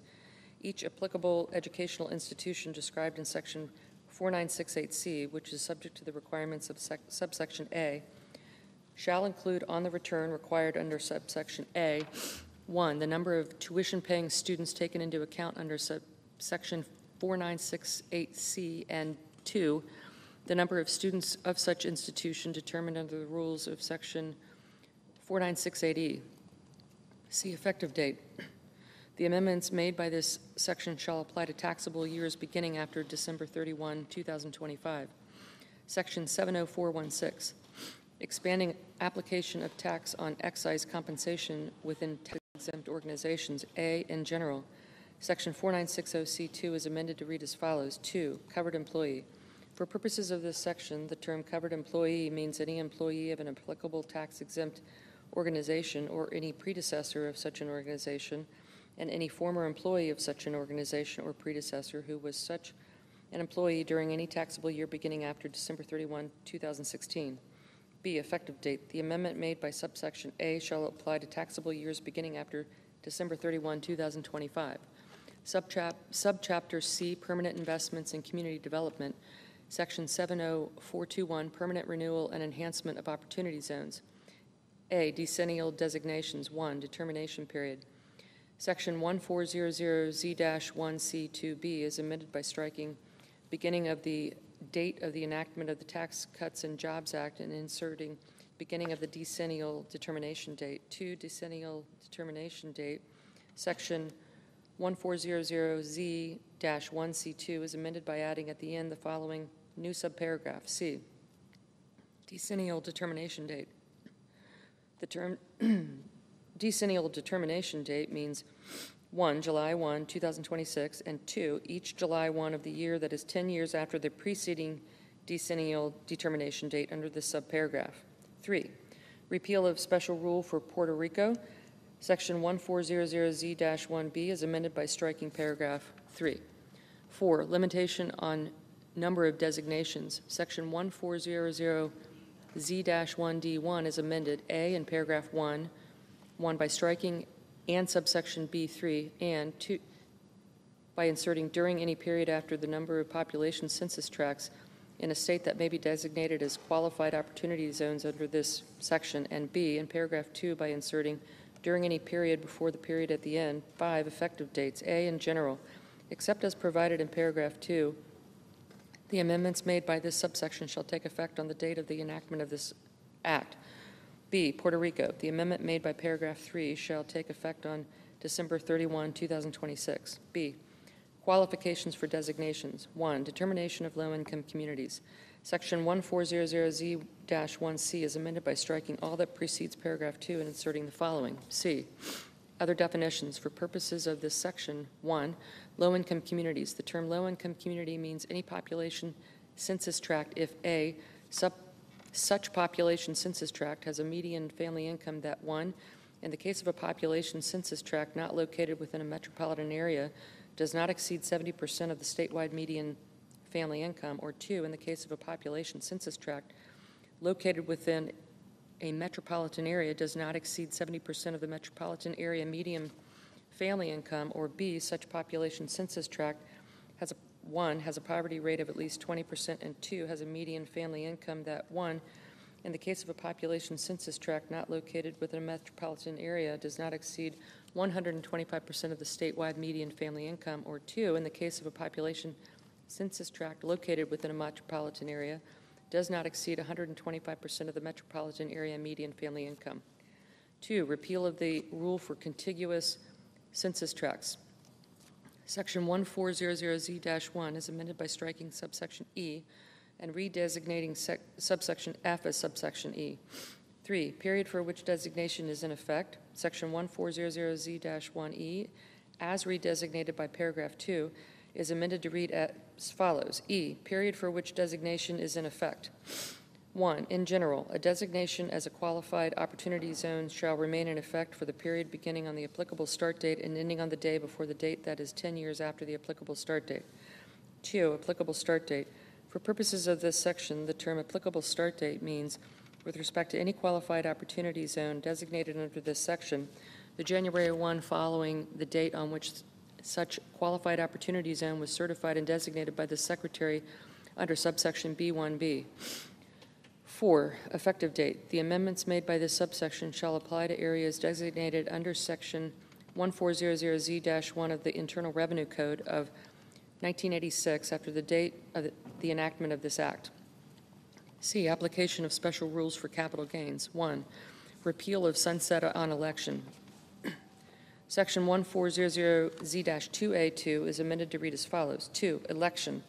No election may be made under paragraph 1 with respect to a sale or exchange of an election previously made with respect to such sale or exchange is in effect. 2, modification of rules for deferral of gain. Section 1400Z-2B is amended to read as follows. B, deferral of gain invested in Opportunity Zone property. 1, year of inclusion. Gain of which subsection A1B applies shall be included in gross income in the taxable year which includes the earlier of A, the date on which such investment is sold or exchanged, or B, the date which is 5 years after the date of investment in the Qualified Opportunity Fund was made. 2, amount includable. A, in general, the amount of gain included in gross income under subsection A1B shall be the excess of 1, the lesser of the amount of gain excluded under subsection A1A, or the fair market value of the investment as determined as of the date described in paragraph 1 over 2, the taxpayer's base in the investment. B, determination of basis. 1, in general, except as otherwise provided in the subparagraph or subsection C, the taxpayer's base in the investment shall be 0. 2, increase for gain recognized under subsection A1B. The basis in the investment shall be increased by the amount of gain recognized by reason of subsection A1B with respect to such investment. 3, investments held for 5 years. 1, in general, in the case of any investment held for at least 5 years, the basis of such investment shall be increased by an equal amount to 10%, 30% in the case of any investment in a qualified rural opportunity fund, of the amount of gain deferred by reason of subsection A1A. 2, application of increase. For purposes of this subsection, any increase in basis under this clause shall be treated as occurring before the date described in paragraph 1B. C, Qualified Rural Opportunity Fund. For purposes of subparagraph B3, 1, Qualified Rural Opportunity Fund. The term Qualified Rural Opportunity Fund means a qualified opportunity fund that holds at least 90% of its assets in qualified opportunity zone property, which 1, is qualified opportunity zone business property, substantially all of the use of which during substantially all of the fund's holding period for such property was in a qualified opportunity zone comprised entirely of a rural area, or 2, is qualified opportunity zone stock or qualified opportunity zone partnership interest in a qualified opportunity zone business in which substantially all of the tangible property owned or leased is qualified opportunity zone business property described in subsection D3A1, and substantially all of the use of which is in a qualified opportunity zone comprised entirely of a rural area. For purposes of the preceding sentence, property held in the fund shall be measured under rules similar to the rules of subsection D1. 2, rural area.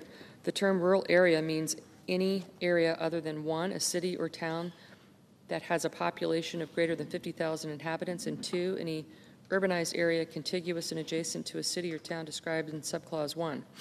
3, special rule for investments held at least 10 years. Section 1400Z-2C is amended by striking makes an election under this clause and all that follows, and inserting makes an election under this subsection. The basis of such investment shall be equal to A. In the case of an investment sold before the date that is 30 years after the date of the investment, the fair market value of such investment on the date such investment is sold or exchanged, or B.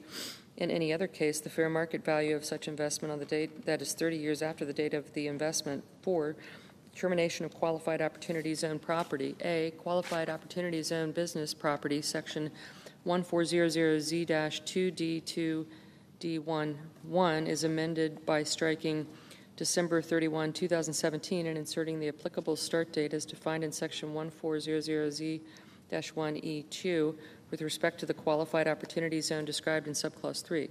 B, qualified opportunity zone stock and partnership interests, section 1400Z-2D2 is amended 1 by striking December 31, 2017, each place it appears in subparagraphs B11 and C1, and inserting the applicable date, and 2 by adding at the end of the following new subparagraph E, applicable date. For purposes of this subparagraph, the term applicable date means with respect to any corporation or partnership which is a qualified opportunity zone business the earliest date described in subparagraph D11 with respect to the Qualified Opportunity Zone business property held by such Qualified Opportunity Zone business. C, special rule for improvement of existing structure in rural areas.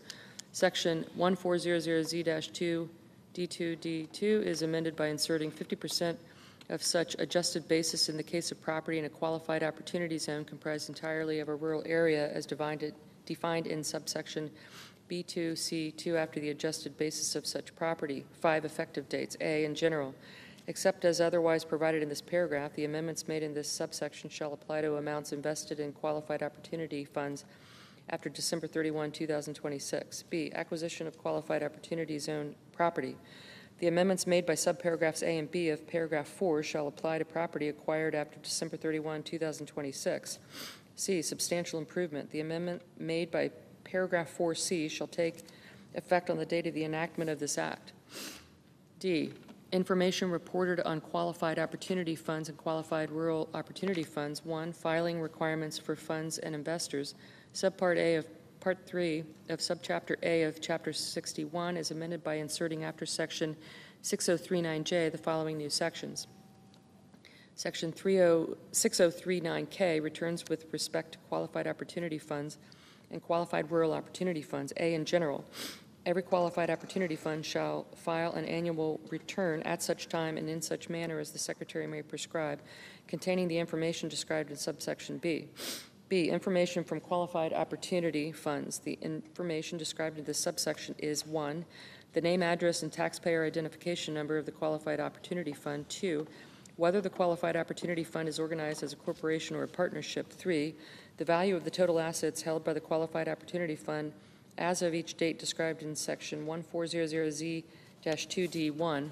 4, the value of all qualified opportunity zone property held by the qualified opportunity fund on such date with respect to each investment held by the qualified opportunity fund and qualified opportunity zone stock or qualified opportunity zone partnership interest. A, the name, address, and taxpayer identification number of the corporation in which such stock is held or the partnership in which such interest is held, as the case may be. B, each North American Industry Classification System, NAICS code that applies to the trades or businesses conducted by such corporation or partnership. C, the population census tract or population census tract in which the qualified opportunity zone business property of such corporation or partnership is located. D, the amount of the investment in such stock or partnership interest as of each date described in section 1400Z-2D1. E, the value of tangible property such as such corporation or partnership on each such date is owned by such corporation or partnership. F, the value of tangible property held by such corporation or partnership on each such date which is leased by such corporation or partnership. G, the approximate number of residential units in any for any real property held by such corporation or partnership. And H, the approximate average monthly number of full-time equivalent employees of such corporation or partnership for the year within numerical ranges identified by the Secretary or such other indication of the employment impact of such corporation or partnership as determined appropriate by the Secretary. 6, with respect to the items of qualified opportunity zone business property held by the qualified opportunity zone. A, the North American Industry Classification System, NAICS code that applies to the trade or businesses in which such property is held. B, the population census tract in which the property is located. C, whether the property is owned or leased. D, the aggregate value of the items of qualified opportunity zone property held by the qualified opportunity fund as of each date described in section 1400Z-2D1. And E, in the case of real property, the number of residential units, if any. 7, the approximate average monthly number of full-time equivalent employees for the year of the trades or businesses of the qualified opportunity fund in which qualified opportunity zone business property is held with the numerical ranges identified by the Secretary or such other indication of the employment impact of such trades or businesses as determined appropriate by the Secretary. 8, with respect to each person who disposed of an investment in the Qualified Opportunity Fund during the year. A, the name, address, and taxpayer identification number of such person. B, the date or dates on which the investment disposed was acquired. And C, the date or dates on which any such investment was disposed and the amount of the investment disposed, and 9, such other information as the Secretary may require. C, statement required to be furnished to investors. Every person required to make a return under subsection A shall furnish to each person whose name is required to be set forth in any such return by reason of subsection B8 at such time and in such manner as the Secretary may prescribe, a written statement showing 1, the name, address, and phone number of the information contact of the person required to make such a return, and 2, the information required to be shown on such return by reason of subsection B8 with respect to the person whose name is required to be so set forth. D, definitions. For purposes of this section, 1, in general, any person used in this section, which is also used in subchapter Z of Chapter 1, shall have the meaning given such term under such subchapter. 2, full-time equivalent employees. The term full-time equivalent employees means with respect to any month, the sum of the subs of A, the number of full-time employees as defined in section 4980HC4 for the month, plus B, the number of employees determined under rules similar to the rules of section 4980HC2E by dividing the aggregate number of hours of service of employees who are not full-time employees for the month by 120. E, application to qualified rural opportunity funds. Every qualified rural opportunity fund as defined in section 1400Z-2B2C shall file the annual return required under subsection A and the statements required under subsection C applied. 1, by substituting qualified rural opportunity for qualified opportunity each place it appears. 2, by substituting section 1400Z-2B2C for section 1400Z-2D1 of each place it appears, and 3, by treating any reference after the application of paragraph 1 to qualified rural opportunity zone stock, a qualified rural opportunity zone partnership interest, a qualified rural opportunity zone business, or qualified opportunity zone business property as stock, an interest, a business, or property respectively described in subclause 1 or 2, as the case may be, of section 1400Z 2B2C1, section 603L, information required from qualified opportunity zone businesses and qualified rural opportunity zone businesses. A, in general, every applicable qualified opportunity zone business shall furnish to the Qualified Opportunity Fund described in subsection B a written statement at such time, in such manner, and setting forth such information as the Secretary may by regulations prescribed for purposes of enabling such qualified opportunity fund to meet the requirements of section 6039KB5. B, applicable qualified opportunity zone business. For purposes of subsection A, the term applicable qualified opportunity zone business means any qualified opportunity zone business, 1, which is a trade or business of a qualified opportunity fund, 2, in which a qualified opportunity fund holds qualified opportunity zone stock, or 3, in which a qualified opportunity fund holds a qualified opportunity zone partnership interest. C, other terms. Any term used in this section, which is also used in subchapter Z of Chapter 1, shall have the meaning given such term under such subchapter. D, application to qualified rural opportunity businesses. Every applicable qualified rural opportunity zone business as defined in subsection B, determined after application of the substitutions described in this sentence, shall furnish the written statement required under subsection A applied. 1, by substituting qualified rural opportunity for qualified opportunity each place it appears, and 2, by treating any reference after the application of paragraph 1 to qualified rural opportunity zone stock, a qualified rural opportunity zone partnership interest, or a qualified rural opportunity zone business as stock, an interest or business respectively described in subclause 1 or 2 as the case may be of section 1400Z-2B2C1. 2, penalties. A, in general. Part 2 of subchapter B of Chapter 68 is amended by inserting after section 6725 the following new section. Section 6726, failure to comply with information reporting requirements relating to qualified opportunity funds and qualified rural opportunity funds. A, in general, if any person required to file a return under section 6039K fails to file a complete and correct return under such section in the time and in the manner prescribed therefore, each person shall pay a penalty of $500 for each day during which such failure continues. B, limitation. 1, in general, the maximum penalty under this section on failures with respect to any one return shall not exceed $10,000. 2, large qualified opportunity funds. In the case of any failure described in subsection A with respect to a fund, the gross assets of which determined on this last day of the applicable year are in excess of $10 million, paragraph 1 shall be applied by substituting $50,000 for $10,000. C, penalty in cases of intentional disregard. If a failure described in subsection A is due to intentional disregard, then 1, subsection A shall be applied by substituting $2,500 for $500. 2, subsection B1 shall be applied by substituting $50,000 for $10,000. And 3, subsection B2 shall be applied by substituting $250,000 for $50,000. D, inflation adjustment.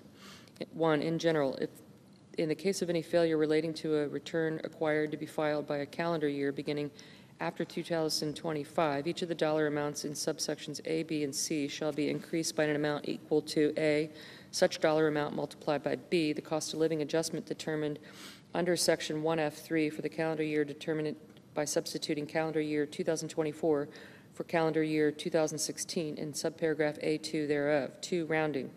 A, in general, if the $500 amount in subsection A and C1 or the $2,500 amount in subsection C1 after being increased under paragraph 1 is not a multiple of $10, such dollar amount shall be rounded to the next lowest multiple of $10. B, asset threshold. If the $10 million amount in subsection B2 after being increased under paragraph 1 is not a multiple of $10,000, such paragraph amount shall be rounded to the next lowest multiple of $10,000. C, other dollar amounts. If any dollar amount in subsection B or C, other than any amount to which paragraph A or B applies, after being increased under paragraph 1, is not a multiple of $1,000, such dollar amount shall be rounded to the next lowest multiple of $1,000. B, information required to be sent to other taxpayers. Section 6724D2, as amended by the preceding provisions of this Act, is amended 1, by striking "or" at the end of the subparagraph LL, 2, by striking the period at the end of subparagraph MM and inserting a comma, and 3, by inserting after subparagraph MM the following new subparagraphs. NN, Section 6039KC, related to disposition of qualified opportunity fund investments, or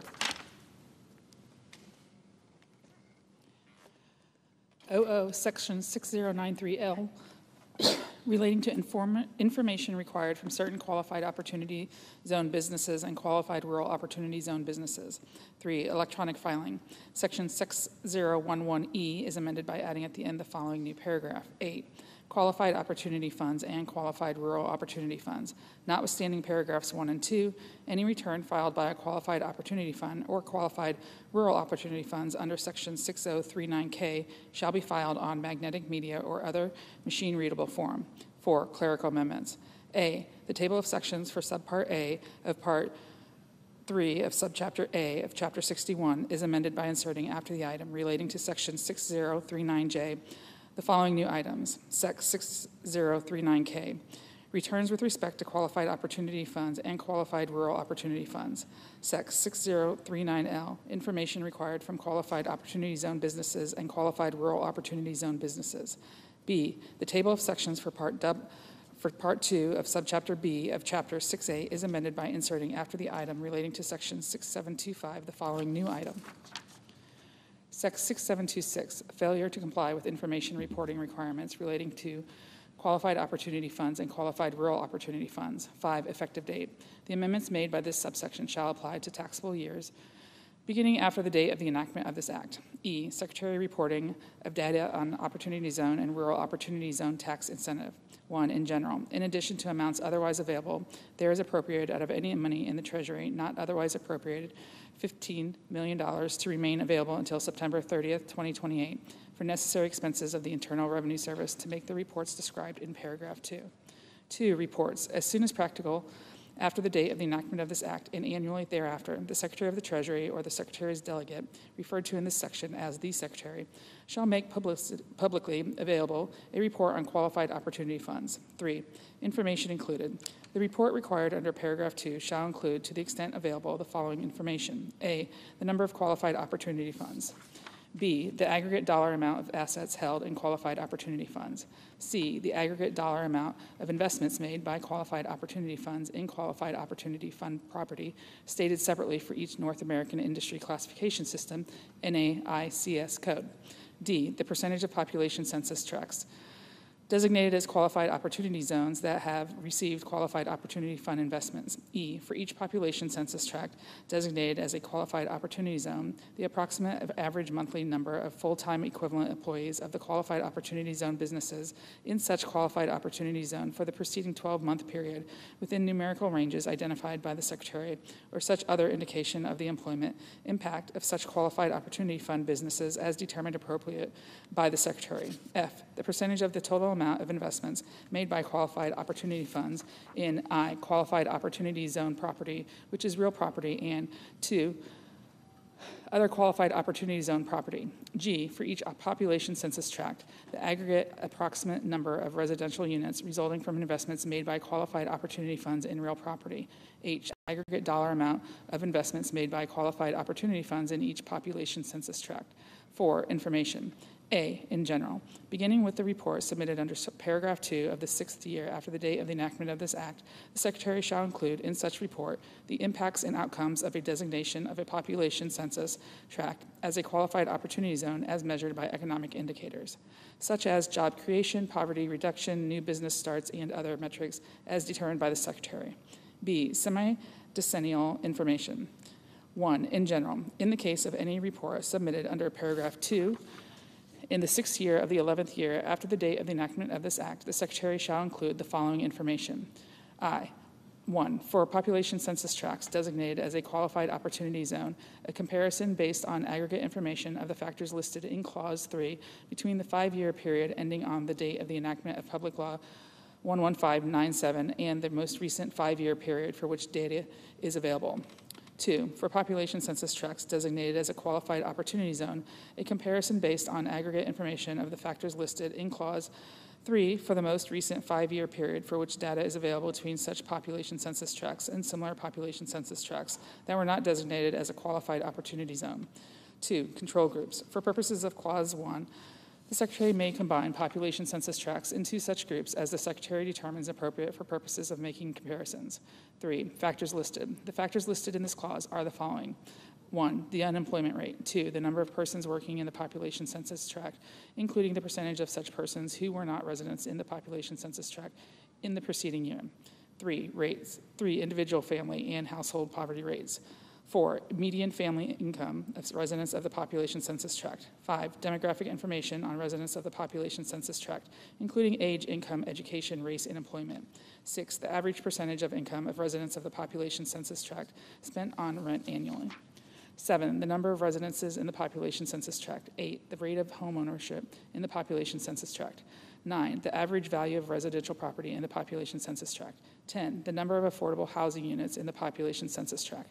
11, the number of new businesses started in the population census tract. 12, the distribution of employees in the population census tract by North American Industry Classification System, NAICS code. 5, protection of identifiable return information.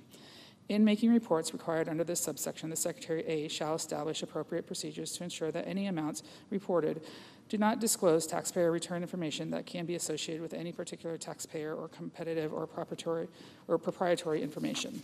And B, if necessary to protect taxpayer return information, may combine information required with respect to individual population census tracts into larger geographic areas. 6, definitions. Any term used in this subsection, which is also used in subchapter Z of Chapter 1 of the Internal Revenue Code of 1986, shall have the meaning given such term under such subchapter. 7, reports qualified rural opportunity funds. The Secretary shall make publicly available with respect to qualified rural opportunity funds separate reports as required under this subsection applied. A, by substituting qualified rural opportunity for qualified opportunity each place it appears. B, by substituting a reference to this act for Public Law 11597, and C, by treating any reference after the application of subparagraph A to qualified rural opportunity zone stock, qualified rural opportunity zone partnership interest, qualified rural opportunity zone business, or qualified opportunity zone business property as stock interest, business or property respectively, described in subclause 1 or 2, as the case may be, of section 1400Z 2B 2CI of the Internal Revenue Code of 1986. Sec 70422, permanent enhancement of low-income housing tax credit. A, permanent state housing credit ceiling increase for low-income housing credit. 1, in general, section 42H3I is amended, A, by striking 2018, 2019, 2020, and 2021 and inserting beginning after December 31, 2025. B, by striking 1.125 and inserting 1.12, and C, by striking 2018, 2019, 2020, and 2021 in the heading inserting calendar years after 2025. 2, effective date. The amendments made by this subsection shall apply to calendar years beginning after December 31, 2025. B, tax-exempt bond financing requirement. 1, in general. Section 42H4 is amended by striking subparagraph B and inserting the following. B, special rule where a minimum percent of buildings is financed with tax-exempt bonds subject to volume cap. For purposes of subparagraph A, paragraph 1 shall not apply to any portion of the credit allowable under subsection A with respect to a building if I, 1, 50% of more of the aggregate basis of such building and the land on which the building is located is financed by one or more obligations described in subparagraph A, or debye I, 25% or more of the aggregate basis of such building and the land on which the building is located is financed by one or more obligations described in subparagraph A, and 2, one or more of the such obligations AA are part of an issue, the issue date of which is after December 31st, 2025, and BB provide the financing for not less than 5% of the aggregate basis of such building and the land on which the building is located. 2, effective date. A, in general. The amendment made by this subsection shall apply to buildings placed in service in taxable years beginning after December 31st, 2025. B, rehabilitation expenditures treated as separate new building. In the case of any building with respect to which any expenditures are treated as a separate new building under Section 42E of the Internal Revenue Code of 1986 for purposes of subparagraph A, both the existing building and the separate new building shall be treated as having been placed in service on the date such expenditures are treated as placed in service under Section 42E4 of such code. Sec 70423, permanent extension of new markets tax credit. A, in general. Section 45D F1H is amended by striking 4 for each of calendar years 2020 through 2025 and inserting 4 each calendar year after 2019. B, carryover of unused limitation. Section 45D F3 is amended. 1, by striking if the and inserting the following. A, in general, if the and. 2, B, 2, by striking the second sentence and inserting the following. B, limitation. No amount may be carried under subparagraph A to any calendar year after the 5th calendar year, after the calendar year in which the excess described in such subparagraph occurred. For purposes of this subparagraph, any excess described in subparagraph A with respect to any calendar year before 2026 shall be treated as occurring in calendar year 2025. C, effective date. The amendments made by this section shall apply to calendar years beginning after December 31st, 2025. Sec 70424, permanent and expanded reinstatement of partial deduction for charitable contributions of individuals who do not elect to itemize. A, in general. Section 170P is amended. 1, by striking $300, $600, and inserting $1,000, $2,000, and 2, by striking beginning in 2021. B, effective date. The amendments made by this section shall apply to taxable years beginning after December 31st, 2025. Sec 70425, 0.5% floor on deduction of contributions made by individuals. A, in general. 1, in general. Paragraph 1 of Section 170B is amended by adding at the end the following new subparagraph. 1, 0.5% floor. Any charitable contribution otherwise allowable without regard to this subparagraph as a deduction under this section shall be allowed only to the extent that the aggregate of such contributions exceeds 0.5% of the taxpayer's contribution base for the taxable year. The preceding sentence shall be applied. 1, first, by taking into account charitable contributions to which subparagraph D applies to the extent thereof. 2, second, by taking into account charitable contributions to which subparagraph C applies to the extent thereof. 3, third, by taking into account charitable contributions to which subparagraph B applies to the extent thereof. 4, fourth, by taking into account charitable contributions to which subparagraph E applies to the extent thereof.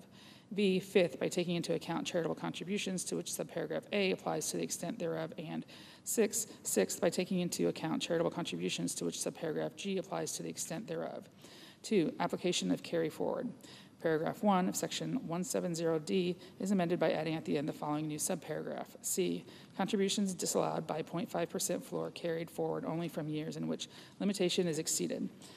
1, in general, in the case of any taxable year from which an excess is carried forward, determined without regard to this subparagraph under any carryover rule, the applicable carryover rule shall be applied by increasing the excess determined under such applicable carryover rule for the contribution year before the application of subparagraph B by the amount attributable to the charitable contributions to which such rule applies, which is not allowed as a deduction for the contribution year by reason of subsection B1I. 2, carryover rule. For purposes of this subparagraph, the term carryover rule means 1, subparagraph A of this paragraph, 2, subparagraphs C, 2, D, 2, E, 2, and G, 2 of subsection B, 1, and 3, the second sentence of subsection B, 1B. 3, applicable carryover rule. For purposes of this subparagraph, the term applicable carryover rule means any carryover rule applicable to charitable contributions which were, in whole or in part, not allowed as a deduction for the contribution year by reason of subsection B1I. 3, coordination with deduction for non-itemizers. Section 170P, as amended by this act, is further amended by inserting B1I after subsections B1G2. B, modification of limitation for cash contributions. 1, in general. Clause 1 of section 170B1G is amended to read as follows. 1, in general. For taxable years beginning after December 31st, 2017, any contribution of cash to an organization described in subparagraph A shall be allowed as a deduction under subsection A, to the extent that the aggregate of such contributions does not exceed the excess of I. 1, 60% of the taxpayer's contributions base for the taxable year over. 2, the aggregate amount of contributions taken into account under subparagraph A for such taxable year. 2, coordination with the other limitations. A, in general. Clause 3 of Section 170B1G is amended, 1, by striking subparagraphs A and B in the heading and inserting subparagraph A and. 2, in subclause 2 by striking and subparagraph B and all that follows through this subparagraph. B, other contributions. Subparagraph B of Section 170B1 is amended, 1, by striking to which subparagraph A, both places it appears, and inserting to which subparagraph A and G, and 2, in clause 2, by striking over the amount and all that follows through subparagraph C and inserting over. 1, the amount of charitable contributions allowable under subparagraph A determined without regard to subparagraph C and subparagraph G reduced by. 2, so much of the contributions taken into account under subparagraph G as does not exceed 10% of the taxpayer's contribution base. C, effective date. The amendments made by this section shall apply to taxable years beginning after December 31st, 2025. Sec. 70426, 1% floor on deduction of charitable contributions made by corporations. A, in general. Section 170B2A is amended to read as follows. A, in general, any charitable contribution otherwise allowable without regard to this subparagraph as a deduction under this section for any taxable year other than any contribution to which subparagraph B or C applies shall be allowed only to the extent that the aggregate of such contributions, 1, exceeds 1% of the taxpayer's taxable income for the taxable year, and 2, does not exceed 10% of the taxpayer's taxable income for the taxable year. B, application of carry forward. Section 170D2 is amended to read as follows. 2, corporations. A, in general. Any charitable contribution taken into account under subsection B2A for any taxable year which is not allowed as a deduction by reason of clause 2 thereof shall be taken into account as a charitable contribution for the succeeding taxable year, except that for purposes of determining under this subparagraph whether such contribution is allowed in such succeeding taxable year, contributions in such succeeding taxable year determined without regard to this paragraph shall be taken into account under subsection B2A before any contribution taken into account by reason of this paragraph. B, 5-year carry forward. No charitable contribution may be carried forward under subparagraph A to any taxable year following the 5th taxable year after the taxable year in which the charitable contribution was first taken into account.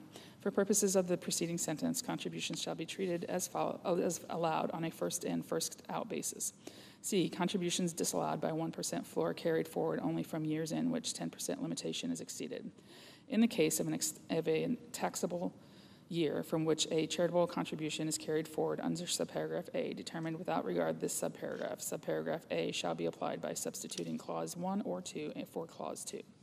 D, Special rule for net operating loss carryovers. The amount of charitable contributions carried forward under subparagraph A shall be reduced to the extent that such carry forward would, but for this subparagraph, reduce taxable income as computed for purposes of the second sentence of section 172B2 and increase a net operating loss carryover under section 172 to a succeeding taxable year. C, conforming amendments. Subparagraphs B2 and C2 of section 170B2 are each amended by inserting other than subparagraph C thereof after subsection D2.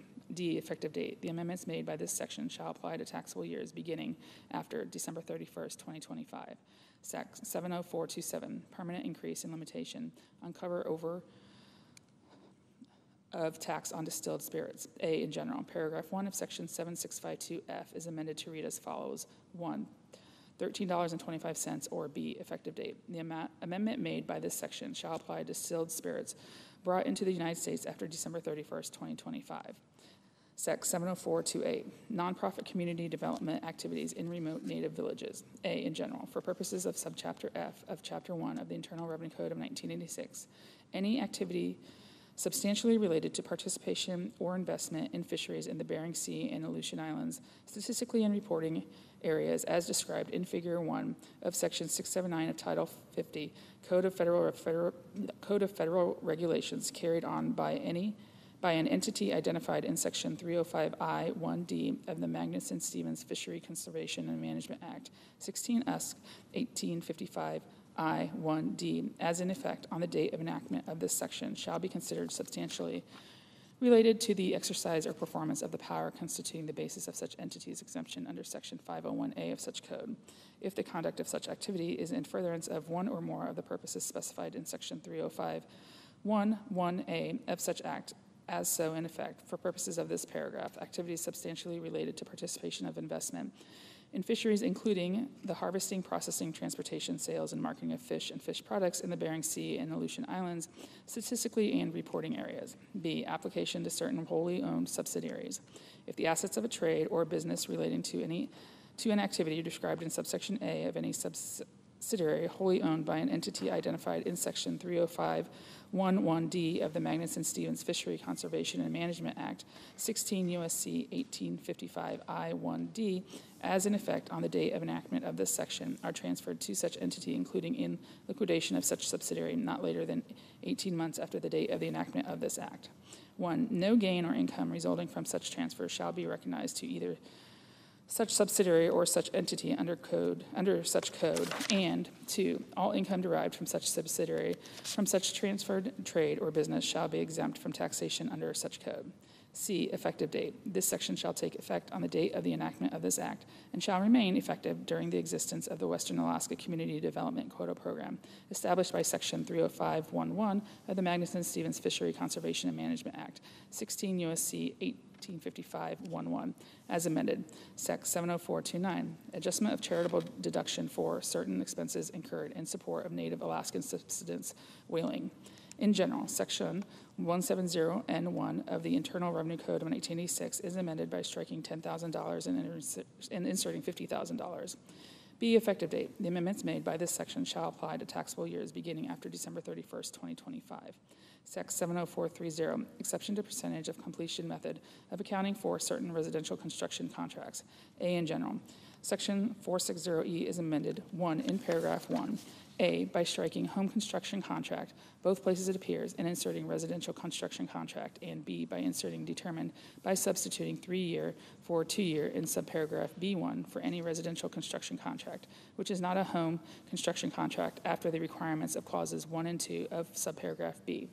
2, by striking paragraph 4 and redesignating paragraph 5 as paragraph 4 and 3 in subparagraph A of paragraph 4 as so redesignated by striking paragraph 4 and inserting paragraph 3. B, application of exception for purposes of alternative minimum tax. Section 568A3 is amended by striking any home construction contract as defined in Section 460E6 and inserting any residential construction contract as defined in Section 460E4. C, effective date. The amendments made by this section shall apply to contracts entered into after the date of the enactment of this act. Subchapter D, permanent investments in small business in rural America. Sec. 70431, expansion of qualified small business stock gain exclusion. A, phased increase in exclusion for gain from qualified small business stock, 1 in general. Section 1202A1 is amended to read as follows, 1 in general. In the case of a taxpayer other than a corporation, gross income shall not include A, except as provided in paragraphs 3 and 4, 50% of any gain from the sale or exchange of qualified small business stock acquired on or before the applicable date and held for more than 5 years, and B, the applicable percentage of any gain from the sale or exchange of qualified small business stock acquired after the applicable date and held for at least 3 years. 2, applicable percentages. Section 1202A is amended by adding at the end the following new paragraph.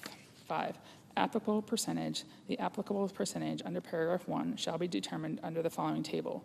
Years stock held, applicable percentage. 3 years, 50%. 4 years, 75%. 5 years or more, 100%.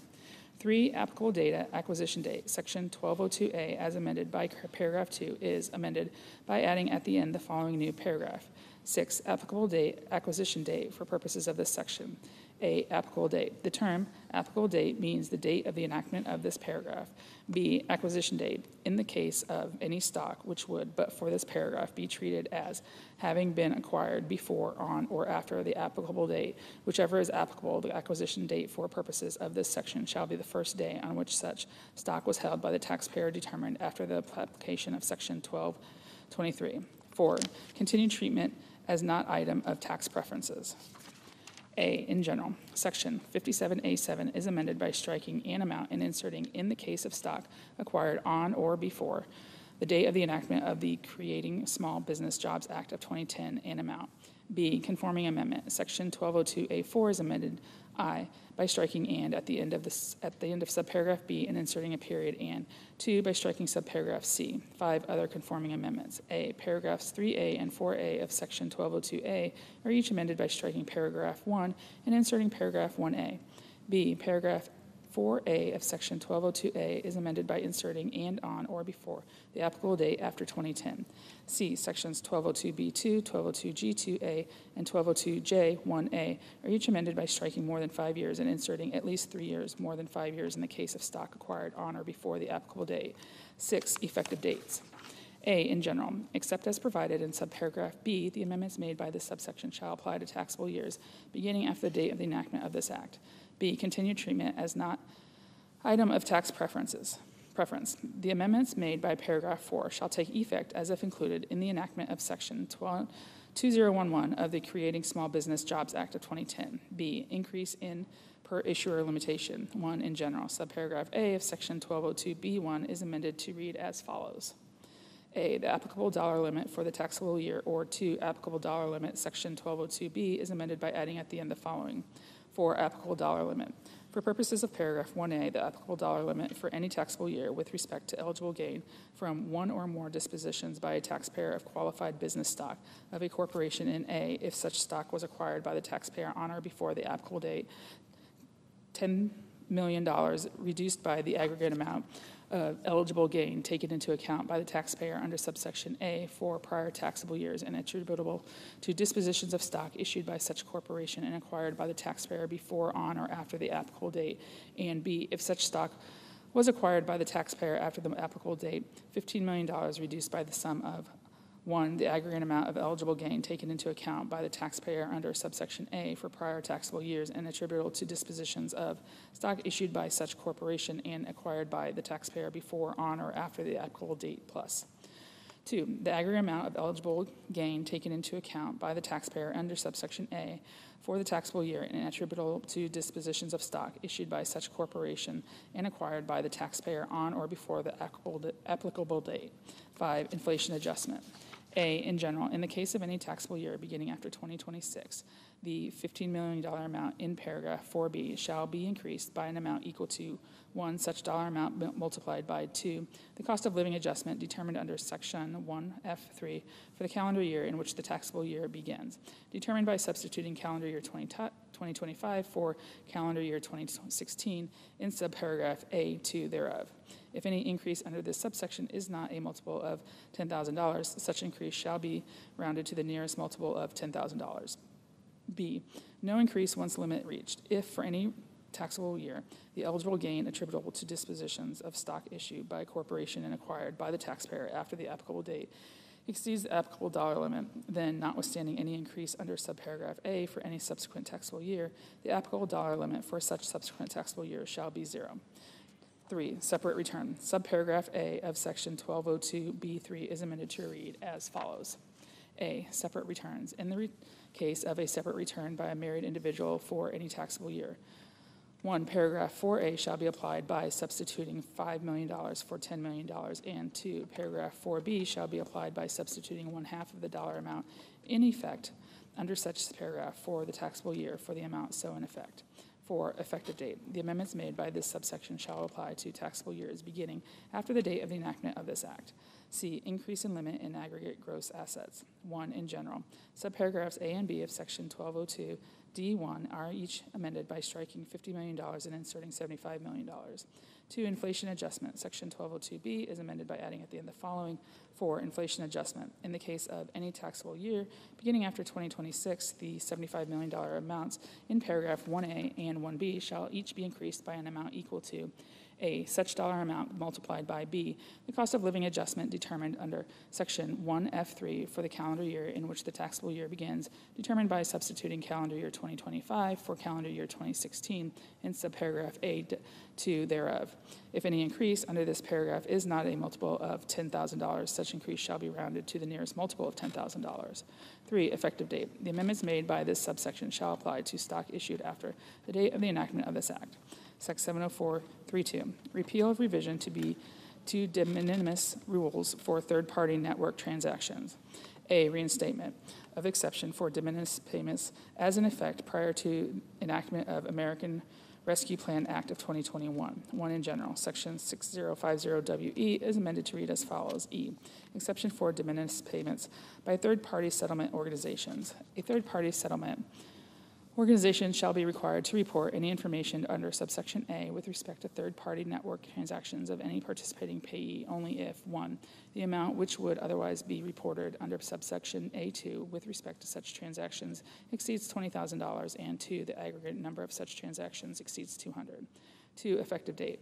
The amendment made by this subsection shall take effect as if included in section 9674 of the American Rescue Plan Act. B, application of de minimis rule for third-party network transactions to back up withholding. 1, in general. Section 3406B is amended by adding at the end the following new paragraph. 8, other reportable payments, including payments in settlement of third-party network transactions, only where aggregate transactions exceed reporting threshold for the calendar year.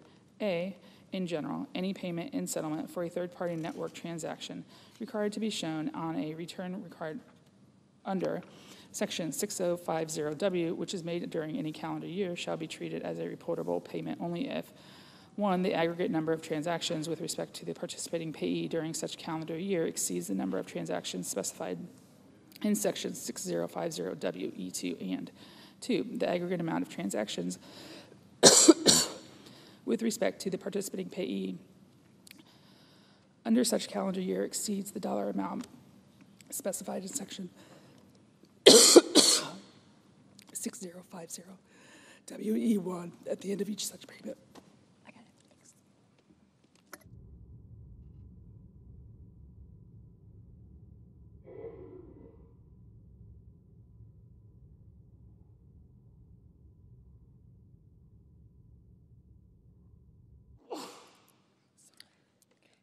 B, exception if third-party network transactions made in prior year were reportable. Subparagraph A shall not apply with respect to payments to any participating payee during any calendar year if one or more payments is in settlement of third-party network transactions made by the payer to the participating payee during the preceding calendar year were reportable payments. 2, effective date. The amendment made by this subsection shall apply to calendar years beginning after December 31st, 2024. Section 70433, increase in threshold for requiring information reporting with respect to certain payees. In general, Section 6041A is amended by striking $600 and inserting $2,000. B, inflation adjustment. Section 6041 is amended by adding at the end of the following new subsection. H, inflation adjustment. In the case of any calendar year after 2026, the dollar amount in subsection A shall be increased by an amount equal to 1, such dollar amount multiplied by 2, the cost of living adjustment determined under Section 1F3 for such calendar year determined by substituting calendar year 2025 for calendar year 2016, subparagraph A2 thereof. And any increase under the preceding sentence is not a multiple of $100. Such increase shall be rounded to the nearest multiple of $100. See application to reporting on remuneration for services, Section 6041AA2 is amended by striking is $600 or more and inserting equals or exceeds the dollar amount in effective for such calendar year under Section 6041A. D, application to backup withholding, Section 3406B6 is amended. 1, by striking $600 in subparagraph A and inserting the dollar amount in effect for such calendar year under Section 6041A, and 2, by striking only where aggregate for calendar year is $600 or more in the heading and inserting only where in excess of threshold. E, conforming amendments. 1, the heading of Section 6041A is amended by striking of $600 or more and inserting exceeding threshold. 2, Section 6041A is amending by striking taxable year and inserting calendar year. F, effective date. The amendments made by this section shall apply with respect to payments made after December 31st, 2025.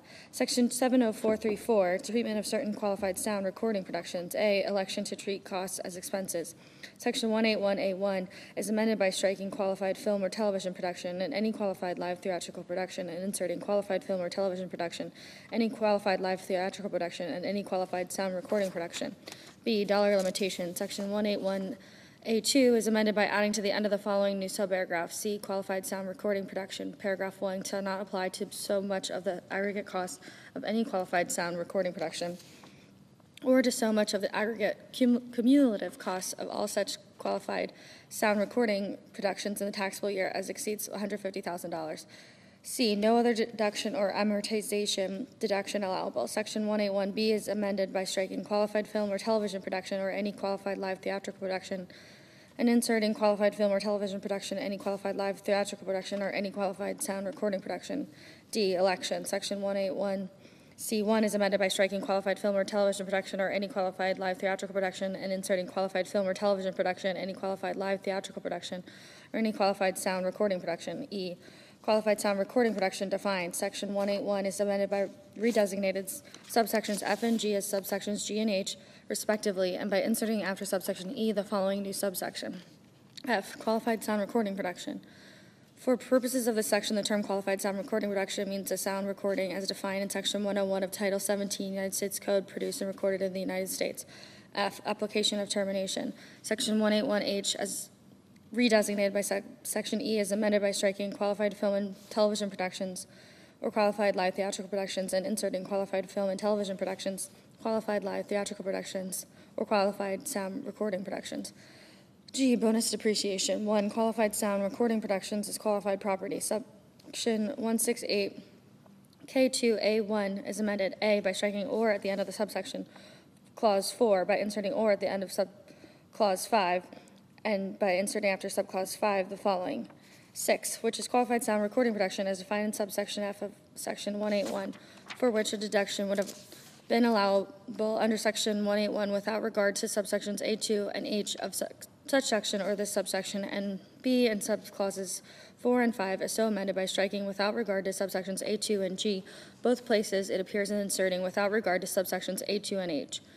2, production placed in service. Section 168K2H is amended by striking and at the end of Clause 1, by striking the period at the end of Clause 2 and inserting and by adding after Clause 2 the following. 3, a qualified sound recording production shall be considered to be placed in service at the time of initial release or broadcast. H, conforming amendments. 1, the heading of Section 181 is amended to read as follows, treatment of certain qualified productions. The table 2, the table of sections for Part 6 of subsection B of Chapter 1 is amended by striking the item relating to Section 181 and inserting the following new item. Section 181, treatment of certain qualified productions. 1, effective date. The amendments made by this section shall apply to productions commencing in taxable years ending after the date of the enactment of this Act. Section 70435, exclusion of interest on loans secured by rural or agricultural real property. A, in general, Part 3 of Subchapter B of Chapter 1, as amended by the preceding provisions of this Act, is amended by inserting after Section 139K the following new section. Section 139L, interest on loans secured by rural or agricultural real property. A, in general, gross income shall not include 25% of the interest received by a qualified lender on any qualified real estate loan. B, qualified lender. For purposes of this section, the term qualified lender means 1, any bank or savings association, the deposits of which are insured under the Federal Deposit Insurance Act, 12 U.S.C. 1811 et sec. 2, any state or federally regulated insurance company. 3, any entity wholly owned directly or indirectly by a company that is treated as a bank holding company for purposes of Section 8 of the International Banking Act of 1978, 12 U.S.C. 3106. If A, such entity is organized, incorporated, or established under the laws of the United States or any state, and B, the principal place of business of such entity is in the United States, including any territory of the United States. 4, any entity wholly owned, directly or indirectly, by a company that is considered an insurance holding company under the laws of any state, if such entity satisfies the requirements described in subparagraphs A and B of paragraph 3. And 5, with respect to interest received on a qualified real estate loan secured by real estate described in subsection C3A, any federally chartered instrumentality of the United States established under Section 8.1A of the Farm Credit Act of 1971, 12 U.S.C. 2279AA-1A. C, qualified real estate loan. For purposes of this section, 1, in general, the term qualified real estate loan means any loan, A, secured by 1, rural or agricultural real estate, or 2, a leasehold mortgage with a status as a lien or on rural or agricultural real estate, B, made to any person other than a specified foreign entity as defined in Section 7701A51, and C, made after the date of the enactment of this section. For purposes of the preceding sentence, the determination of whether property securing such loan is rural or agricultural real estate shall be made as of the time the interest income on such loan is accrued. 2, refinancing. For purposes of subparagraphs A and C of paragraph 1, a loan shall not be treated as made after the date of the enactment of the section to the extent that the proceeds of such loan are used to refinance a loan which was made on or before the date of the enactment of the section, or in the case of any series of refinancings, the original loan was made on or before such date. 3, rural or agricultural real estate. The term rural or agricultural real estate means A, any real property which is substantially used for the production of one or more agricultural products, B, any real property which is substantially used in the trade of business or fishing or seafood processing, and C, any aquaculture facility. Such terms shall not include any property which is not located in a state or possession of the United States. 4, aquacultural facility. The term aquaculture facility means any land, structure, or other appurtenance that is used for aquaculture, including any hatchery, rearing pond, raceway, pen, or incubator. D, in coordination with Section 265. 25% of any qualified real estate loan shall be treated as an obligation described in Section 265A2, the interest on which is wholly exempt from the taxes imposed by the subtitle. B, clerical amendment. The table of sections for Part 3 of Subchapter B of Chapter 1 is amended by the preceding provisions of this Act is amended by inserting the following relating to Sections 139K, the following new item. Section 139L, interest on loans secured by rural or agricultural real property. C, effective date. The amendments made by this section shall apply to taxable years ending after the date of the enactment of this Act. Section 70436, reduction of transfer and manufacturing taxes for certain devices. A, transfer tax. Section 5811A is amended to read as follows. A, rate. There shall be levied, collected, and paid on firearms transferred a tax at the rate of $200 for each firearm transferred in the case of a machine gun or destructive device, and $0 for any firearm transferred which is not described in paragraph 1. B, making tax. Section 5821A is amended to read as follows. A, rate. There shall be levied, collected, and paid upon the making of a firearm a tax at the rate of $200 for each firearm made in the case of a machine gun or destructive device, and $0 for any firearm made which is not described in paragraph 1.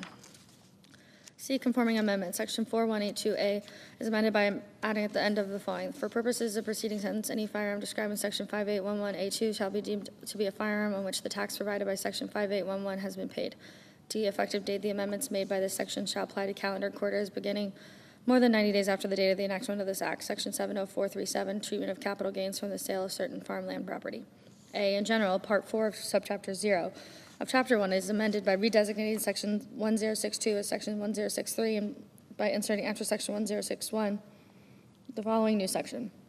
Section 1062, gain from the sale or exchange of qualified farmland property to qualified farmers. A, election to pay tax in installments. In the case of gain from the sale or exchange of qualified farmland property to a qualified farmer, at the election of the taxpayer, the portion of the net income tax of such taxpayer for the taxable year or the sale or exchange which is equal to the applicable net tax liability shall be paid in 4 equal installments. B, rules relating to installment payments. 1, date for payment of installments. If an election is made under subsection A, the first installment shall be paid on the due date determined by, without regard to any extension of time for filing the return for the return of tax for the taxable year in which the sale or exchange occurs, and each succeeding installment shall be paid on the due date, as so determined for the return of tax for the taxable year following the taxable year with respect to which the preceding installment was made. 2, acceleration of payment. A, in general, if there is an addition to tax for failure to timely pay any installment required under this section, then the unpaid portion of all remaining installments shall be due on the date of such failure. B, individuals. In the case of an individual, if the individual dies, then the unpaid portion of all remaining installments shall be paid on the due date for the return of the tax for the taxable year in which the taxpayer dies. C, corporations. In the case of a taxpayer, which is a C corporation, trust, or estate, if there is a liquidation or sale of substantially all the assets of the taxpayer, including a Title 11 or similar case, a cessation of businesses by the taxpayer in the case of C corporation or any similar circumstance, then the unpaid portion of all remaining installments shall be due on the date of such event, or in the case of a Title 11 or similar case, the day before the petition is filed. The preceding sentence shall not apply to the sale of substantially all the assets of a taxpayer to a buyer, and such buyer enters into an agreement with the Secretary under which such buyer is liable for the remaining installments due under this subsection in the same manner as such if such buyer were the taxpayer. 3, proration of deficiency to installments. If an election is made under subsection A to pay the applicable net tax liability installments and a deficiency has been assessed with respect to such applicable net tax liability, the deficiency shall be prorated to the installments payable under subsection A. The part of the deficiency so prorated to any installment, the date for payment of which has not arrived, shall be collected at the same time as and as part of such installment. The part of the deficiency so prorated to any installment, the date for payment of which has arrived, shall be paid upon the notice and demand from the Secretary. This section shall not apply if the deficiency is due to negligence, to intentional disregard of rules and regulations, or to fraud with intent to evade tax. C, election. 1, in general, any election under subsection A shall be made not later than the due date for the return of the tax for the taxable year described in subsection A. 2, partnerships and S corporations. In the case of a sale or exchange described in subsection A by a partnership or S corporation, the election under subsection A shall be made at the partner or shareholder level. The Secretary may prescribe such regulations or other guidance as necessary to carry out the purposes of this paragraph. D, definitions. For purposes of this section, 1, applicable net tax liability. A, in general, the applicable net tax liability with respect to the sale or exchange of any property described in subsection A is the excess of, if any, of 1, such taxpayer's net income tax for the taxable year, or 2, such taxpayer's net income tax for such taxable year determined without regard to any gain recognized from the sale or exchange of such property. B, net income tax. The term net income tax means the regular tax liability reduced by the credits allowed under subparts A, B, and D of Part 4 of Subchapter A. 2, qualified farmland property. A, in general, the term qualified farmland property means real property located in the United States, which has been used by the taxpayer as a farm or for farming purposes, or 2, leased by the taxpayer to a qualified farm for farming purposes during substantially all of the 10-year period ending on the date of the qualified sale or exchange, and 2, which is subject to a covenant or other legally enforceable restriction which prohibits the use of such property other than as a farm for farming purposes for any period before the date that is 10 years after the date of the sale or exchange described in subsection A.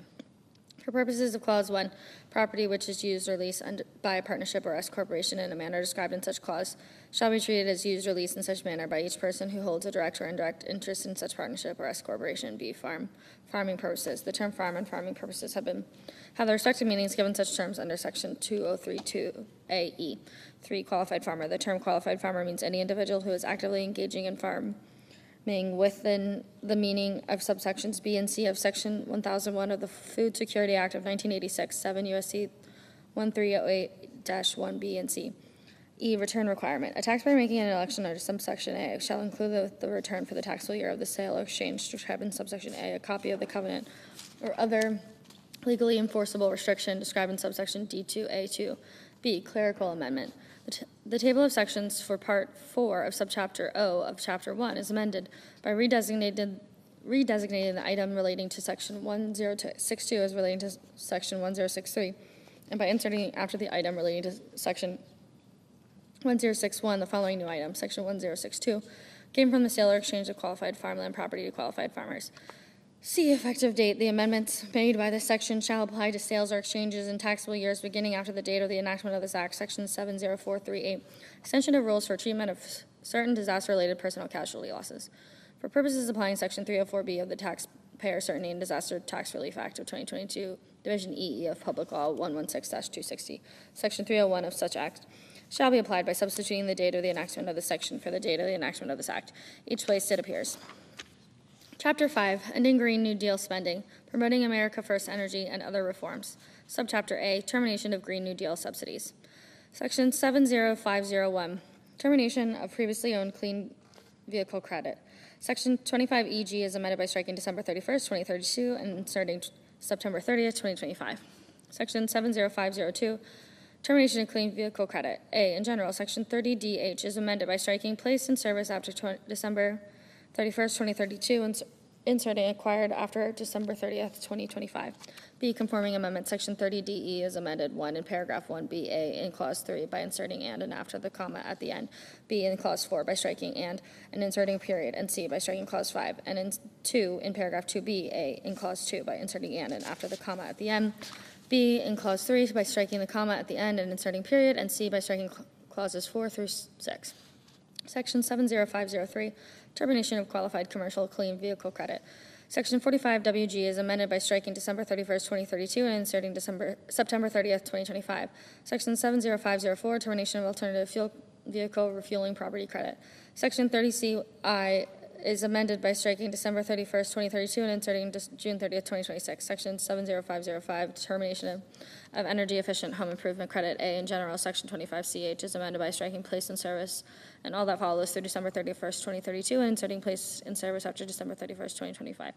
B, conforming amendment, Section 25CD2C is amended to read as follows. C, any oil furnace or hot water boiler which, 1, meets or exceeds 2021 Energy Star efficiency criteria, and 2, is rated by the manufacturer for use with fuel blends, at least 20% of the volume of which consists of an eligible fuel. Section 70506, Termination of Residential Clean Energy Credit. A, in general, Section 25DH is amended by striking to property placed in service after December 31st, 2034, and inserting with respect to any expenditures made after December 31st, 2025. B, conforming amendment, Section 25DG is amended.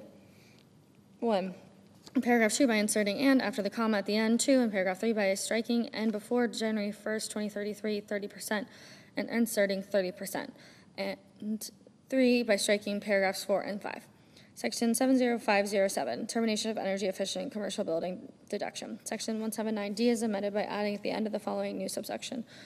1, termination, the section shall not apply with respect to property, the construction of which begins after June 30th, 2026.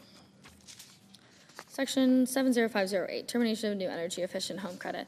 Section 45LH is amended by striking December 31st, 2032 and inserting June 30th, 2026. Section 70509, Termination of Cost Recovery for Energy Property and Qualified Clean Energy Facilities Property and Technology. A, Energy Property, Section 168E3B6, as amended by Section 13703 of Public Law 117-169, is amended 1 by striking subclause 1 and 2, by redesignating subclauses 2 and 3 as subclauses 1 and 2, respectively. B, Qualified Clean Energy Facilities, Property and Technology, Section 168E3B, as amended by Section 13703 of Public Law 117-169, and by subsection A is amended 1 in Clause 6.2 by adding and at the end, 2 in Clause 7 by striking and inserting a period, and 3 by striking Clause 8. C, effective dates. 1, energy property. The amendments made by subsection A shall apply to the property of construction which begins after December 30th, 2024.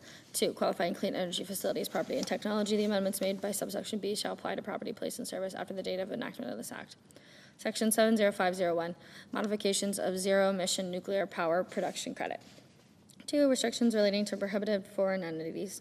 Section 45 UC is amended by adding at the end of the following new paragraph 3 restrictions relating to prohibited foreign entities. A, in general, no credit shall be determined under subsection A for any taxable year beginning after the date of enactment of this paragraph if the taxpayer is a specified foreign entity as defined in Section 7701A51B. B, other prohibited foreign entities. No credit shall be determined under subsection A for any taxable year beginning after the date, which is 2 years after the date of enactment of this paragraph, if the taxpayer is a foreign influence entity as defined in Section 7701A51D without regard to Clause 1, 2 thereof. B, prohibition with respect to nuclear power facilities using nuclear fuel-producing covered nations or by covered entities. Section 45U is amended by subsection A of this section is amended 1 and subsection B1A by redesignating subparagraphs B and C as subparagraphs C and D respectively, and B by inserting after subparagraph A the following new subparagraph B, which satisfies the requirement determined in subsection C4 and 2 in subsection C by adding at the end of the following new paragraph 4 restrictions relating to use of certain imported nuclear fuel. A, in general, for any taxable year, the requirements described in this paragraph with respect to any nuclear facility are that 1, with respect to any nuclear fuel used by such facility during such taxable year, such fuel was not 1, produced in a covered nation or by a covered entity, 2, exchanged with, traded for, or substituted for nuclear fuel described in subclause 1, or 3, otherwise obtained in lieu of nuclear fuel described in subclause 1, in a manner which is designed to circumvent the purposes of this paragraph. And 2, the taxpayer shall certify to the Secretary at such time in such form or manner as the Secretary may prescribe that any fuel used by such facility during such taxable year complies with the requirements described in Clause 1. B, exception, the requirements described in subparagraph A shall not apply with respect to any nuclear fuel which was acquired by the taxpayer pursuant to a binding written contract in effect before January 1st, 2023, and which was not modified in any material respect on or after such date. See other definitions in this paragraph. 1, covered entity. The term covered entity means any entity organized under the laws of or otherwise subject to the jurisdiction of the government of the covered nation. 2, covered nation. The term covered nation has the same meaning given such term in section 4872F of Title 10 United States Code. C, effective dates. 1, restrictions relating to prohibited foreign entities. The amendments made by subsection A shall apply to taxable years beginning after the date of enactment of this Act. 2, restrictions relating to use of certain imported nuclear fuel. The amendments made by subsection B shall apply to taxable years beginning after December 31st, 2027. Section 70511, termination of clean hydrogen production credit. Section 45 VC3C is amended by striking January 1st, 2033 and inserting January 1st, 2028. Section 70512, termination and restrictions of clean electricity production credit. A, termination for wind and solar facility. Section 45YD is amended 1 in paragraph 1 by striking the amount of and inserting subject to paragraph 4 the amount of, and 2 by striking paragraph 3 and inserting the following new paragraphs. 3, applicable year. For purposes of the subsection, the term applicable year means calendar year 2032 for termination for wind and solar facilities. A, in general, the section shall not apply with respect to any applicable facility placed in service after December 31st, 2037. B, applicable facility.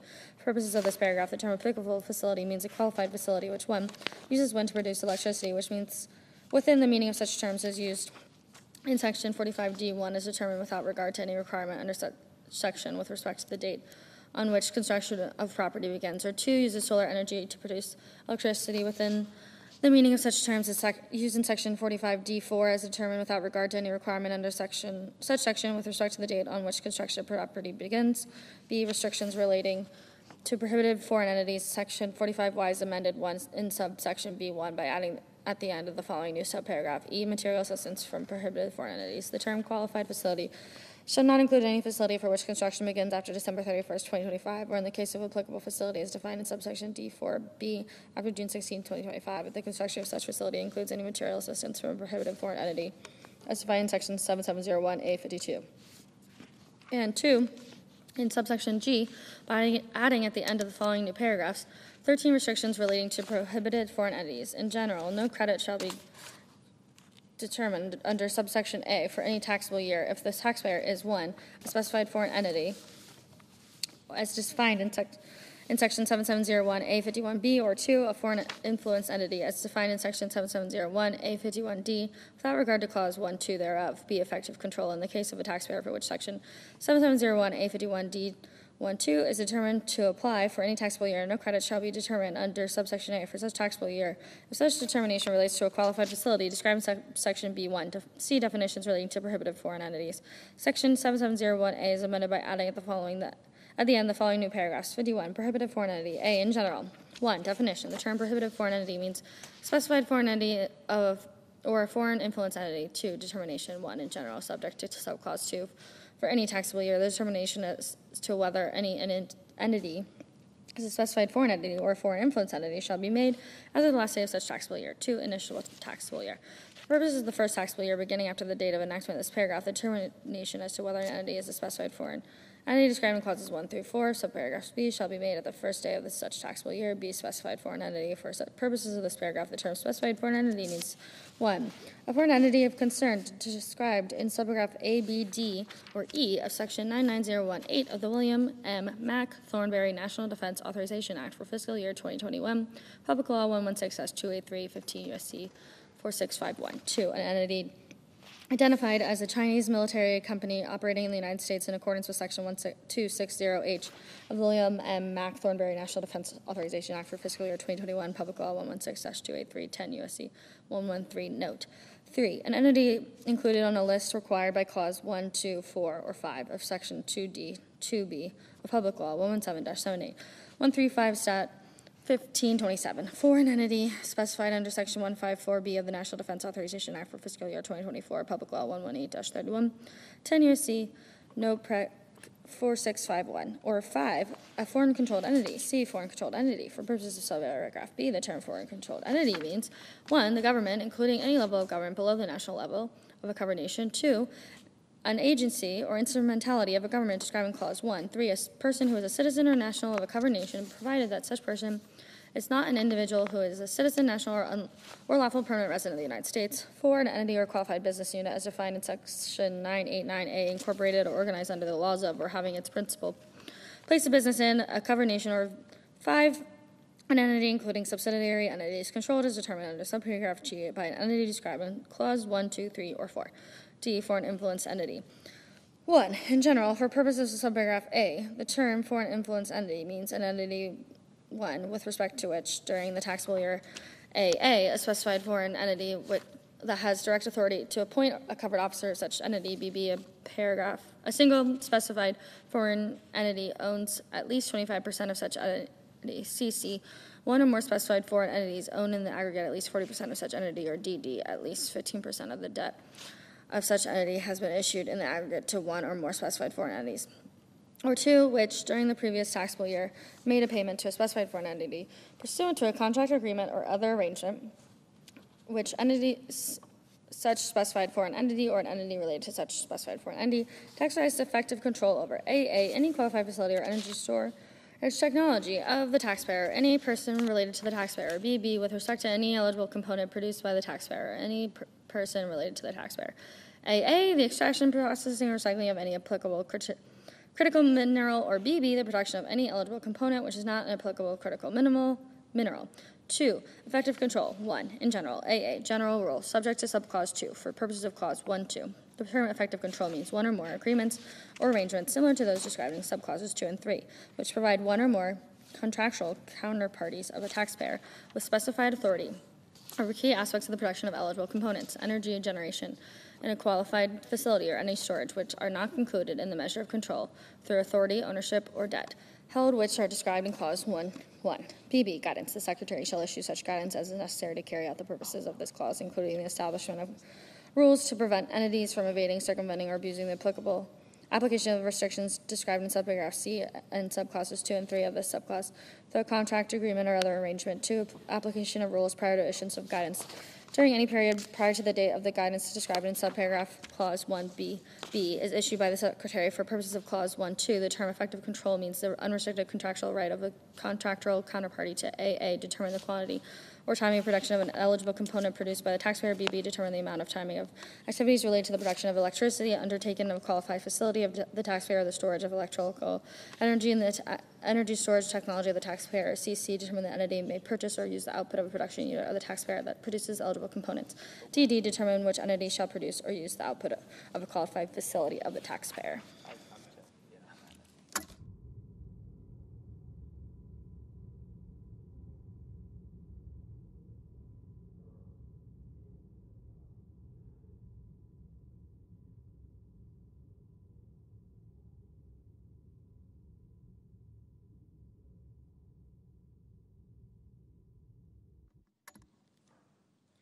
Restrict access to data critical to production or storage of energy undertaken at a qualified facility of the taxpayer or to the site of the production or any part of a qualified facility or energy storage technology of the taxpayer to the personnel or agents of such contractual counterparty, or FF, on an exclusive basis, maintain, repair, or operate any plant or equipment which is necessary to the production by the taxpayer of eligible components or electricity.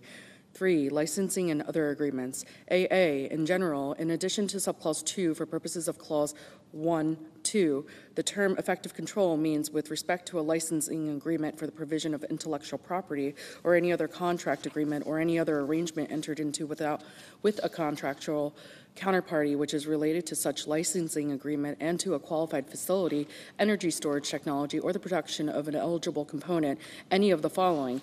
AA, a contractual right retained by the contractual counterparty to specify or otherwise direct one or more sources of components, subcomponents, or applicable critical minerals utilized in a qualified facility, energy storage technology, or the production of an eligible component. BB, a contractual right retained by the contractual counterparty to correct the operation of any qualified facility, any energy storage technology, or any production unit that produces an eligible component. CC, a contractual right retained by the contractual counterparty to limit the taxpayer's utilization of intellectual property related to the operation of a qualified facility or energy storage technology, or in the production of an eligible component. DD, a contractual right retained by the contractual counterparty to receive royalties under the licensing agreement or any similar agreement, or payments under any related agreement beyond the 10th year of the agreement, including modifications or extensions thereof. EE, a contractual right retained by the contractual counterparty to direct or otherwise require the taxpayer to enter into an agreement for the provision of services for a duration longer than 2 years, including any modifications or extensions thereof. FF, such contract, agreement, or any other arrangement does not provide the licensee with all the technical data, information, and know-how necessary to enable the licensee to produce the eligible component or component subject to the contract, agreement, or other arrangement without further involvement from the contractual counterparty or a specified foreign entity. GG, such contract, agreement, or other arrangement was entered into or modified on or after June 16, 2025. BB, exception. AA, in general. Item AA shall not apply in case of a bona fide purchase or sale of intellectual property. BB, bona fide purchase or sale. For purposes of an item AA, any purchase or sale of intellectual property where the agreement provides that ownership of an intellectual property reverts to the contractual counterparty after a period of time shall not be considered a bona fide purchase or sale. 4, persons related to the taxpayer. For purposes of subclauses 1, 2, and 3, the term taxpayer shall include any person related to the taxpayer. 5, contractual counterparty. For purposes of this clause, the term contractual counterparty means an entity with the taxpayer has entered into a contract, agreement, or other arrangement.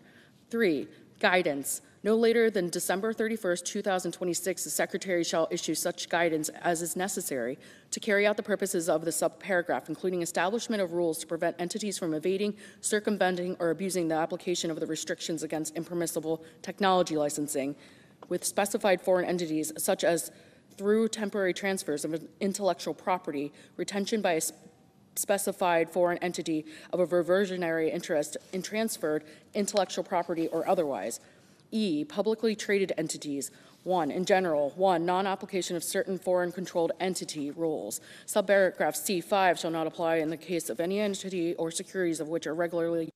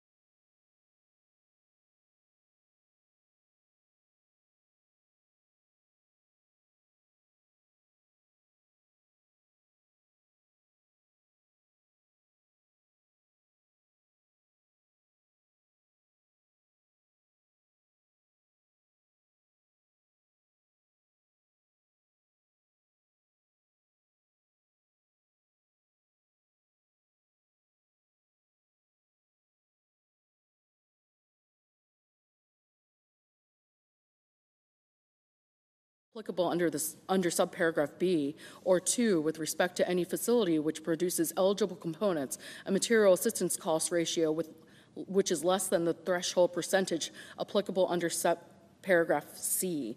B, threshold percentage for qualified facilities and energy storage technology.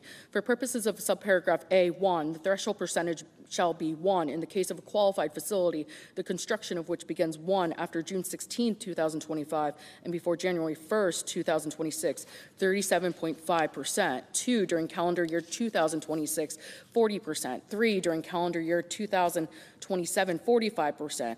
4, under calendar year 2028, 50%, 5, during calendar year 2029, 55%, and 6, after December 31st, 2029, 60%, and 2, in the case of energy storage technology, the construction of which begins 1, during calendar year 2026, 55%. 2, during calendar year 2027, 60%. 3, during calendar year 2028, 65%. 4, during calendar year 2029, 70%, and 5, after December 31st, 2029, 75%. C, threshold percentage for eligible components.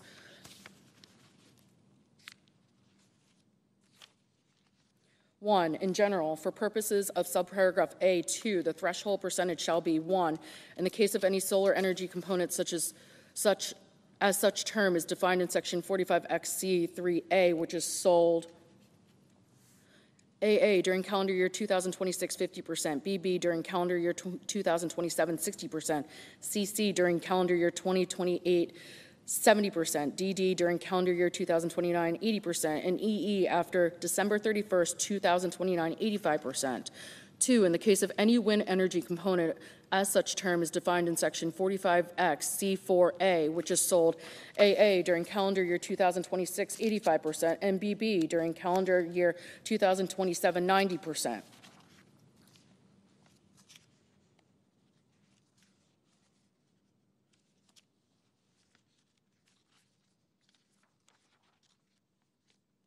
In the case of any inverter described in subparagraphs B through G of section 45XC2, which is sold AA during calendar year 2026, 50%, BB during calendar year 2027, 55%, CC during calendar year 2028, 60%, DD during calendar year 2029, 65%, and EE after December 31st, 2029, 70%.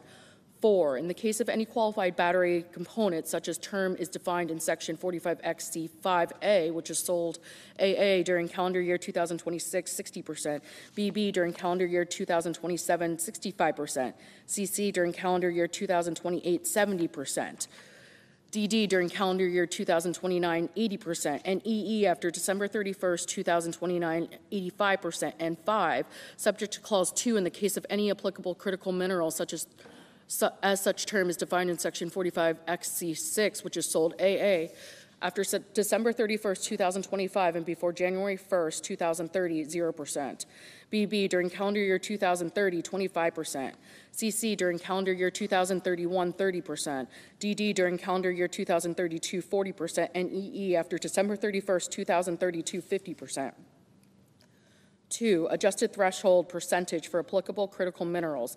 Not later than December 31st, 2027, the Secretary shall issue threshold percentages for each of the applicable critical minerals described in Section 45XC6, which shall, 1, apply in lieu of the threshold percentage determined under Clause 1.4 of each calendar year, 1.5 of each calendar year, and 2, equal or exceed the threshold percentage which would otherwise apply with respect to such applicable critical minerals under such clause for such calendar year, taking into account AA, domestic geographic ability, BB, supply chain constraints, CC, domestic processing capacity needs, and DD, national security concerns. D, materials assistance cost ratio. 1, qualified facilities and energy storage technology. For purpose of term, material assistance cost ratio means the amount expresses a percentage equal to the quotient of 1, an amount equal to AA, the total direct cost to the taxpayer attributable to all manufactured products, including components which are incorporated into the qualified facility or energy storage technology upon completion of construction, minus BB, the total direct cost to the taxpayer attributable to all manufactured products, including components which are AA, incorporated into the qualified facility or energy storage technology, upon completion of construction, and BB, mined, produced, or manufactured by a foreign prohibited foreign entity divided by 537. 2, the amount described in subclause 1AA. 2, eligible components. For the purposes of subparagraph A, 2, the term material assistance cost ratio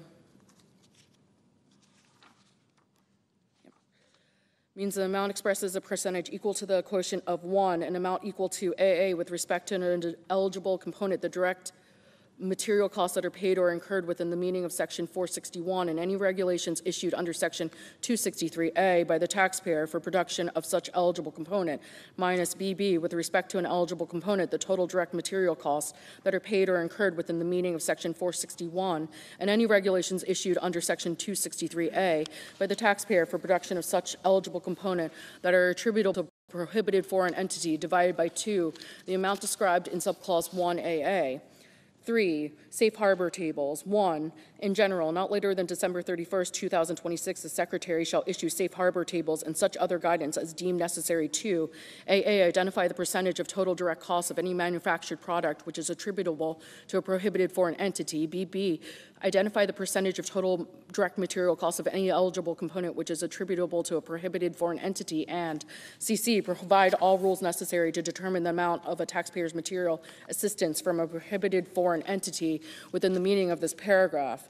2, safe harbor prior to issuance. For the purposes of this paragraph, prior to the date on which the Secretary issues the safe harbor tables described in subclause 1, and for the construction of qualified facility or energy storage technology which begins on or before the date, which is 60 days after the date of issuance of such tables, a taxpayer may, A, use the tables included in Internal Revenue Service Notice 2025-8 to establish the percentage of the total direct costs of any listed eligible component and any manufactured product, and BB, rely on a certification by the supplier of the manufactured product, eligible component, or constituent element, material, or subcomponent of an eligible component.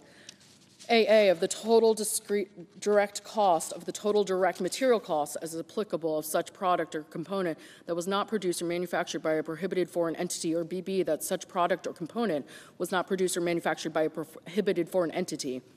3, exception, notwithstanding subclauses 1 and 2, AA, if the sub-taxpayer knows or has reason to know that a manufactured product or eligible component was produced or manufactured by a prohibited foreign entity, the taxpayer shall treat all direct costs with respect to such manufactured product or indirect material costs with respect to eligible components and attributable to a prohibited foreign entity. And BB, if the taxpayer knows or has reason to know that the certification referred to in Clause 2BB pertaining to a manufactured product or an eligible component is inaccurate, the taxpayer may not rely on such certification. 4, certification requirement. In a manner consistent with Treasury Regulation Section 1.45X 4C41 as in effect on the date of the enactment of this paragraph, the certification referred to in subclause 2BB shall AA, include AA, the supplier's employee identification number, or BB, any such similar identification number issued by a foreign government. BB, be signed under penalties of perjury. CC, be retained by the supplier and the taxpayer for a period of not less than 6 years, and shall be provided to the Secretary upon request. And DD, be from the supplier from which the taxpayer purchased any manufactured product, eligible component, or constituent elements, materials, or subcomponents of an eligible component, stating either AA, that such property was not produced or manufactured by a prohibited foreign entity, and that the supplier is not aware that any prior supplier in the chain of production of that property is a prohibited foreign entity. BB, for the purposes of Section 45X, the total direct material cost for such component, constituent element, material, or subcomponent that were not produced or manufactured by a prohibited entity, or CC, for purposes of Section 45Y or Section 48E, the total direct costs attributable to all manufactured products that were not produced or manufactured by a prohibited foreign entity. 4, existing contract. Upon the election of the taxpayer in such form and manner as the Secretary shall designate, in the case of any manufactured product, eligible component, or constituent element, material, or subcomponent of an eligible component, which is 1, acquired by the taxpayer or manufactured or assembled by or for the taxpayer pursuant to a binding written contract which was entered prior to June 16th, 2025, and 2A, placed in service before January 1st, 2030, or in the case of an applicable facility as defined in Section 45Y D4B before January 1st, 2028, or BB, in the case of constituent element, material, or subcomponent used in a product sold before January 1st, 2030. The cost to the taxpayer with respect to such product, component, element, material, or subcomponent shall not be included for purposes of determining the material assistance cost ratio under the subparagraph. 5. Anti-circumvention rules. The Secretary shall prescribe such regulations and guidance as may be necessary or appropriate to prevent circumvention of the rules under this paragraph, including prevention of 1. Any abuse of the exception provided under Clause 4 under the stockpiling of any manufactured product, eligible component or constituent element, material or subcomponent of an eligible component during any period prior to the application of the requirements under the paragraph, or 2. Any evasion with respect to the requirements of the subparagraph where the facts and circumstances demonstrate the beginning of construction of a qualified facility or energy storage technology that has not in fact occurred. E. Other definitions. For purposes of this paragraph, 1. Eligible component. The term eligible component means 1. Any property described in Section 45XC1, or 2. Any component which is identified by the Secretary pursuant to regulations or guidance issued under subparagraph G. 2. Energy storage technology. The term energy storage technology has the same meaning given term under Section 48EC2. 3. Manufactured product. The term manufactured product means 1. A manufactured product which is a component of a qualified facility as described in Section 45Y G11B, and any guidance issued thereunder, or 2. Any product which is identified by the Secretary pursuant to regulations or guidance issued under subparagraph G. 4. Qualified facility. The term qualified facility means 1. A qualified facility is defined in Section 45YB1. 2. A qualified facility is defined in Section 48EB3. And 3. Any qualified interconnection property is defined in Section 48EB4, which is part of the qualified investment with respect to a qualified facility as described in Section 48EB1. F. Beginning of construction. Rules similar to the rules under paragraph 51J shall apply for purposes of this paragraph. G. Regulations and guidance. The Secretary may prescribe such regulations and guidance as may be necessary or appropriate to carry out the provisions of this paragraph, including 1. Identification of components or products for purposes of clauses, and 2. And for clauses 1 and 3 of subparagraph E, and 2. For purposes of subparagraph A2, rules to address facilities which produce more than one eligible component. D. Denial of credit for certain wind and solar leasing agreements. Section 45Y is amended by adding at the end the following new subsection. H. Denial of credit for wind and solar leasing agreements. No credit shall be determined under this section with respect to any production of electricity during the taxable year with respect to property described in paragraph 1 or 4 of Section 45D as applied by substituting lessee for taxpayer if the taxpayer rents or leases such property for a third party during such taxable year. E. Emissions rates table. Section 45YB2C is amended by adding at the following new clause.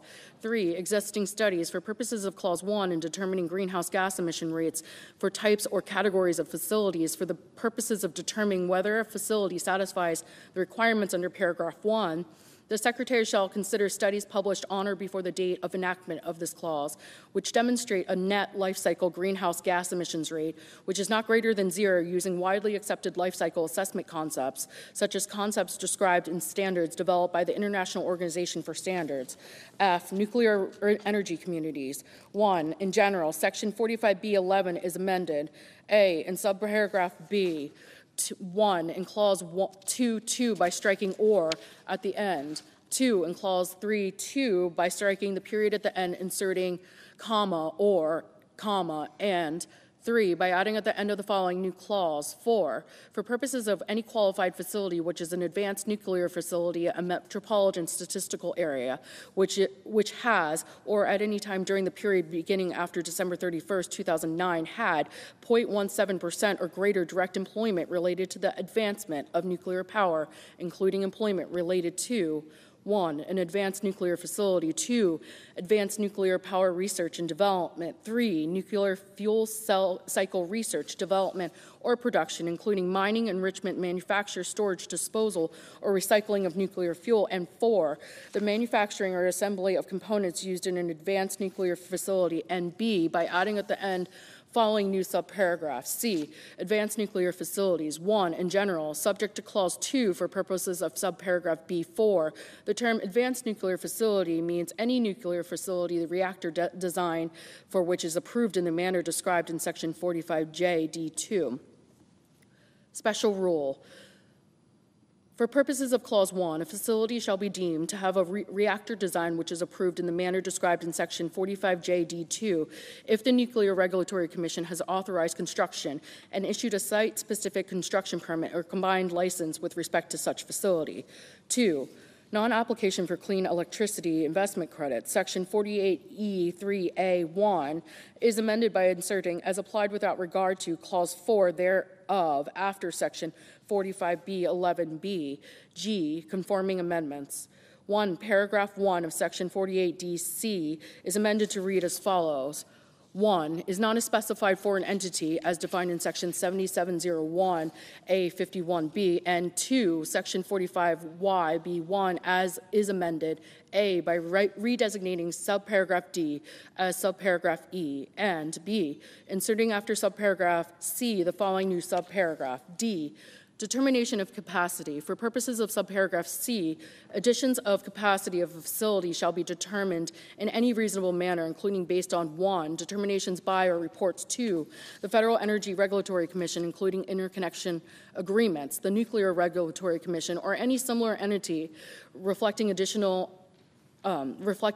of capacity. 2, determinations or reports reflected in additions or capacity made by an independent professional engineer.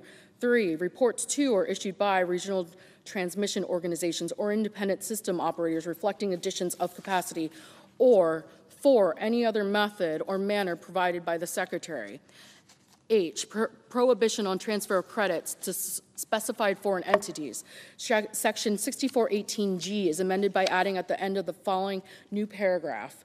5, prohibition on transfer of credits to specified foreign entities. With respect to any eligible credit described in Clause 3, 4, 6, 7, 8, or 11 of subsection F1A, an eligible taxpayer may not elect to transfer any portion of such credit to a taxpayer that is a specified foreign entity as defined in Section 7701A51B. 1, extension of period of limitations for errors relating to determining of material assistance from a prohibited foreign entity. Section 6501 is amended 1, by redesignating subsection O as subsection P, and 2, by inserting after subsection N the following new subsection.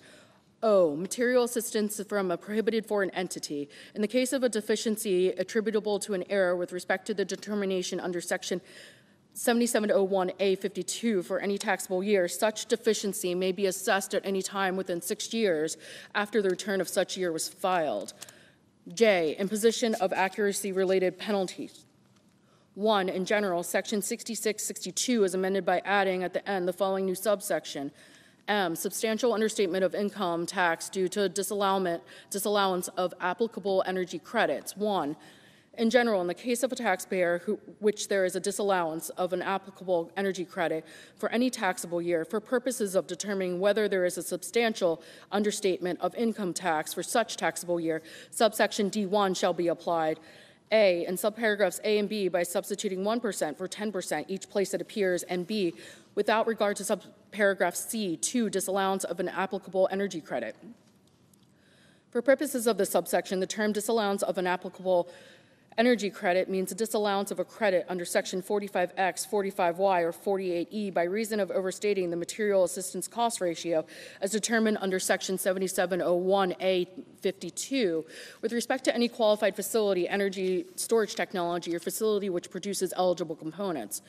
2, conforming amendment. Section 6417D6 is amended by adding at the end the following new subparagraph.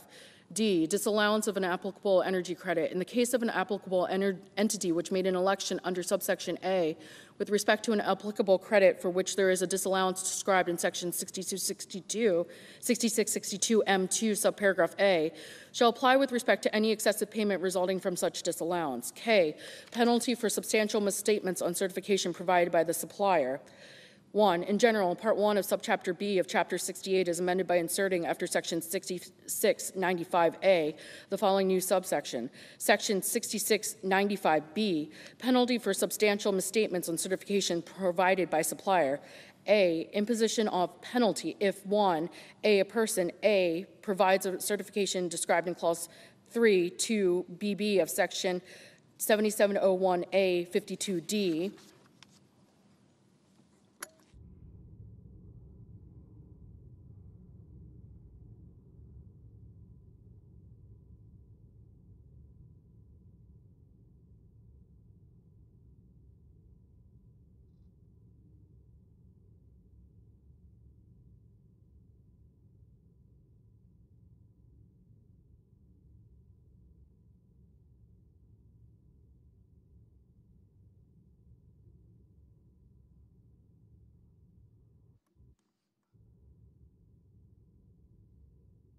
With respect to any manufactured product, eligible component, or constituent element, material, or subcomponent of an eligible component, and knows or reasonably should have known that the certification would be used in connection with a determination under such section. Such certification is inaccurate or false with respect to A, whether such property was produced or manufactured by a prohibited foreign entity, or B, the total direct costs or total direct material costs of such property that was not produced or manufactured by a prohibited foreign entity that were provided on such certification, and 3, the inaccuracy or falsity described in paragraph 2 resulted in the disallowance of an applicable energy credit as defined in section 6662 M2 and an understatement of income tax within the meaning of section 6662 D2 for the taxable year in an amount which exceeds the lesser of A, 5% of the tax required to be shown on the return for the taxable year, or B, $100,000. Then such person shall pay a penalty in the amount determined under subsection B.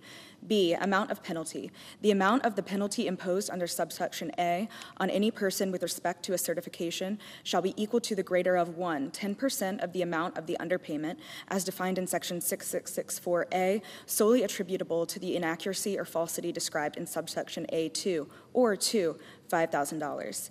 C, exception. No penalties shall be imposed under subsection A if the person establishes to the satisfaction of the Secretary that any inaccuracy or falsity described in subsection A2 is due to a reasonable cause and not willful neglect.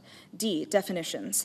Any term used in this section, which is also used in section 7701A 52, shall have the meaning given in such term in such section.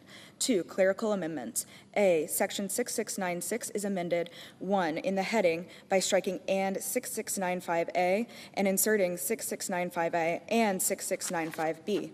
2, in subsections A, B, and C by striking and 6695A, each place it appears, and inserting 6695A and 6695B.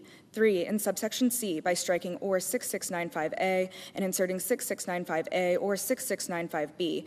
And 4, in subsection D, 1, in paragraph 1 by inserting or in the case of any penalty under section 6695B, 6 years, after assessed within 3 years. And 2, in paragraph 2 by inserting or in the case of any claim for refund of an overpayment of any penalty assessed under section 6695B, 6 years, after filed within 3 years.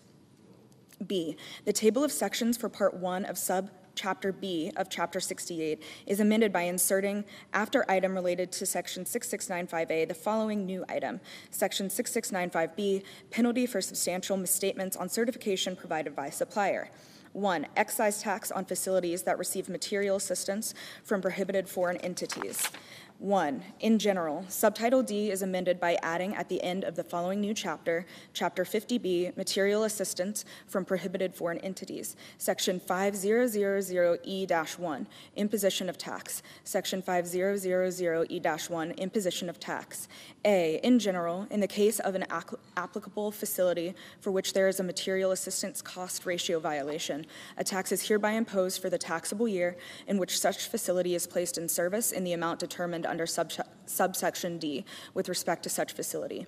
B. Applicable facility. For purposes of this section, the term applicable facility means a facility owned by the taxpayer, one which, A, uses wind to produce electricity, within the meaning of such term as used in Section 45D1, as determined without regard to any requirement under such section with respect to the date on which construction of property begins, or B, uses solar energy to produce electricity, within the meaning of such term as used in Section 45D4, as determined without regard to any requirement under such section with respect to the date on which construction of property begins, and 2, either A, the construction of which begins after the date of the enactment of this section and before January 1st, 2028, and which is placed in service after December 31st, 2027, or B, the construction of which begins after December 31st, 2027, and before January 1st, 2036. C, material assistance cost ratio violation. For purposes of this section, the term material assistance cost ratio violation means, with respect to an applicable facility, that the construction of such facility includes any material assistance from a prohibited foreign entity, as defined in Section 7701A52. D, amount of tax. 1. In general, the amount determined under this subsection with respect to any applicable facility shall be equal to the applicable percentage of the amount equal to the product of A, the amount expressed in percentage points by which the threshold percentage, as determined under Section 7701A 52B1, exceeds the material assistance cost ratio, as determined under Section 7701A 52D1, multiplied by B, the total direct costs to the taxpayer attributable to all manufactured products, including components, which are incorporated into the applicable facility upon completion of construction, as determined under Section 7701A 52D1I. 2. Applicable percentage. For purposes of paragraph 1, the applicable percentage shall be A, in the case of a facility described in subparagraph A of subsection B1, 30%, or B, in the case of a facility described in subparagraph B of such subsection, 50%. E, rule of application. For purposes of this section, with respect to the application of Section 7701A52 or any provision thereof, such section shall be applied by substituting applicable facility for qualified facility each place it appears. 2, clerical amendment. The table of chapters for Subtitle D is amended by inserting after the item related to Chapter 50A the following new item. Chapter 50B, Material Assistance from Prohibited Foreign Entities. M, effective dates. 1, in general, except as provided in paragraphs 2, 3, 4, and 5, the amendments made by this section shall apply to taxable years beginning after the date of enactment of this act. 2, material assistance from prohibited foreign entities. The amendments made by subsection B1 shall apply to facilities for which construction begins after June 16th, 2025.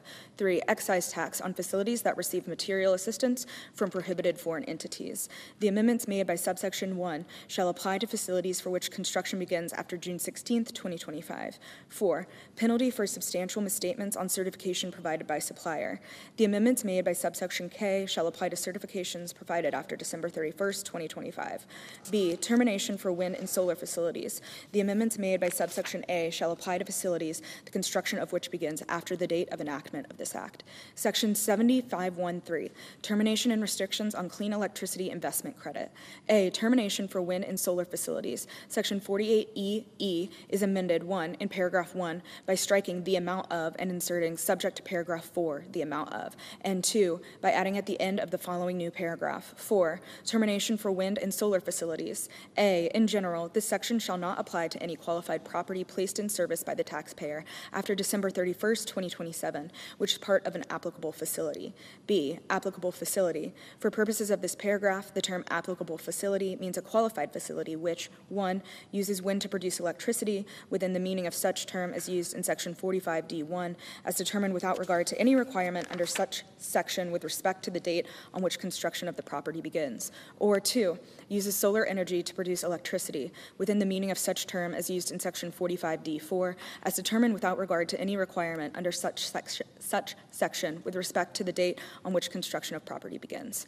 C, exception. This paragraph shall not apply with respect to any energy storage technology which is placed in service at any applicable facility. B, restrictions relating to prohibited foreign entities. 1, in general, Section 48E is amended A in subsection B, 1, by redesignating paragraph 6 as paragraph 7, and 2, by inserting after paragraph 5 the following new paragraph. 6, material assistance from prohibited foreign entities.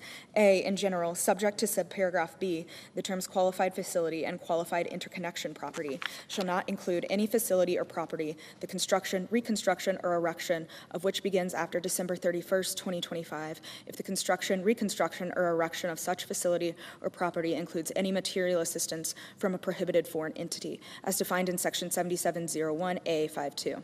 B, applicable facilities. The term qualified facility shall not include any applicable facility, as defined in subsection E4B, for which construction begins after June 16th, 2025, if the construction of such facility includes any material assistance from a prohibited foreign entity, as defined in Section 7701A52.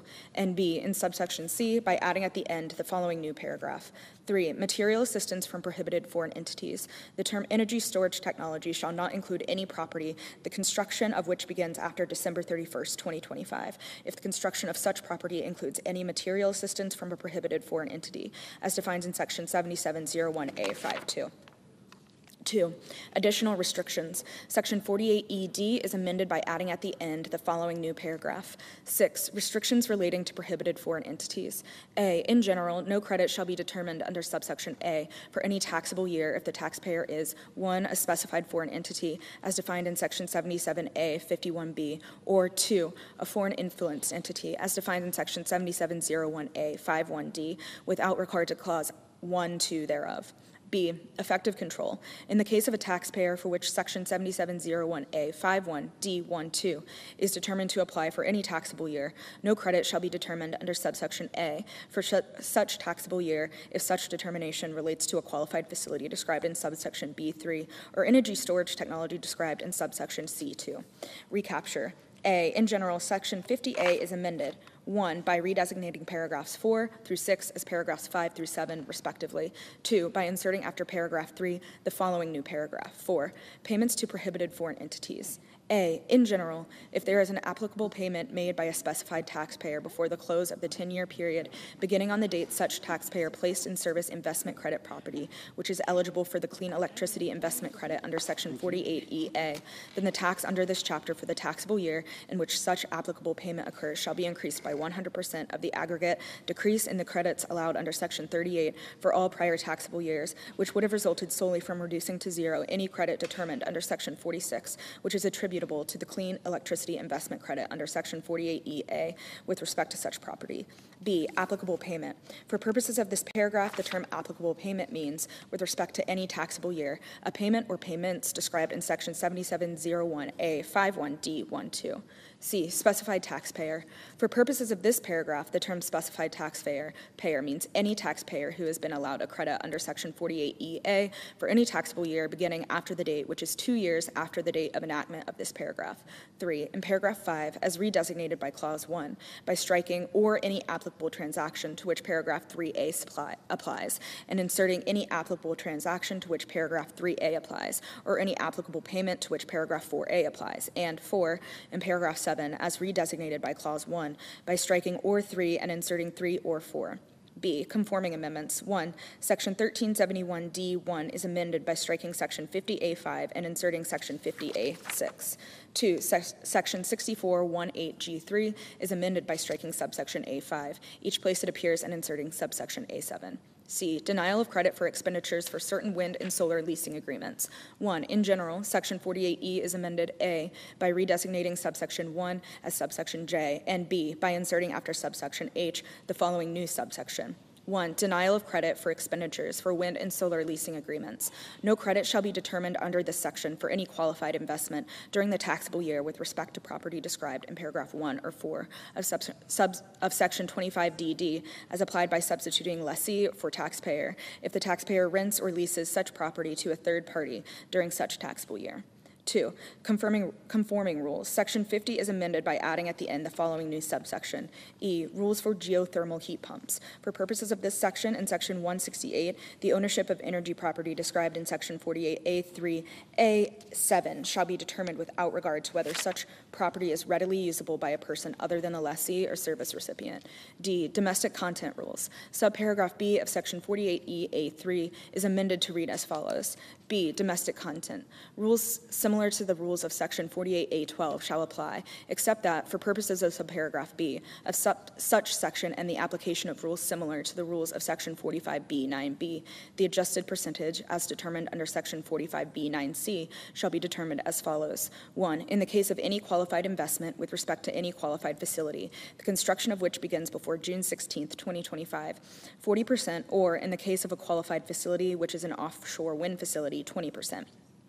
2, in the case of any qualified investment with respect to any qualified facility, the construction of which begins on or after June 16, 2025, and before January 1, 2026, 45%, or in the case of a qualified facility which is an offshore wind facility, 27.5%. 3, in the case of any qualified investment with respect to any qualified facility, the construction of which begins during calendar year 2026, 50%, or in the case of a qualified facility, which is an offshore wind facility, 35%. 4, in the case of any qualified investment with respect to any qualified facility, the construction of which begins after December 31st, 2026, 55%. E, elimination of energy credit for certain energy property. Section 48A2 is amended, 1, in subparagraph A2 by striking 2% and inserting 0%, and 2, by adding at the end of the following new subparagraph. C, non-application of increases to energy percentage. For purposes of energy property described in subparagraph A2, the energy percentage applicable to such property pursuant to such subparagraph shall not be increased or otherwise adjusted by any provision of this section. F, application of clean electricity investment credit to qualified fuel cell property. Section 48E, as amended by subsection C, is amended, 1, by redesignating subsection J as subsection K, and 2, by inserting after subsection I the following new subsection. J, application to qualified fuel cell property. For purposes of this section, in the case of any qualified fuel cell property, as defined in Section 48C1, as applied without regard to subparagraph E thereof, 1, subsection B3A shall be applied without regard to clause 3 thereof. 2, for purposes of subsection A1, the applicable percentage shall be 30%, and such percentage shall not be increased or otherwise adjusted by any other provision of this section. And 3, subsection G shall not apply. G, effective dates. 1, in general, except as provided in paragraphs 2, 3, 4, and 5, the amendments made by this section shall apply to taxable years beginning after the date of enactment of this act. 2, domestic content rules. The amendment made by subsection D shall apply on or after June 16, 2025. 3, elimination of energy credit for certain energy property. The amendments made by subsection E shall apply to property the construction of which begins on or after June 16, 2025. 4, application of clean electricity investment credit to qualified fuel cell property. The amendments made by subsection F shall apply to property the construction of which begins after December 31st, 2025. 5, termination for wind and solar facilities. The amendments made by subsection A shall apply to facilities the construction of which begins after the date of enactment of this act. Section 7514, phase out and restrictions on advanced manufacturing production credit. A, modification of provision relating to sales of integrated components. Paragraph 4 of Section 45XD is amended to read as follows. 4, sale of integrated components. A, in general, for purposes of this section, a person shall be treated as having sold an eligible component to an unrelated person if, 1, such component, referred to in this paragraph as the primary component, is integrated, incorporated, or assembled into another eligible component, referred to in this paragraph as the secondary component, produced within the same manufacturing facility as the primary component, and 2, the secondary component is sold to an unrelated person. B, additional requirements. Subparagraph A shall only apply with respect to a secondary component for which not less than 65% of the total direct material costs which are paid or incurred within the meaning of Section 46(1) and any regulations issued under Section 263A by the taxpayer to produce such secondary component are attributable to primary components which are mined, produced, or manufactured in the United States. B, phase out and termination. Section 45XB3 is amended. 1, in the heading by inserting and termination after phase out. 2, in subparagraph A, in the matter of preceding clause I, by striking subparagraph C and inserting subparagraph C and D, and 3, by striking subparagraph C and inserting the following. C, phase out for applicable critical minerals other than metallurgical coal. 1, in general, the case of any applicable critical mineral other than metallurgical coal produced after December 31st, 2030, the amount determined under this subsection with respect to such mineral shall be equal to the product of I, the amount determined under paragraph 1 with respect to such mineral as determined without regard to this subparagraph, multiplied by 2, the phase-out percentage under clause 2. 2, phase-out percentage for applicable critical minerals other than metallurgical coal. The phase-out percentage under this clause is equal to 1, in the case of any applicable critical mineral produced during calendar year 2031, 75%. 2, in the case of any applicable critical mineral produced during calendar year 2032, 50%. 3, in the case of any applicable critical mineral produced during calendar year 2033, 25%. And 4, in the case of any applicable critical mineral produced after December 31st, 2033, 0%. D, termination for wind energy components. This section shall not apply to any wind energy component produced and sold after December 31st, 2027. E, termination for metallurgical coal. This section shall not apply to any metallurgical coal produced after December 31st, 2029. C, restrictions relating to prohibited foreign entities. Section 45X is amended, 1, in subsection C1 by adding at the end the following new subparagraph. C, material assistance from prohibited foreign entities. In the case of taxable years beginning after the date of enactment of this subparagraph, the term eligible component shall not include any property, which includes any material assistance from a prohibited foreign entity, as defined in section 7701A52, as applied by substituting used in a product sold before January 1st, 2027 for used in a product sold before January 1st, 2030 in subparagraph D3V BB thereof. And 2, in subsection D, as amended by subsection A of this section, by adding at the end the following new paragraph. 4, restrictions relating to prohibited foreign entities. A, in general, no credit shall be determined under subsection A for any taxable year if the taxpayer is 1, a specified foreign entity, as defined in section 7701A51B, or 2, a foreign influenced entity, as defined in section 7701A51D, without regard to clause 2 thereof. B, effective control. In the case of a taxpayer for which section 7701A51D12 is determined to apply for the taxable year, no credit shall be determined under subsection A for such taxable year if such determination relates to an eligible component described in subsection C1. D, modification of definition of battery module. Section 45XC5B3 is amended. 1, in subclass IBB by striking and at the end. 2, in subclause 2 by striking the period at the end and inserting and. And 3, by adding at the end the following new subclause. 3, which is comprised of all other essential equipment needed for battery functionality, such as current collector assemblies and voltage sense harnesses, thermal collection assemblies, or other essential energy collection equipment. E, inclusion of metallurgical coal as an applicable critical mineral for purposes of the Advanced Manufacturing Production Credit.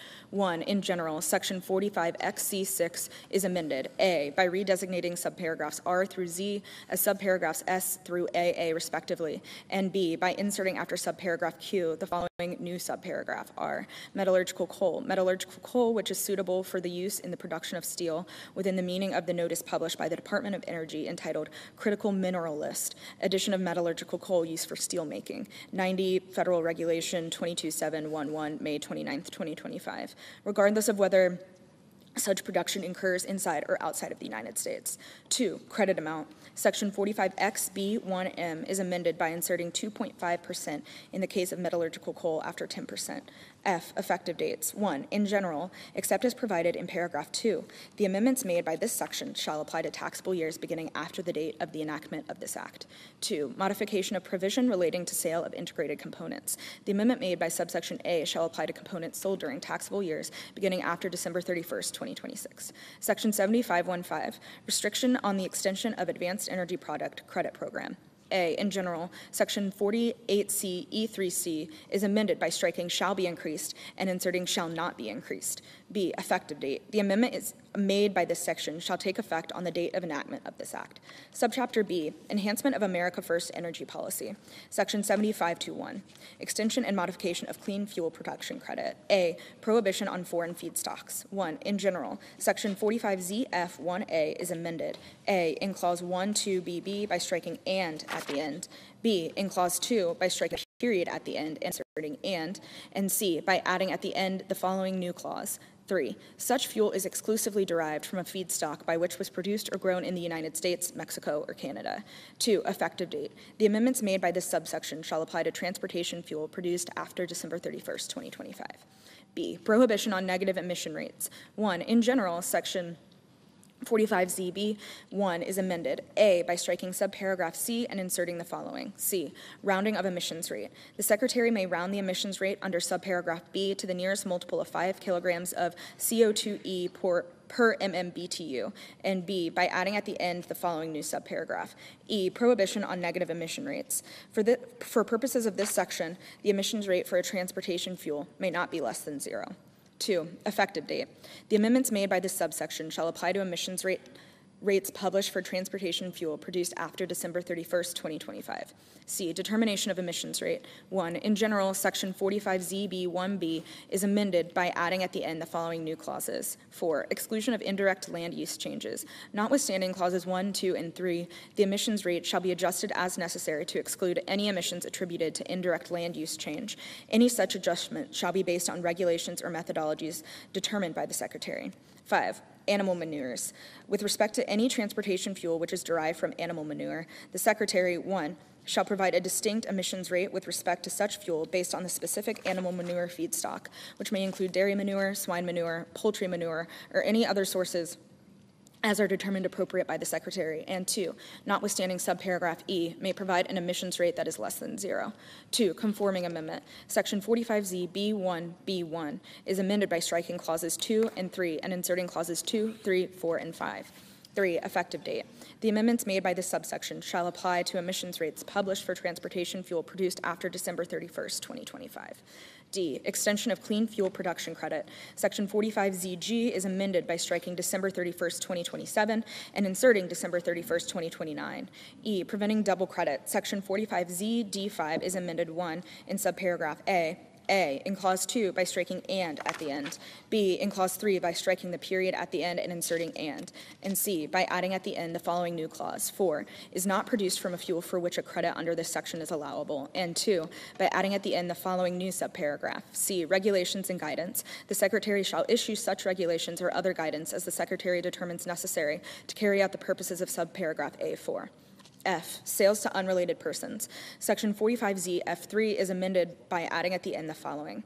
The Secretary may prescribe additional related person rules similar to the rule described in the preceding sentence for entities which are not described in such sentence, including rules for related persons with respect to which the taxpayer has reason to believe will sell fuel to an unrelated person in a manner described in subsection A4.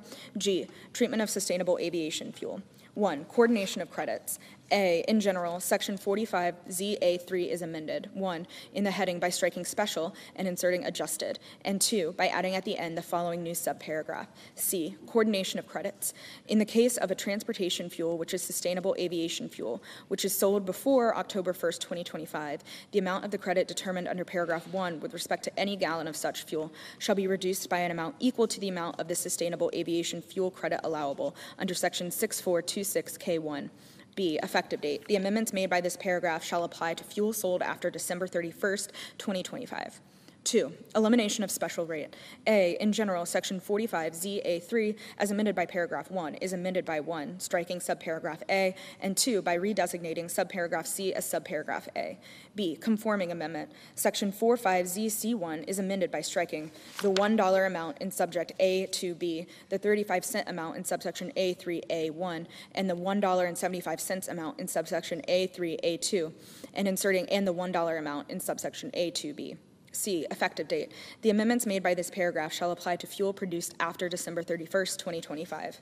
H, sustainable aviation fuel credit. Section 6426K is amended by adding at the end the following new paragraph. 4, termination.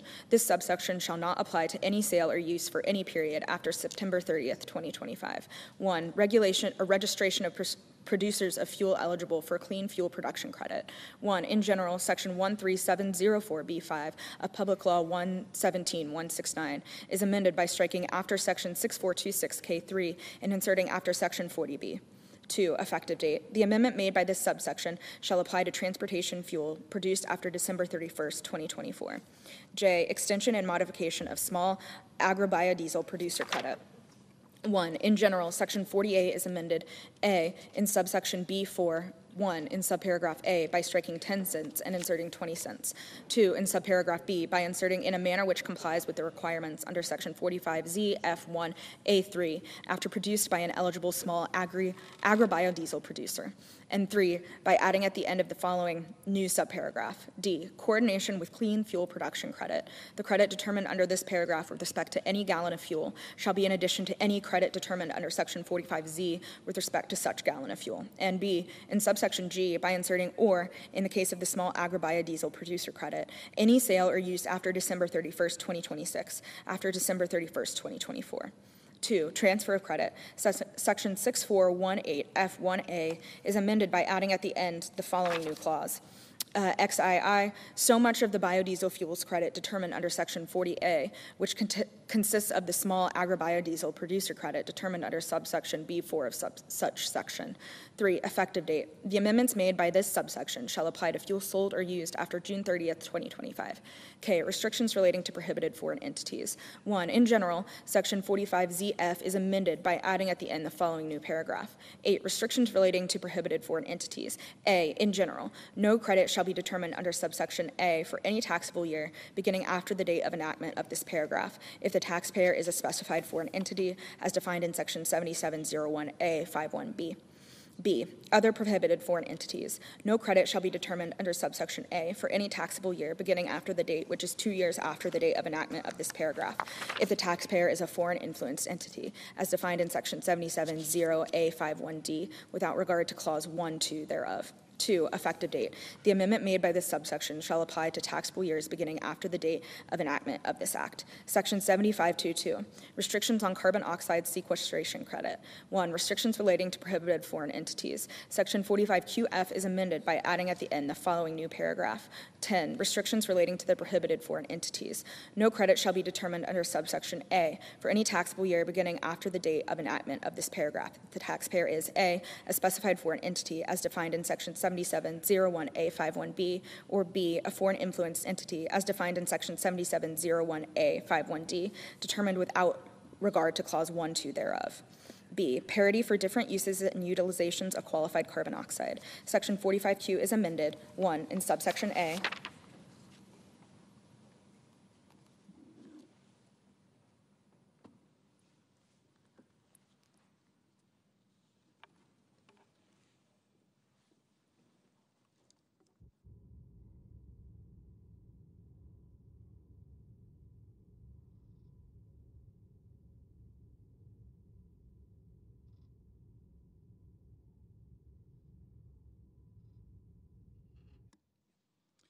A, in paragraph 2B2 by adding and at the end. B, in paragraph 3 by striking subparagraph B and inserting the following. B1, disposed of by the taxpayer in secure geological storage and not used by the taxpayer as described in clause 2 or 3. 2, used by the taxpayer as a tertiary injectant in a qualified enhanced oil or natural gas recovery project and disposed of by the taxpayer in secure geological storage. Or 3, utilized by the taxpayer in a manner described in subsection F5 and C by striking paragraph 4.2 in subsection B, A in paragraph 1 by striking subparagraph A and inserting the following. A, in general, except as provided in subparagraph B or C, the applicable dollar amount shall be an amount equal to 1, for any taxable year beginning in a calendar year after 2024 and before 2027, $17, and 2,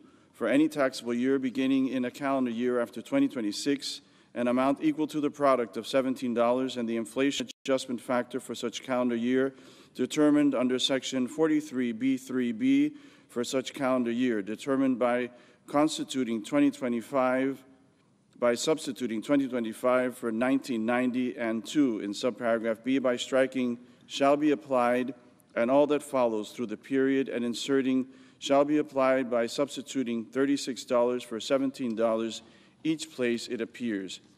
B, in paragraph 2B by striking paragraphs 3A and 4A and inserting paragraph 3A, and C, in paragraph 3 by striking the dollar amounts applicable under paragraph 3 or 4 and inserting the dollar amount applicable under paragraph 3.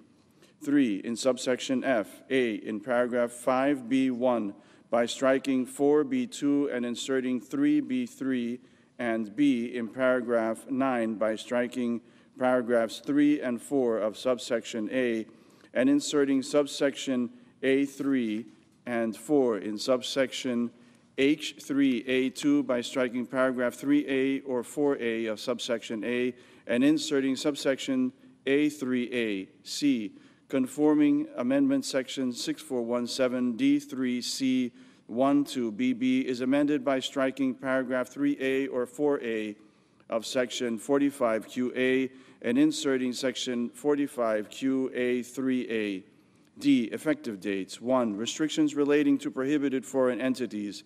The amendment made by subsection A shall apply to taxable years beginning after the date of enactment of this Act. 2, parity for different uses and utilizations of qualified carbon oxide. The amendments made subsections B and C shall apply to facilities or equipment placed in service after the date of enactment of this Act. Section 70523, intangible drilling and development costs taken into account for purposes of computing adjusted financial statement income. A, in general, Section 56A C13 is amended. 1, by striking paragraph A and inserting the following. A, reduced by 1, depreciation deductions allowed under Section 167 with respect to property to which Section 168 applies to the extent of the amount allowed as deductions in computing taxable income of the year, and 2, any deduction allowed for expenses under Section 263C, including any deduction for such expenses under Section 59E or 291B2 with respect to property described therein, to the extent of the amount allowed as deductions in computing taxable income for the year, and 2, by striking subparagraph B1 and inserting the following. 1, to disregard any amount of 1, depreciation expense that is taken into account on the taxpayer's applicable financial statement with respect to such property, and 2, depletion expense that is taken into account on the taxpayer's applicable financial statement with respect to the intangible drilling and development costs of such property, and B, effective date. The amendments made by this section shall apply to taxable years beginning after December 31, 2025. Section 70524, income from hydrogen storage, carbon capture, advanced nuclear, hydropower, and geothermal energy added to qualifying income of certain publicly traded partnerships. A, in general, Section 7704 D1E is amended. 1, by striking income and gains derived from the exploration and inserting the following. Income and gains derived from 1, the exploration, 2, by inserting or before industrial source, and 3, by inserting or the transportation or storage and all that follows and inserting the following. 2, the transportation of storage or storage of 1, any fuel described in subsection B, C, D, E, or K of section 6426, or any alcohol fuel defined in section 6426B4A, or any biodiesel fuel as defined in section 40AD1, or sustainable aviation fuel as defined in section 40BD1, or 2, liquefied hydrogen or compressed hydrogen. 3, in the case of qualified facility as defined in section 45QD, without regard to any date by which construction of the facility or equipment is required to begin, not less than 50% of the total carbon oxide production of which is qualified carbon oxide as defined in section 45QE. 1, the generation, availability for such generation or storage of electric power at such facility, or 2, the capture of carbon dioxide by such facility. 4, the production of electricity from any advanced nuclear facility as defined in section 45JD2.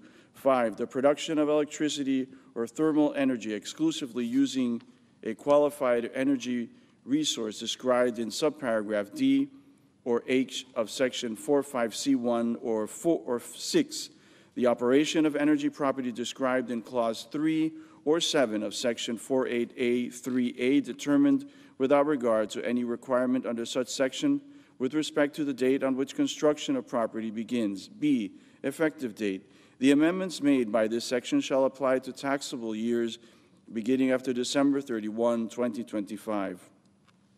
Section 70525, allow for payments to certain individuals who die fuel. A, in general, subchapter B of Chapter 65, as amended by the preceding provisions of this Act, is amended by adding at the end the following new section. Section 6435, died fuel. A, in general, if a person establishes to the satisfaction of the Secretary that such person meets the requirements by subsection B with respect to diesel fuel or kerosene, then the Secretary shall pay to such person an amount without interest equal to the tax described in subsection B2A with respect to such diesel fuel or kerosene. B, requirements. 1. In general, a person meets the requirements of this subsection with respect to diesel fuel or kerosene if such person removes from a terminal eligible indelibly dyed diesel fuel or kerosene. 2. Eligible indelibly dyed diesel fuel or kerosene defined. The term eligible indelibly dyed diesel fuel or kerosene means diesel fuel or kerosene A, with respect to which a tax under Section 4081 was previously paid and not credited or refunded, and B, which is exempt from taxation under Section 4082A. C, cross-reference.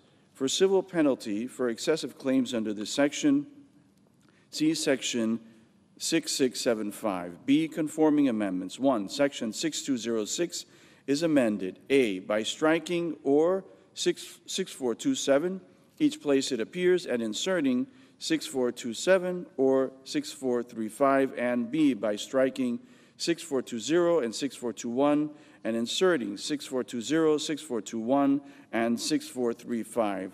2. Section 6430 is amended. A, by striking or at the end of paragraph 2, by striking the period at the end of paragraph 3 and inserting or, and by adding at the end of the following new paragraph 4, which are removed as eligible indelibly dyed diesel fuel or kerosene under Section 6435.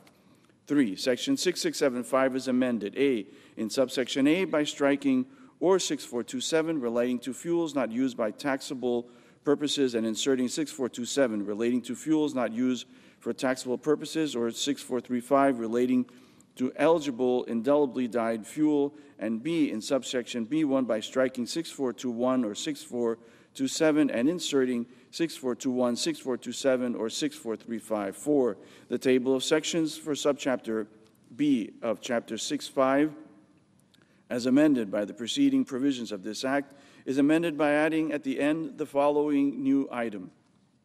C, 6435, dyed fuel. C, effective date. The amendments made by this section shall apply to eligible indelibly dyed diesel fuel or kerosene removed on or after the date that is 180 days after the date of the enactment of this section. Subchapter C, other reforms. Section 70531, modifications to de minimis entry privilege for commercial shipments.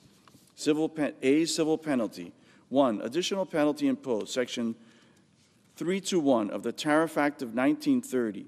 19 U.S.C. 1321 is amended by adding at the end the following new subsection. C. Any person who enters, introduces, facilitates, or attempts to introduce an article into the United States using the privilege of this section, the importation of which violates any other provision of United States customs law, shall be assessed, in addition to any other penalty permitted by law, a civil penalty of up to $5,000 for the first violation. 2. Effective date. The amendment made by paragraph 1 shall take effect 30 days after the date of the enactment of this Act. B. Repeal of commercial shipment exemption. 1. Repeal Section 321A2 of such Act. 19 U.S.C. 1321A2 is amended by striking of this Act or and all that follows through subdivision 2 and inserting of this Act and 2. Conforming repeal. Subsection C of such Section 321 as added by subsection A of this section is repealed. 3. Effective date. The amendments made by this subsection shall take effect on July 1, 2027. Chapter 6, Enhancing Deduction and Income Tax Credit, Guardrails, and Other Reforms. Section 70601, Modification and Extension of Limitation on Excess Business Losses of Non-Corporate Taxpayer. A, Rule made permanent. Section 461 L1 is amended by striking, and before January 1, 2029, each place it appears. B, Adjustment of amounts for calculation of excess business loans. Section 46113C is amended. 1, in the matter preceding Clause 1 by striking December 31, 2028 and inserting December 31, 2025, and 2, in Clause 2 by striking 2017 and inserting 2024. C, effective dates. 1, rule made permanent. The amendment made by subsection A shall apply to taxable years beginning after December 31, 2026. 2, adjustment of amounts for calculation of excess business loan. The amendments made by subsection B shall apply to taxable years beginning after December 31, 2025. Section 70602, treatment of payments for partnerships to partners for property or services. A, in general. Section 707A2 is amended by striking under regulations prescribed and inserting except as provided. B, effective date. The amendment made by this section shall apply to services performed and property transferred after the date of the enactment of this act. C, rule of construction. Nothing in this section or the amendments made by this section shall be construed to create any inference with respect to the proper treatment under Section 707A of the Internal Revenue Code of 1986 with respect to payments from a partnership to a partner for services performed or property transferred on or before the date of the enactment of this act. Section 70603, excessive employee remuneration from control group members and allocation of deduction. A, application of aggregation rules. Section 162M is amended by adding at the end of the following new paragraph. 7, remuneration from control group members. A, in general, in the case of any publicly held corporation which is a member of a control group, 1, paragraph 1 shall be applied by substituting specified covered employee for covered employee, and 2, if any person which is a member of such control group other than such publicly held corporation provides applicable employee remuneration to an individual who is a specified covered employee of such control group, and the aggregate amount described in subparagraph B2 with respect to such specified covered employee exceeds $1 million. 1, paragraph 1 shall apply to such person with respect to such remuneration, and 2, paragraph 1 shall apply to such publicly held corporation and to each such related person by substituting the allocable limitation amount for $1 million. B, allocable limitation amount for purposes of this paragraph. The term allocable limitation amount means with respect to any member of the control group referred to in subparagraph A with respect to any specified covered employee of such control group, the amount which bears the same ratio to $1 million as 1, the amount of applicable employee remuneration provided by such member with respect to such specified covered employee bears to 2, the aggregate amount of applicable employee remuneration provided by all such members with respect to such specified covered employee. C, specified covered employee. For purposes of this paragraph, the term specified covered employee means with respect to any control group, 1, any employee described in subparagraph A, B, or D of paragraph 3 with respect to the publicly held corporation which is a member of such control group, and 2, any employee who would be described in subparagraph C of paragraph 3 if such subparagraph were applied by taking into account the employees of all members of the controlled group. D, controlled group. For purposes of this paragraph, the term controlled group means any group treated as a single employer under subsections B, C, M, or O of section 414. B, effective date. The amendment made by this section shall apply to taxable years beginning after December 31, 2025. Section 70604, Third-party litigation funding reform. A, in general, Subtitle D, as amended by the preceding provisions of this Act, is amended by adding at the end the following new chapter, Chapter 50C, Litigation Financing, Section 500F1, Tax Imposed, Section 5000F2, Definition, Section 5000F3, Special Rules, Section 5000F1, Tax Imposed. In general, a tax is hereby imposed for each taxable year in an amount equal to 31.8% of any qualified litigation proceeds received by a covered party. B, application of tax for pass-through entities. In the case of a covered party that is a partnership, S-corporation, or other pass-through entity, the tax imposed under subsection A shall be applied at the entity level. Section 5000F2, definitions.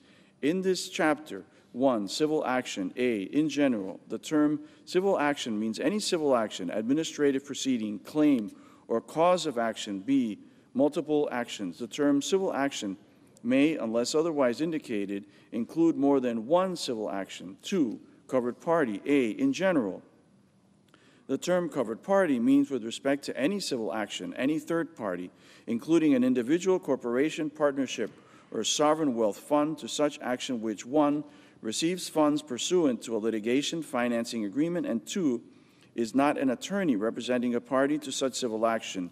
B, inclusion of domestic and foreign entities. Subparagraph A shall apply to any third party without regard to whether such party is created or organized in the United States or under the law of the United States or any state. 3, litigation financing agreement. A, in general, the term litigation financing agreement means with respect to any civil action, a written agreement, 1, whereby a third party agrees to provide funds to one of the named parties or any law firm affiliated with such civil action, and 2, which creates a direct or collateralized interest in the proceeds of such action by settlement, verdict, judgment, or otherwise, which 1, is based in whole or in part on a funding-based obligation to A, such civil action, B, the appearing counsel, C, any contractual co-counsel, or D, the law firm of such counsel or co-counsel, and 2, is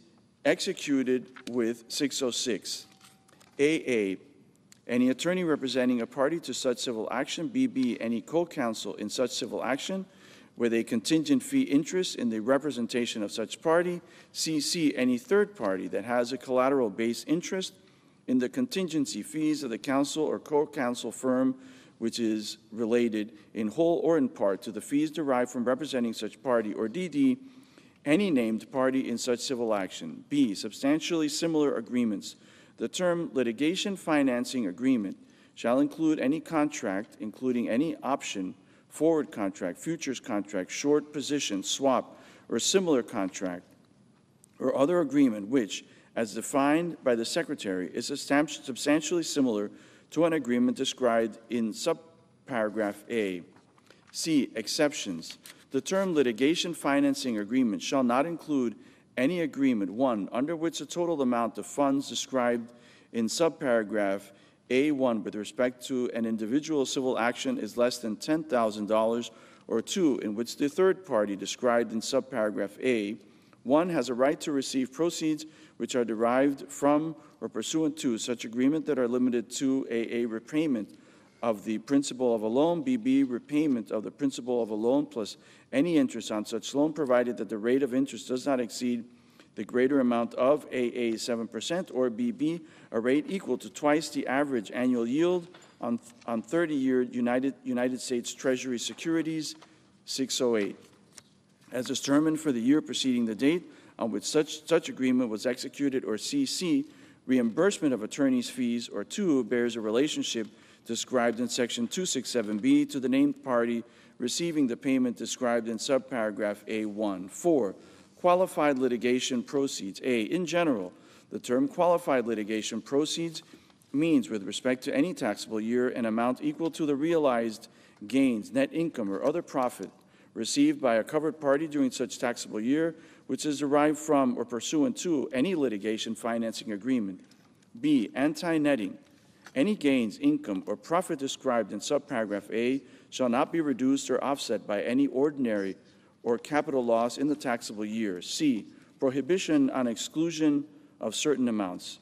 In determining the amounts of realized gain under subparagraph A, amounts described in section 104A2 and 892A1 shall not be excluded. Section 5000F3, Special Rules. A, withholding of tax on litigation proceeds. Any applicable person having the control, receipt, or custody of any proceeds from a civil action by settlement, judgment, or otherwise, with respect to which such person had entered into a litigation financing agreement, shall deduct and withhold from such proceeds a tax equal to 15.9% of the qualified litigation proceeds, which are required to be paid to a third party pursuant to such agreement. B, applicable person. For purposes of this section, the term applicable person means any person which, 1, is a named party in a civil action or law firm affiliated with such civil action, and 2, has entered into a litigation financing agreement with respect to such civil action.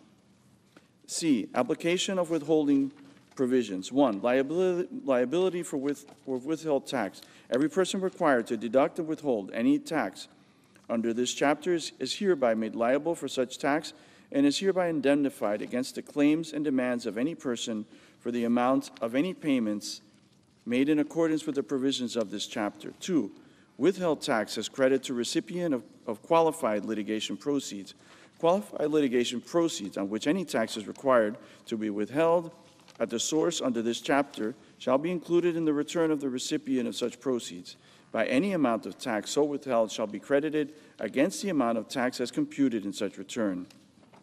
3, tax paid by recipient of qualified litigation proceeds if A, any person in violation of the provisions of this chapter fails to deduct and withhold any tax under this chapter, and B, thereafter the tax against which such tax may be credited is paid. The tax is also required to be deducted and withheld, shall not be collected from such person, but this paragraph shall in no case relieve such person from liability for interest or any penalties or additions to the tax otherwise applicable in respect of such failure to deduct and withhold. 4, refunds and credits with respect to withheld tax. Where there has been any overpayment of tax under this chapter, any refund or credit made under Chapter 6.5 shall be made to the withholding agent unless the amount of such tax was actually withheld by the withholding agent. B, exclusion from definition of capital assets. Section 1221A is amended. 1, in paragraph 7 by striking or at the end. 2, in paragraph 8 by striking the period at the end and inserting or. And 3, by striking at the end the following new paragraph. 9, any financial arrangement created by or any proceeds derived from a litigation financing agreement as defined under Section 5000F2. C, removal from gross income, Part 3 of Subchapter B of Chapter 1, as amended by the preceding provisions of this Act, is amended by inserting after Section 139L the following new section. Section 139M, qualified litigation proceeds. Gross income shall not include any qualified litigation proceeds as defined in Section 5000F2. D, clerical amendments. 1, Section 7701A16 is amended by inserting 5000F-3C1 before 1441.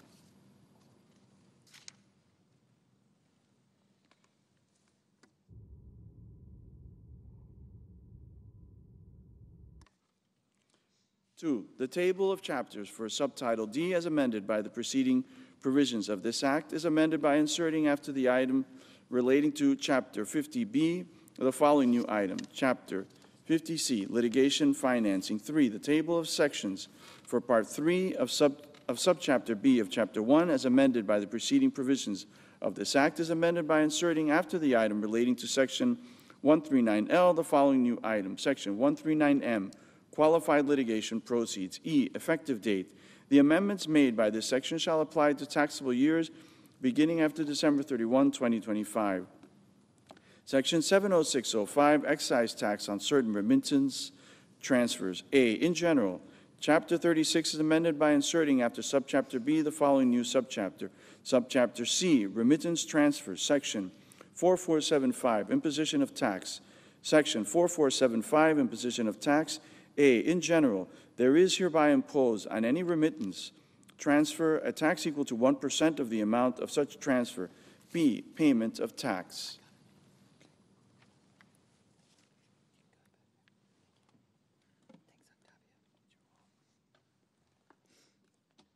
One, in general, the tax imposed by this section with respect to any remittance transfer shall be paid by the sender with respect to such transfer. Two, collection of tax. The remittance transfer provider with respect to any remittance transfer shall collect the amount of the tax imposed under subsection A with respect to such transfer from the sender and remit such tax quarterly to the Secretary at such time and in such manner as provided by the Secretary. 3, secondary liability, where any tax imposed by subsection A is not paid at the time the transfer is made, then to the text that such tax is not collected, such tax shall be paid by the remittance transfer provider. C, tax limited to cash and similar instruments. The tax imposed under subsection A shall apply only to any remittance transfer to which the sender provides cash, a money order, a cashier's check, or any other similar physical instrument as determined by the Secretary to the remittance transfer provider. D, non-application to certain non-cash remittance transfers. Subsection A shall not apply to any remittance transfer for which the funds being transferred are withdrawn from an account held in or by a financial institution, A, which is described in subparagraphs A through H of Section 5312A2 of Title 31 United States Code, and B, that is subject to the requirements under subchapter 2 of Chapter 53 of such title, or 2, funded with a debit card or a credit card which is issued in the United States. E, definitions. For purpose of this section, 1, in general, the terms remittance transfer provider, and sender shall each have their respective meanings given such terms by Section 919G of the Electronic Fund Transfer Act, 15 U.S.C. 16930(1)G. 2, credit card. The term credit card has the same meaning given each such term under Section 920C3 of the Electronic Fund Transfer Act, 15 U.S.C. 16930(2)C3. 3, debit card. The term debit card has the same meaning given under such term such Section 920C2 of the Electronic Fund Transfer Act, 15 U.S.C. 16930(2)C2, without regard to subparagraph B of such section. F, application of anti-conduit rules for purposes of Section 7701L with respect to any multiple party arrangements involving the sender. A remittance transfer shall be treated as a financing transaction. B, conforming amendment. The table of subchapters for Chapter 36 is amended by inserting after the item relating to Subchapter B the following new item, Subchapter C, remittance transfers. C, effective date. The amendments made by this section shall apply to transfers made after December 31, 2025. Section 70606, enforcement provisions with respect to COVID-related employee retention credits. A, assessable penalty for failure to comply with due diligence requirements. 1, in general, any COVID ERTC promoters which provides aid, assistance, or advice with respect to any COVID ERTC document and which fails to comply with due diligence requirements imposed by the Secretary with respect to determining eligibility for or the amount of any credit or advance payment of a credit under Section 3134 of the Internal Revenue Code of 1986 shall pay a penalty of $1,000 for each such failure. Due diligence requirements. The due diligence requirements referred to in paragraph 1 shall be similar to the due diligence requirements imposed under Section 6695G of the Internal Revenue Code of 1986. 3, restriction to documents used in connection with returns or claims for refund. Paragraph 1 shall not apply with respect to any COVID ERTC document unless such document constitutes or relates to a return for claim for refund. 4, treatment as assessable penalty, etc. For purposes of the Internal Revenue Code of 1986, the penalty imposed under paragraph 1 shall be treated as a penalty which is imposed under Section 6695G of such code and assessed under Section 6201 of such code. 5, Secretary. For purposes of this subsection, the term Secretary means the Secretary of the Treasury or the Secretary's delegate. B, COVID ERTC promoter. For purposes of this section, 1, in general, the term COVID ERTC promoter means with respect to any COVID ERTC document, any person which provides aid, assistance, or advice with respect to such document if A, such person charges or receives a fee for such aid, assistance, or advice, which is based on the amount of the refund or credit with respect to such document and with respect to such person's taxable year in which such person provided such assistance or the preceding taxable year, the aggregate of the gross receipts of such person for aid, assistance, and advice with respect to all COVID ERTC documents exceeds 20% of the gross receipts of such person for such taxable year, or B, with respect to such person's taxable year in which such person provided such assistance or the preceding taxable year. 1, the aggregate of the gross receipts of such person for aid, assistance, and advice with respect to all COVID ERTC documents exceeds 50% of the gross receipts of such person for such taxable year, or both. 2, both. Such aggregate gross receipts exceed 20% of the gross receipts of such person for such taxable year, and 2, the aggregate of the gross receipts of such person for aid, assistance, and advice with respect to all COVID ERTC documents determined after application of paragraph 3 exceeds $500,000. 2, exception for certified professional employer organizations, the term COVID ERTC promoter shall not include a certified professional employer organization as defined in section 7705 of the Internal Revenue Code of 1986. 3, aggregation rule. For purposes of paragraph 1, all persons treated as a single employer under subsection A or B of section 52 of the Internal Revenue Code of 1986 or subsection M or O of section 414 of such code shall be treated as one person. 4, short taxable years. In the case of any taxable year of less than 12 months, a person shall be treated as a COVID ERTC promoter if such person is described in paragraph 1, either with respect to such taxable year or by treating any reference to such taxable year as a reference to the calendar year in which such taxable year begins. C, COVID ERTC document. For purposes of this section, the term COVID ERTC document means any return, affidavit, claim, or other document related to any credit or advance payment of a credit under Section 3134 of the Internal Revenue Code of 1986, including any document related to eligibility for or the calculation or determination of any amount directly related to any such credit or advance payment. D, limitation on credits and refunds. Notwithstanding Sections 6511 of the Internal Revenue Code of 1986, no credit under Section 3134 of the Internal Revenue Code of 1986 shall be allowed, and no refund with respect to any such credit shall be made after the date of the enactment of this Act unless a claim for such credit or refund was filed by the taxpayer on or before January 31, 2024. E, extension of limitation on assessment. Section 3134L is amended to read as follows. 1, extension of limitation on assessment. 1, in general, notwithstanding Section 6501, the limitation on the time period for the assessment of any amount attributable to a credit claimed under this section shall not expire before the date, that is 6 years after the latest of A, the date on which the original return, which includes the calendar quarter with respect to such credit, is determined as filed, B, the date on which such return is treated as filed under Section 6501B2, or C, the date on which the claim for credit or refund with respect to such credit is made.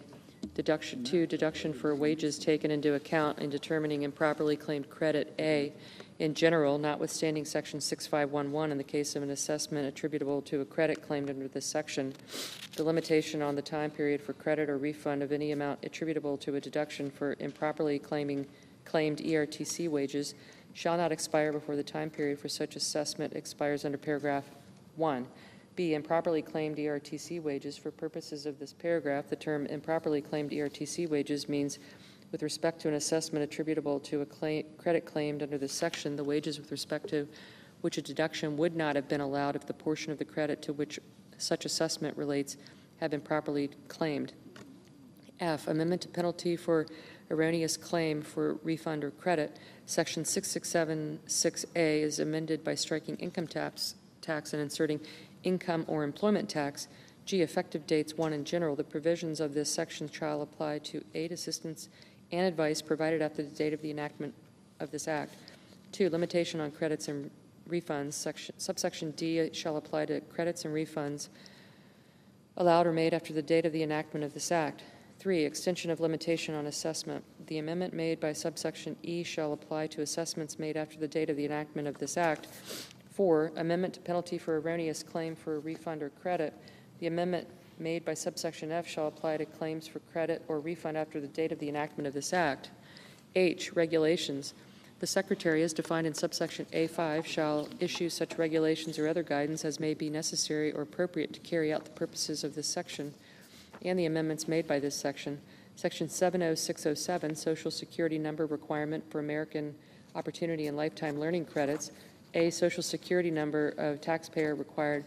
Section 25AG1 is amended to read as follows. 1, Identification Requirement. A, Social Security Number Requirement. No credit shall be allowed under subsection A to an individual unless the individual includes on the return of tax for the taxable year, 1, such individual's Social Security number, and 2, in the case of a credit with respect to the qualified tuition and related expenses of an individual other than the taxpayer or the taxpayer's spouse, the name and Social Security number of such individual. B, institution. No American Opportunity Tax Credit shall be allowed under this section unless the taxpayer includes the employer identification number of any institution to which the taxpayer paid qualified tuition and related expenses taken into account under this section on the return of tax for the taxable year. C, Social Security number defined. For purposes of this amendment, the term Social Security number shall have the meaning given such term in Section 24H7. B, omission treated as mathematical or clerical error, Section 6213G2J, is amended by striking TIN and inserting Social Security number or employer identification number. C, effective date. The amendments made by this section shall apply to taxable years beginning after December 31, 2025. Section 70608, Task Force on the Replacement of Direct File. Out of any money in the Treasury not otherwise appropriated, there is hereby appropriated for the fiscal year ending September 30, 2026, $15 million to remain available until September 2026 for necessary expenses of the Department of the Treasury to deliver to Congress within 90 days following the date of enactment of this act a report on 1, the cost of enhancing and establishing public-private partnerships which provide for free tax filing for up to 70% of all taxpayers calculated by adjusted gross income and to replace any direct e-file programs run by the Internal Revenue Service. 2, taxpayer opinions and preferences regarding a taxpayer-funded government-run service or a free service provided by the private sector. 3, assessment of the feasibility of a new approach, how to make the options consistent and simple for taxpayers across all participating providers and how to provide features to address taxpayer needs. And 4, the cost, including options for differential coverage based on taxpayer-adjusted gross income and return complexity of developing and running a free direct e-file tax return system, including costs and build and administer such release.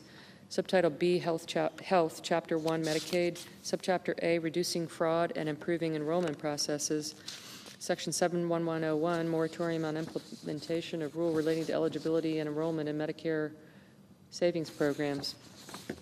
The Secretary of Health and Human Services shall not, during the period beginning on the date of enactment of this section and ending September 30, 2034, implement, administer, or enforce the provisions of the final rule published by the Centers for Medicare and Medicaid Services on September 21, 2023, entitled Streamlining Medicaid, Medicare Savings Program Eligibility Determination Enrollment, 88 Fed Reg 65230, and shall not implement, administer, or enforce the amendments made to the following sections of Title 42 Code of Federal Regulations.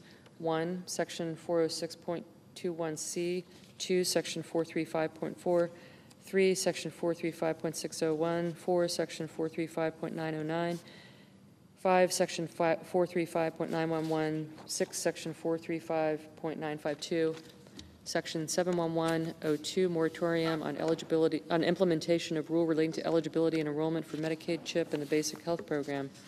The Secretary of Health and Human Services shall not, during the period beginning on the date of enactment of this section and ending September 30, 2024, implement, administer, or enforce the provisions of the final rule published by the Centers for Medicaid and Medicaid Services on April 2, 2024, entitled Medicaid Program, Streamlining the Medicaid Children's Health Insurance Program and Basic Health Program Application, Eligibility Determination, Enrollment, and Renewal Processes, 89 Fed Reg 22780, and shall not implement, administer, or enforce the amendments made by the following sections of Title 42 Code of Federal Regulations. 1, Part 431A, Section 431.10, C1, 1A2, B, Section 431.10, C11A3, C, Section 431.213D, 213D, 2, Part 435, A, Section 435.222, B, Section 435.223, C, Section 435.407,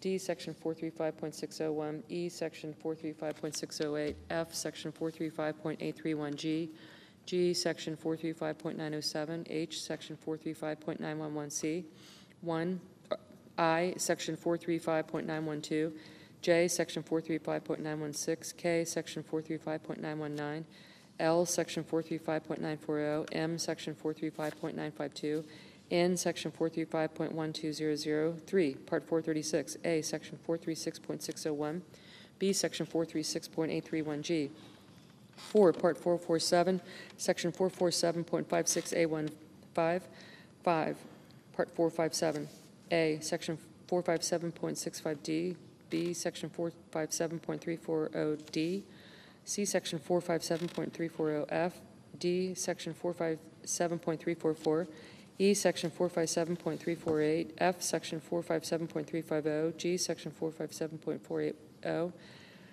H, Section 457.570, I, Section 457.805, B, J, Section 457.810A, K, Section 457.960, L, Section 457.1140, D4, M, Section 457.1170, N, Section 457.1180, Section 71103, reducing duplicate enrollment under the Medicaid and CHIP programs.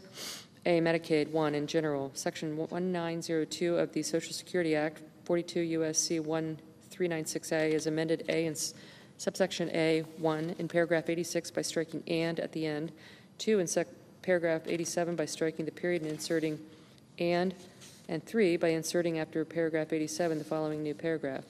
88, provide, A, beginning not later than January 1, 2027, in the case of one of the 50 states and the District of Columbia, for a process to regularly obtain address information for individuals enrolled under such plan or a waiver of such plan, and in accordance with subsection, and B, beginning not later than October 1, 2029, 1, for the state to submit to the system established by the Secretary under subsection U with respect to individual enrolled or seeking to enroll under such plan not less frequently than once each month or during such determination or redetermination of the eligibility of such individual for medical assistance under such plan or waiver of such plan. 1, the Social Security number of such individual, if such individual has a Social Security number and is required to provide such number to enroll under such plan or waiver, and 2, such other information with respect to such individual as determined necessary by the Secretary for purposes of preventing individuals from simultaneously being enrolled under state plans or waivers of such plans of multiple states. 2, for the use of such system to prevent such simultaneous enrollment. And 3, in the case that such system indicates that an individual enrolled or seeking to enroll under such plan or waiver of such plan is enrolled under a state plan or waiver of such a plan of another state, for the taking of appropriate action as determined by the Secretary to identify whether such an individual resides in the state and disenroll an individual from the state plan of such state if such individual does not reside in such state unless such individual meets such an exception as the Secretary may specify, and B, by adding at the end the following new subsections: UU, prevention of enrollment under multiple state plans. 1, in general, not later than October 1, 2029, the Secretary shall establish a system to be utilized by the Secretary and states to prevent an individual from being simultaneously enrolled under the state plans of multiple states. Such system shall A, provide for the receipt of information submitted by a state under subsection A88B1, and B, not less than once each month, transmit information to a state or allow the Secretary to transmit information to a state regarding whether an individual enrolled or seeking to enroll under the state plan of such state or waiver of such plan is enrolled under the state plan or waiver of such plan of another state. 2, standards. The Secretary shall establish such standards as determined necessary by the Secretary to limit and protect information submitted under such system and ensure the privacy of such information consistent with subsection A7. 3, implementation funding. There are appropriated to the Secretary out of the amounts of the Treasury not otherwise appropriated, in addition to amounts otherwise available. For fiscal year 2026, $10 million for purposes of establishing the system and standards required under this subsection to remain available until expended, and B, for fiscal year 2029, $20 million for purposes of maintaining such system to remain available until expended. BV, process to obtain enrollee address information. 1, in general, for purposes of subsection A88A, a process to regularly obtain address information for individuals enrolled under a state plan or a waiver of such plan shall obtain address information from reliable data sources described in paragraph 2 and take such actions as the Secretary shall specify with respect to any changes to such address based on such information. 2. Reliable data sources described for purposes of paragraph 1. The reliable data sources described in this paragraph are the following. A, mail returned to the state by the United States Postal Service with a forwarding address. B, the National Change of Address database maintained by the United States Postal Service. C, a managed care entity as defined in Section 1932A1B or prepaid inpatient health care or prepaid ambulatory health plan, as such terms are defined in Section 1903M9D that has a contract under the state plan if the address information is provided to such entity or plan directly from or verified by such entity or plan directly with such individual. D, other data sources as identified by the state and approved by the Secretary. 2, conforming amendments. A, Paris. Section 1903R3 of the Social Security Act, 42 U.S.C. 1396BR3 is amended 1 by striking in order and inserting a in order, 2 by striking through the public and inserting through 1 the public, 3 by striking the period at the end and inserting semicolon, and 2 beginning October 1, 2029, the system established by the Secretary under Section 1902 UU, and 4 by adding at the end the following new subparagraph. B, beginning October 1, 2029, the Secretary may determine that a state is not required to have in operation an eligibility determination system which provides for data matching for purposes of address verification under Section 1902 VV through the system described in subparagraph A1 to meet the requirements of this paragraph. Managed care. Section 1932 of the Social Security Act, 42 U.S.C. 1396U-2, is amended by adding at the end the following new subsection. J, transmission of address information. Beginning January 1, 2027, each contract under a state plan with a managed care entity is defined in Section 1932A1B or with a prepaid inpatient health care or a prepaid ambulatory health plan, as such terms are defined in Section 1903M9D, shall provide that such entity or plan shall promptly transmit to the state any address information for an individual enrolled in such entity or plan that is provided to such entity or plan directly from or verified by such entity or plan directly with such individual. B, CHIP.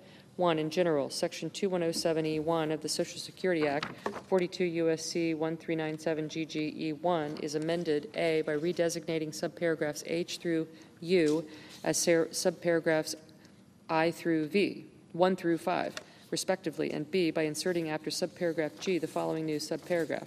H, Section 1902A88 relating to address information for enrollees and prevention of simultaneous enrollments. 2, managed care. Section 2103F3 of the Social Security Act, 42 U.S.C. 1397CCF3, is amended by striking and E and inserting E and J. Section 71104, ensuring deceased individuals do not remain enrolled. Section 1902 of the Social Security Act, 42 U.S.C. 1396, as amended by Section 71103, is further amended, 1, in subsection A, in paragraph 87 by striking and inserting a semicolon, B, in paragraph 88 by striking the period at the end and inserting and C, by inserting after paragraph 88 the following new paragraph. 89, provide that the state shall comply with the eligibility verification requirements under subsection WW, except that this paragraph shall apply only in the case of the 50 states and the District of Columbia, and 2, by adding at the end of the following new subsection, WW, verification of certain eligibility criteria. 1, in general, for purposes of subsection A89, the eligibility verification requirements beginning January 1, 2028 are as follows. A, quarterly screening to verify enrollee status. The state shall, not less frequently than quarterly, review the Death Master file as such term is defined in Section 203D of the Bipartisan Budget Act of 2013 or a successor system that provides such information needed to determine whether any individuals enrolled for medical assistance under the state plan or waiver of such plan are deceased. B, disenrollment under state plan. If the state determines, based on information obtained from the Death Master file, that an individual enrolled for medical assistance under the state plan or waiver of such plan is deceased, The state shall, 1, treat such information as factual information confirming the death of a beneficiary, 2, disenroll such individual from the state plan or waiver of such plan in accordance with subsection A3, and 3, discontinue any payments for medical assistance under this title made on behalf of such individual, other than payments for any items or services furnished to such individual prior to the death of such individual. C, reinstatement of coverage in the event of error. If a state determines that an individual was misidentified as deceased based on information obtained from the death master file and was erroneously disenrolled from medical assistance under the state plan or waiver of such plan, based on such misidentification, the state shall immediately re-enroll such individual under the state plan or waiver of such plan, retroactive to the date of such disenrollment. 2, rule of construction. Nothing under this subsection shall be construed to preclude the ability of a state to use other electronic data sources to timely identify potentially deceased beneficiaries, so long as the state is also in compliance with the requirements of this subsection and all other requirements under this title relating to Medicaid eligibility determination and redetermination. Section 71105, ensuring deceased providers do not remain enrolled. Section 1902 KK1 of the Social Security Act, 42 U.S.C. 1396A KK1 is amended, 1, by striking the state and inserting A in general the state, and 2, by adding at the end the following new subparagraph. B, provider screening against death master file. Beginning January 1, 2028, as part of the enrollment or re-enrollment or revalidation of enrollment of a provider or supplier under this title, and not less frequently than quarterly during that period that such provider or supplier is so enrolled, the state conducts a check of the death master file, as such term is defined in Section 203D of the Bipartisan Budget Act of 2013, to determine whether such provider or supplier is deceased. Section 71106, payment reduction related to certain erroneous excess payments under Medicaid. In general, Section 1903U1 of the Social Security Act, 42 U.S.C. 1396BU1 is amended, 1, in subparagraph A by inserting for any audits conducted by the Secretary or at the option of the Secretary, audits conducted by the state after exceeds 0.03, 2, in subparagraph B, A, by striking the Secretary and inserting 1, subject to Clause 2, the Secretary, and B, by adding at the end the following new clause. 2, the amount waived under Clause 1 for a fiscal year may not exceed an amount equal to the erroneous excess payments for medical assistance described in subparagraph D1, 2, made for such fiscal year. 3, in subparagraph 2, by striking he and each place it appears and inserting the Secretary in such place. And 4, in subparagraph D1, A, in subclause 1, by striking and at the end. B, in subclause 2, by striking the period at the end of, and inserting or payments where insufficient information is available to confirm eligibility, and C, by adding at the end the following new subclause. 3, payments other than payments described in subclause 1 for items and services furnished to an individual who is not eligible for medical assistance under the state plan or a waiver of such plan with respect to such items and services or payments where insufficient information is available to confirm eligibility. B, effective date. The amendments made by subsection A shall apply beginning with respect to fiscal year 2030. Section 71107, eligibility redeterminations, A in general. Section 1902E14 of the Social Security Act, 42 U.S.C. 1396AE14, is amended by adding at the end the following new subparagraph. L, frequency of eligibility redeterminations for certain individuals. 1, in general, subject to Clause 2 with respect to redeterminations of eligibility for medical assistance under a state plan or a waiver of such plan, scheduled on or after the first day of the first quarter that begins after December 31, 2026, the state shall make such a redetermination once every 6 months for the following individuals. 1, individuals enrolled under subsection A10A18. 2, individuals described in such subsection who are the otherwise enrolled under a waiver of such plan that provides coverage that is equivalent to a minimum essential coverage as described in section 5000AF1A of the Internal Revenue Code of 1986 and determined in accordance with standards prescribed by the Secretary and regulations to all individuals described in subsection A10A18. 2, exemption. The requirements described in section 1 shall not apply to any individual described in subsection X9A22. 3, state defined. For purposes of this subparagraph, the term state means one of the 50 states or the District of Columbia. B, guidance. Not later than 180 days after the date of enactment of this section, the Secretary of Health and Human Services, acting through the Administrator of the Centers for Medicare and Medicaid Services, shall issue guidance relating to the implementation of the amendments made by this section. Section 71108, revising home equity limit for determining eligibility for long-term care services under the Medicaid program, revising home equity limit. Section 1917F1 of the Social Security Act, 42 U.S.C. 1396 PF1 is amended. 1, in subparagraph B.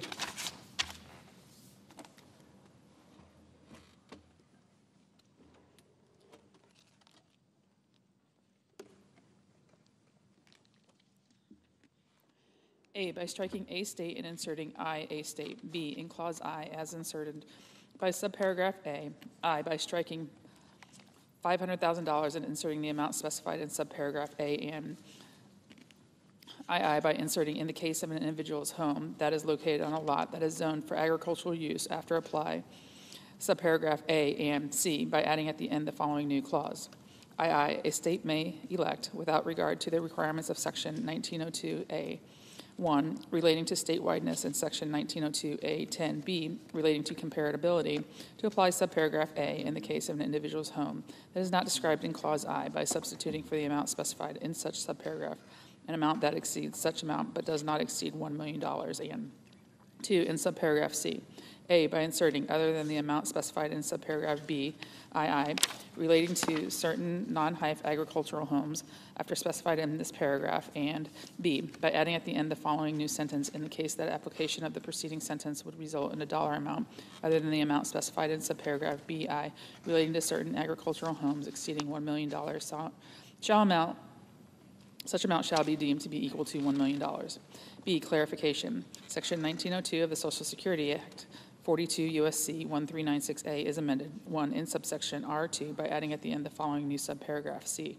This paragraph shall not be construed as permitting a state to determine the eligibility of an individual for medical assistance with respect to nursing facility services or other long-term care services without application of the limit under section 1917 F1 and 2 in subsection E14D IV A by striking subparagraphs and inserting I in general subparagraphs, and B by adding at the end the following new subclause. II, application of home equity interest limit. Section 1917F shall apply for purposes of determining the eligibility of an individual for medical assistance with respect to nursing facility services or other long-term service care. C, effective date. The amendments made by subsection A shall apply beginning on January 1, 2028. Sec 71109, Alien Medicaid Eligibility. A, Medicaid. Section 1903V of the Social Security Act, 42 U.S.C. 1396BV is amended. 1, in paragraph 1 by striking and 4 and inserting 4 and 5 and 2 by adding at the end the following new paragraph.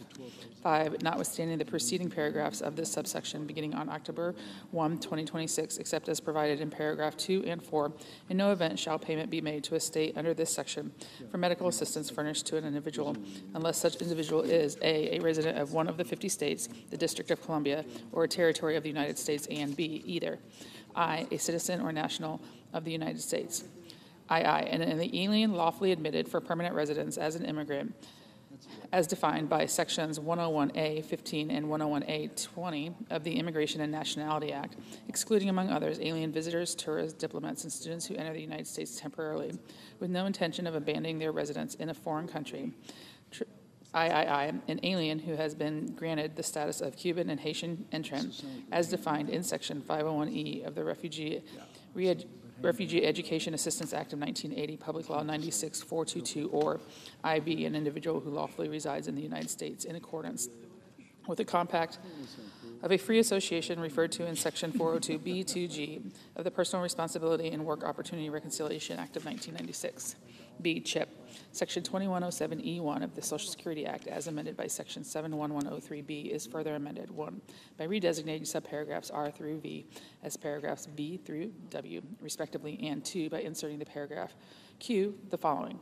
R, Section 1903V5 relating to payments for medical assistance furnished to aliens, except in relation to payments for services provided under Section 2105A1D II, Sec 71110. Expansion FMAP for certain states providing payments for health care furnished to certain individuals. Section 1905 of the Social Security Act, 42 U.S.C. 1396D is amended 1 in subsection Y. A, in paragraph 1E by inserting or 4 calendar quarters beginning on or after October 1, 2027. In the case such state is a specified state with respect to such calendar quarter, 80% after thereafter, and B, in paragraph 2 by adding at the end the following new subparagraph. C, specified state. The term specified state means with respect to a quarter, a state that I, provides any form of financial assistance from a state general fund during such quarter in whole or in part, whether or not made under a state plan or a waiver of such plan, under this title or under another program established by the state to or on behalf of an alien who is not a qualified alien, is not a child or pregnant woman, who is lawfully residing in the United States and eligible for medical assistance pursuant to Section 1903(v)(4), or for child health assistance or pregnancy-related assistance pursuant to Section 2107E(1)(q), for the purchasing of health insurance coverage as defined in Section 2791B(1) of the Public Health Service Act for an alien who is not a qualified alien and is not a child or pregnant woman, or II provides any form of comprehensive health benefits coverage except such coverage required by federal law during such quarter, whether or not under a state plan or waiver of such plan, under this title or under another program established by the state, and regardless of the source of funding for such coverage, to an alien who is not a qualified alien and is not such a child or pregnant woman. D, immigration terms. I, alien. The term alien has the meaning given such term in Section 101A of the Immigration and Nationality Act. II, qualified alien. The term qualified alien has the meaning given such term in Section 431 of the Personal Responsibility and Work Opportunity Reconciliation Act of 1996, except that the references to, in the opinion of the agency providing such benefits in subsection C of such Section 431 shall be treated as references to, in the opinion of the state in which such comprehensive health benefits coverage or such financial assistance is provided as applicable, and to, in subsection Z2.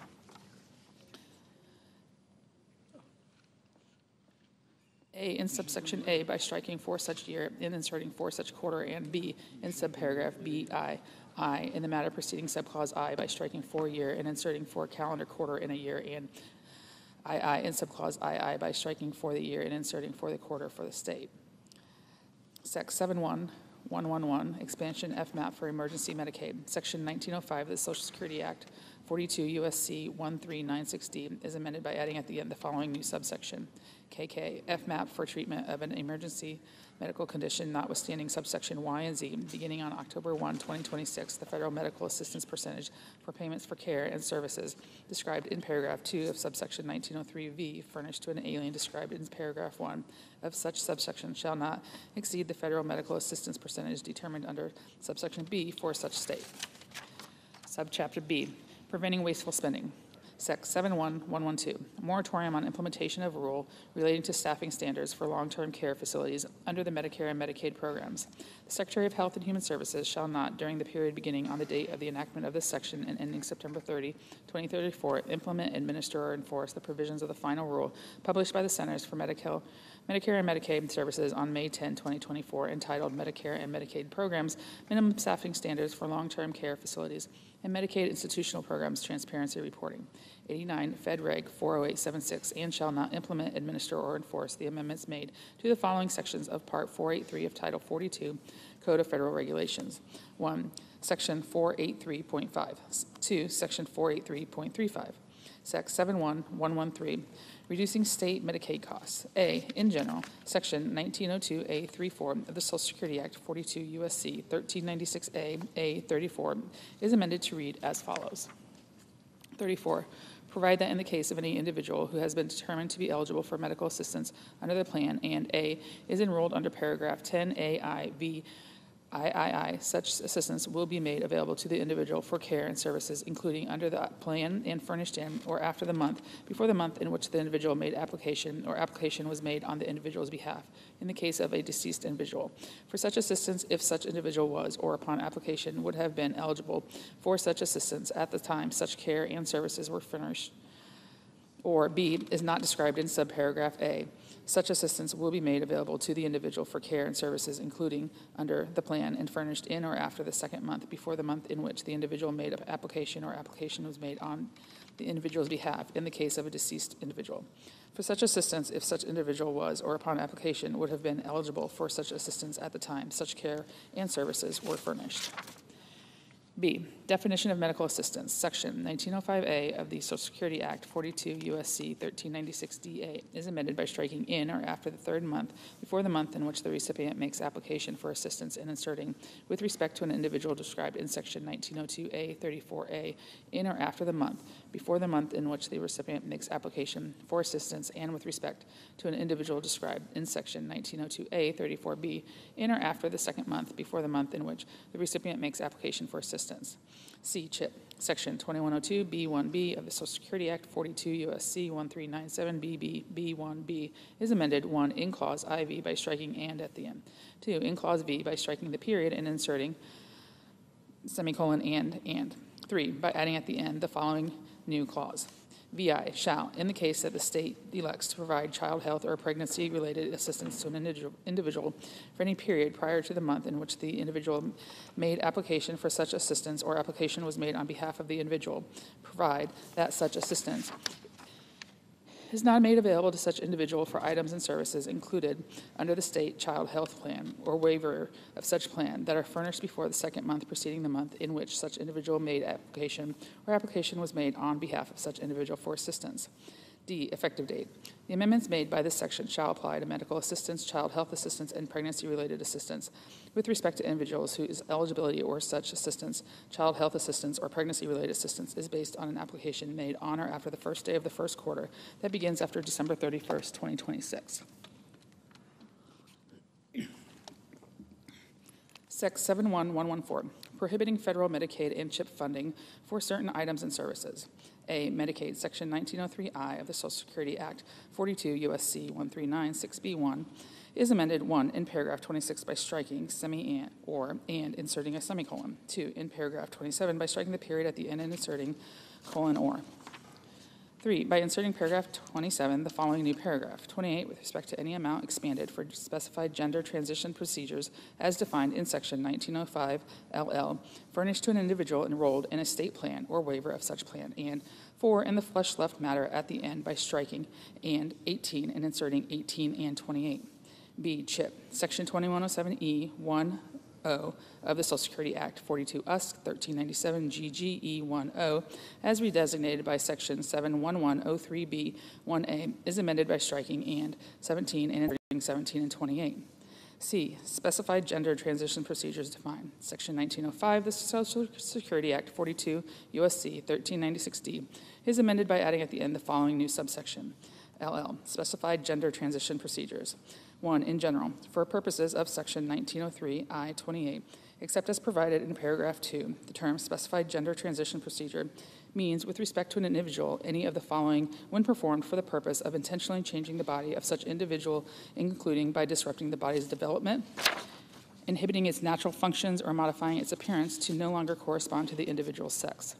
A, performing any surgery including I, castration, II, sterilization, III, orchiectomy, IV, serotoplasty, V, vasectomy, VI, tubal ligation, VII, hysterectomy, V, tripi, oophorectomy, IX, ovariectomy, X, medoidoplasty, XI, clitoroplasty, XII, reconstruction of the fixed part of the urethra with or without a medoidoplasty or a phalloplasty, X tripi, penectomy, XIV, phalloplasty, XV, vaginoplasty, XVI, vaginectomy, XVI, vulvoplasty, XV, tripi, reduction, thyrochondroplasty, XIX, chondrolaryngoplasty, XX, mastectomy, and XXI, any plastic, cosmetic, or aesthetic surgery that feminizes or masculinizes the facial or other body features of an individual. B, any placement of chest implants to create feminine breast or any placement of erection or testicle prosthesis. C, any placement of fat or artificial implants in the gluteal region. D, administering, prescribing, or dispensing to an individual medications including I, gonadotropin-releasing hormone, GnRH, analogs, or other puberty-blocking drugs to stop or delay normal puberty, and II, testosterone, estrogen, or other androgens to an individual at doses that are supraphysiologic that would normally be produced endogenously in a healthy individual of the same age and sex. 2. Exception. Paragraph 1 shall not apply to the following when furnished to an individual by a healthcare provider if the individual is a minor with consent of such individual's parents with or legal guardian. A. Puberty suppression or blocking prescription drugs for the purpose of normalizing puberty for an individual experiencing precocious puberty. B. Medically necessary procedures or treatments to correct for I. A medically verifiable disorder of sex development, including I-46XX chromosomes with viralization, I-46XY chromosomes with underviralization, and III, both ovarian and testicular tissues. II, sex chromosome structure, sex steroid hormone production of or sex hormone action if determined to be abnormal by a physician through genetic or biochemical testing. III, infection, disease, injury, or disorder caused or exacerbated by a previous procedure described in paragraph 1, or a physical disorder, physical injury, or physical illness that would, as certified by a physician, place the individual in danger of death or impairment of a major bodily function unless the procedure is performed, not including procedures performed for the alleviation of mental distress, or IV, procedures to restore or reconstruct the body of the individual in order to correspond to the individual's sex after one or more previous procedures described in paragraph 1, which may include the removal of a pseudophallus or breast augmentation. 3. Sex. For purposes of paragraph 1, the term sex means either male or female as biologically determined and defined in paragraphs 4 and 5 respectively. 4. Female. For purposes of paragraph 3, the term female means an individual who naturally has, had, will have, or would have, but for a developmental or genetic anomaly or historical accident, the reproductive system that at some point produces, transports, and utilizes eggs for fertilization. 5. Male. For purposes of paragraph 3, the term male means an individual who naturally has, had, will have, or would have, but for a developmental or genetic anomaly or historical accident, the reproductive system that at some point produces, transports, and utilizes sperm for fertilization. Section 71115, federal payments to prohibit entities. A, in general. No federal funds that are considered direct spending and provided to carry out a state plan under Title XIX of the Social Security Act or a waiver of such a plan shall be used to make payments to a prohibited entity for items and services furnished during the 1-year period beginning on the date of the enactment of this act, including any payments made directly to the prohibited entity or under a contract or other arrangement between a state and a covered organization. B, definitions in this section. 1. Prohibited entity. The term prohibited entity means an entity including its affiliates, subsidiaries, successors, and clinics. A, that as of the first day of the first quarter beginning after the date of enactment of this act, I, as an organization described in section 501c3 of the Internal Revenue Code of 1986 and exempt from tax under section 501a of such code, II, as an essential community provider described in section 156.235 of Title 45 Code of Federal Regulations as in effect on the date of enactment of this act, that is primarily engaged in family planning services, reproductive health, and related medical care. And III, provides for abortions other than an abortion, I, if the pregnancy is a result of an act of rape or incest, or II, in the case where a woman suffers from a physical disorder, physical injury, or physical illness, including a life-endangering physical condition caused by or arising from the pregnancy itself.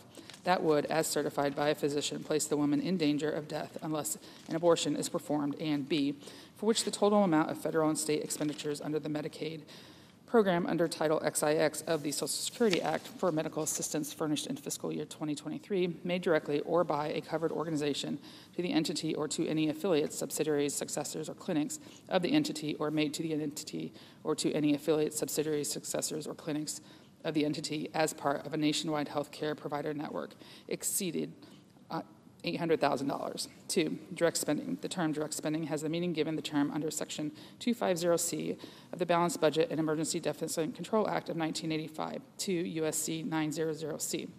3, covered organization. The term covered organization means a managed care entity as defined in Section 1932A1B of the Social Security Act 42 U.S.C. 1396U to A1B, or a prepaid inpatient health plan or prepaid ambulatory health plan, as such terms are defined in Section 1903M9D of such Act 42 U.S.C. 1396 M9D. 4, state. The term state has the meaning given such term in Section 1101 of Social Security Act 42 U.S.C. 1301.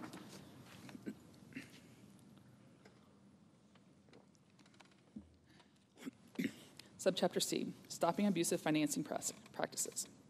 Sec 71116, sunsetting increased FMAP incentive. Section 1905 II-3 of the Social Security Act 42 U.S.C. 1396D II-3 is amended, 1, by striking which has not and inserting the following which. A has not. 2, in subparagraph A, as so inserted by striking the period at the end and inserting and. 3, by adding at the end the following new subparagraph. B, begins to expend amounts for all such individuals prior to January 1, 2026. Sec 71117, provider taxes. A, changes in threshold for hold harmless provisions of broad-based health care related taxes, Section 1903 W4 of the Social Security Act 42 U.S.C. 1396B W4 is amended, 1, in subparagraph C, II by inserting and for fiscal years beginning on or after October 1, 2026, the applicable percent determined under subparagraph D shall be substituted for 6%. Each place it appears, after each place it appears, and 2, by inserting the subparagraph C, II, the following new subparagraph, DI. For purposes of subparagraph C, II, the applicable percent determined under this subparagraph is I. In the case of a non-expansive estate and a class of health care items or services described in Section 443.56A of Title 42 Code of Federal Regulations as an effect on May 1, 2025. AA. If on the date of enactment of this subparagraph, the non-expansive state has enacted a tax and imposes such tax on such class, and the Secretary determines that the tax is within the hold harmless health threshold as of that date, the applicable percent of net patient revenue attributable to such class has been so determined, and B, if on the date of enactment of this subparagraph, the non-expansive state has not enacted or does not impose a tax with respect to such class, 0%, and II, in the case of an expansive state and a class of healthcare items or services described in Section 433.56A of Title 42 Code of Federal Regulations as in effect on May 1, 2025, subject to Clause IB. AA, if on the date of enactment of this subparagraph, the expansion state has enacted a tax and imposes such tax on such class, and the Secretary determines that the tax is within the hold harmless threshold as of the date, the lower of AA, the applicable percent of net patient revenue attributable to such class that has been so determined, and BB, the applicable percent specified in Clause II for the fiscal year, and BB, if on the date of enactment of this subparagraph, the expansion state has not enacted or does not impose a tax with respect to such class, 0%. For purposes of Clause II, AABB, the applicable percent is I for fiscal year 2028, 5.5%, II for fiscal year 2029, 5%, III for fiscal year 2030 at 4.5%, IB for fiscal year 2031, 4%, and B for fiscal year 2032 and each subsequent year, 3.5%. III for purposes of Clause I expansion estate. The term expansion state means a state that, beginning on January 1, 2014, or on any date thereafter, elects to provide medical assistance to all individuals described in Section 1902 A10A I V III under the state plan under this title or under a waiver of such plan. II, non-expansion state. The term non-expansion state means a state that is not an expansion state. IB, in the case of a tax of an expansion state in effect on the date of enactment of this clause that applies to a class of healthcare.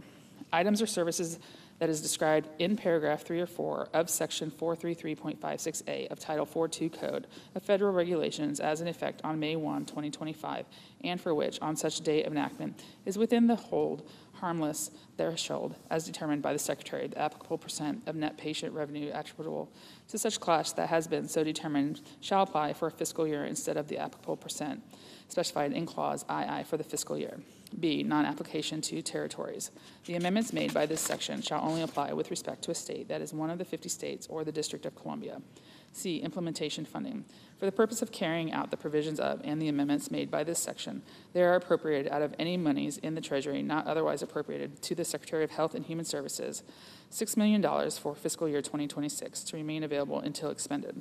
Sec. 71118, State-Directed Payments, A in general. Subject to subsection B, the Secretary of Health and Human Services in this section referred to as the Secretary shall revise Section 438.6 C2 III of Title 42 Code of Federal Regulations for successor regulation such that with respect to a payment described in such section made for a service furnished during a rating period beginning on or after the date of the enactment of this act, the total payment rate for such service is limited to 1, in the case of a state that provides coverage to all individuals described in Section 1902 A10 AI B III of the Social Security Act, 42 U.S.C. 1396 A10 AI B III, that is equivalent to minimum essential coverage as described in Section 5000A F1A of the Internal Revenue Code of 1986, and determined in accordance with standards prescribed by the Secretary in regulations under the state plan or waiver of such plan of such state under Title XIX of such act,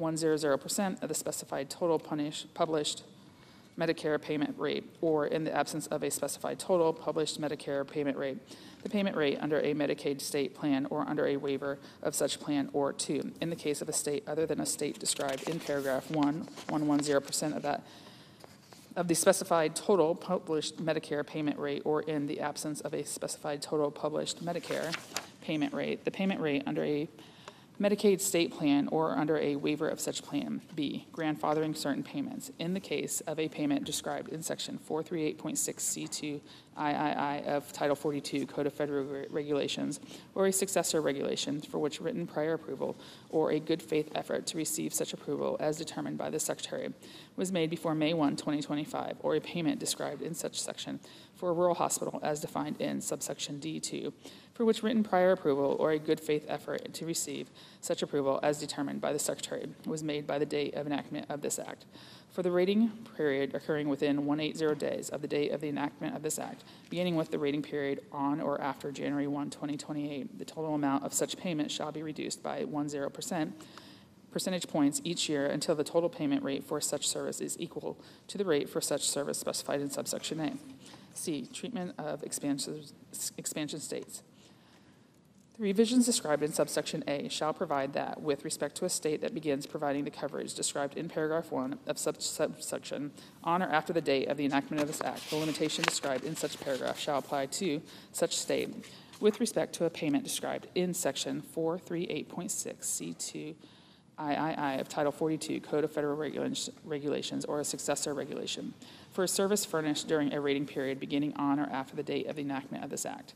D, definitions in this section. 1, rating speed. Rating period. The term rating period has the meaning given such term in Section 438.2 of Title 42 Code of Federal Regulations or a successor regulation. 2, rural hospital. The term rural hospital means the following. A subsection D, hospital, as defined in paragraph 1B of Section 1886D, that I is located in a rural area as defined in paragraph 2D of such section. II is treated as being located in a rural area pursuant to paragraph 8E of such section, or III is located in a rural census tract of a metropolitan statistical area as determined under the most recent modification of the Goldsmith modification, originally published in the Federal Register on February 27, 1992, 57 Fed Reg 6725. B, a critical access hospital as defined in section 1861 MM1. C, a sole community hospital as defined in section 1886D 5D III. D, a Medicare dependent small rural hospital as defined in section 1886D 5G IV. E, a low volume hospital as defined in section 1886D 12C. F, a rural emergency hospital as defined in section 1861 K2. 3, state. The term state means one of the 50 states or the District of Columbia.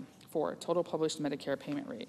The term total published Medicare payment rate means amounts calculated as payment for specified services, including the service furnished that have been developed under Part A or Part B of the Title XVIII of the Social Security Act, 42 U.S.C. 1395 et seq. 5, written prior approval. The term written prior approval has the meaning given such term in Section 438.6C2I of Title 42 Code of Federal Regulations or a successor regulation. E, funding. There are appropriated out of any monies in the Treasury not otherwise appropriated $7 million for each of fiscal years 2026 through 2033 for purposes of carrying out this section to remain available until expended.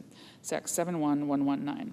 Requirements regarding waiver of uniform tax requirement for Medicaid provider tax. A, in general, Section 1903W of the Social Security Act 42 U.S.C. 1396W is amended. 1, in paragraph 3E, by inserting after clause II the following new clause. III, for purposes of clause III, a tax is not considered to be generally redistributive if any of the following conditions apply.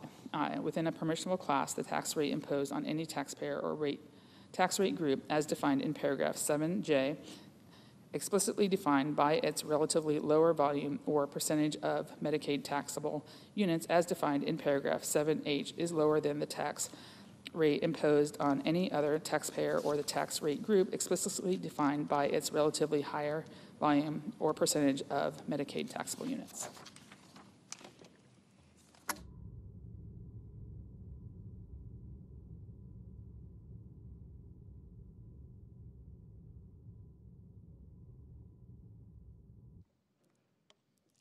Two, within a permissible class, the tax rate imposed on any taxpayer or tax rate group as so defined based upon its Medicaid taxable units as so defined is higher than the tax rate imposed on any taxpayer or tax rate group based upon its non-Medicaid taxable unit as defined in paragraph 7.1. 3, the tax excludes or imposes a lower tax rate on any taxpayer or tax rate group as so defined based on or defined by any description that results in the same effect as described in subclause 1 or 2 for a taxpayer or tax rate group. Characteristics that may indicate such type of exclusion include the use of terminology to establish a tax rate group. AA, based on payments or expenditures made under the program under this title without mentioning the term Medicaid or any similar term to accomplish the same effect as described in subclause 1 or 2. Or BB, that closely approximates a taxpayer or tax rate group under the program under this title to the same effect and is described in subclause 1 or 2. And 2, in paragraph 7, by adding at the end the following new subparagraphs. H, the term Medicaid taxable unit means a unit that is being taxed within a health care-related tax that is applicable to the program under this title. Such term includes a unit that is used as the basis for 1, payment under the program under this title, such as Medicaid bed days. 2, Medicaid revenue. 3, costs associated with the program under this title, such as Medicaid charges, claims, or expenditures. And 4, other units associated with the program under this title as determined by the Secretary. 1, the term non-Medicaid taxable unit means a unit that is being taxed within a health care-related tax that is not applicable to the program under this title. Such term includes a unit that is used as the basis for 1, payment by non-Medicaid payers, such as non-Medicaid bed days. 2, non-Medicaid revenue. 3, costs that are not associated with the program under this title, such as non-Medicaid charges, non-Medicaid claims, or non-Medicaid expenditures. And 4, other units not associated with the program under this title as determined by the Secretary. J, the term tax rate group means a group of entities contained within a permissible class of a health care-related tax that are taxed at the same rate. B, non-application to territories. The amendment made by this section shall only apply with respect to the state that is one of 50 states or the District of Columbia. C, effective date. The amendments made by this section shall take effect upon the date of enactment of this act, subject to any applicable transition period determined appropriate by the Secretary of Health and Human Services, not to exceed 3 fiscal years. Section 71120, requiring budget neutrality for Medicaid demonstration projects under Section 1115. A, in general, Section 1115 of the Social Security Act, 42 U.S.C. 1315, is amended by adding at the end the following new subsection. G, requirement of budget neutrality for Medicaid demonstration projects. 1, in general, beginning January 1st, 2027, the Secretary may not approve an application for, or renewal or amendment of, an experimental, pilot, or demonstration project undertaken under subsection A to promote the objectives of Title 19 in a state in this subsection referred to as Medicaid demonstration project unless the chief actuary for the Centers for Medicare and Medicaid Services certifies that such project based on expenditures for the state program in the preceding fiscal year, or in the case of a renewal, the duration of the preceding waiver, is not expected to result in an increase in the amount of federal expenditures compared to the amount that such expenditures would otherwise be in the absence of such project. For purposes of this subsection, expenditures for the coverage of populations and services that the state could have otherwise provided through its Medicaid state plan or other authority under Title 19, including expenditures that could be made under such authority, but for the provision of such services at a different site of service than authorized under such state plan or other authority, shall be considered expenditures in the absence of such a project. 2. Treatment of savings. In the event of that expenditures with respect to a state under a Medicaid demonstration project are, during an approval period for such project, less than the amount of such expenditures that would have otherwise been made in the absence of such project, the Secretary shall specify the methodology to be used with respect to the subsequent approval period for such project for purposes of taking the difference between such expenditures into account. Implementation funding. For the purposes of carrying out the provisions of and the amendments made by this section, they are appropriated out of any monies in the Treasury not otherwise appropriated to the Secretary of Health and Human Services $5 million for each of fiscal years 2026 and 2027 to remain available until expended. Subchapter D, Increasing Personal Accountability. Section 71121, Requirement for states to establish Medicaid community engagement requirements for certain individuals. A, in general, Section 1902 of the Social Security Act, 42 U.S.C. 1396A, as amended by Section 71103 and 71104, in further amended by adding at the end of the following new subsection. 20, community engagement requirement for applicable individuals. 1, in general, except as provided in paragraph 11, beginning not later than the first day of the first quarter that begins after December 30th, 2026, or at the option of the state under a waiver or demonstration project under Section 1115 of the state plan, such earlier date as the state may specify, subject to the succeeding provisions of this subject, a state shall provide, as a condition of eligibility for medical assistance for an applicable individual, that such individual is required to demonstrate community engagement under paragraph 2. A, in the case of an applicable individual who has filed an application for medical assistance under a state plan or a waiver of such plan under this title for one or more but not more than 3, as specified by the state, consecutive months immediately preceding the months during which such individual applies for such medical assistance, and B, in the case of an applicable individual enrolled and receiving medical assistance under a state plan or under a waiver of such plan under this title for one or more as specified by the state months, whether or not consecutive. 1, during the period between such individual's most recent determination or redetermination as applicable of eligibility and such individual's next regularly scheduled redetermination of eligibility, as verified by the state as part of such regularly scheduled redetermination of eligibility, or 2, in the case of a state that has elected under paragraph 4 to conduct more frequent verifications of compliance with the requirement to demonstrate community engagement during this period between the most recent and next such verification with respect to such individual. 2, community engagement compliance described. Subject to paragraph 3, an applicable individual demonstrates a community engagement under this paragraph for a month if such individual meets one or more of the following conditions with respect to such month, as determined in accordance with criteria established by the Secretary through regulation. A, the individual works not less than 80 hours. B, the individual completes not less than 80 hours of community service. C, the individual participates in a work program for not less than 80 hours. D, the individual is enrolled in an educational program at least half-time. E, the individual engages in any combination of the activities described in subparagraphs A through D for a total of not less than 80 hours. F, the individual has a monthly income that is not less than the applicable minimum wage standard under Section 6 of the Fair Labor Standards Act of 1938, multiplied by 80 hours.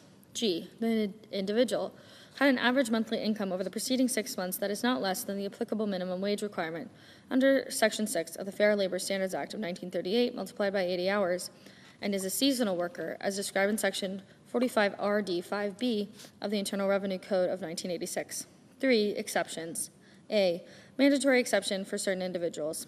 The state shall deem an applicable individual to have demonstrated community engagement under paragraph 2 for a month and may elect to not require an individual to verify information resulting in such deeming if, 1, for part of all such month, the individual, 1, was as specified Excluded individual, as defined in paragraph 9A2, or 2 was AA under the age of 19, BB entitled to or enrolled for benefits under Part A of Title XVIII, or enrolled for benefits under Part B of Title XVIII, or CC, described in any of subclasses 1 through 7 of subsection A10A1, or 2, at any point during the 3-month period ending on the first day of such month, the individual was an inmate of a public institution. B, optional exception for short-term hardship events.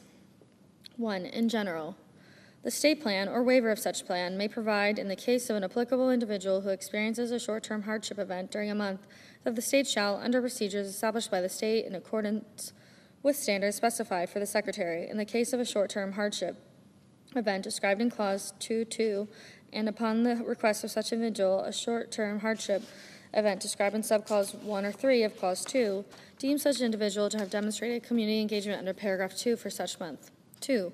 Short-term hardship event defined. For purposes of this subparagraph, an applicable individual experiences a short-term hardship event during a month if, for part or all of such month, 1. Such individual receives inpatient hospital services, nursing facility services, services in an intermediate care facility for individuals with intellectual disabilities, inpatient psychiatric hospital services, or such other services of similar acuity, including outpatient care relating to other services specified in this subclause, as the Secretary determines appropriate. 2. Such individual resides in a county or equivalent unit of local government, AA, in which there exists an emergency or disaster declared by the President pursuant to the National Emergencies Act or the Robert T. Stafford Disaster Relief and Emergency Assistance Act, or BV, that subject to the request from the state to the Secretary, made in such form at such time and containing such information as the Secretary may require, has an employment rate that is at or above the lesser of AA 8% or BB 1.5 times the national unemployment rate. Or 3. Such individual or their dependent must travel outside of their community for an extended period of time to receive medical services necessary to treat a serious or complex medical condition as described in paragraph 9A2VEE that are not available within their community of residence. 4. Option to conduct more frequent compliance verifications. With respect to an applicable individual enrolled in receiving medical assistance under a state plan or a waiver of such plan under this title, the state shall verify, in accordance with procedures specified by the Secretary, that each such individual has met the requirement to demonstrate community engagement under paragraph 1 during each such individual's regularly scheduled redetermination of eligibility, except that a state may provide for such verifications more frequently. 5. Ex parte verifications. For purposes of verifying that an applicable individual has met the requirement to demonstrate community engagement under paragraph 1 or determining such individual to be deemed to have demonstrated community engagement under paragraph 3, or that an individual is a specified excluded individual under paragraph 9A2, the state shall, in accordance with standards established by the Secretary, establish processes and use reliable information available to the state, such as payroll data or payments or encounter data under this title for individuals and data on payments to such individuals for the provision of services covered under this title, without requiring, where possible, the applicable individual to submit additional information. 6. Procedure in the case of noncompliance. A. In general, if a state is unable to verify that an applicable individual has met the requirement to demonstrate community engagement under paragraph 1, including, if applicable, by verifying that such individual was deemed to have demonstrated community engagement under paragraph 3, the state shall, in accordance with standards specified by the Secretary, 1. Provide such individual with the notice of noncompliance described in subparagraph B. 2. 1. Provide such individual with a period of 30 calendar days beginning on the date on which such notice of noncompliance is received by the individual. 2.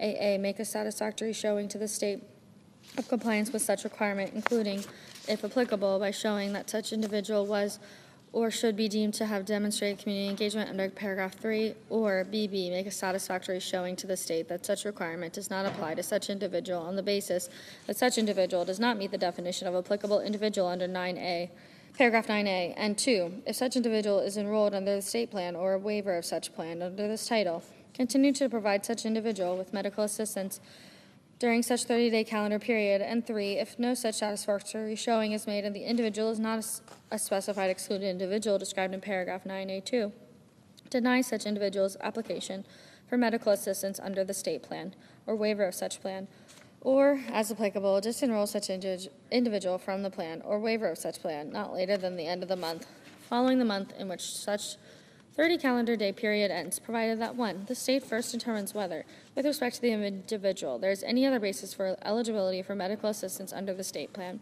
or waiver of such plan, or for another insurance affordability program.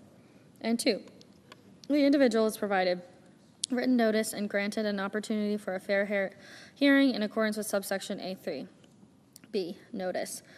The notice of noncompliance provided to an applicable individual under the paragraph A1 shall include information in accordance with standards specified by the Secretary on 1, how such individual may make a satisfactory showing of compliance with such requirement as described in subparagraph A2, or make a satisfactory showing that such requirement does not apply to such individual on the basis that such individual does not meet the definition of applicable individual under paragraph 9A, and 2, how such individual may reapply for medical assistance under the state plan or a waiver of such plan under this title in the case that such individual's application is denied, or as applicable in the case of such individual is disenrolled from the plan or waiver. Treatment of noncompliant individuals in relation to certain other provisions. A, certain FMAP increases. A state shall not be treated as not providing medical assistance to all individuals described in section 1902A10A18, or as not expending amounts for all such individuals under the state plan or waiver of such plan solely because such an individual is determined ineligible for medical assistance under the state plan or waiver on the basis of failure to meet requirements to demonstrate community engagement under paragraph 1. B, other provisions. For purposes of section 36BC2B of the Internal Revenue Code of 1986, an individual shall be deemed to be eligible for minimum essential coverage described in section 5000AF1A2 of such code for a month if such individual would have been eligible for medical assistance under a state plan or a waiver of such plan under this title, but for a failure to meet the requirement to demonstrate community engagement under paragraph 1. 8, outreach. A, in general, in accordance with standards specified by the Secretary beginning not later than the date that precedes December 31st, 2026, or if the state elects under paragraph 1 to specify an earlier date, such earlier date, by the number of months specified by the state under paragraph 1A plus 3 months, and periodically thereafter, the state shall notify applicable individuals enrolled under a state plan or waiver that this title, the requirement to demonstrate community engagement under the subsection, such notice shall include information on 1, how to comply with such requirement, including an explanation of the exceptions to such requirement under paragraph 3, and the definition of the term applicable individual under paragraph 9A.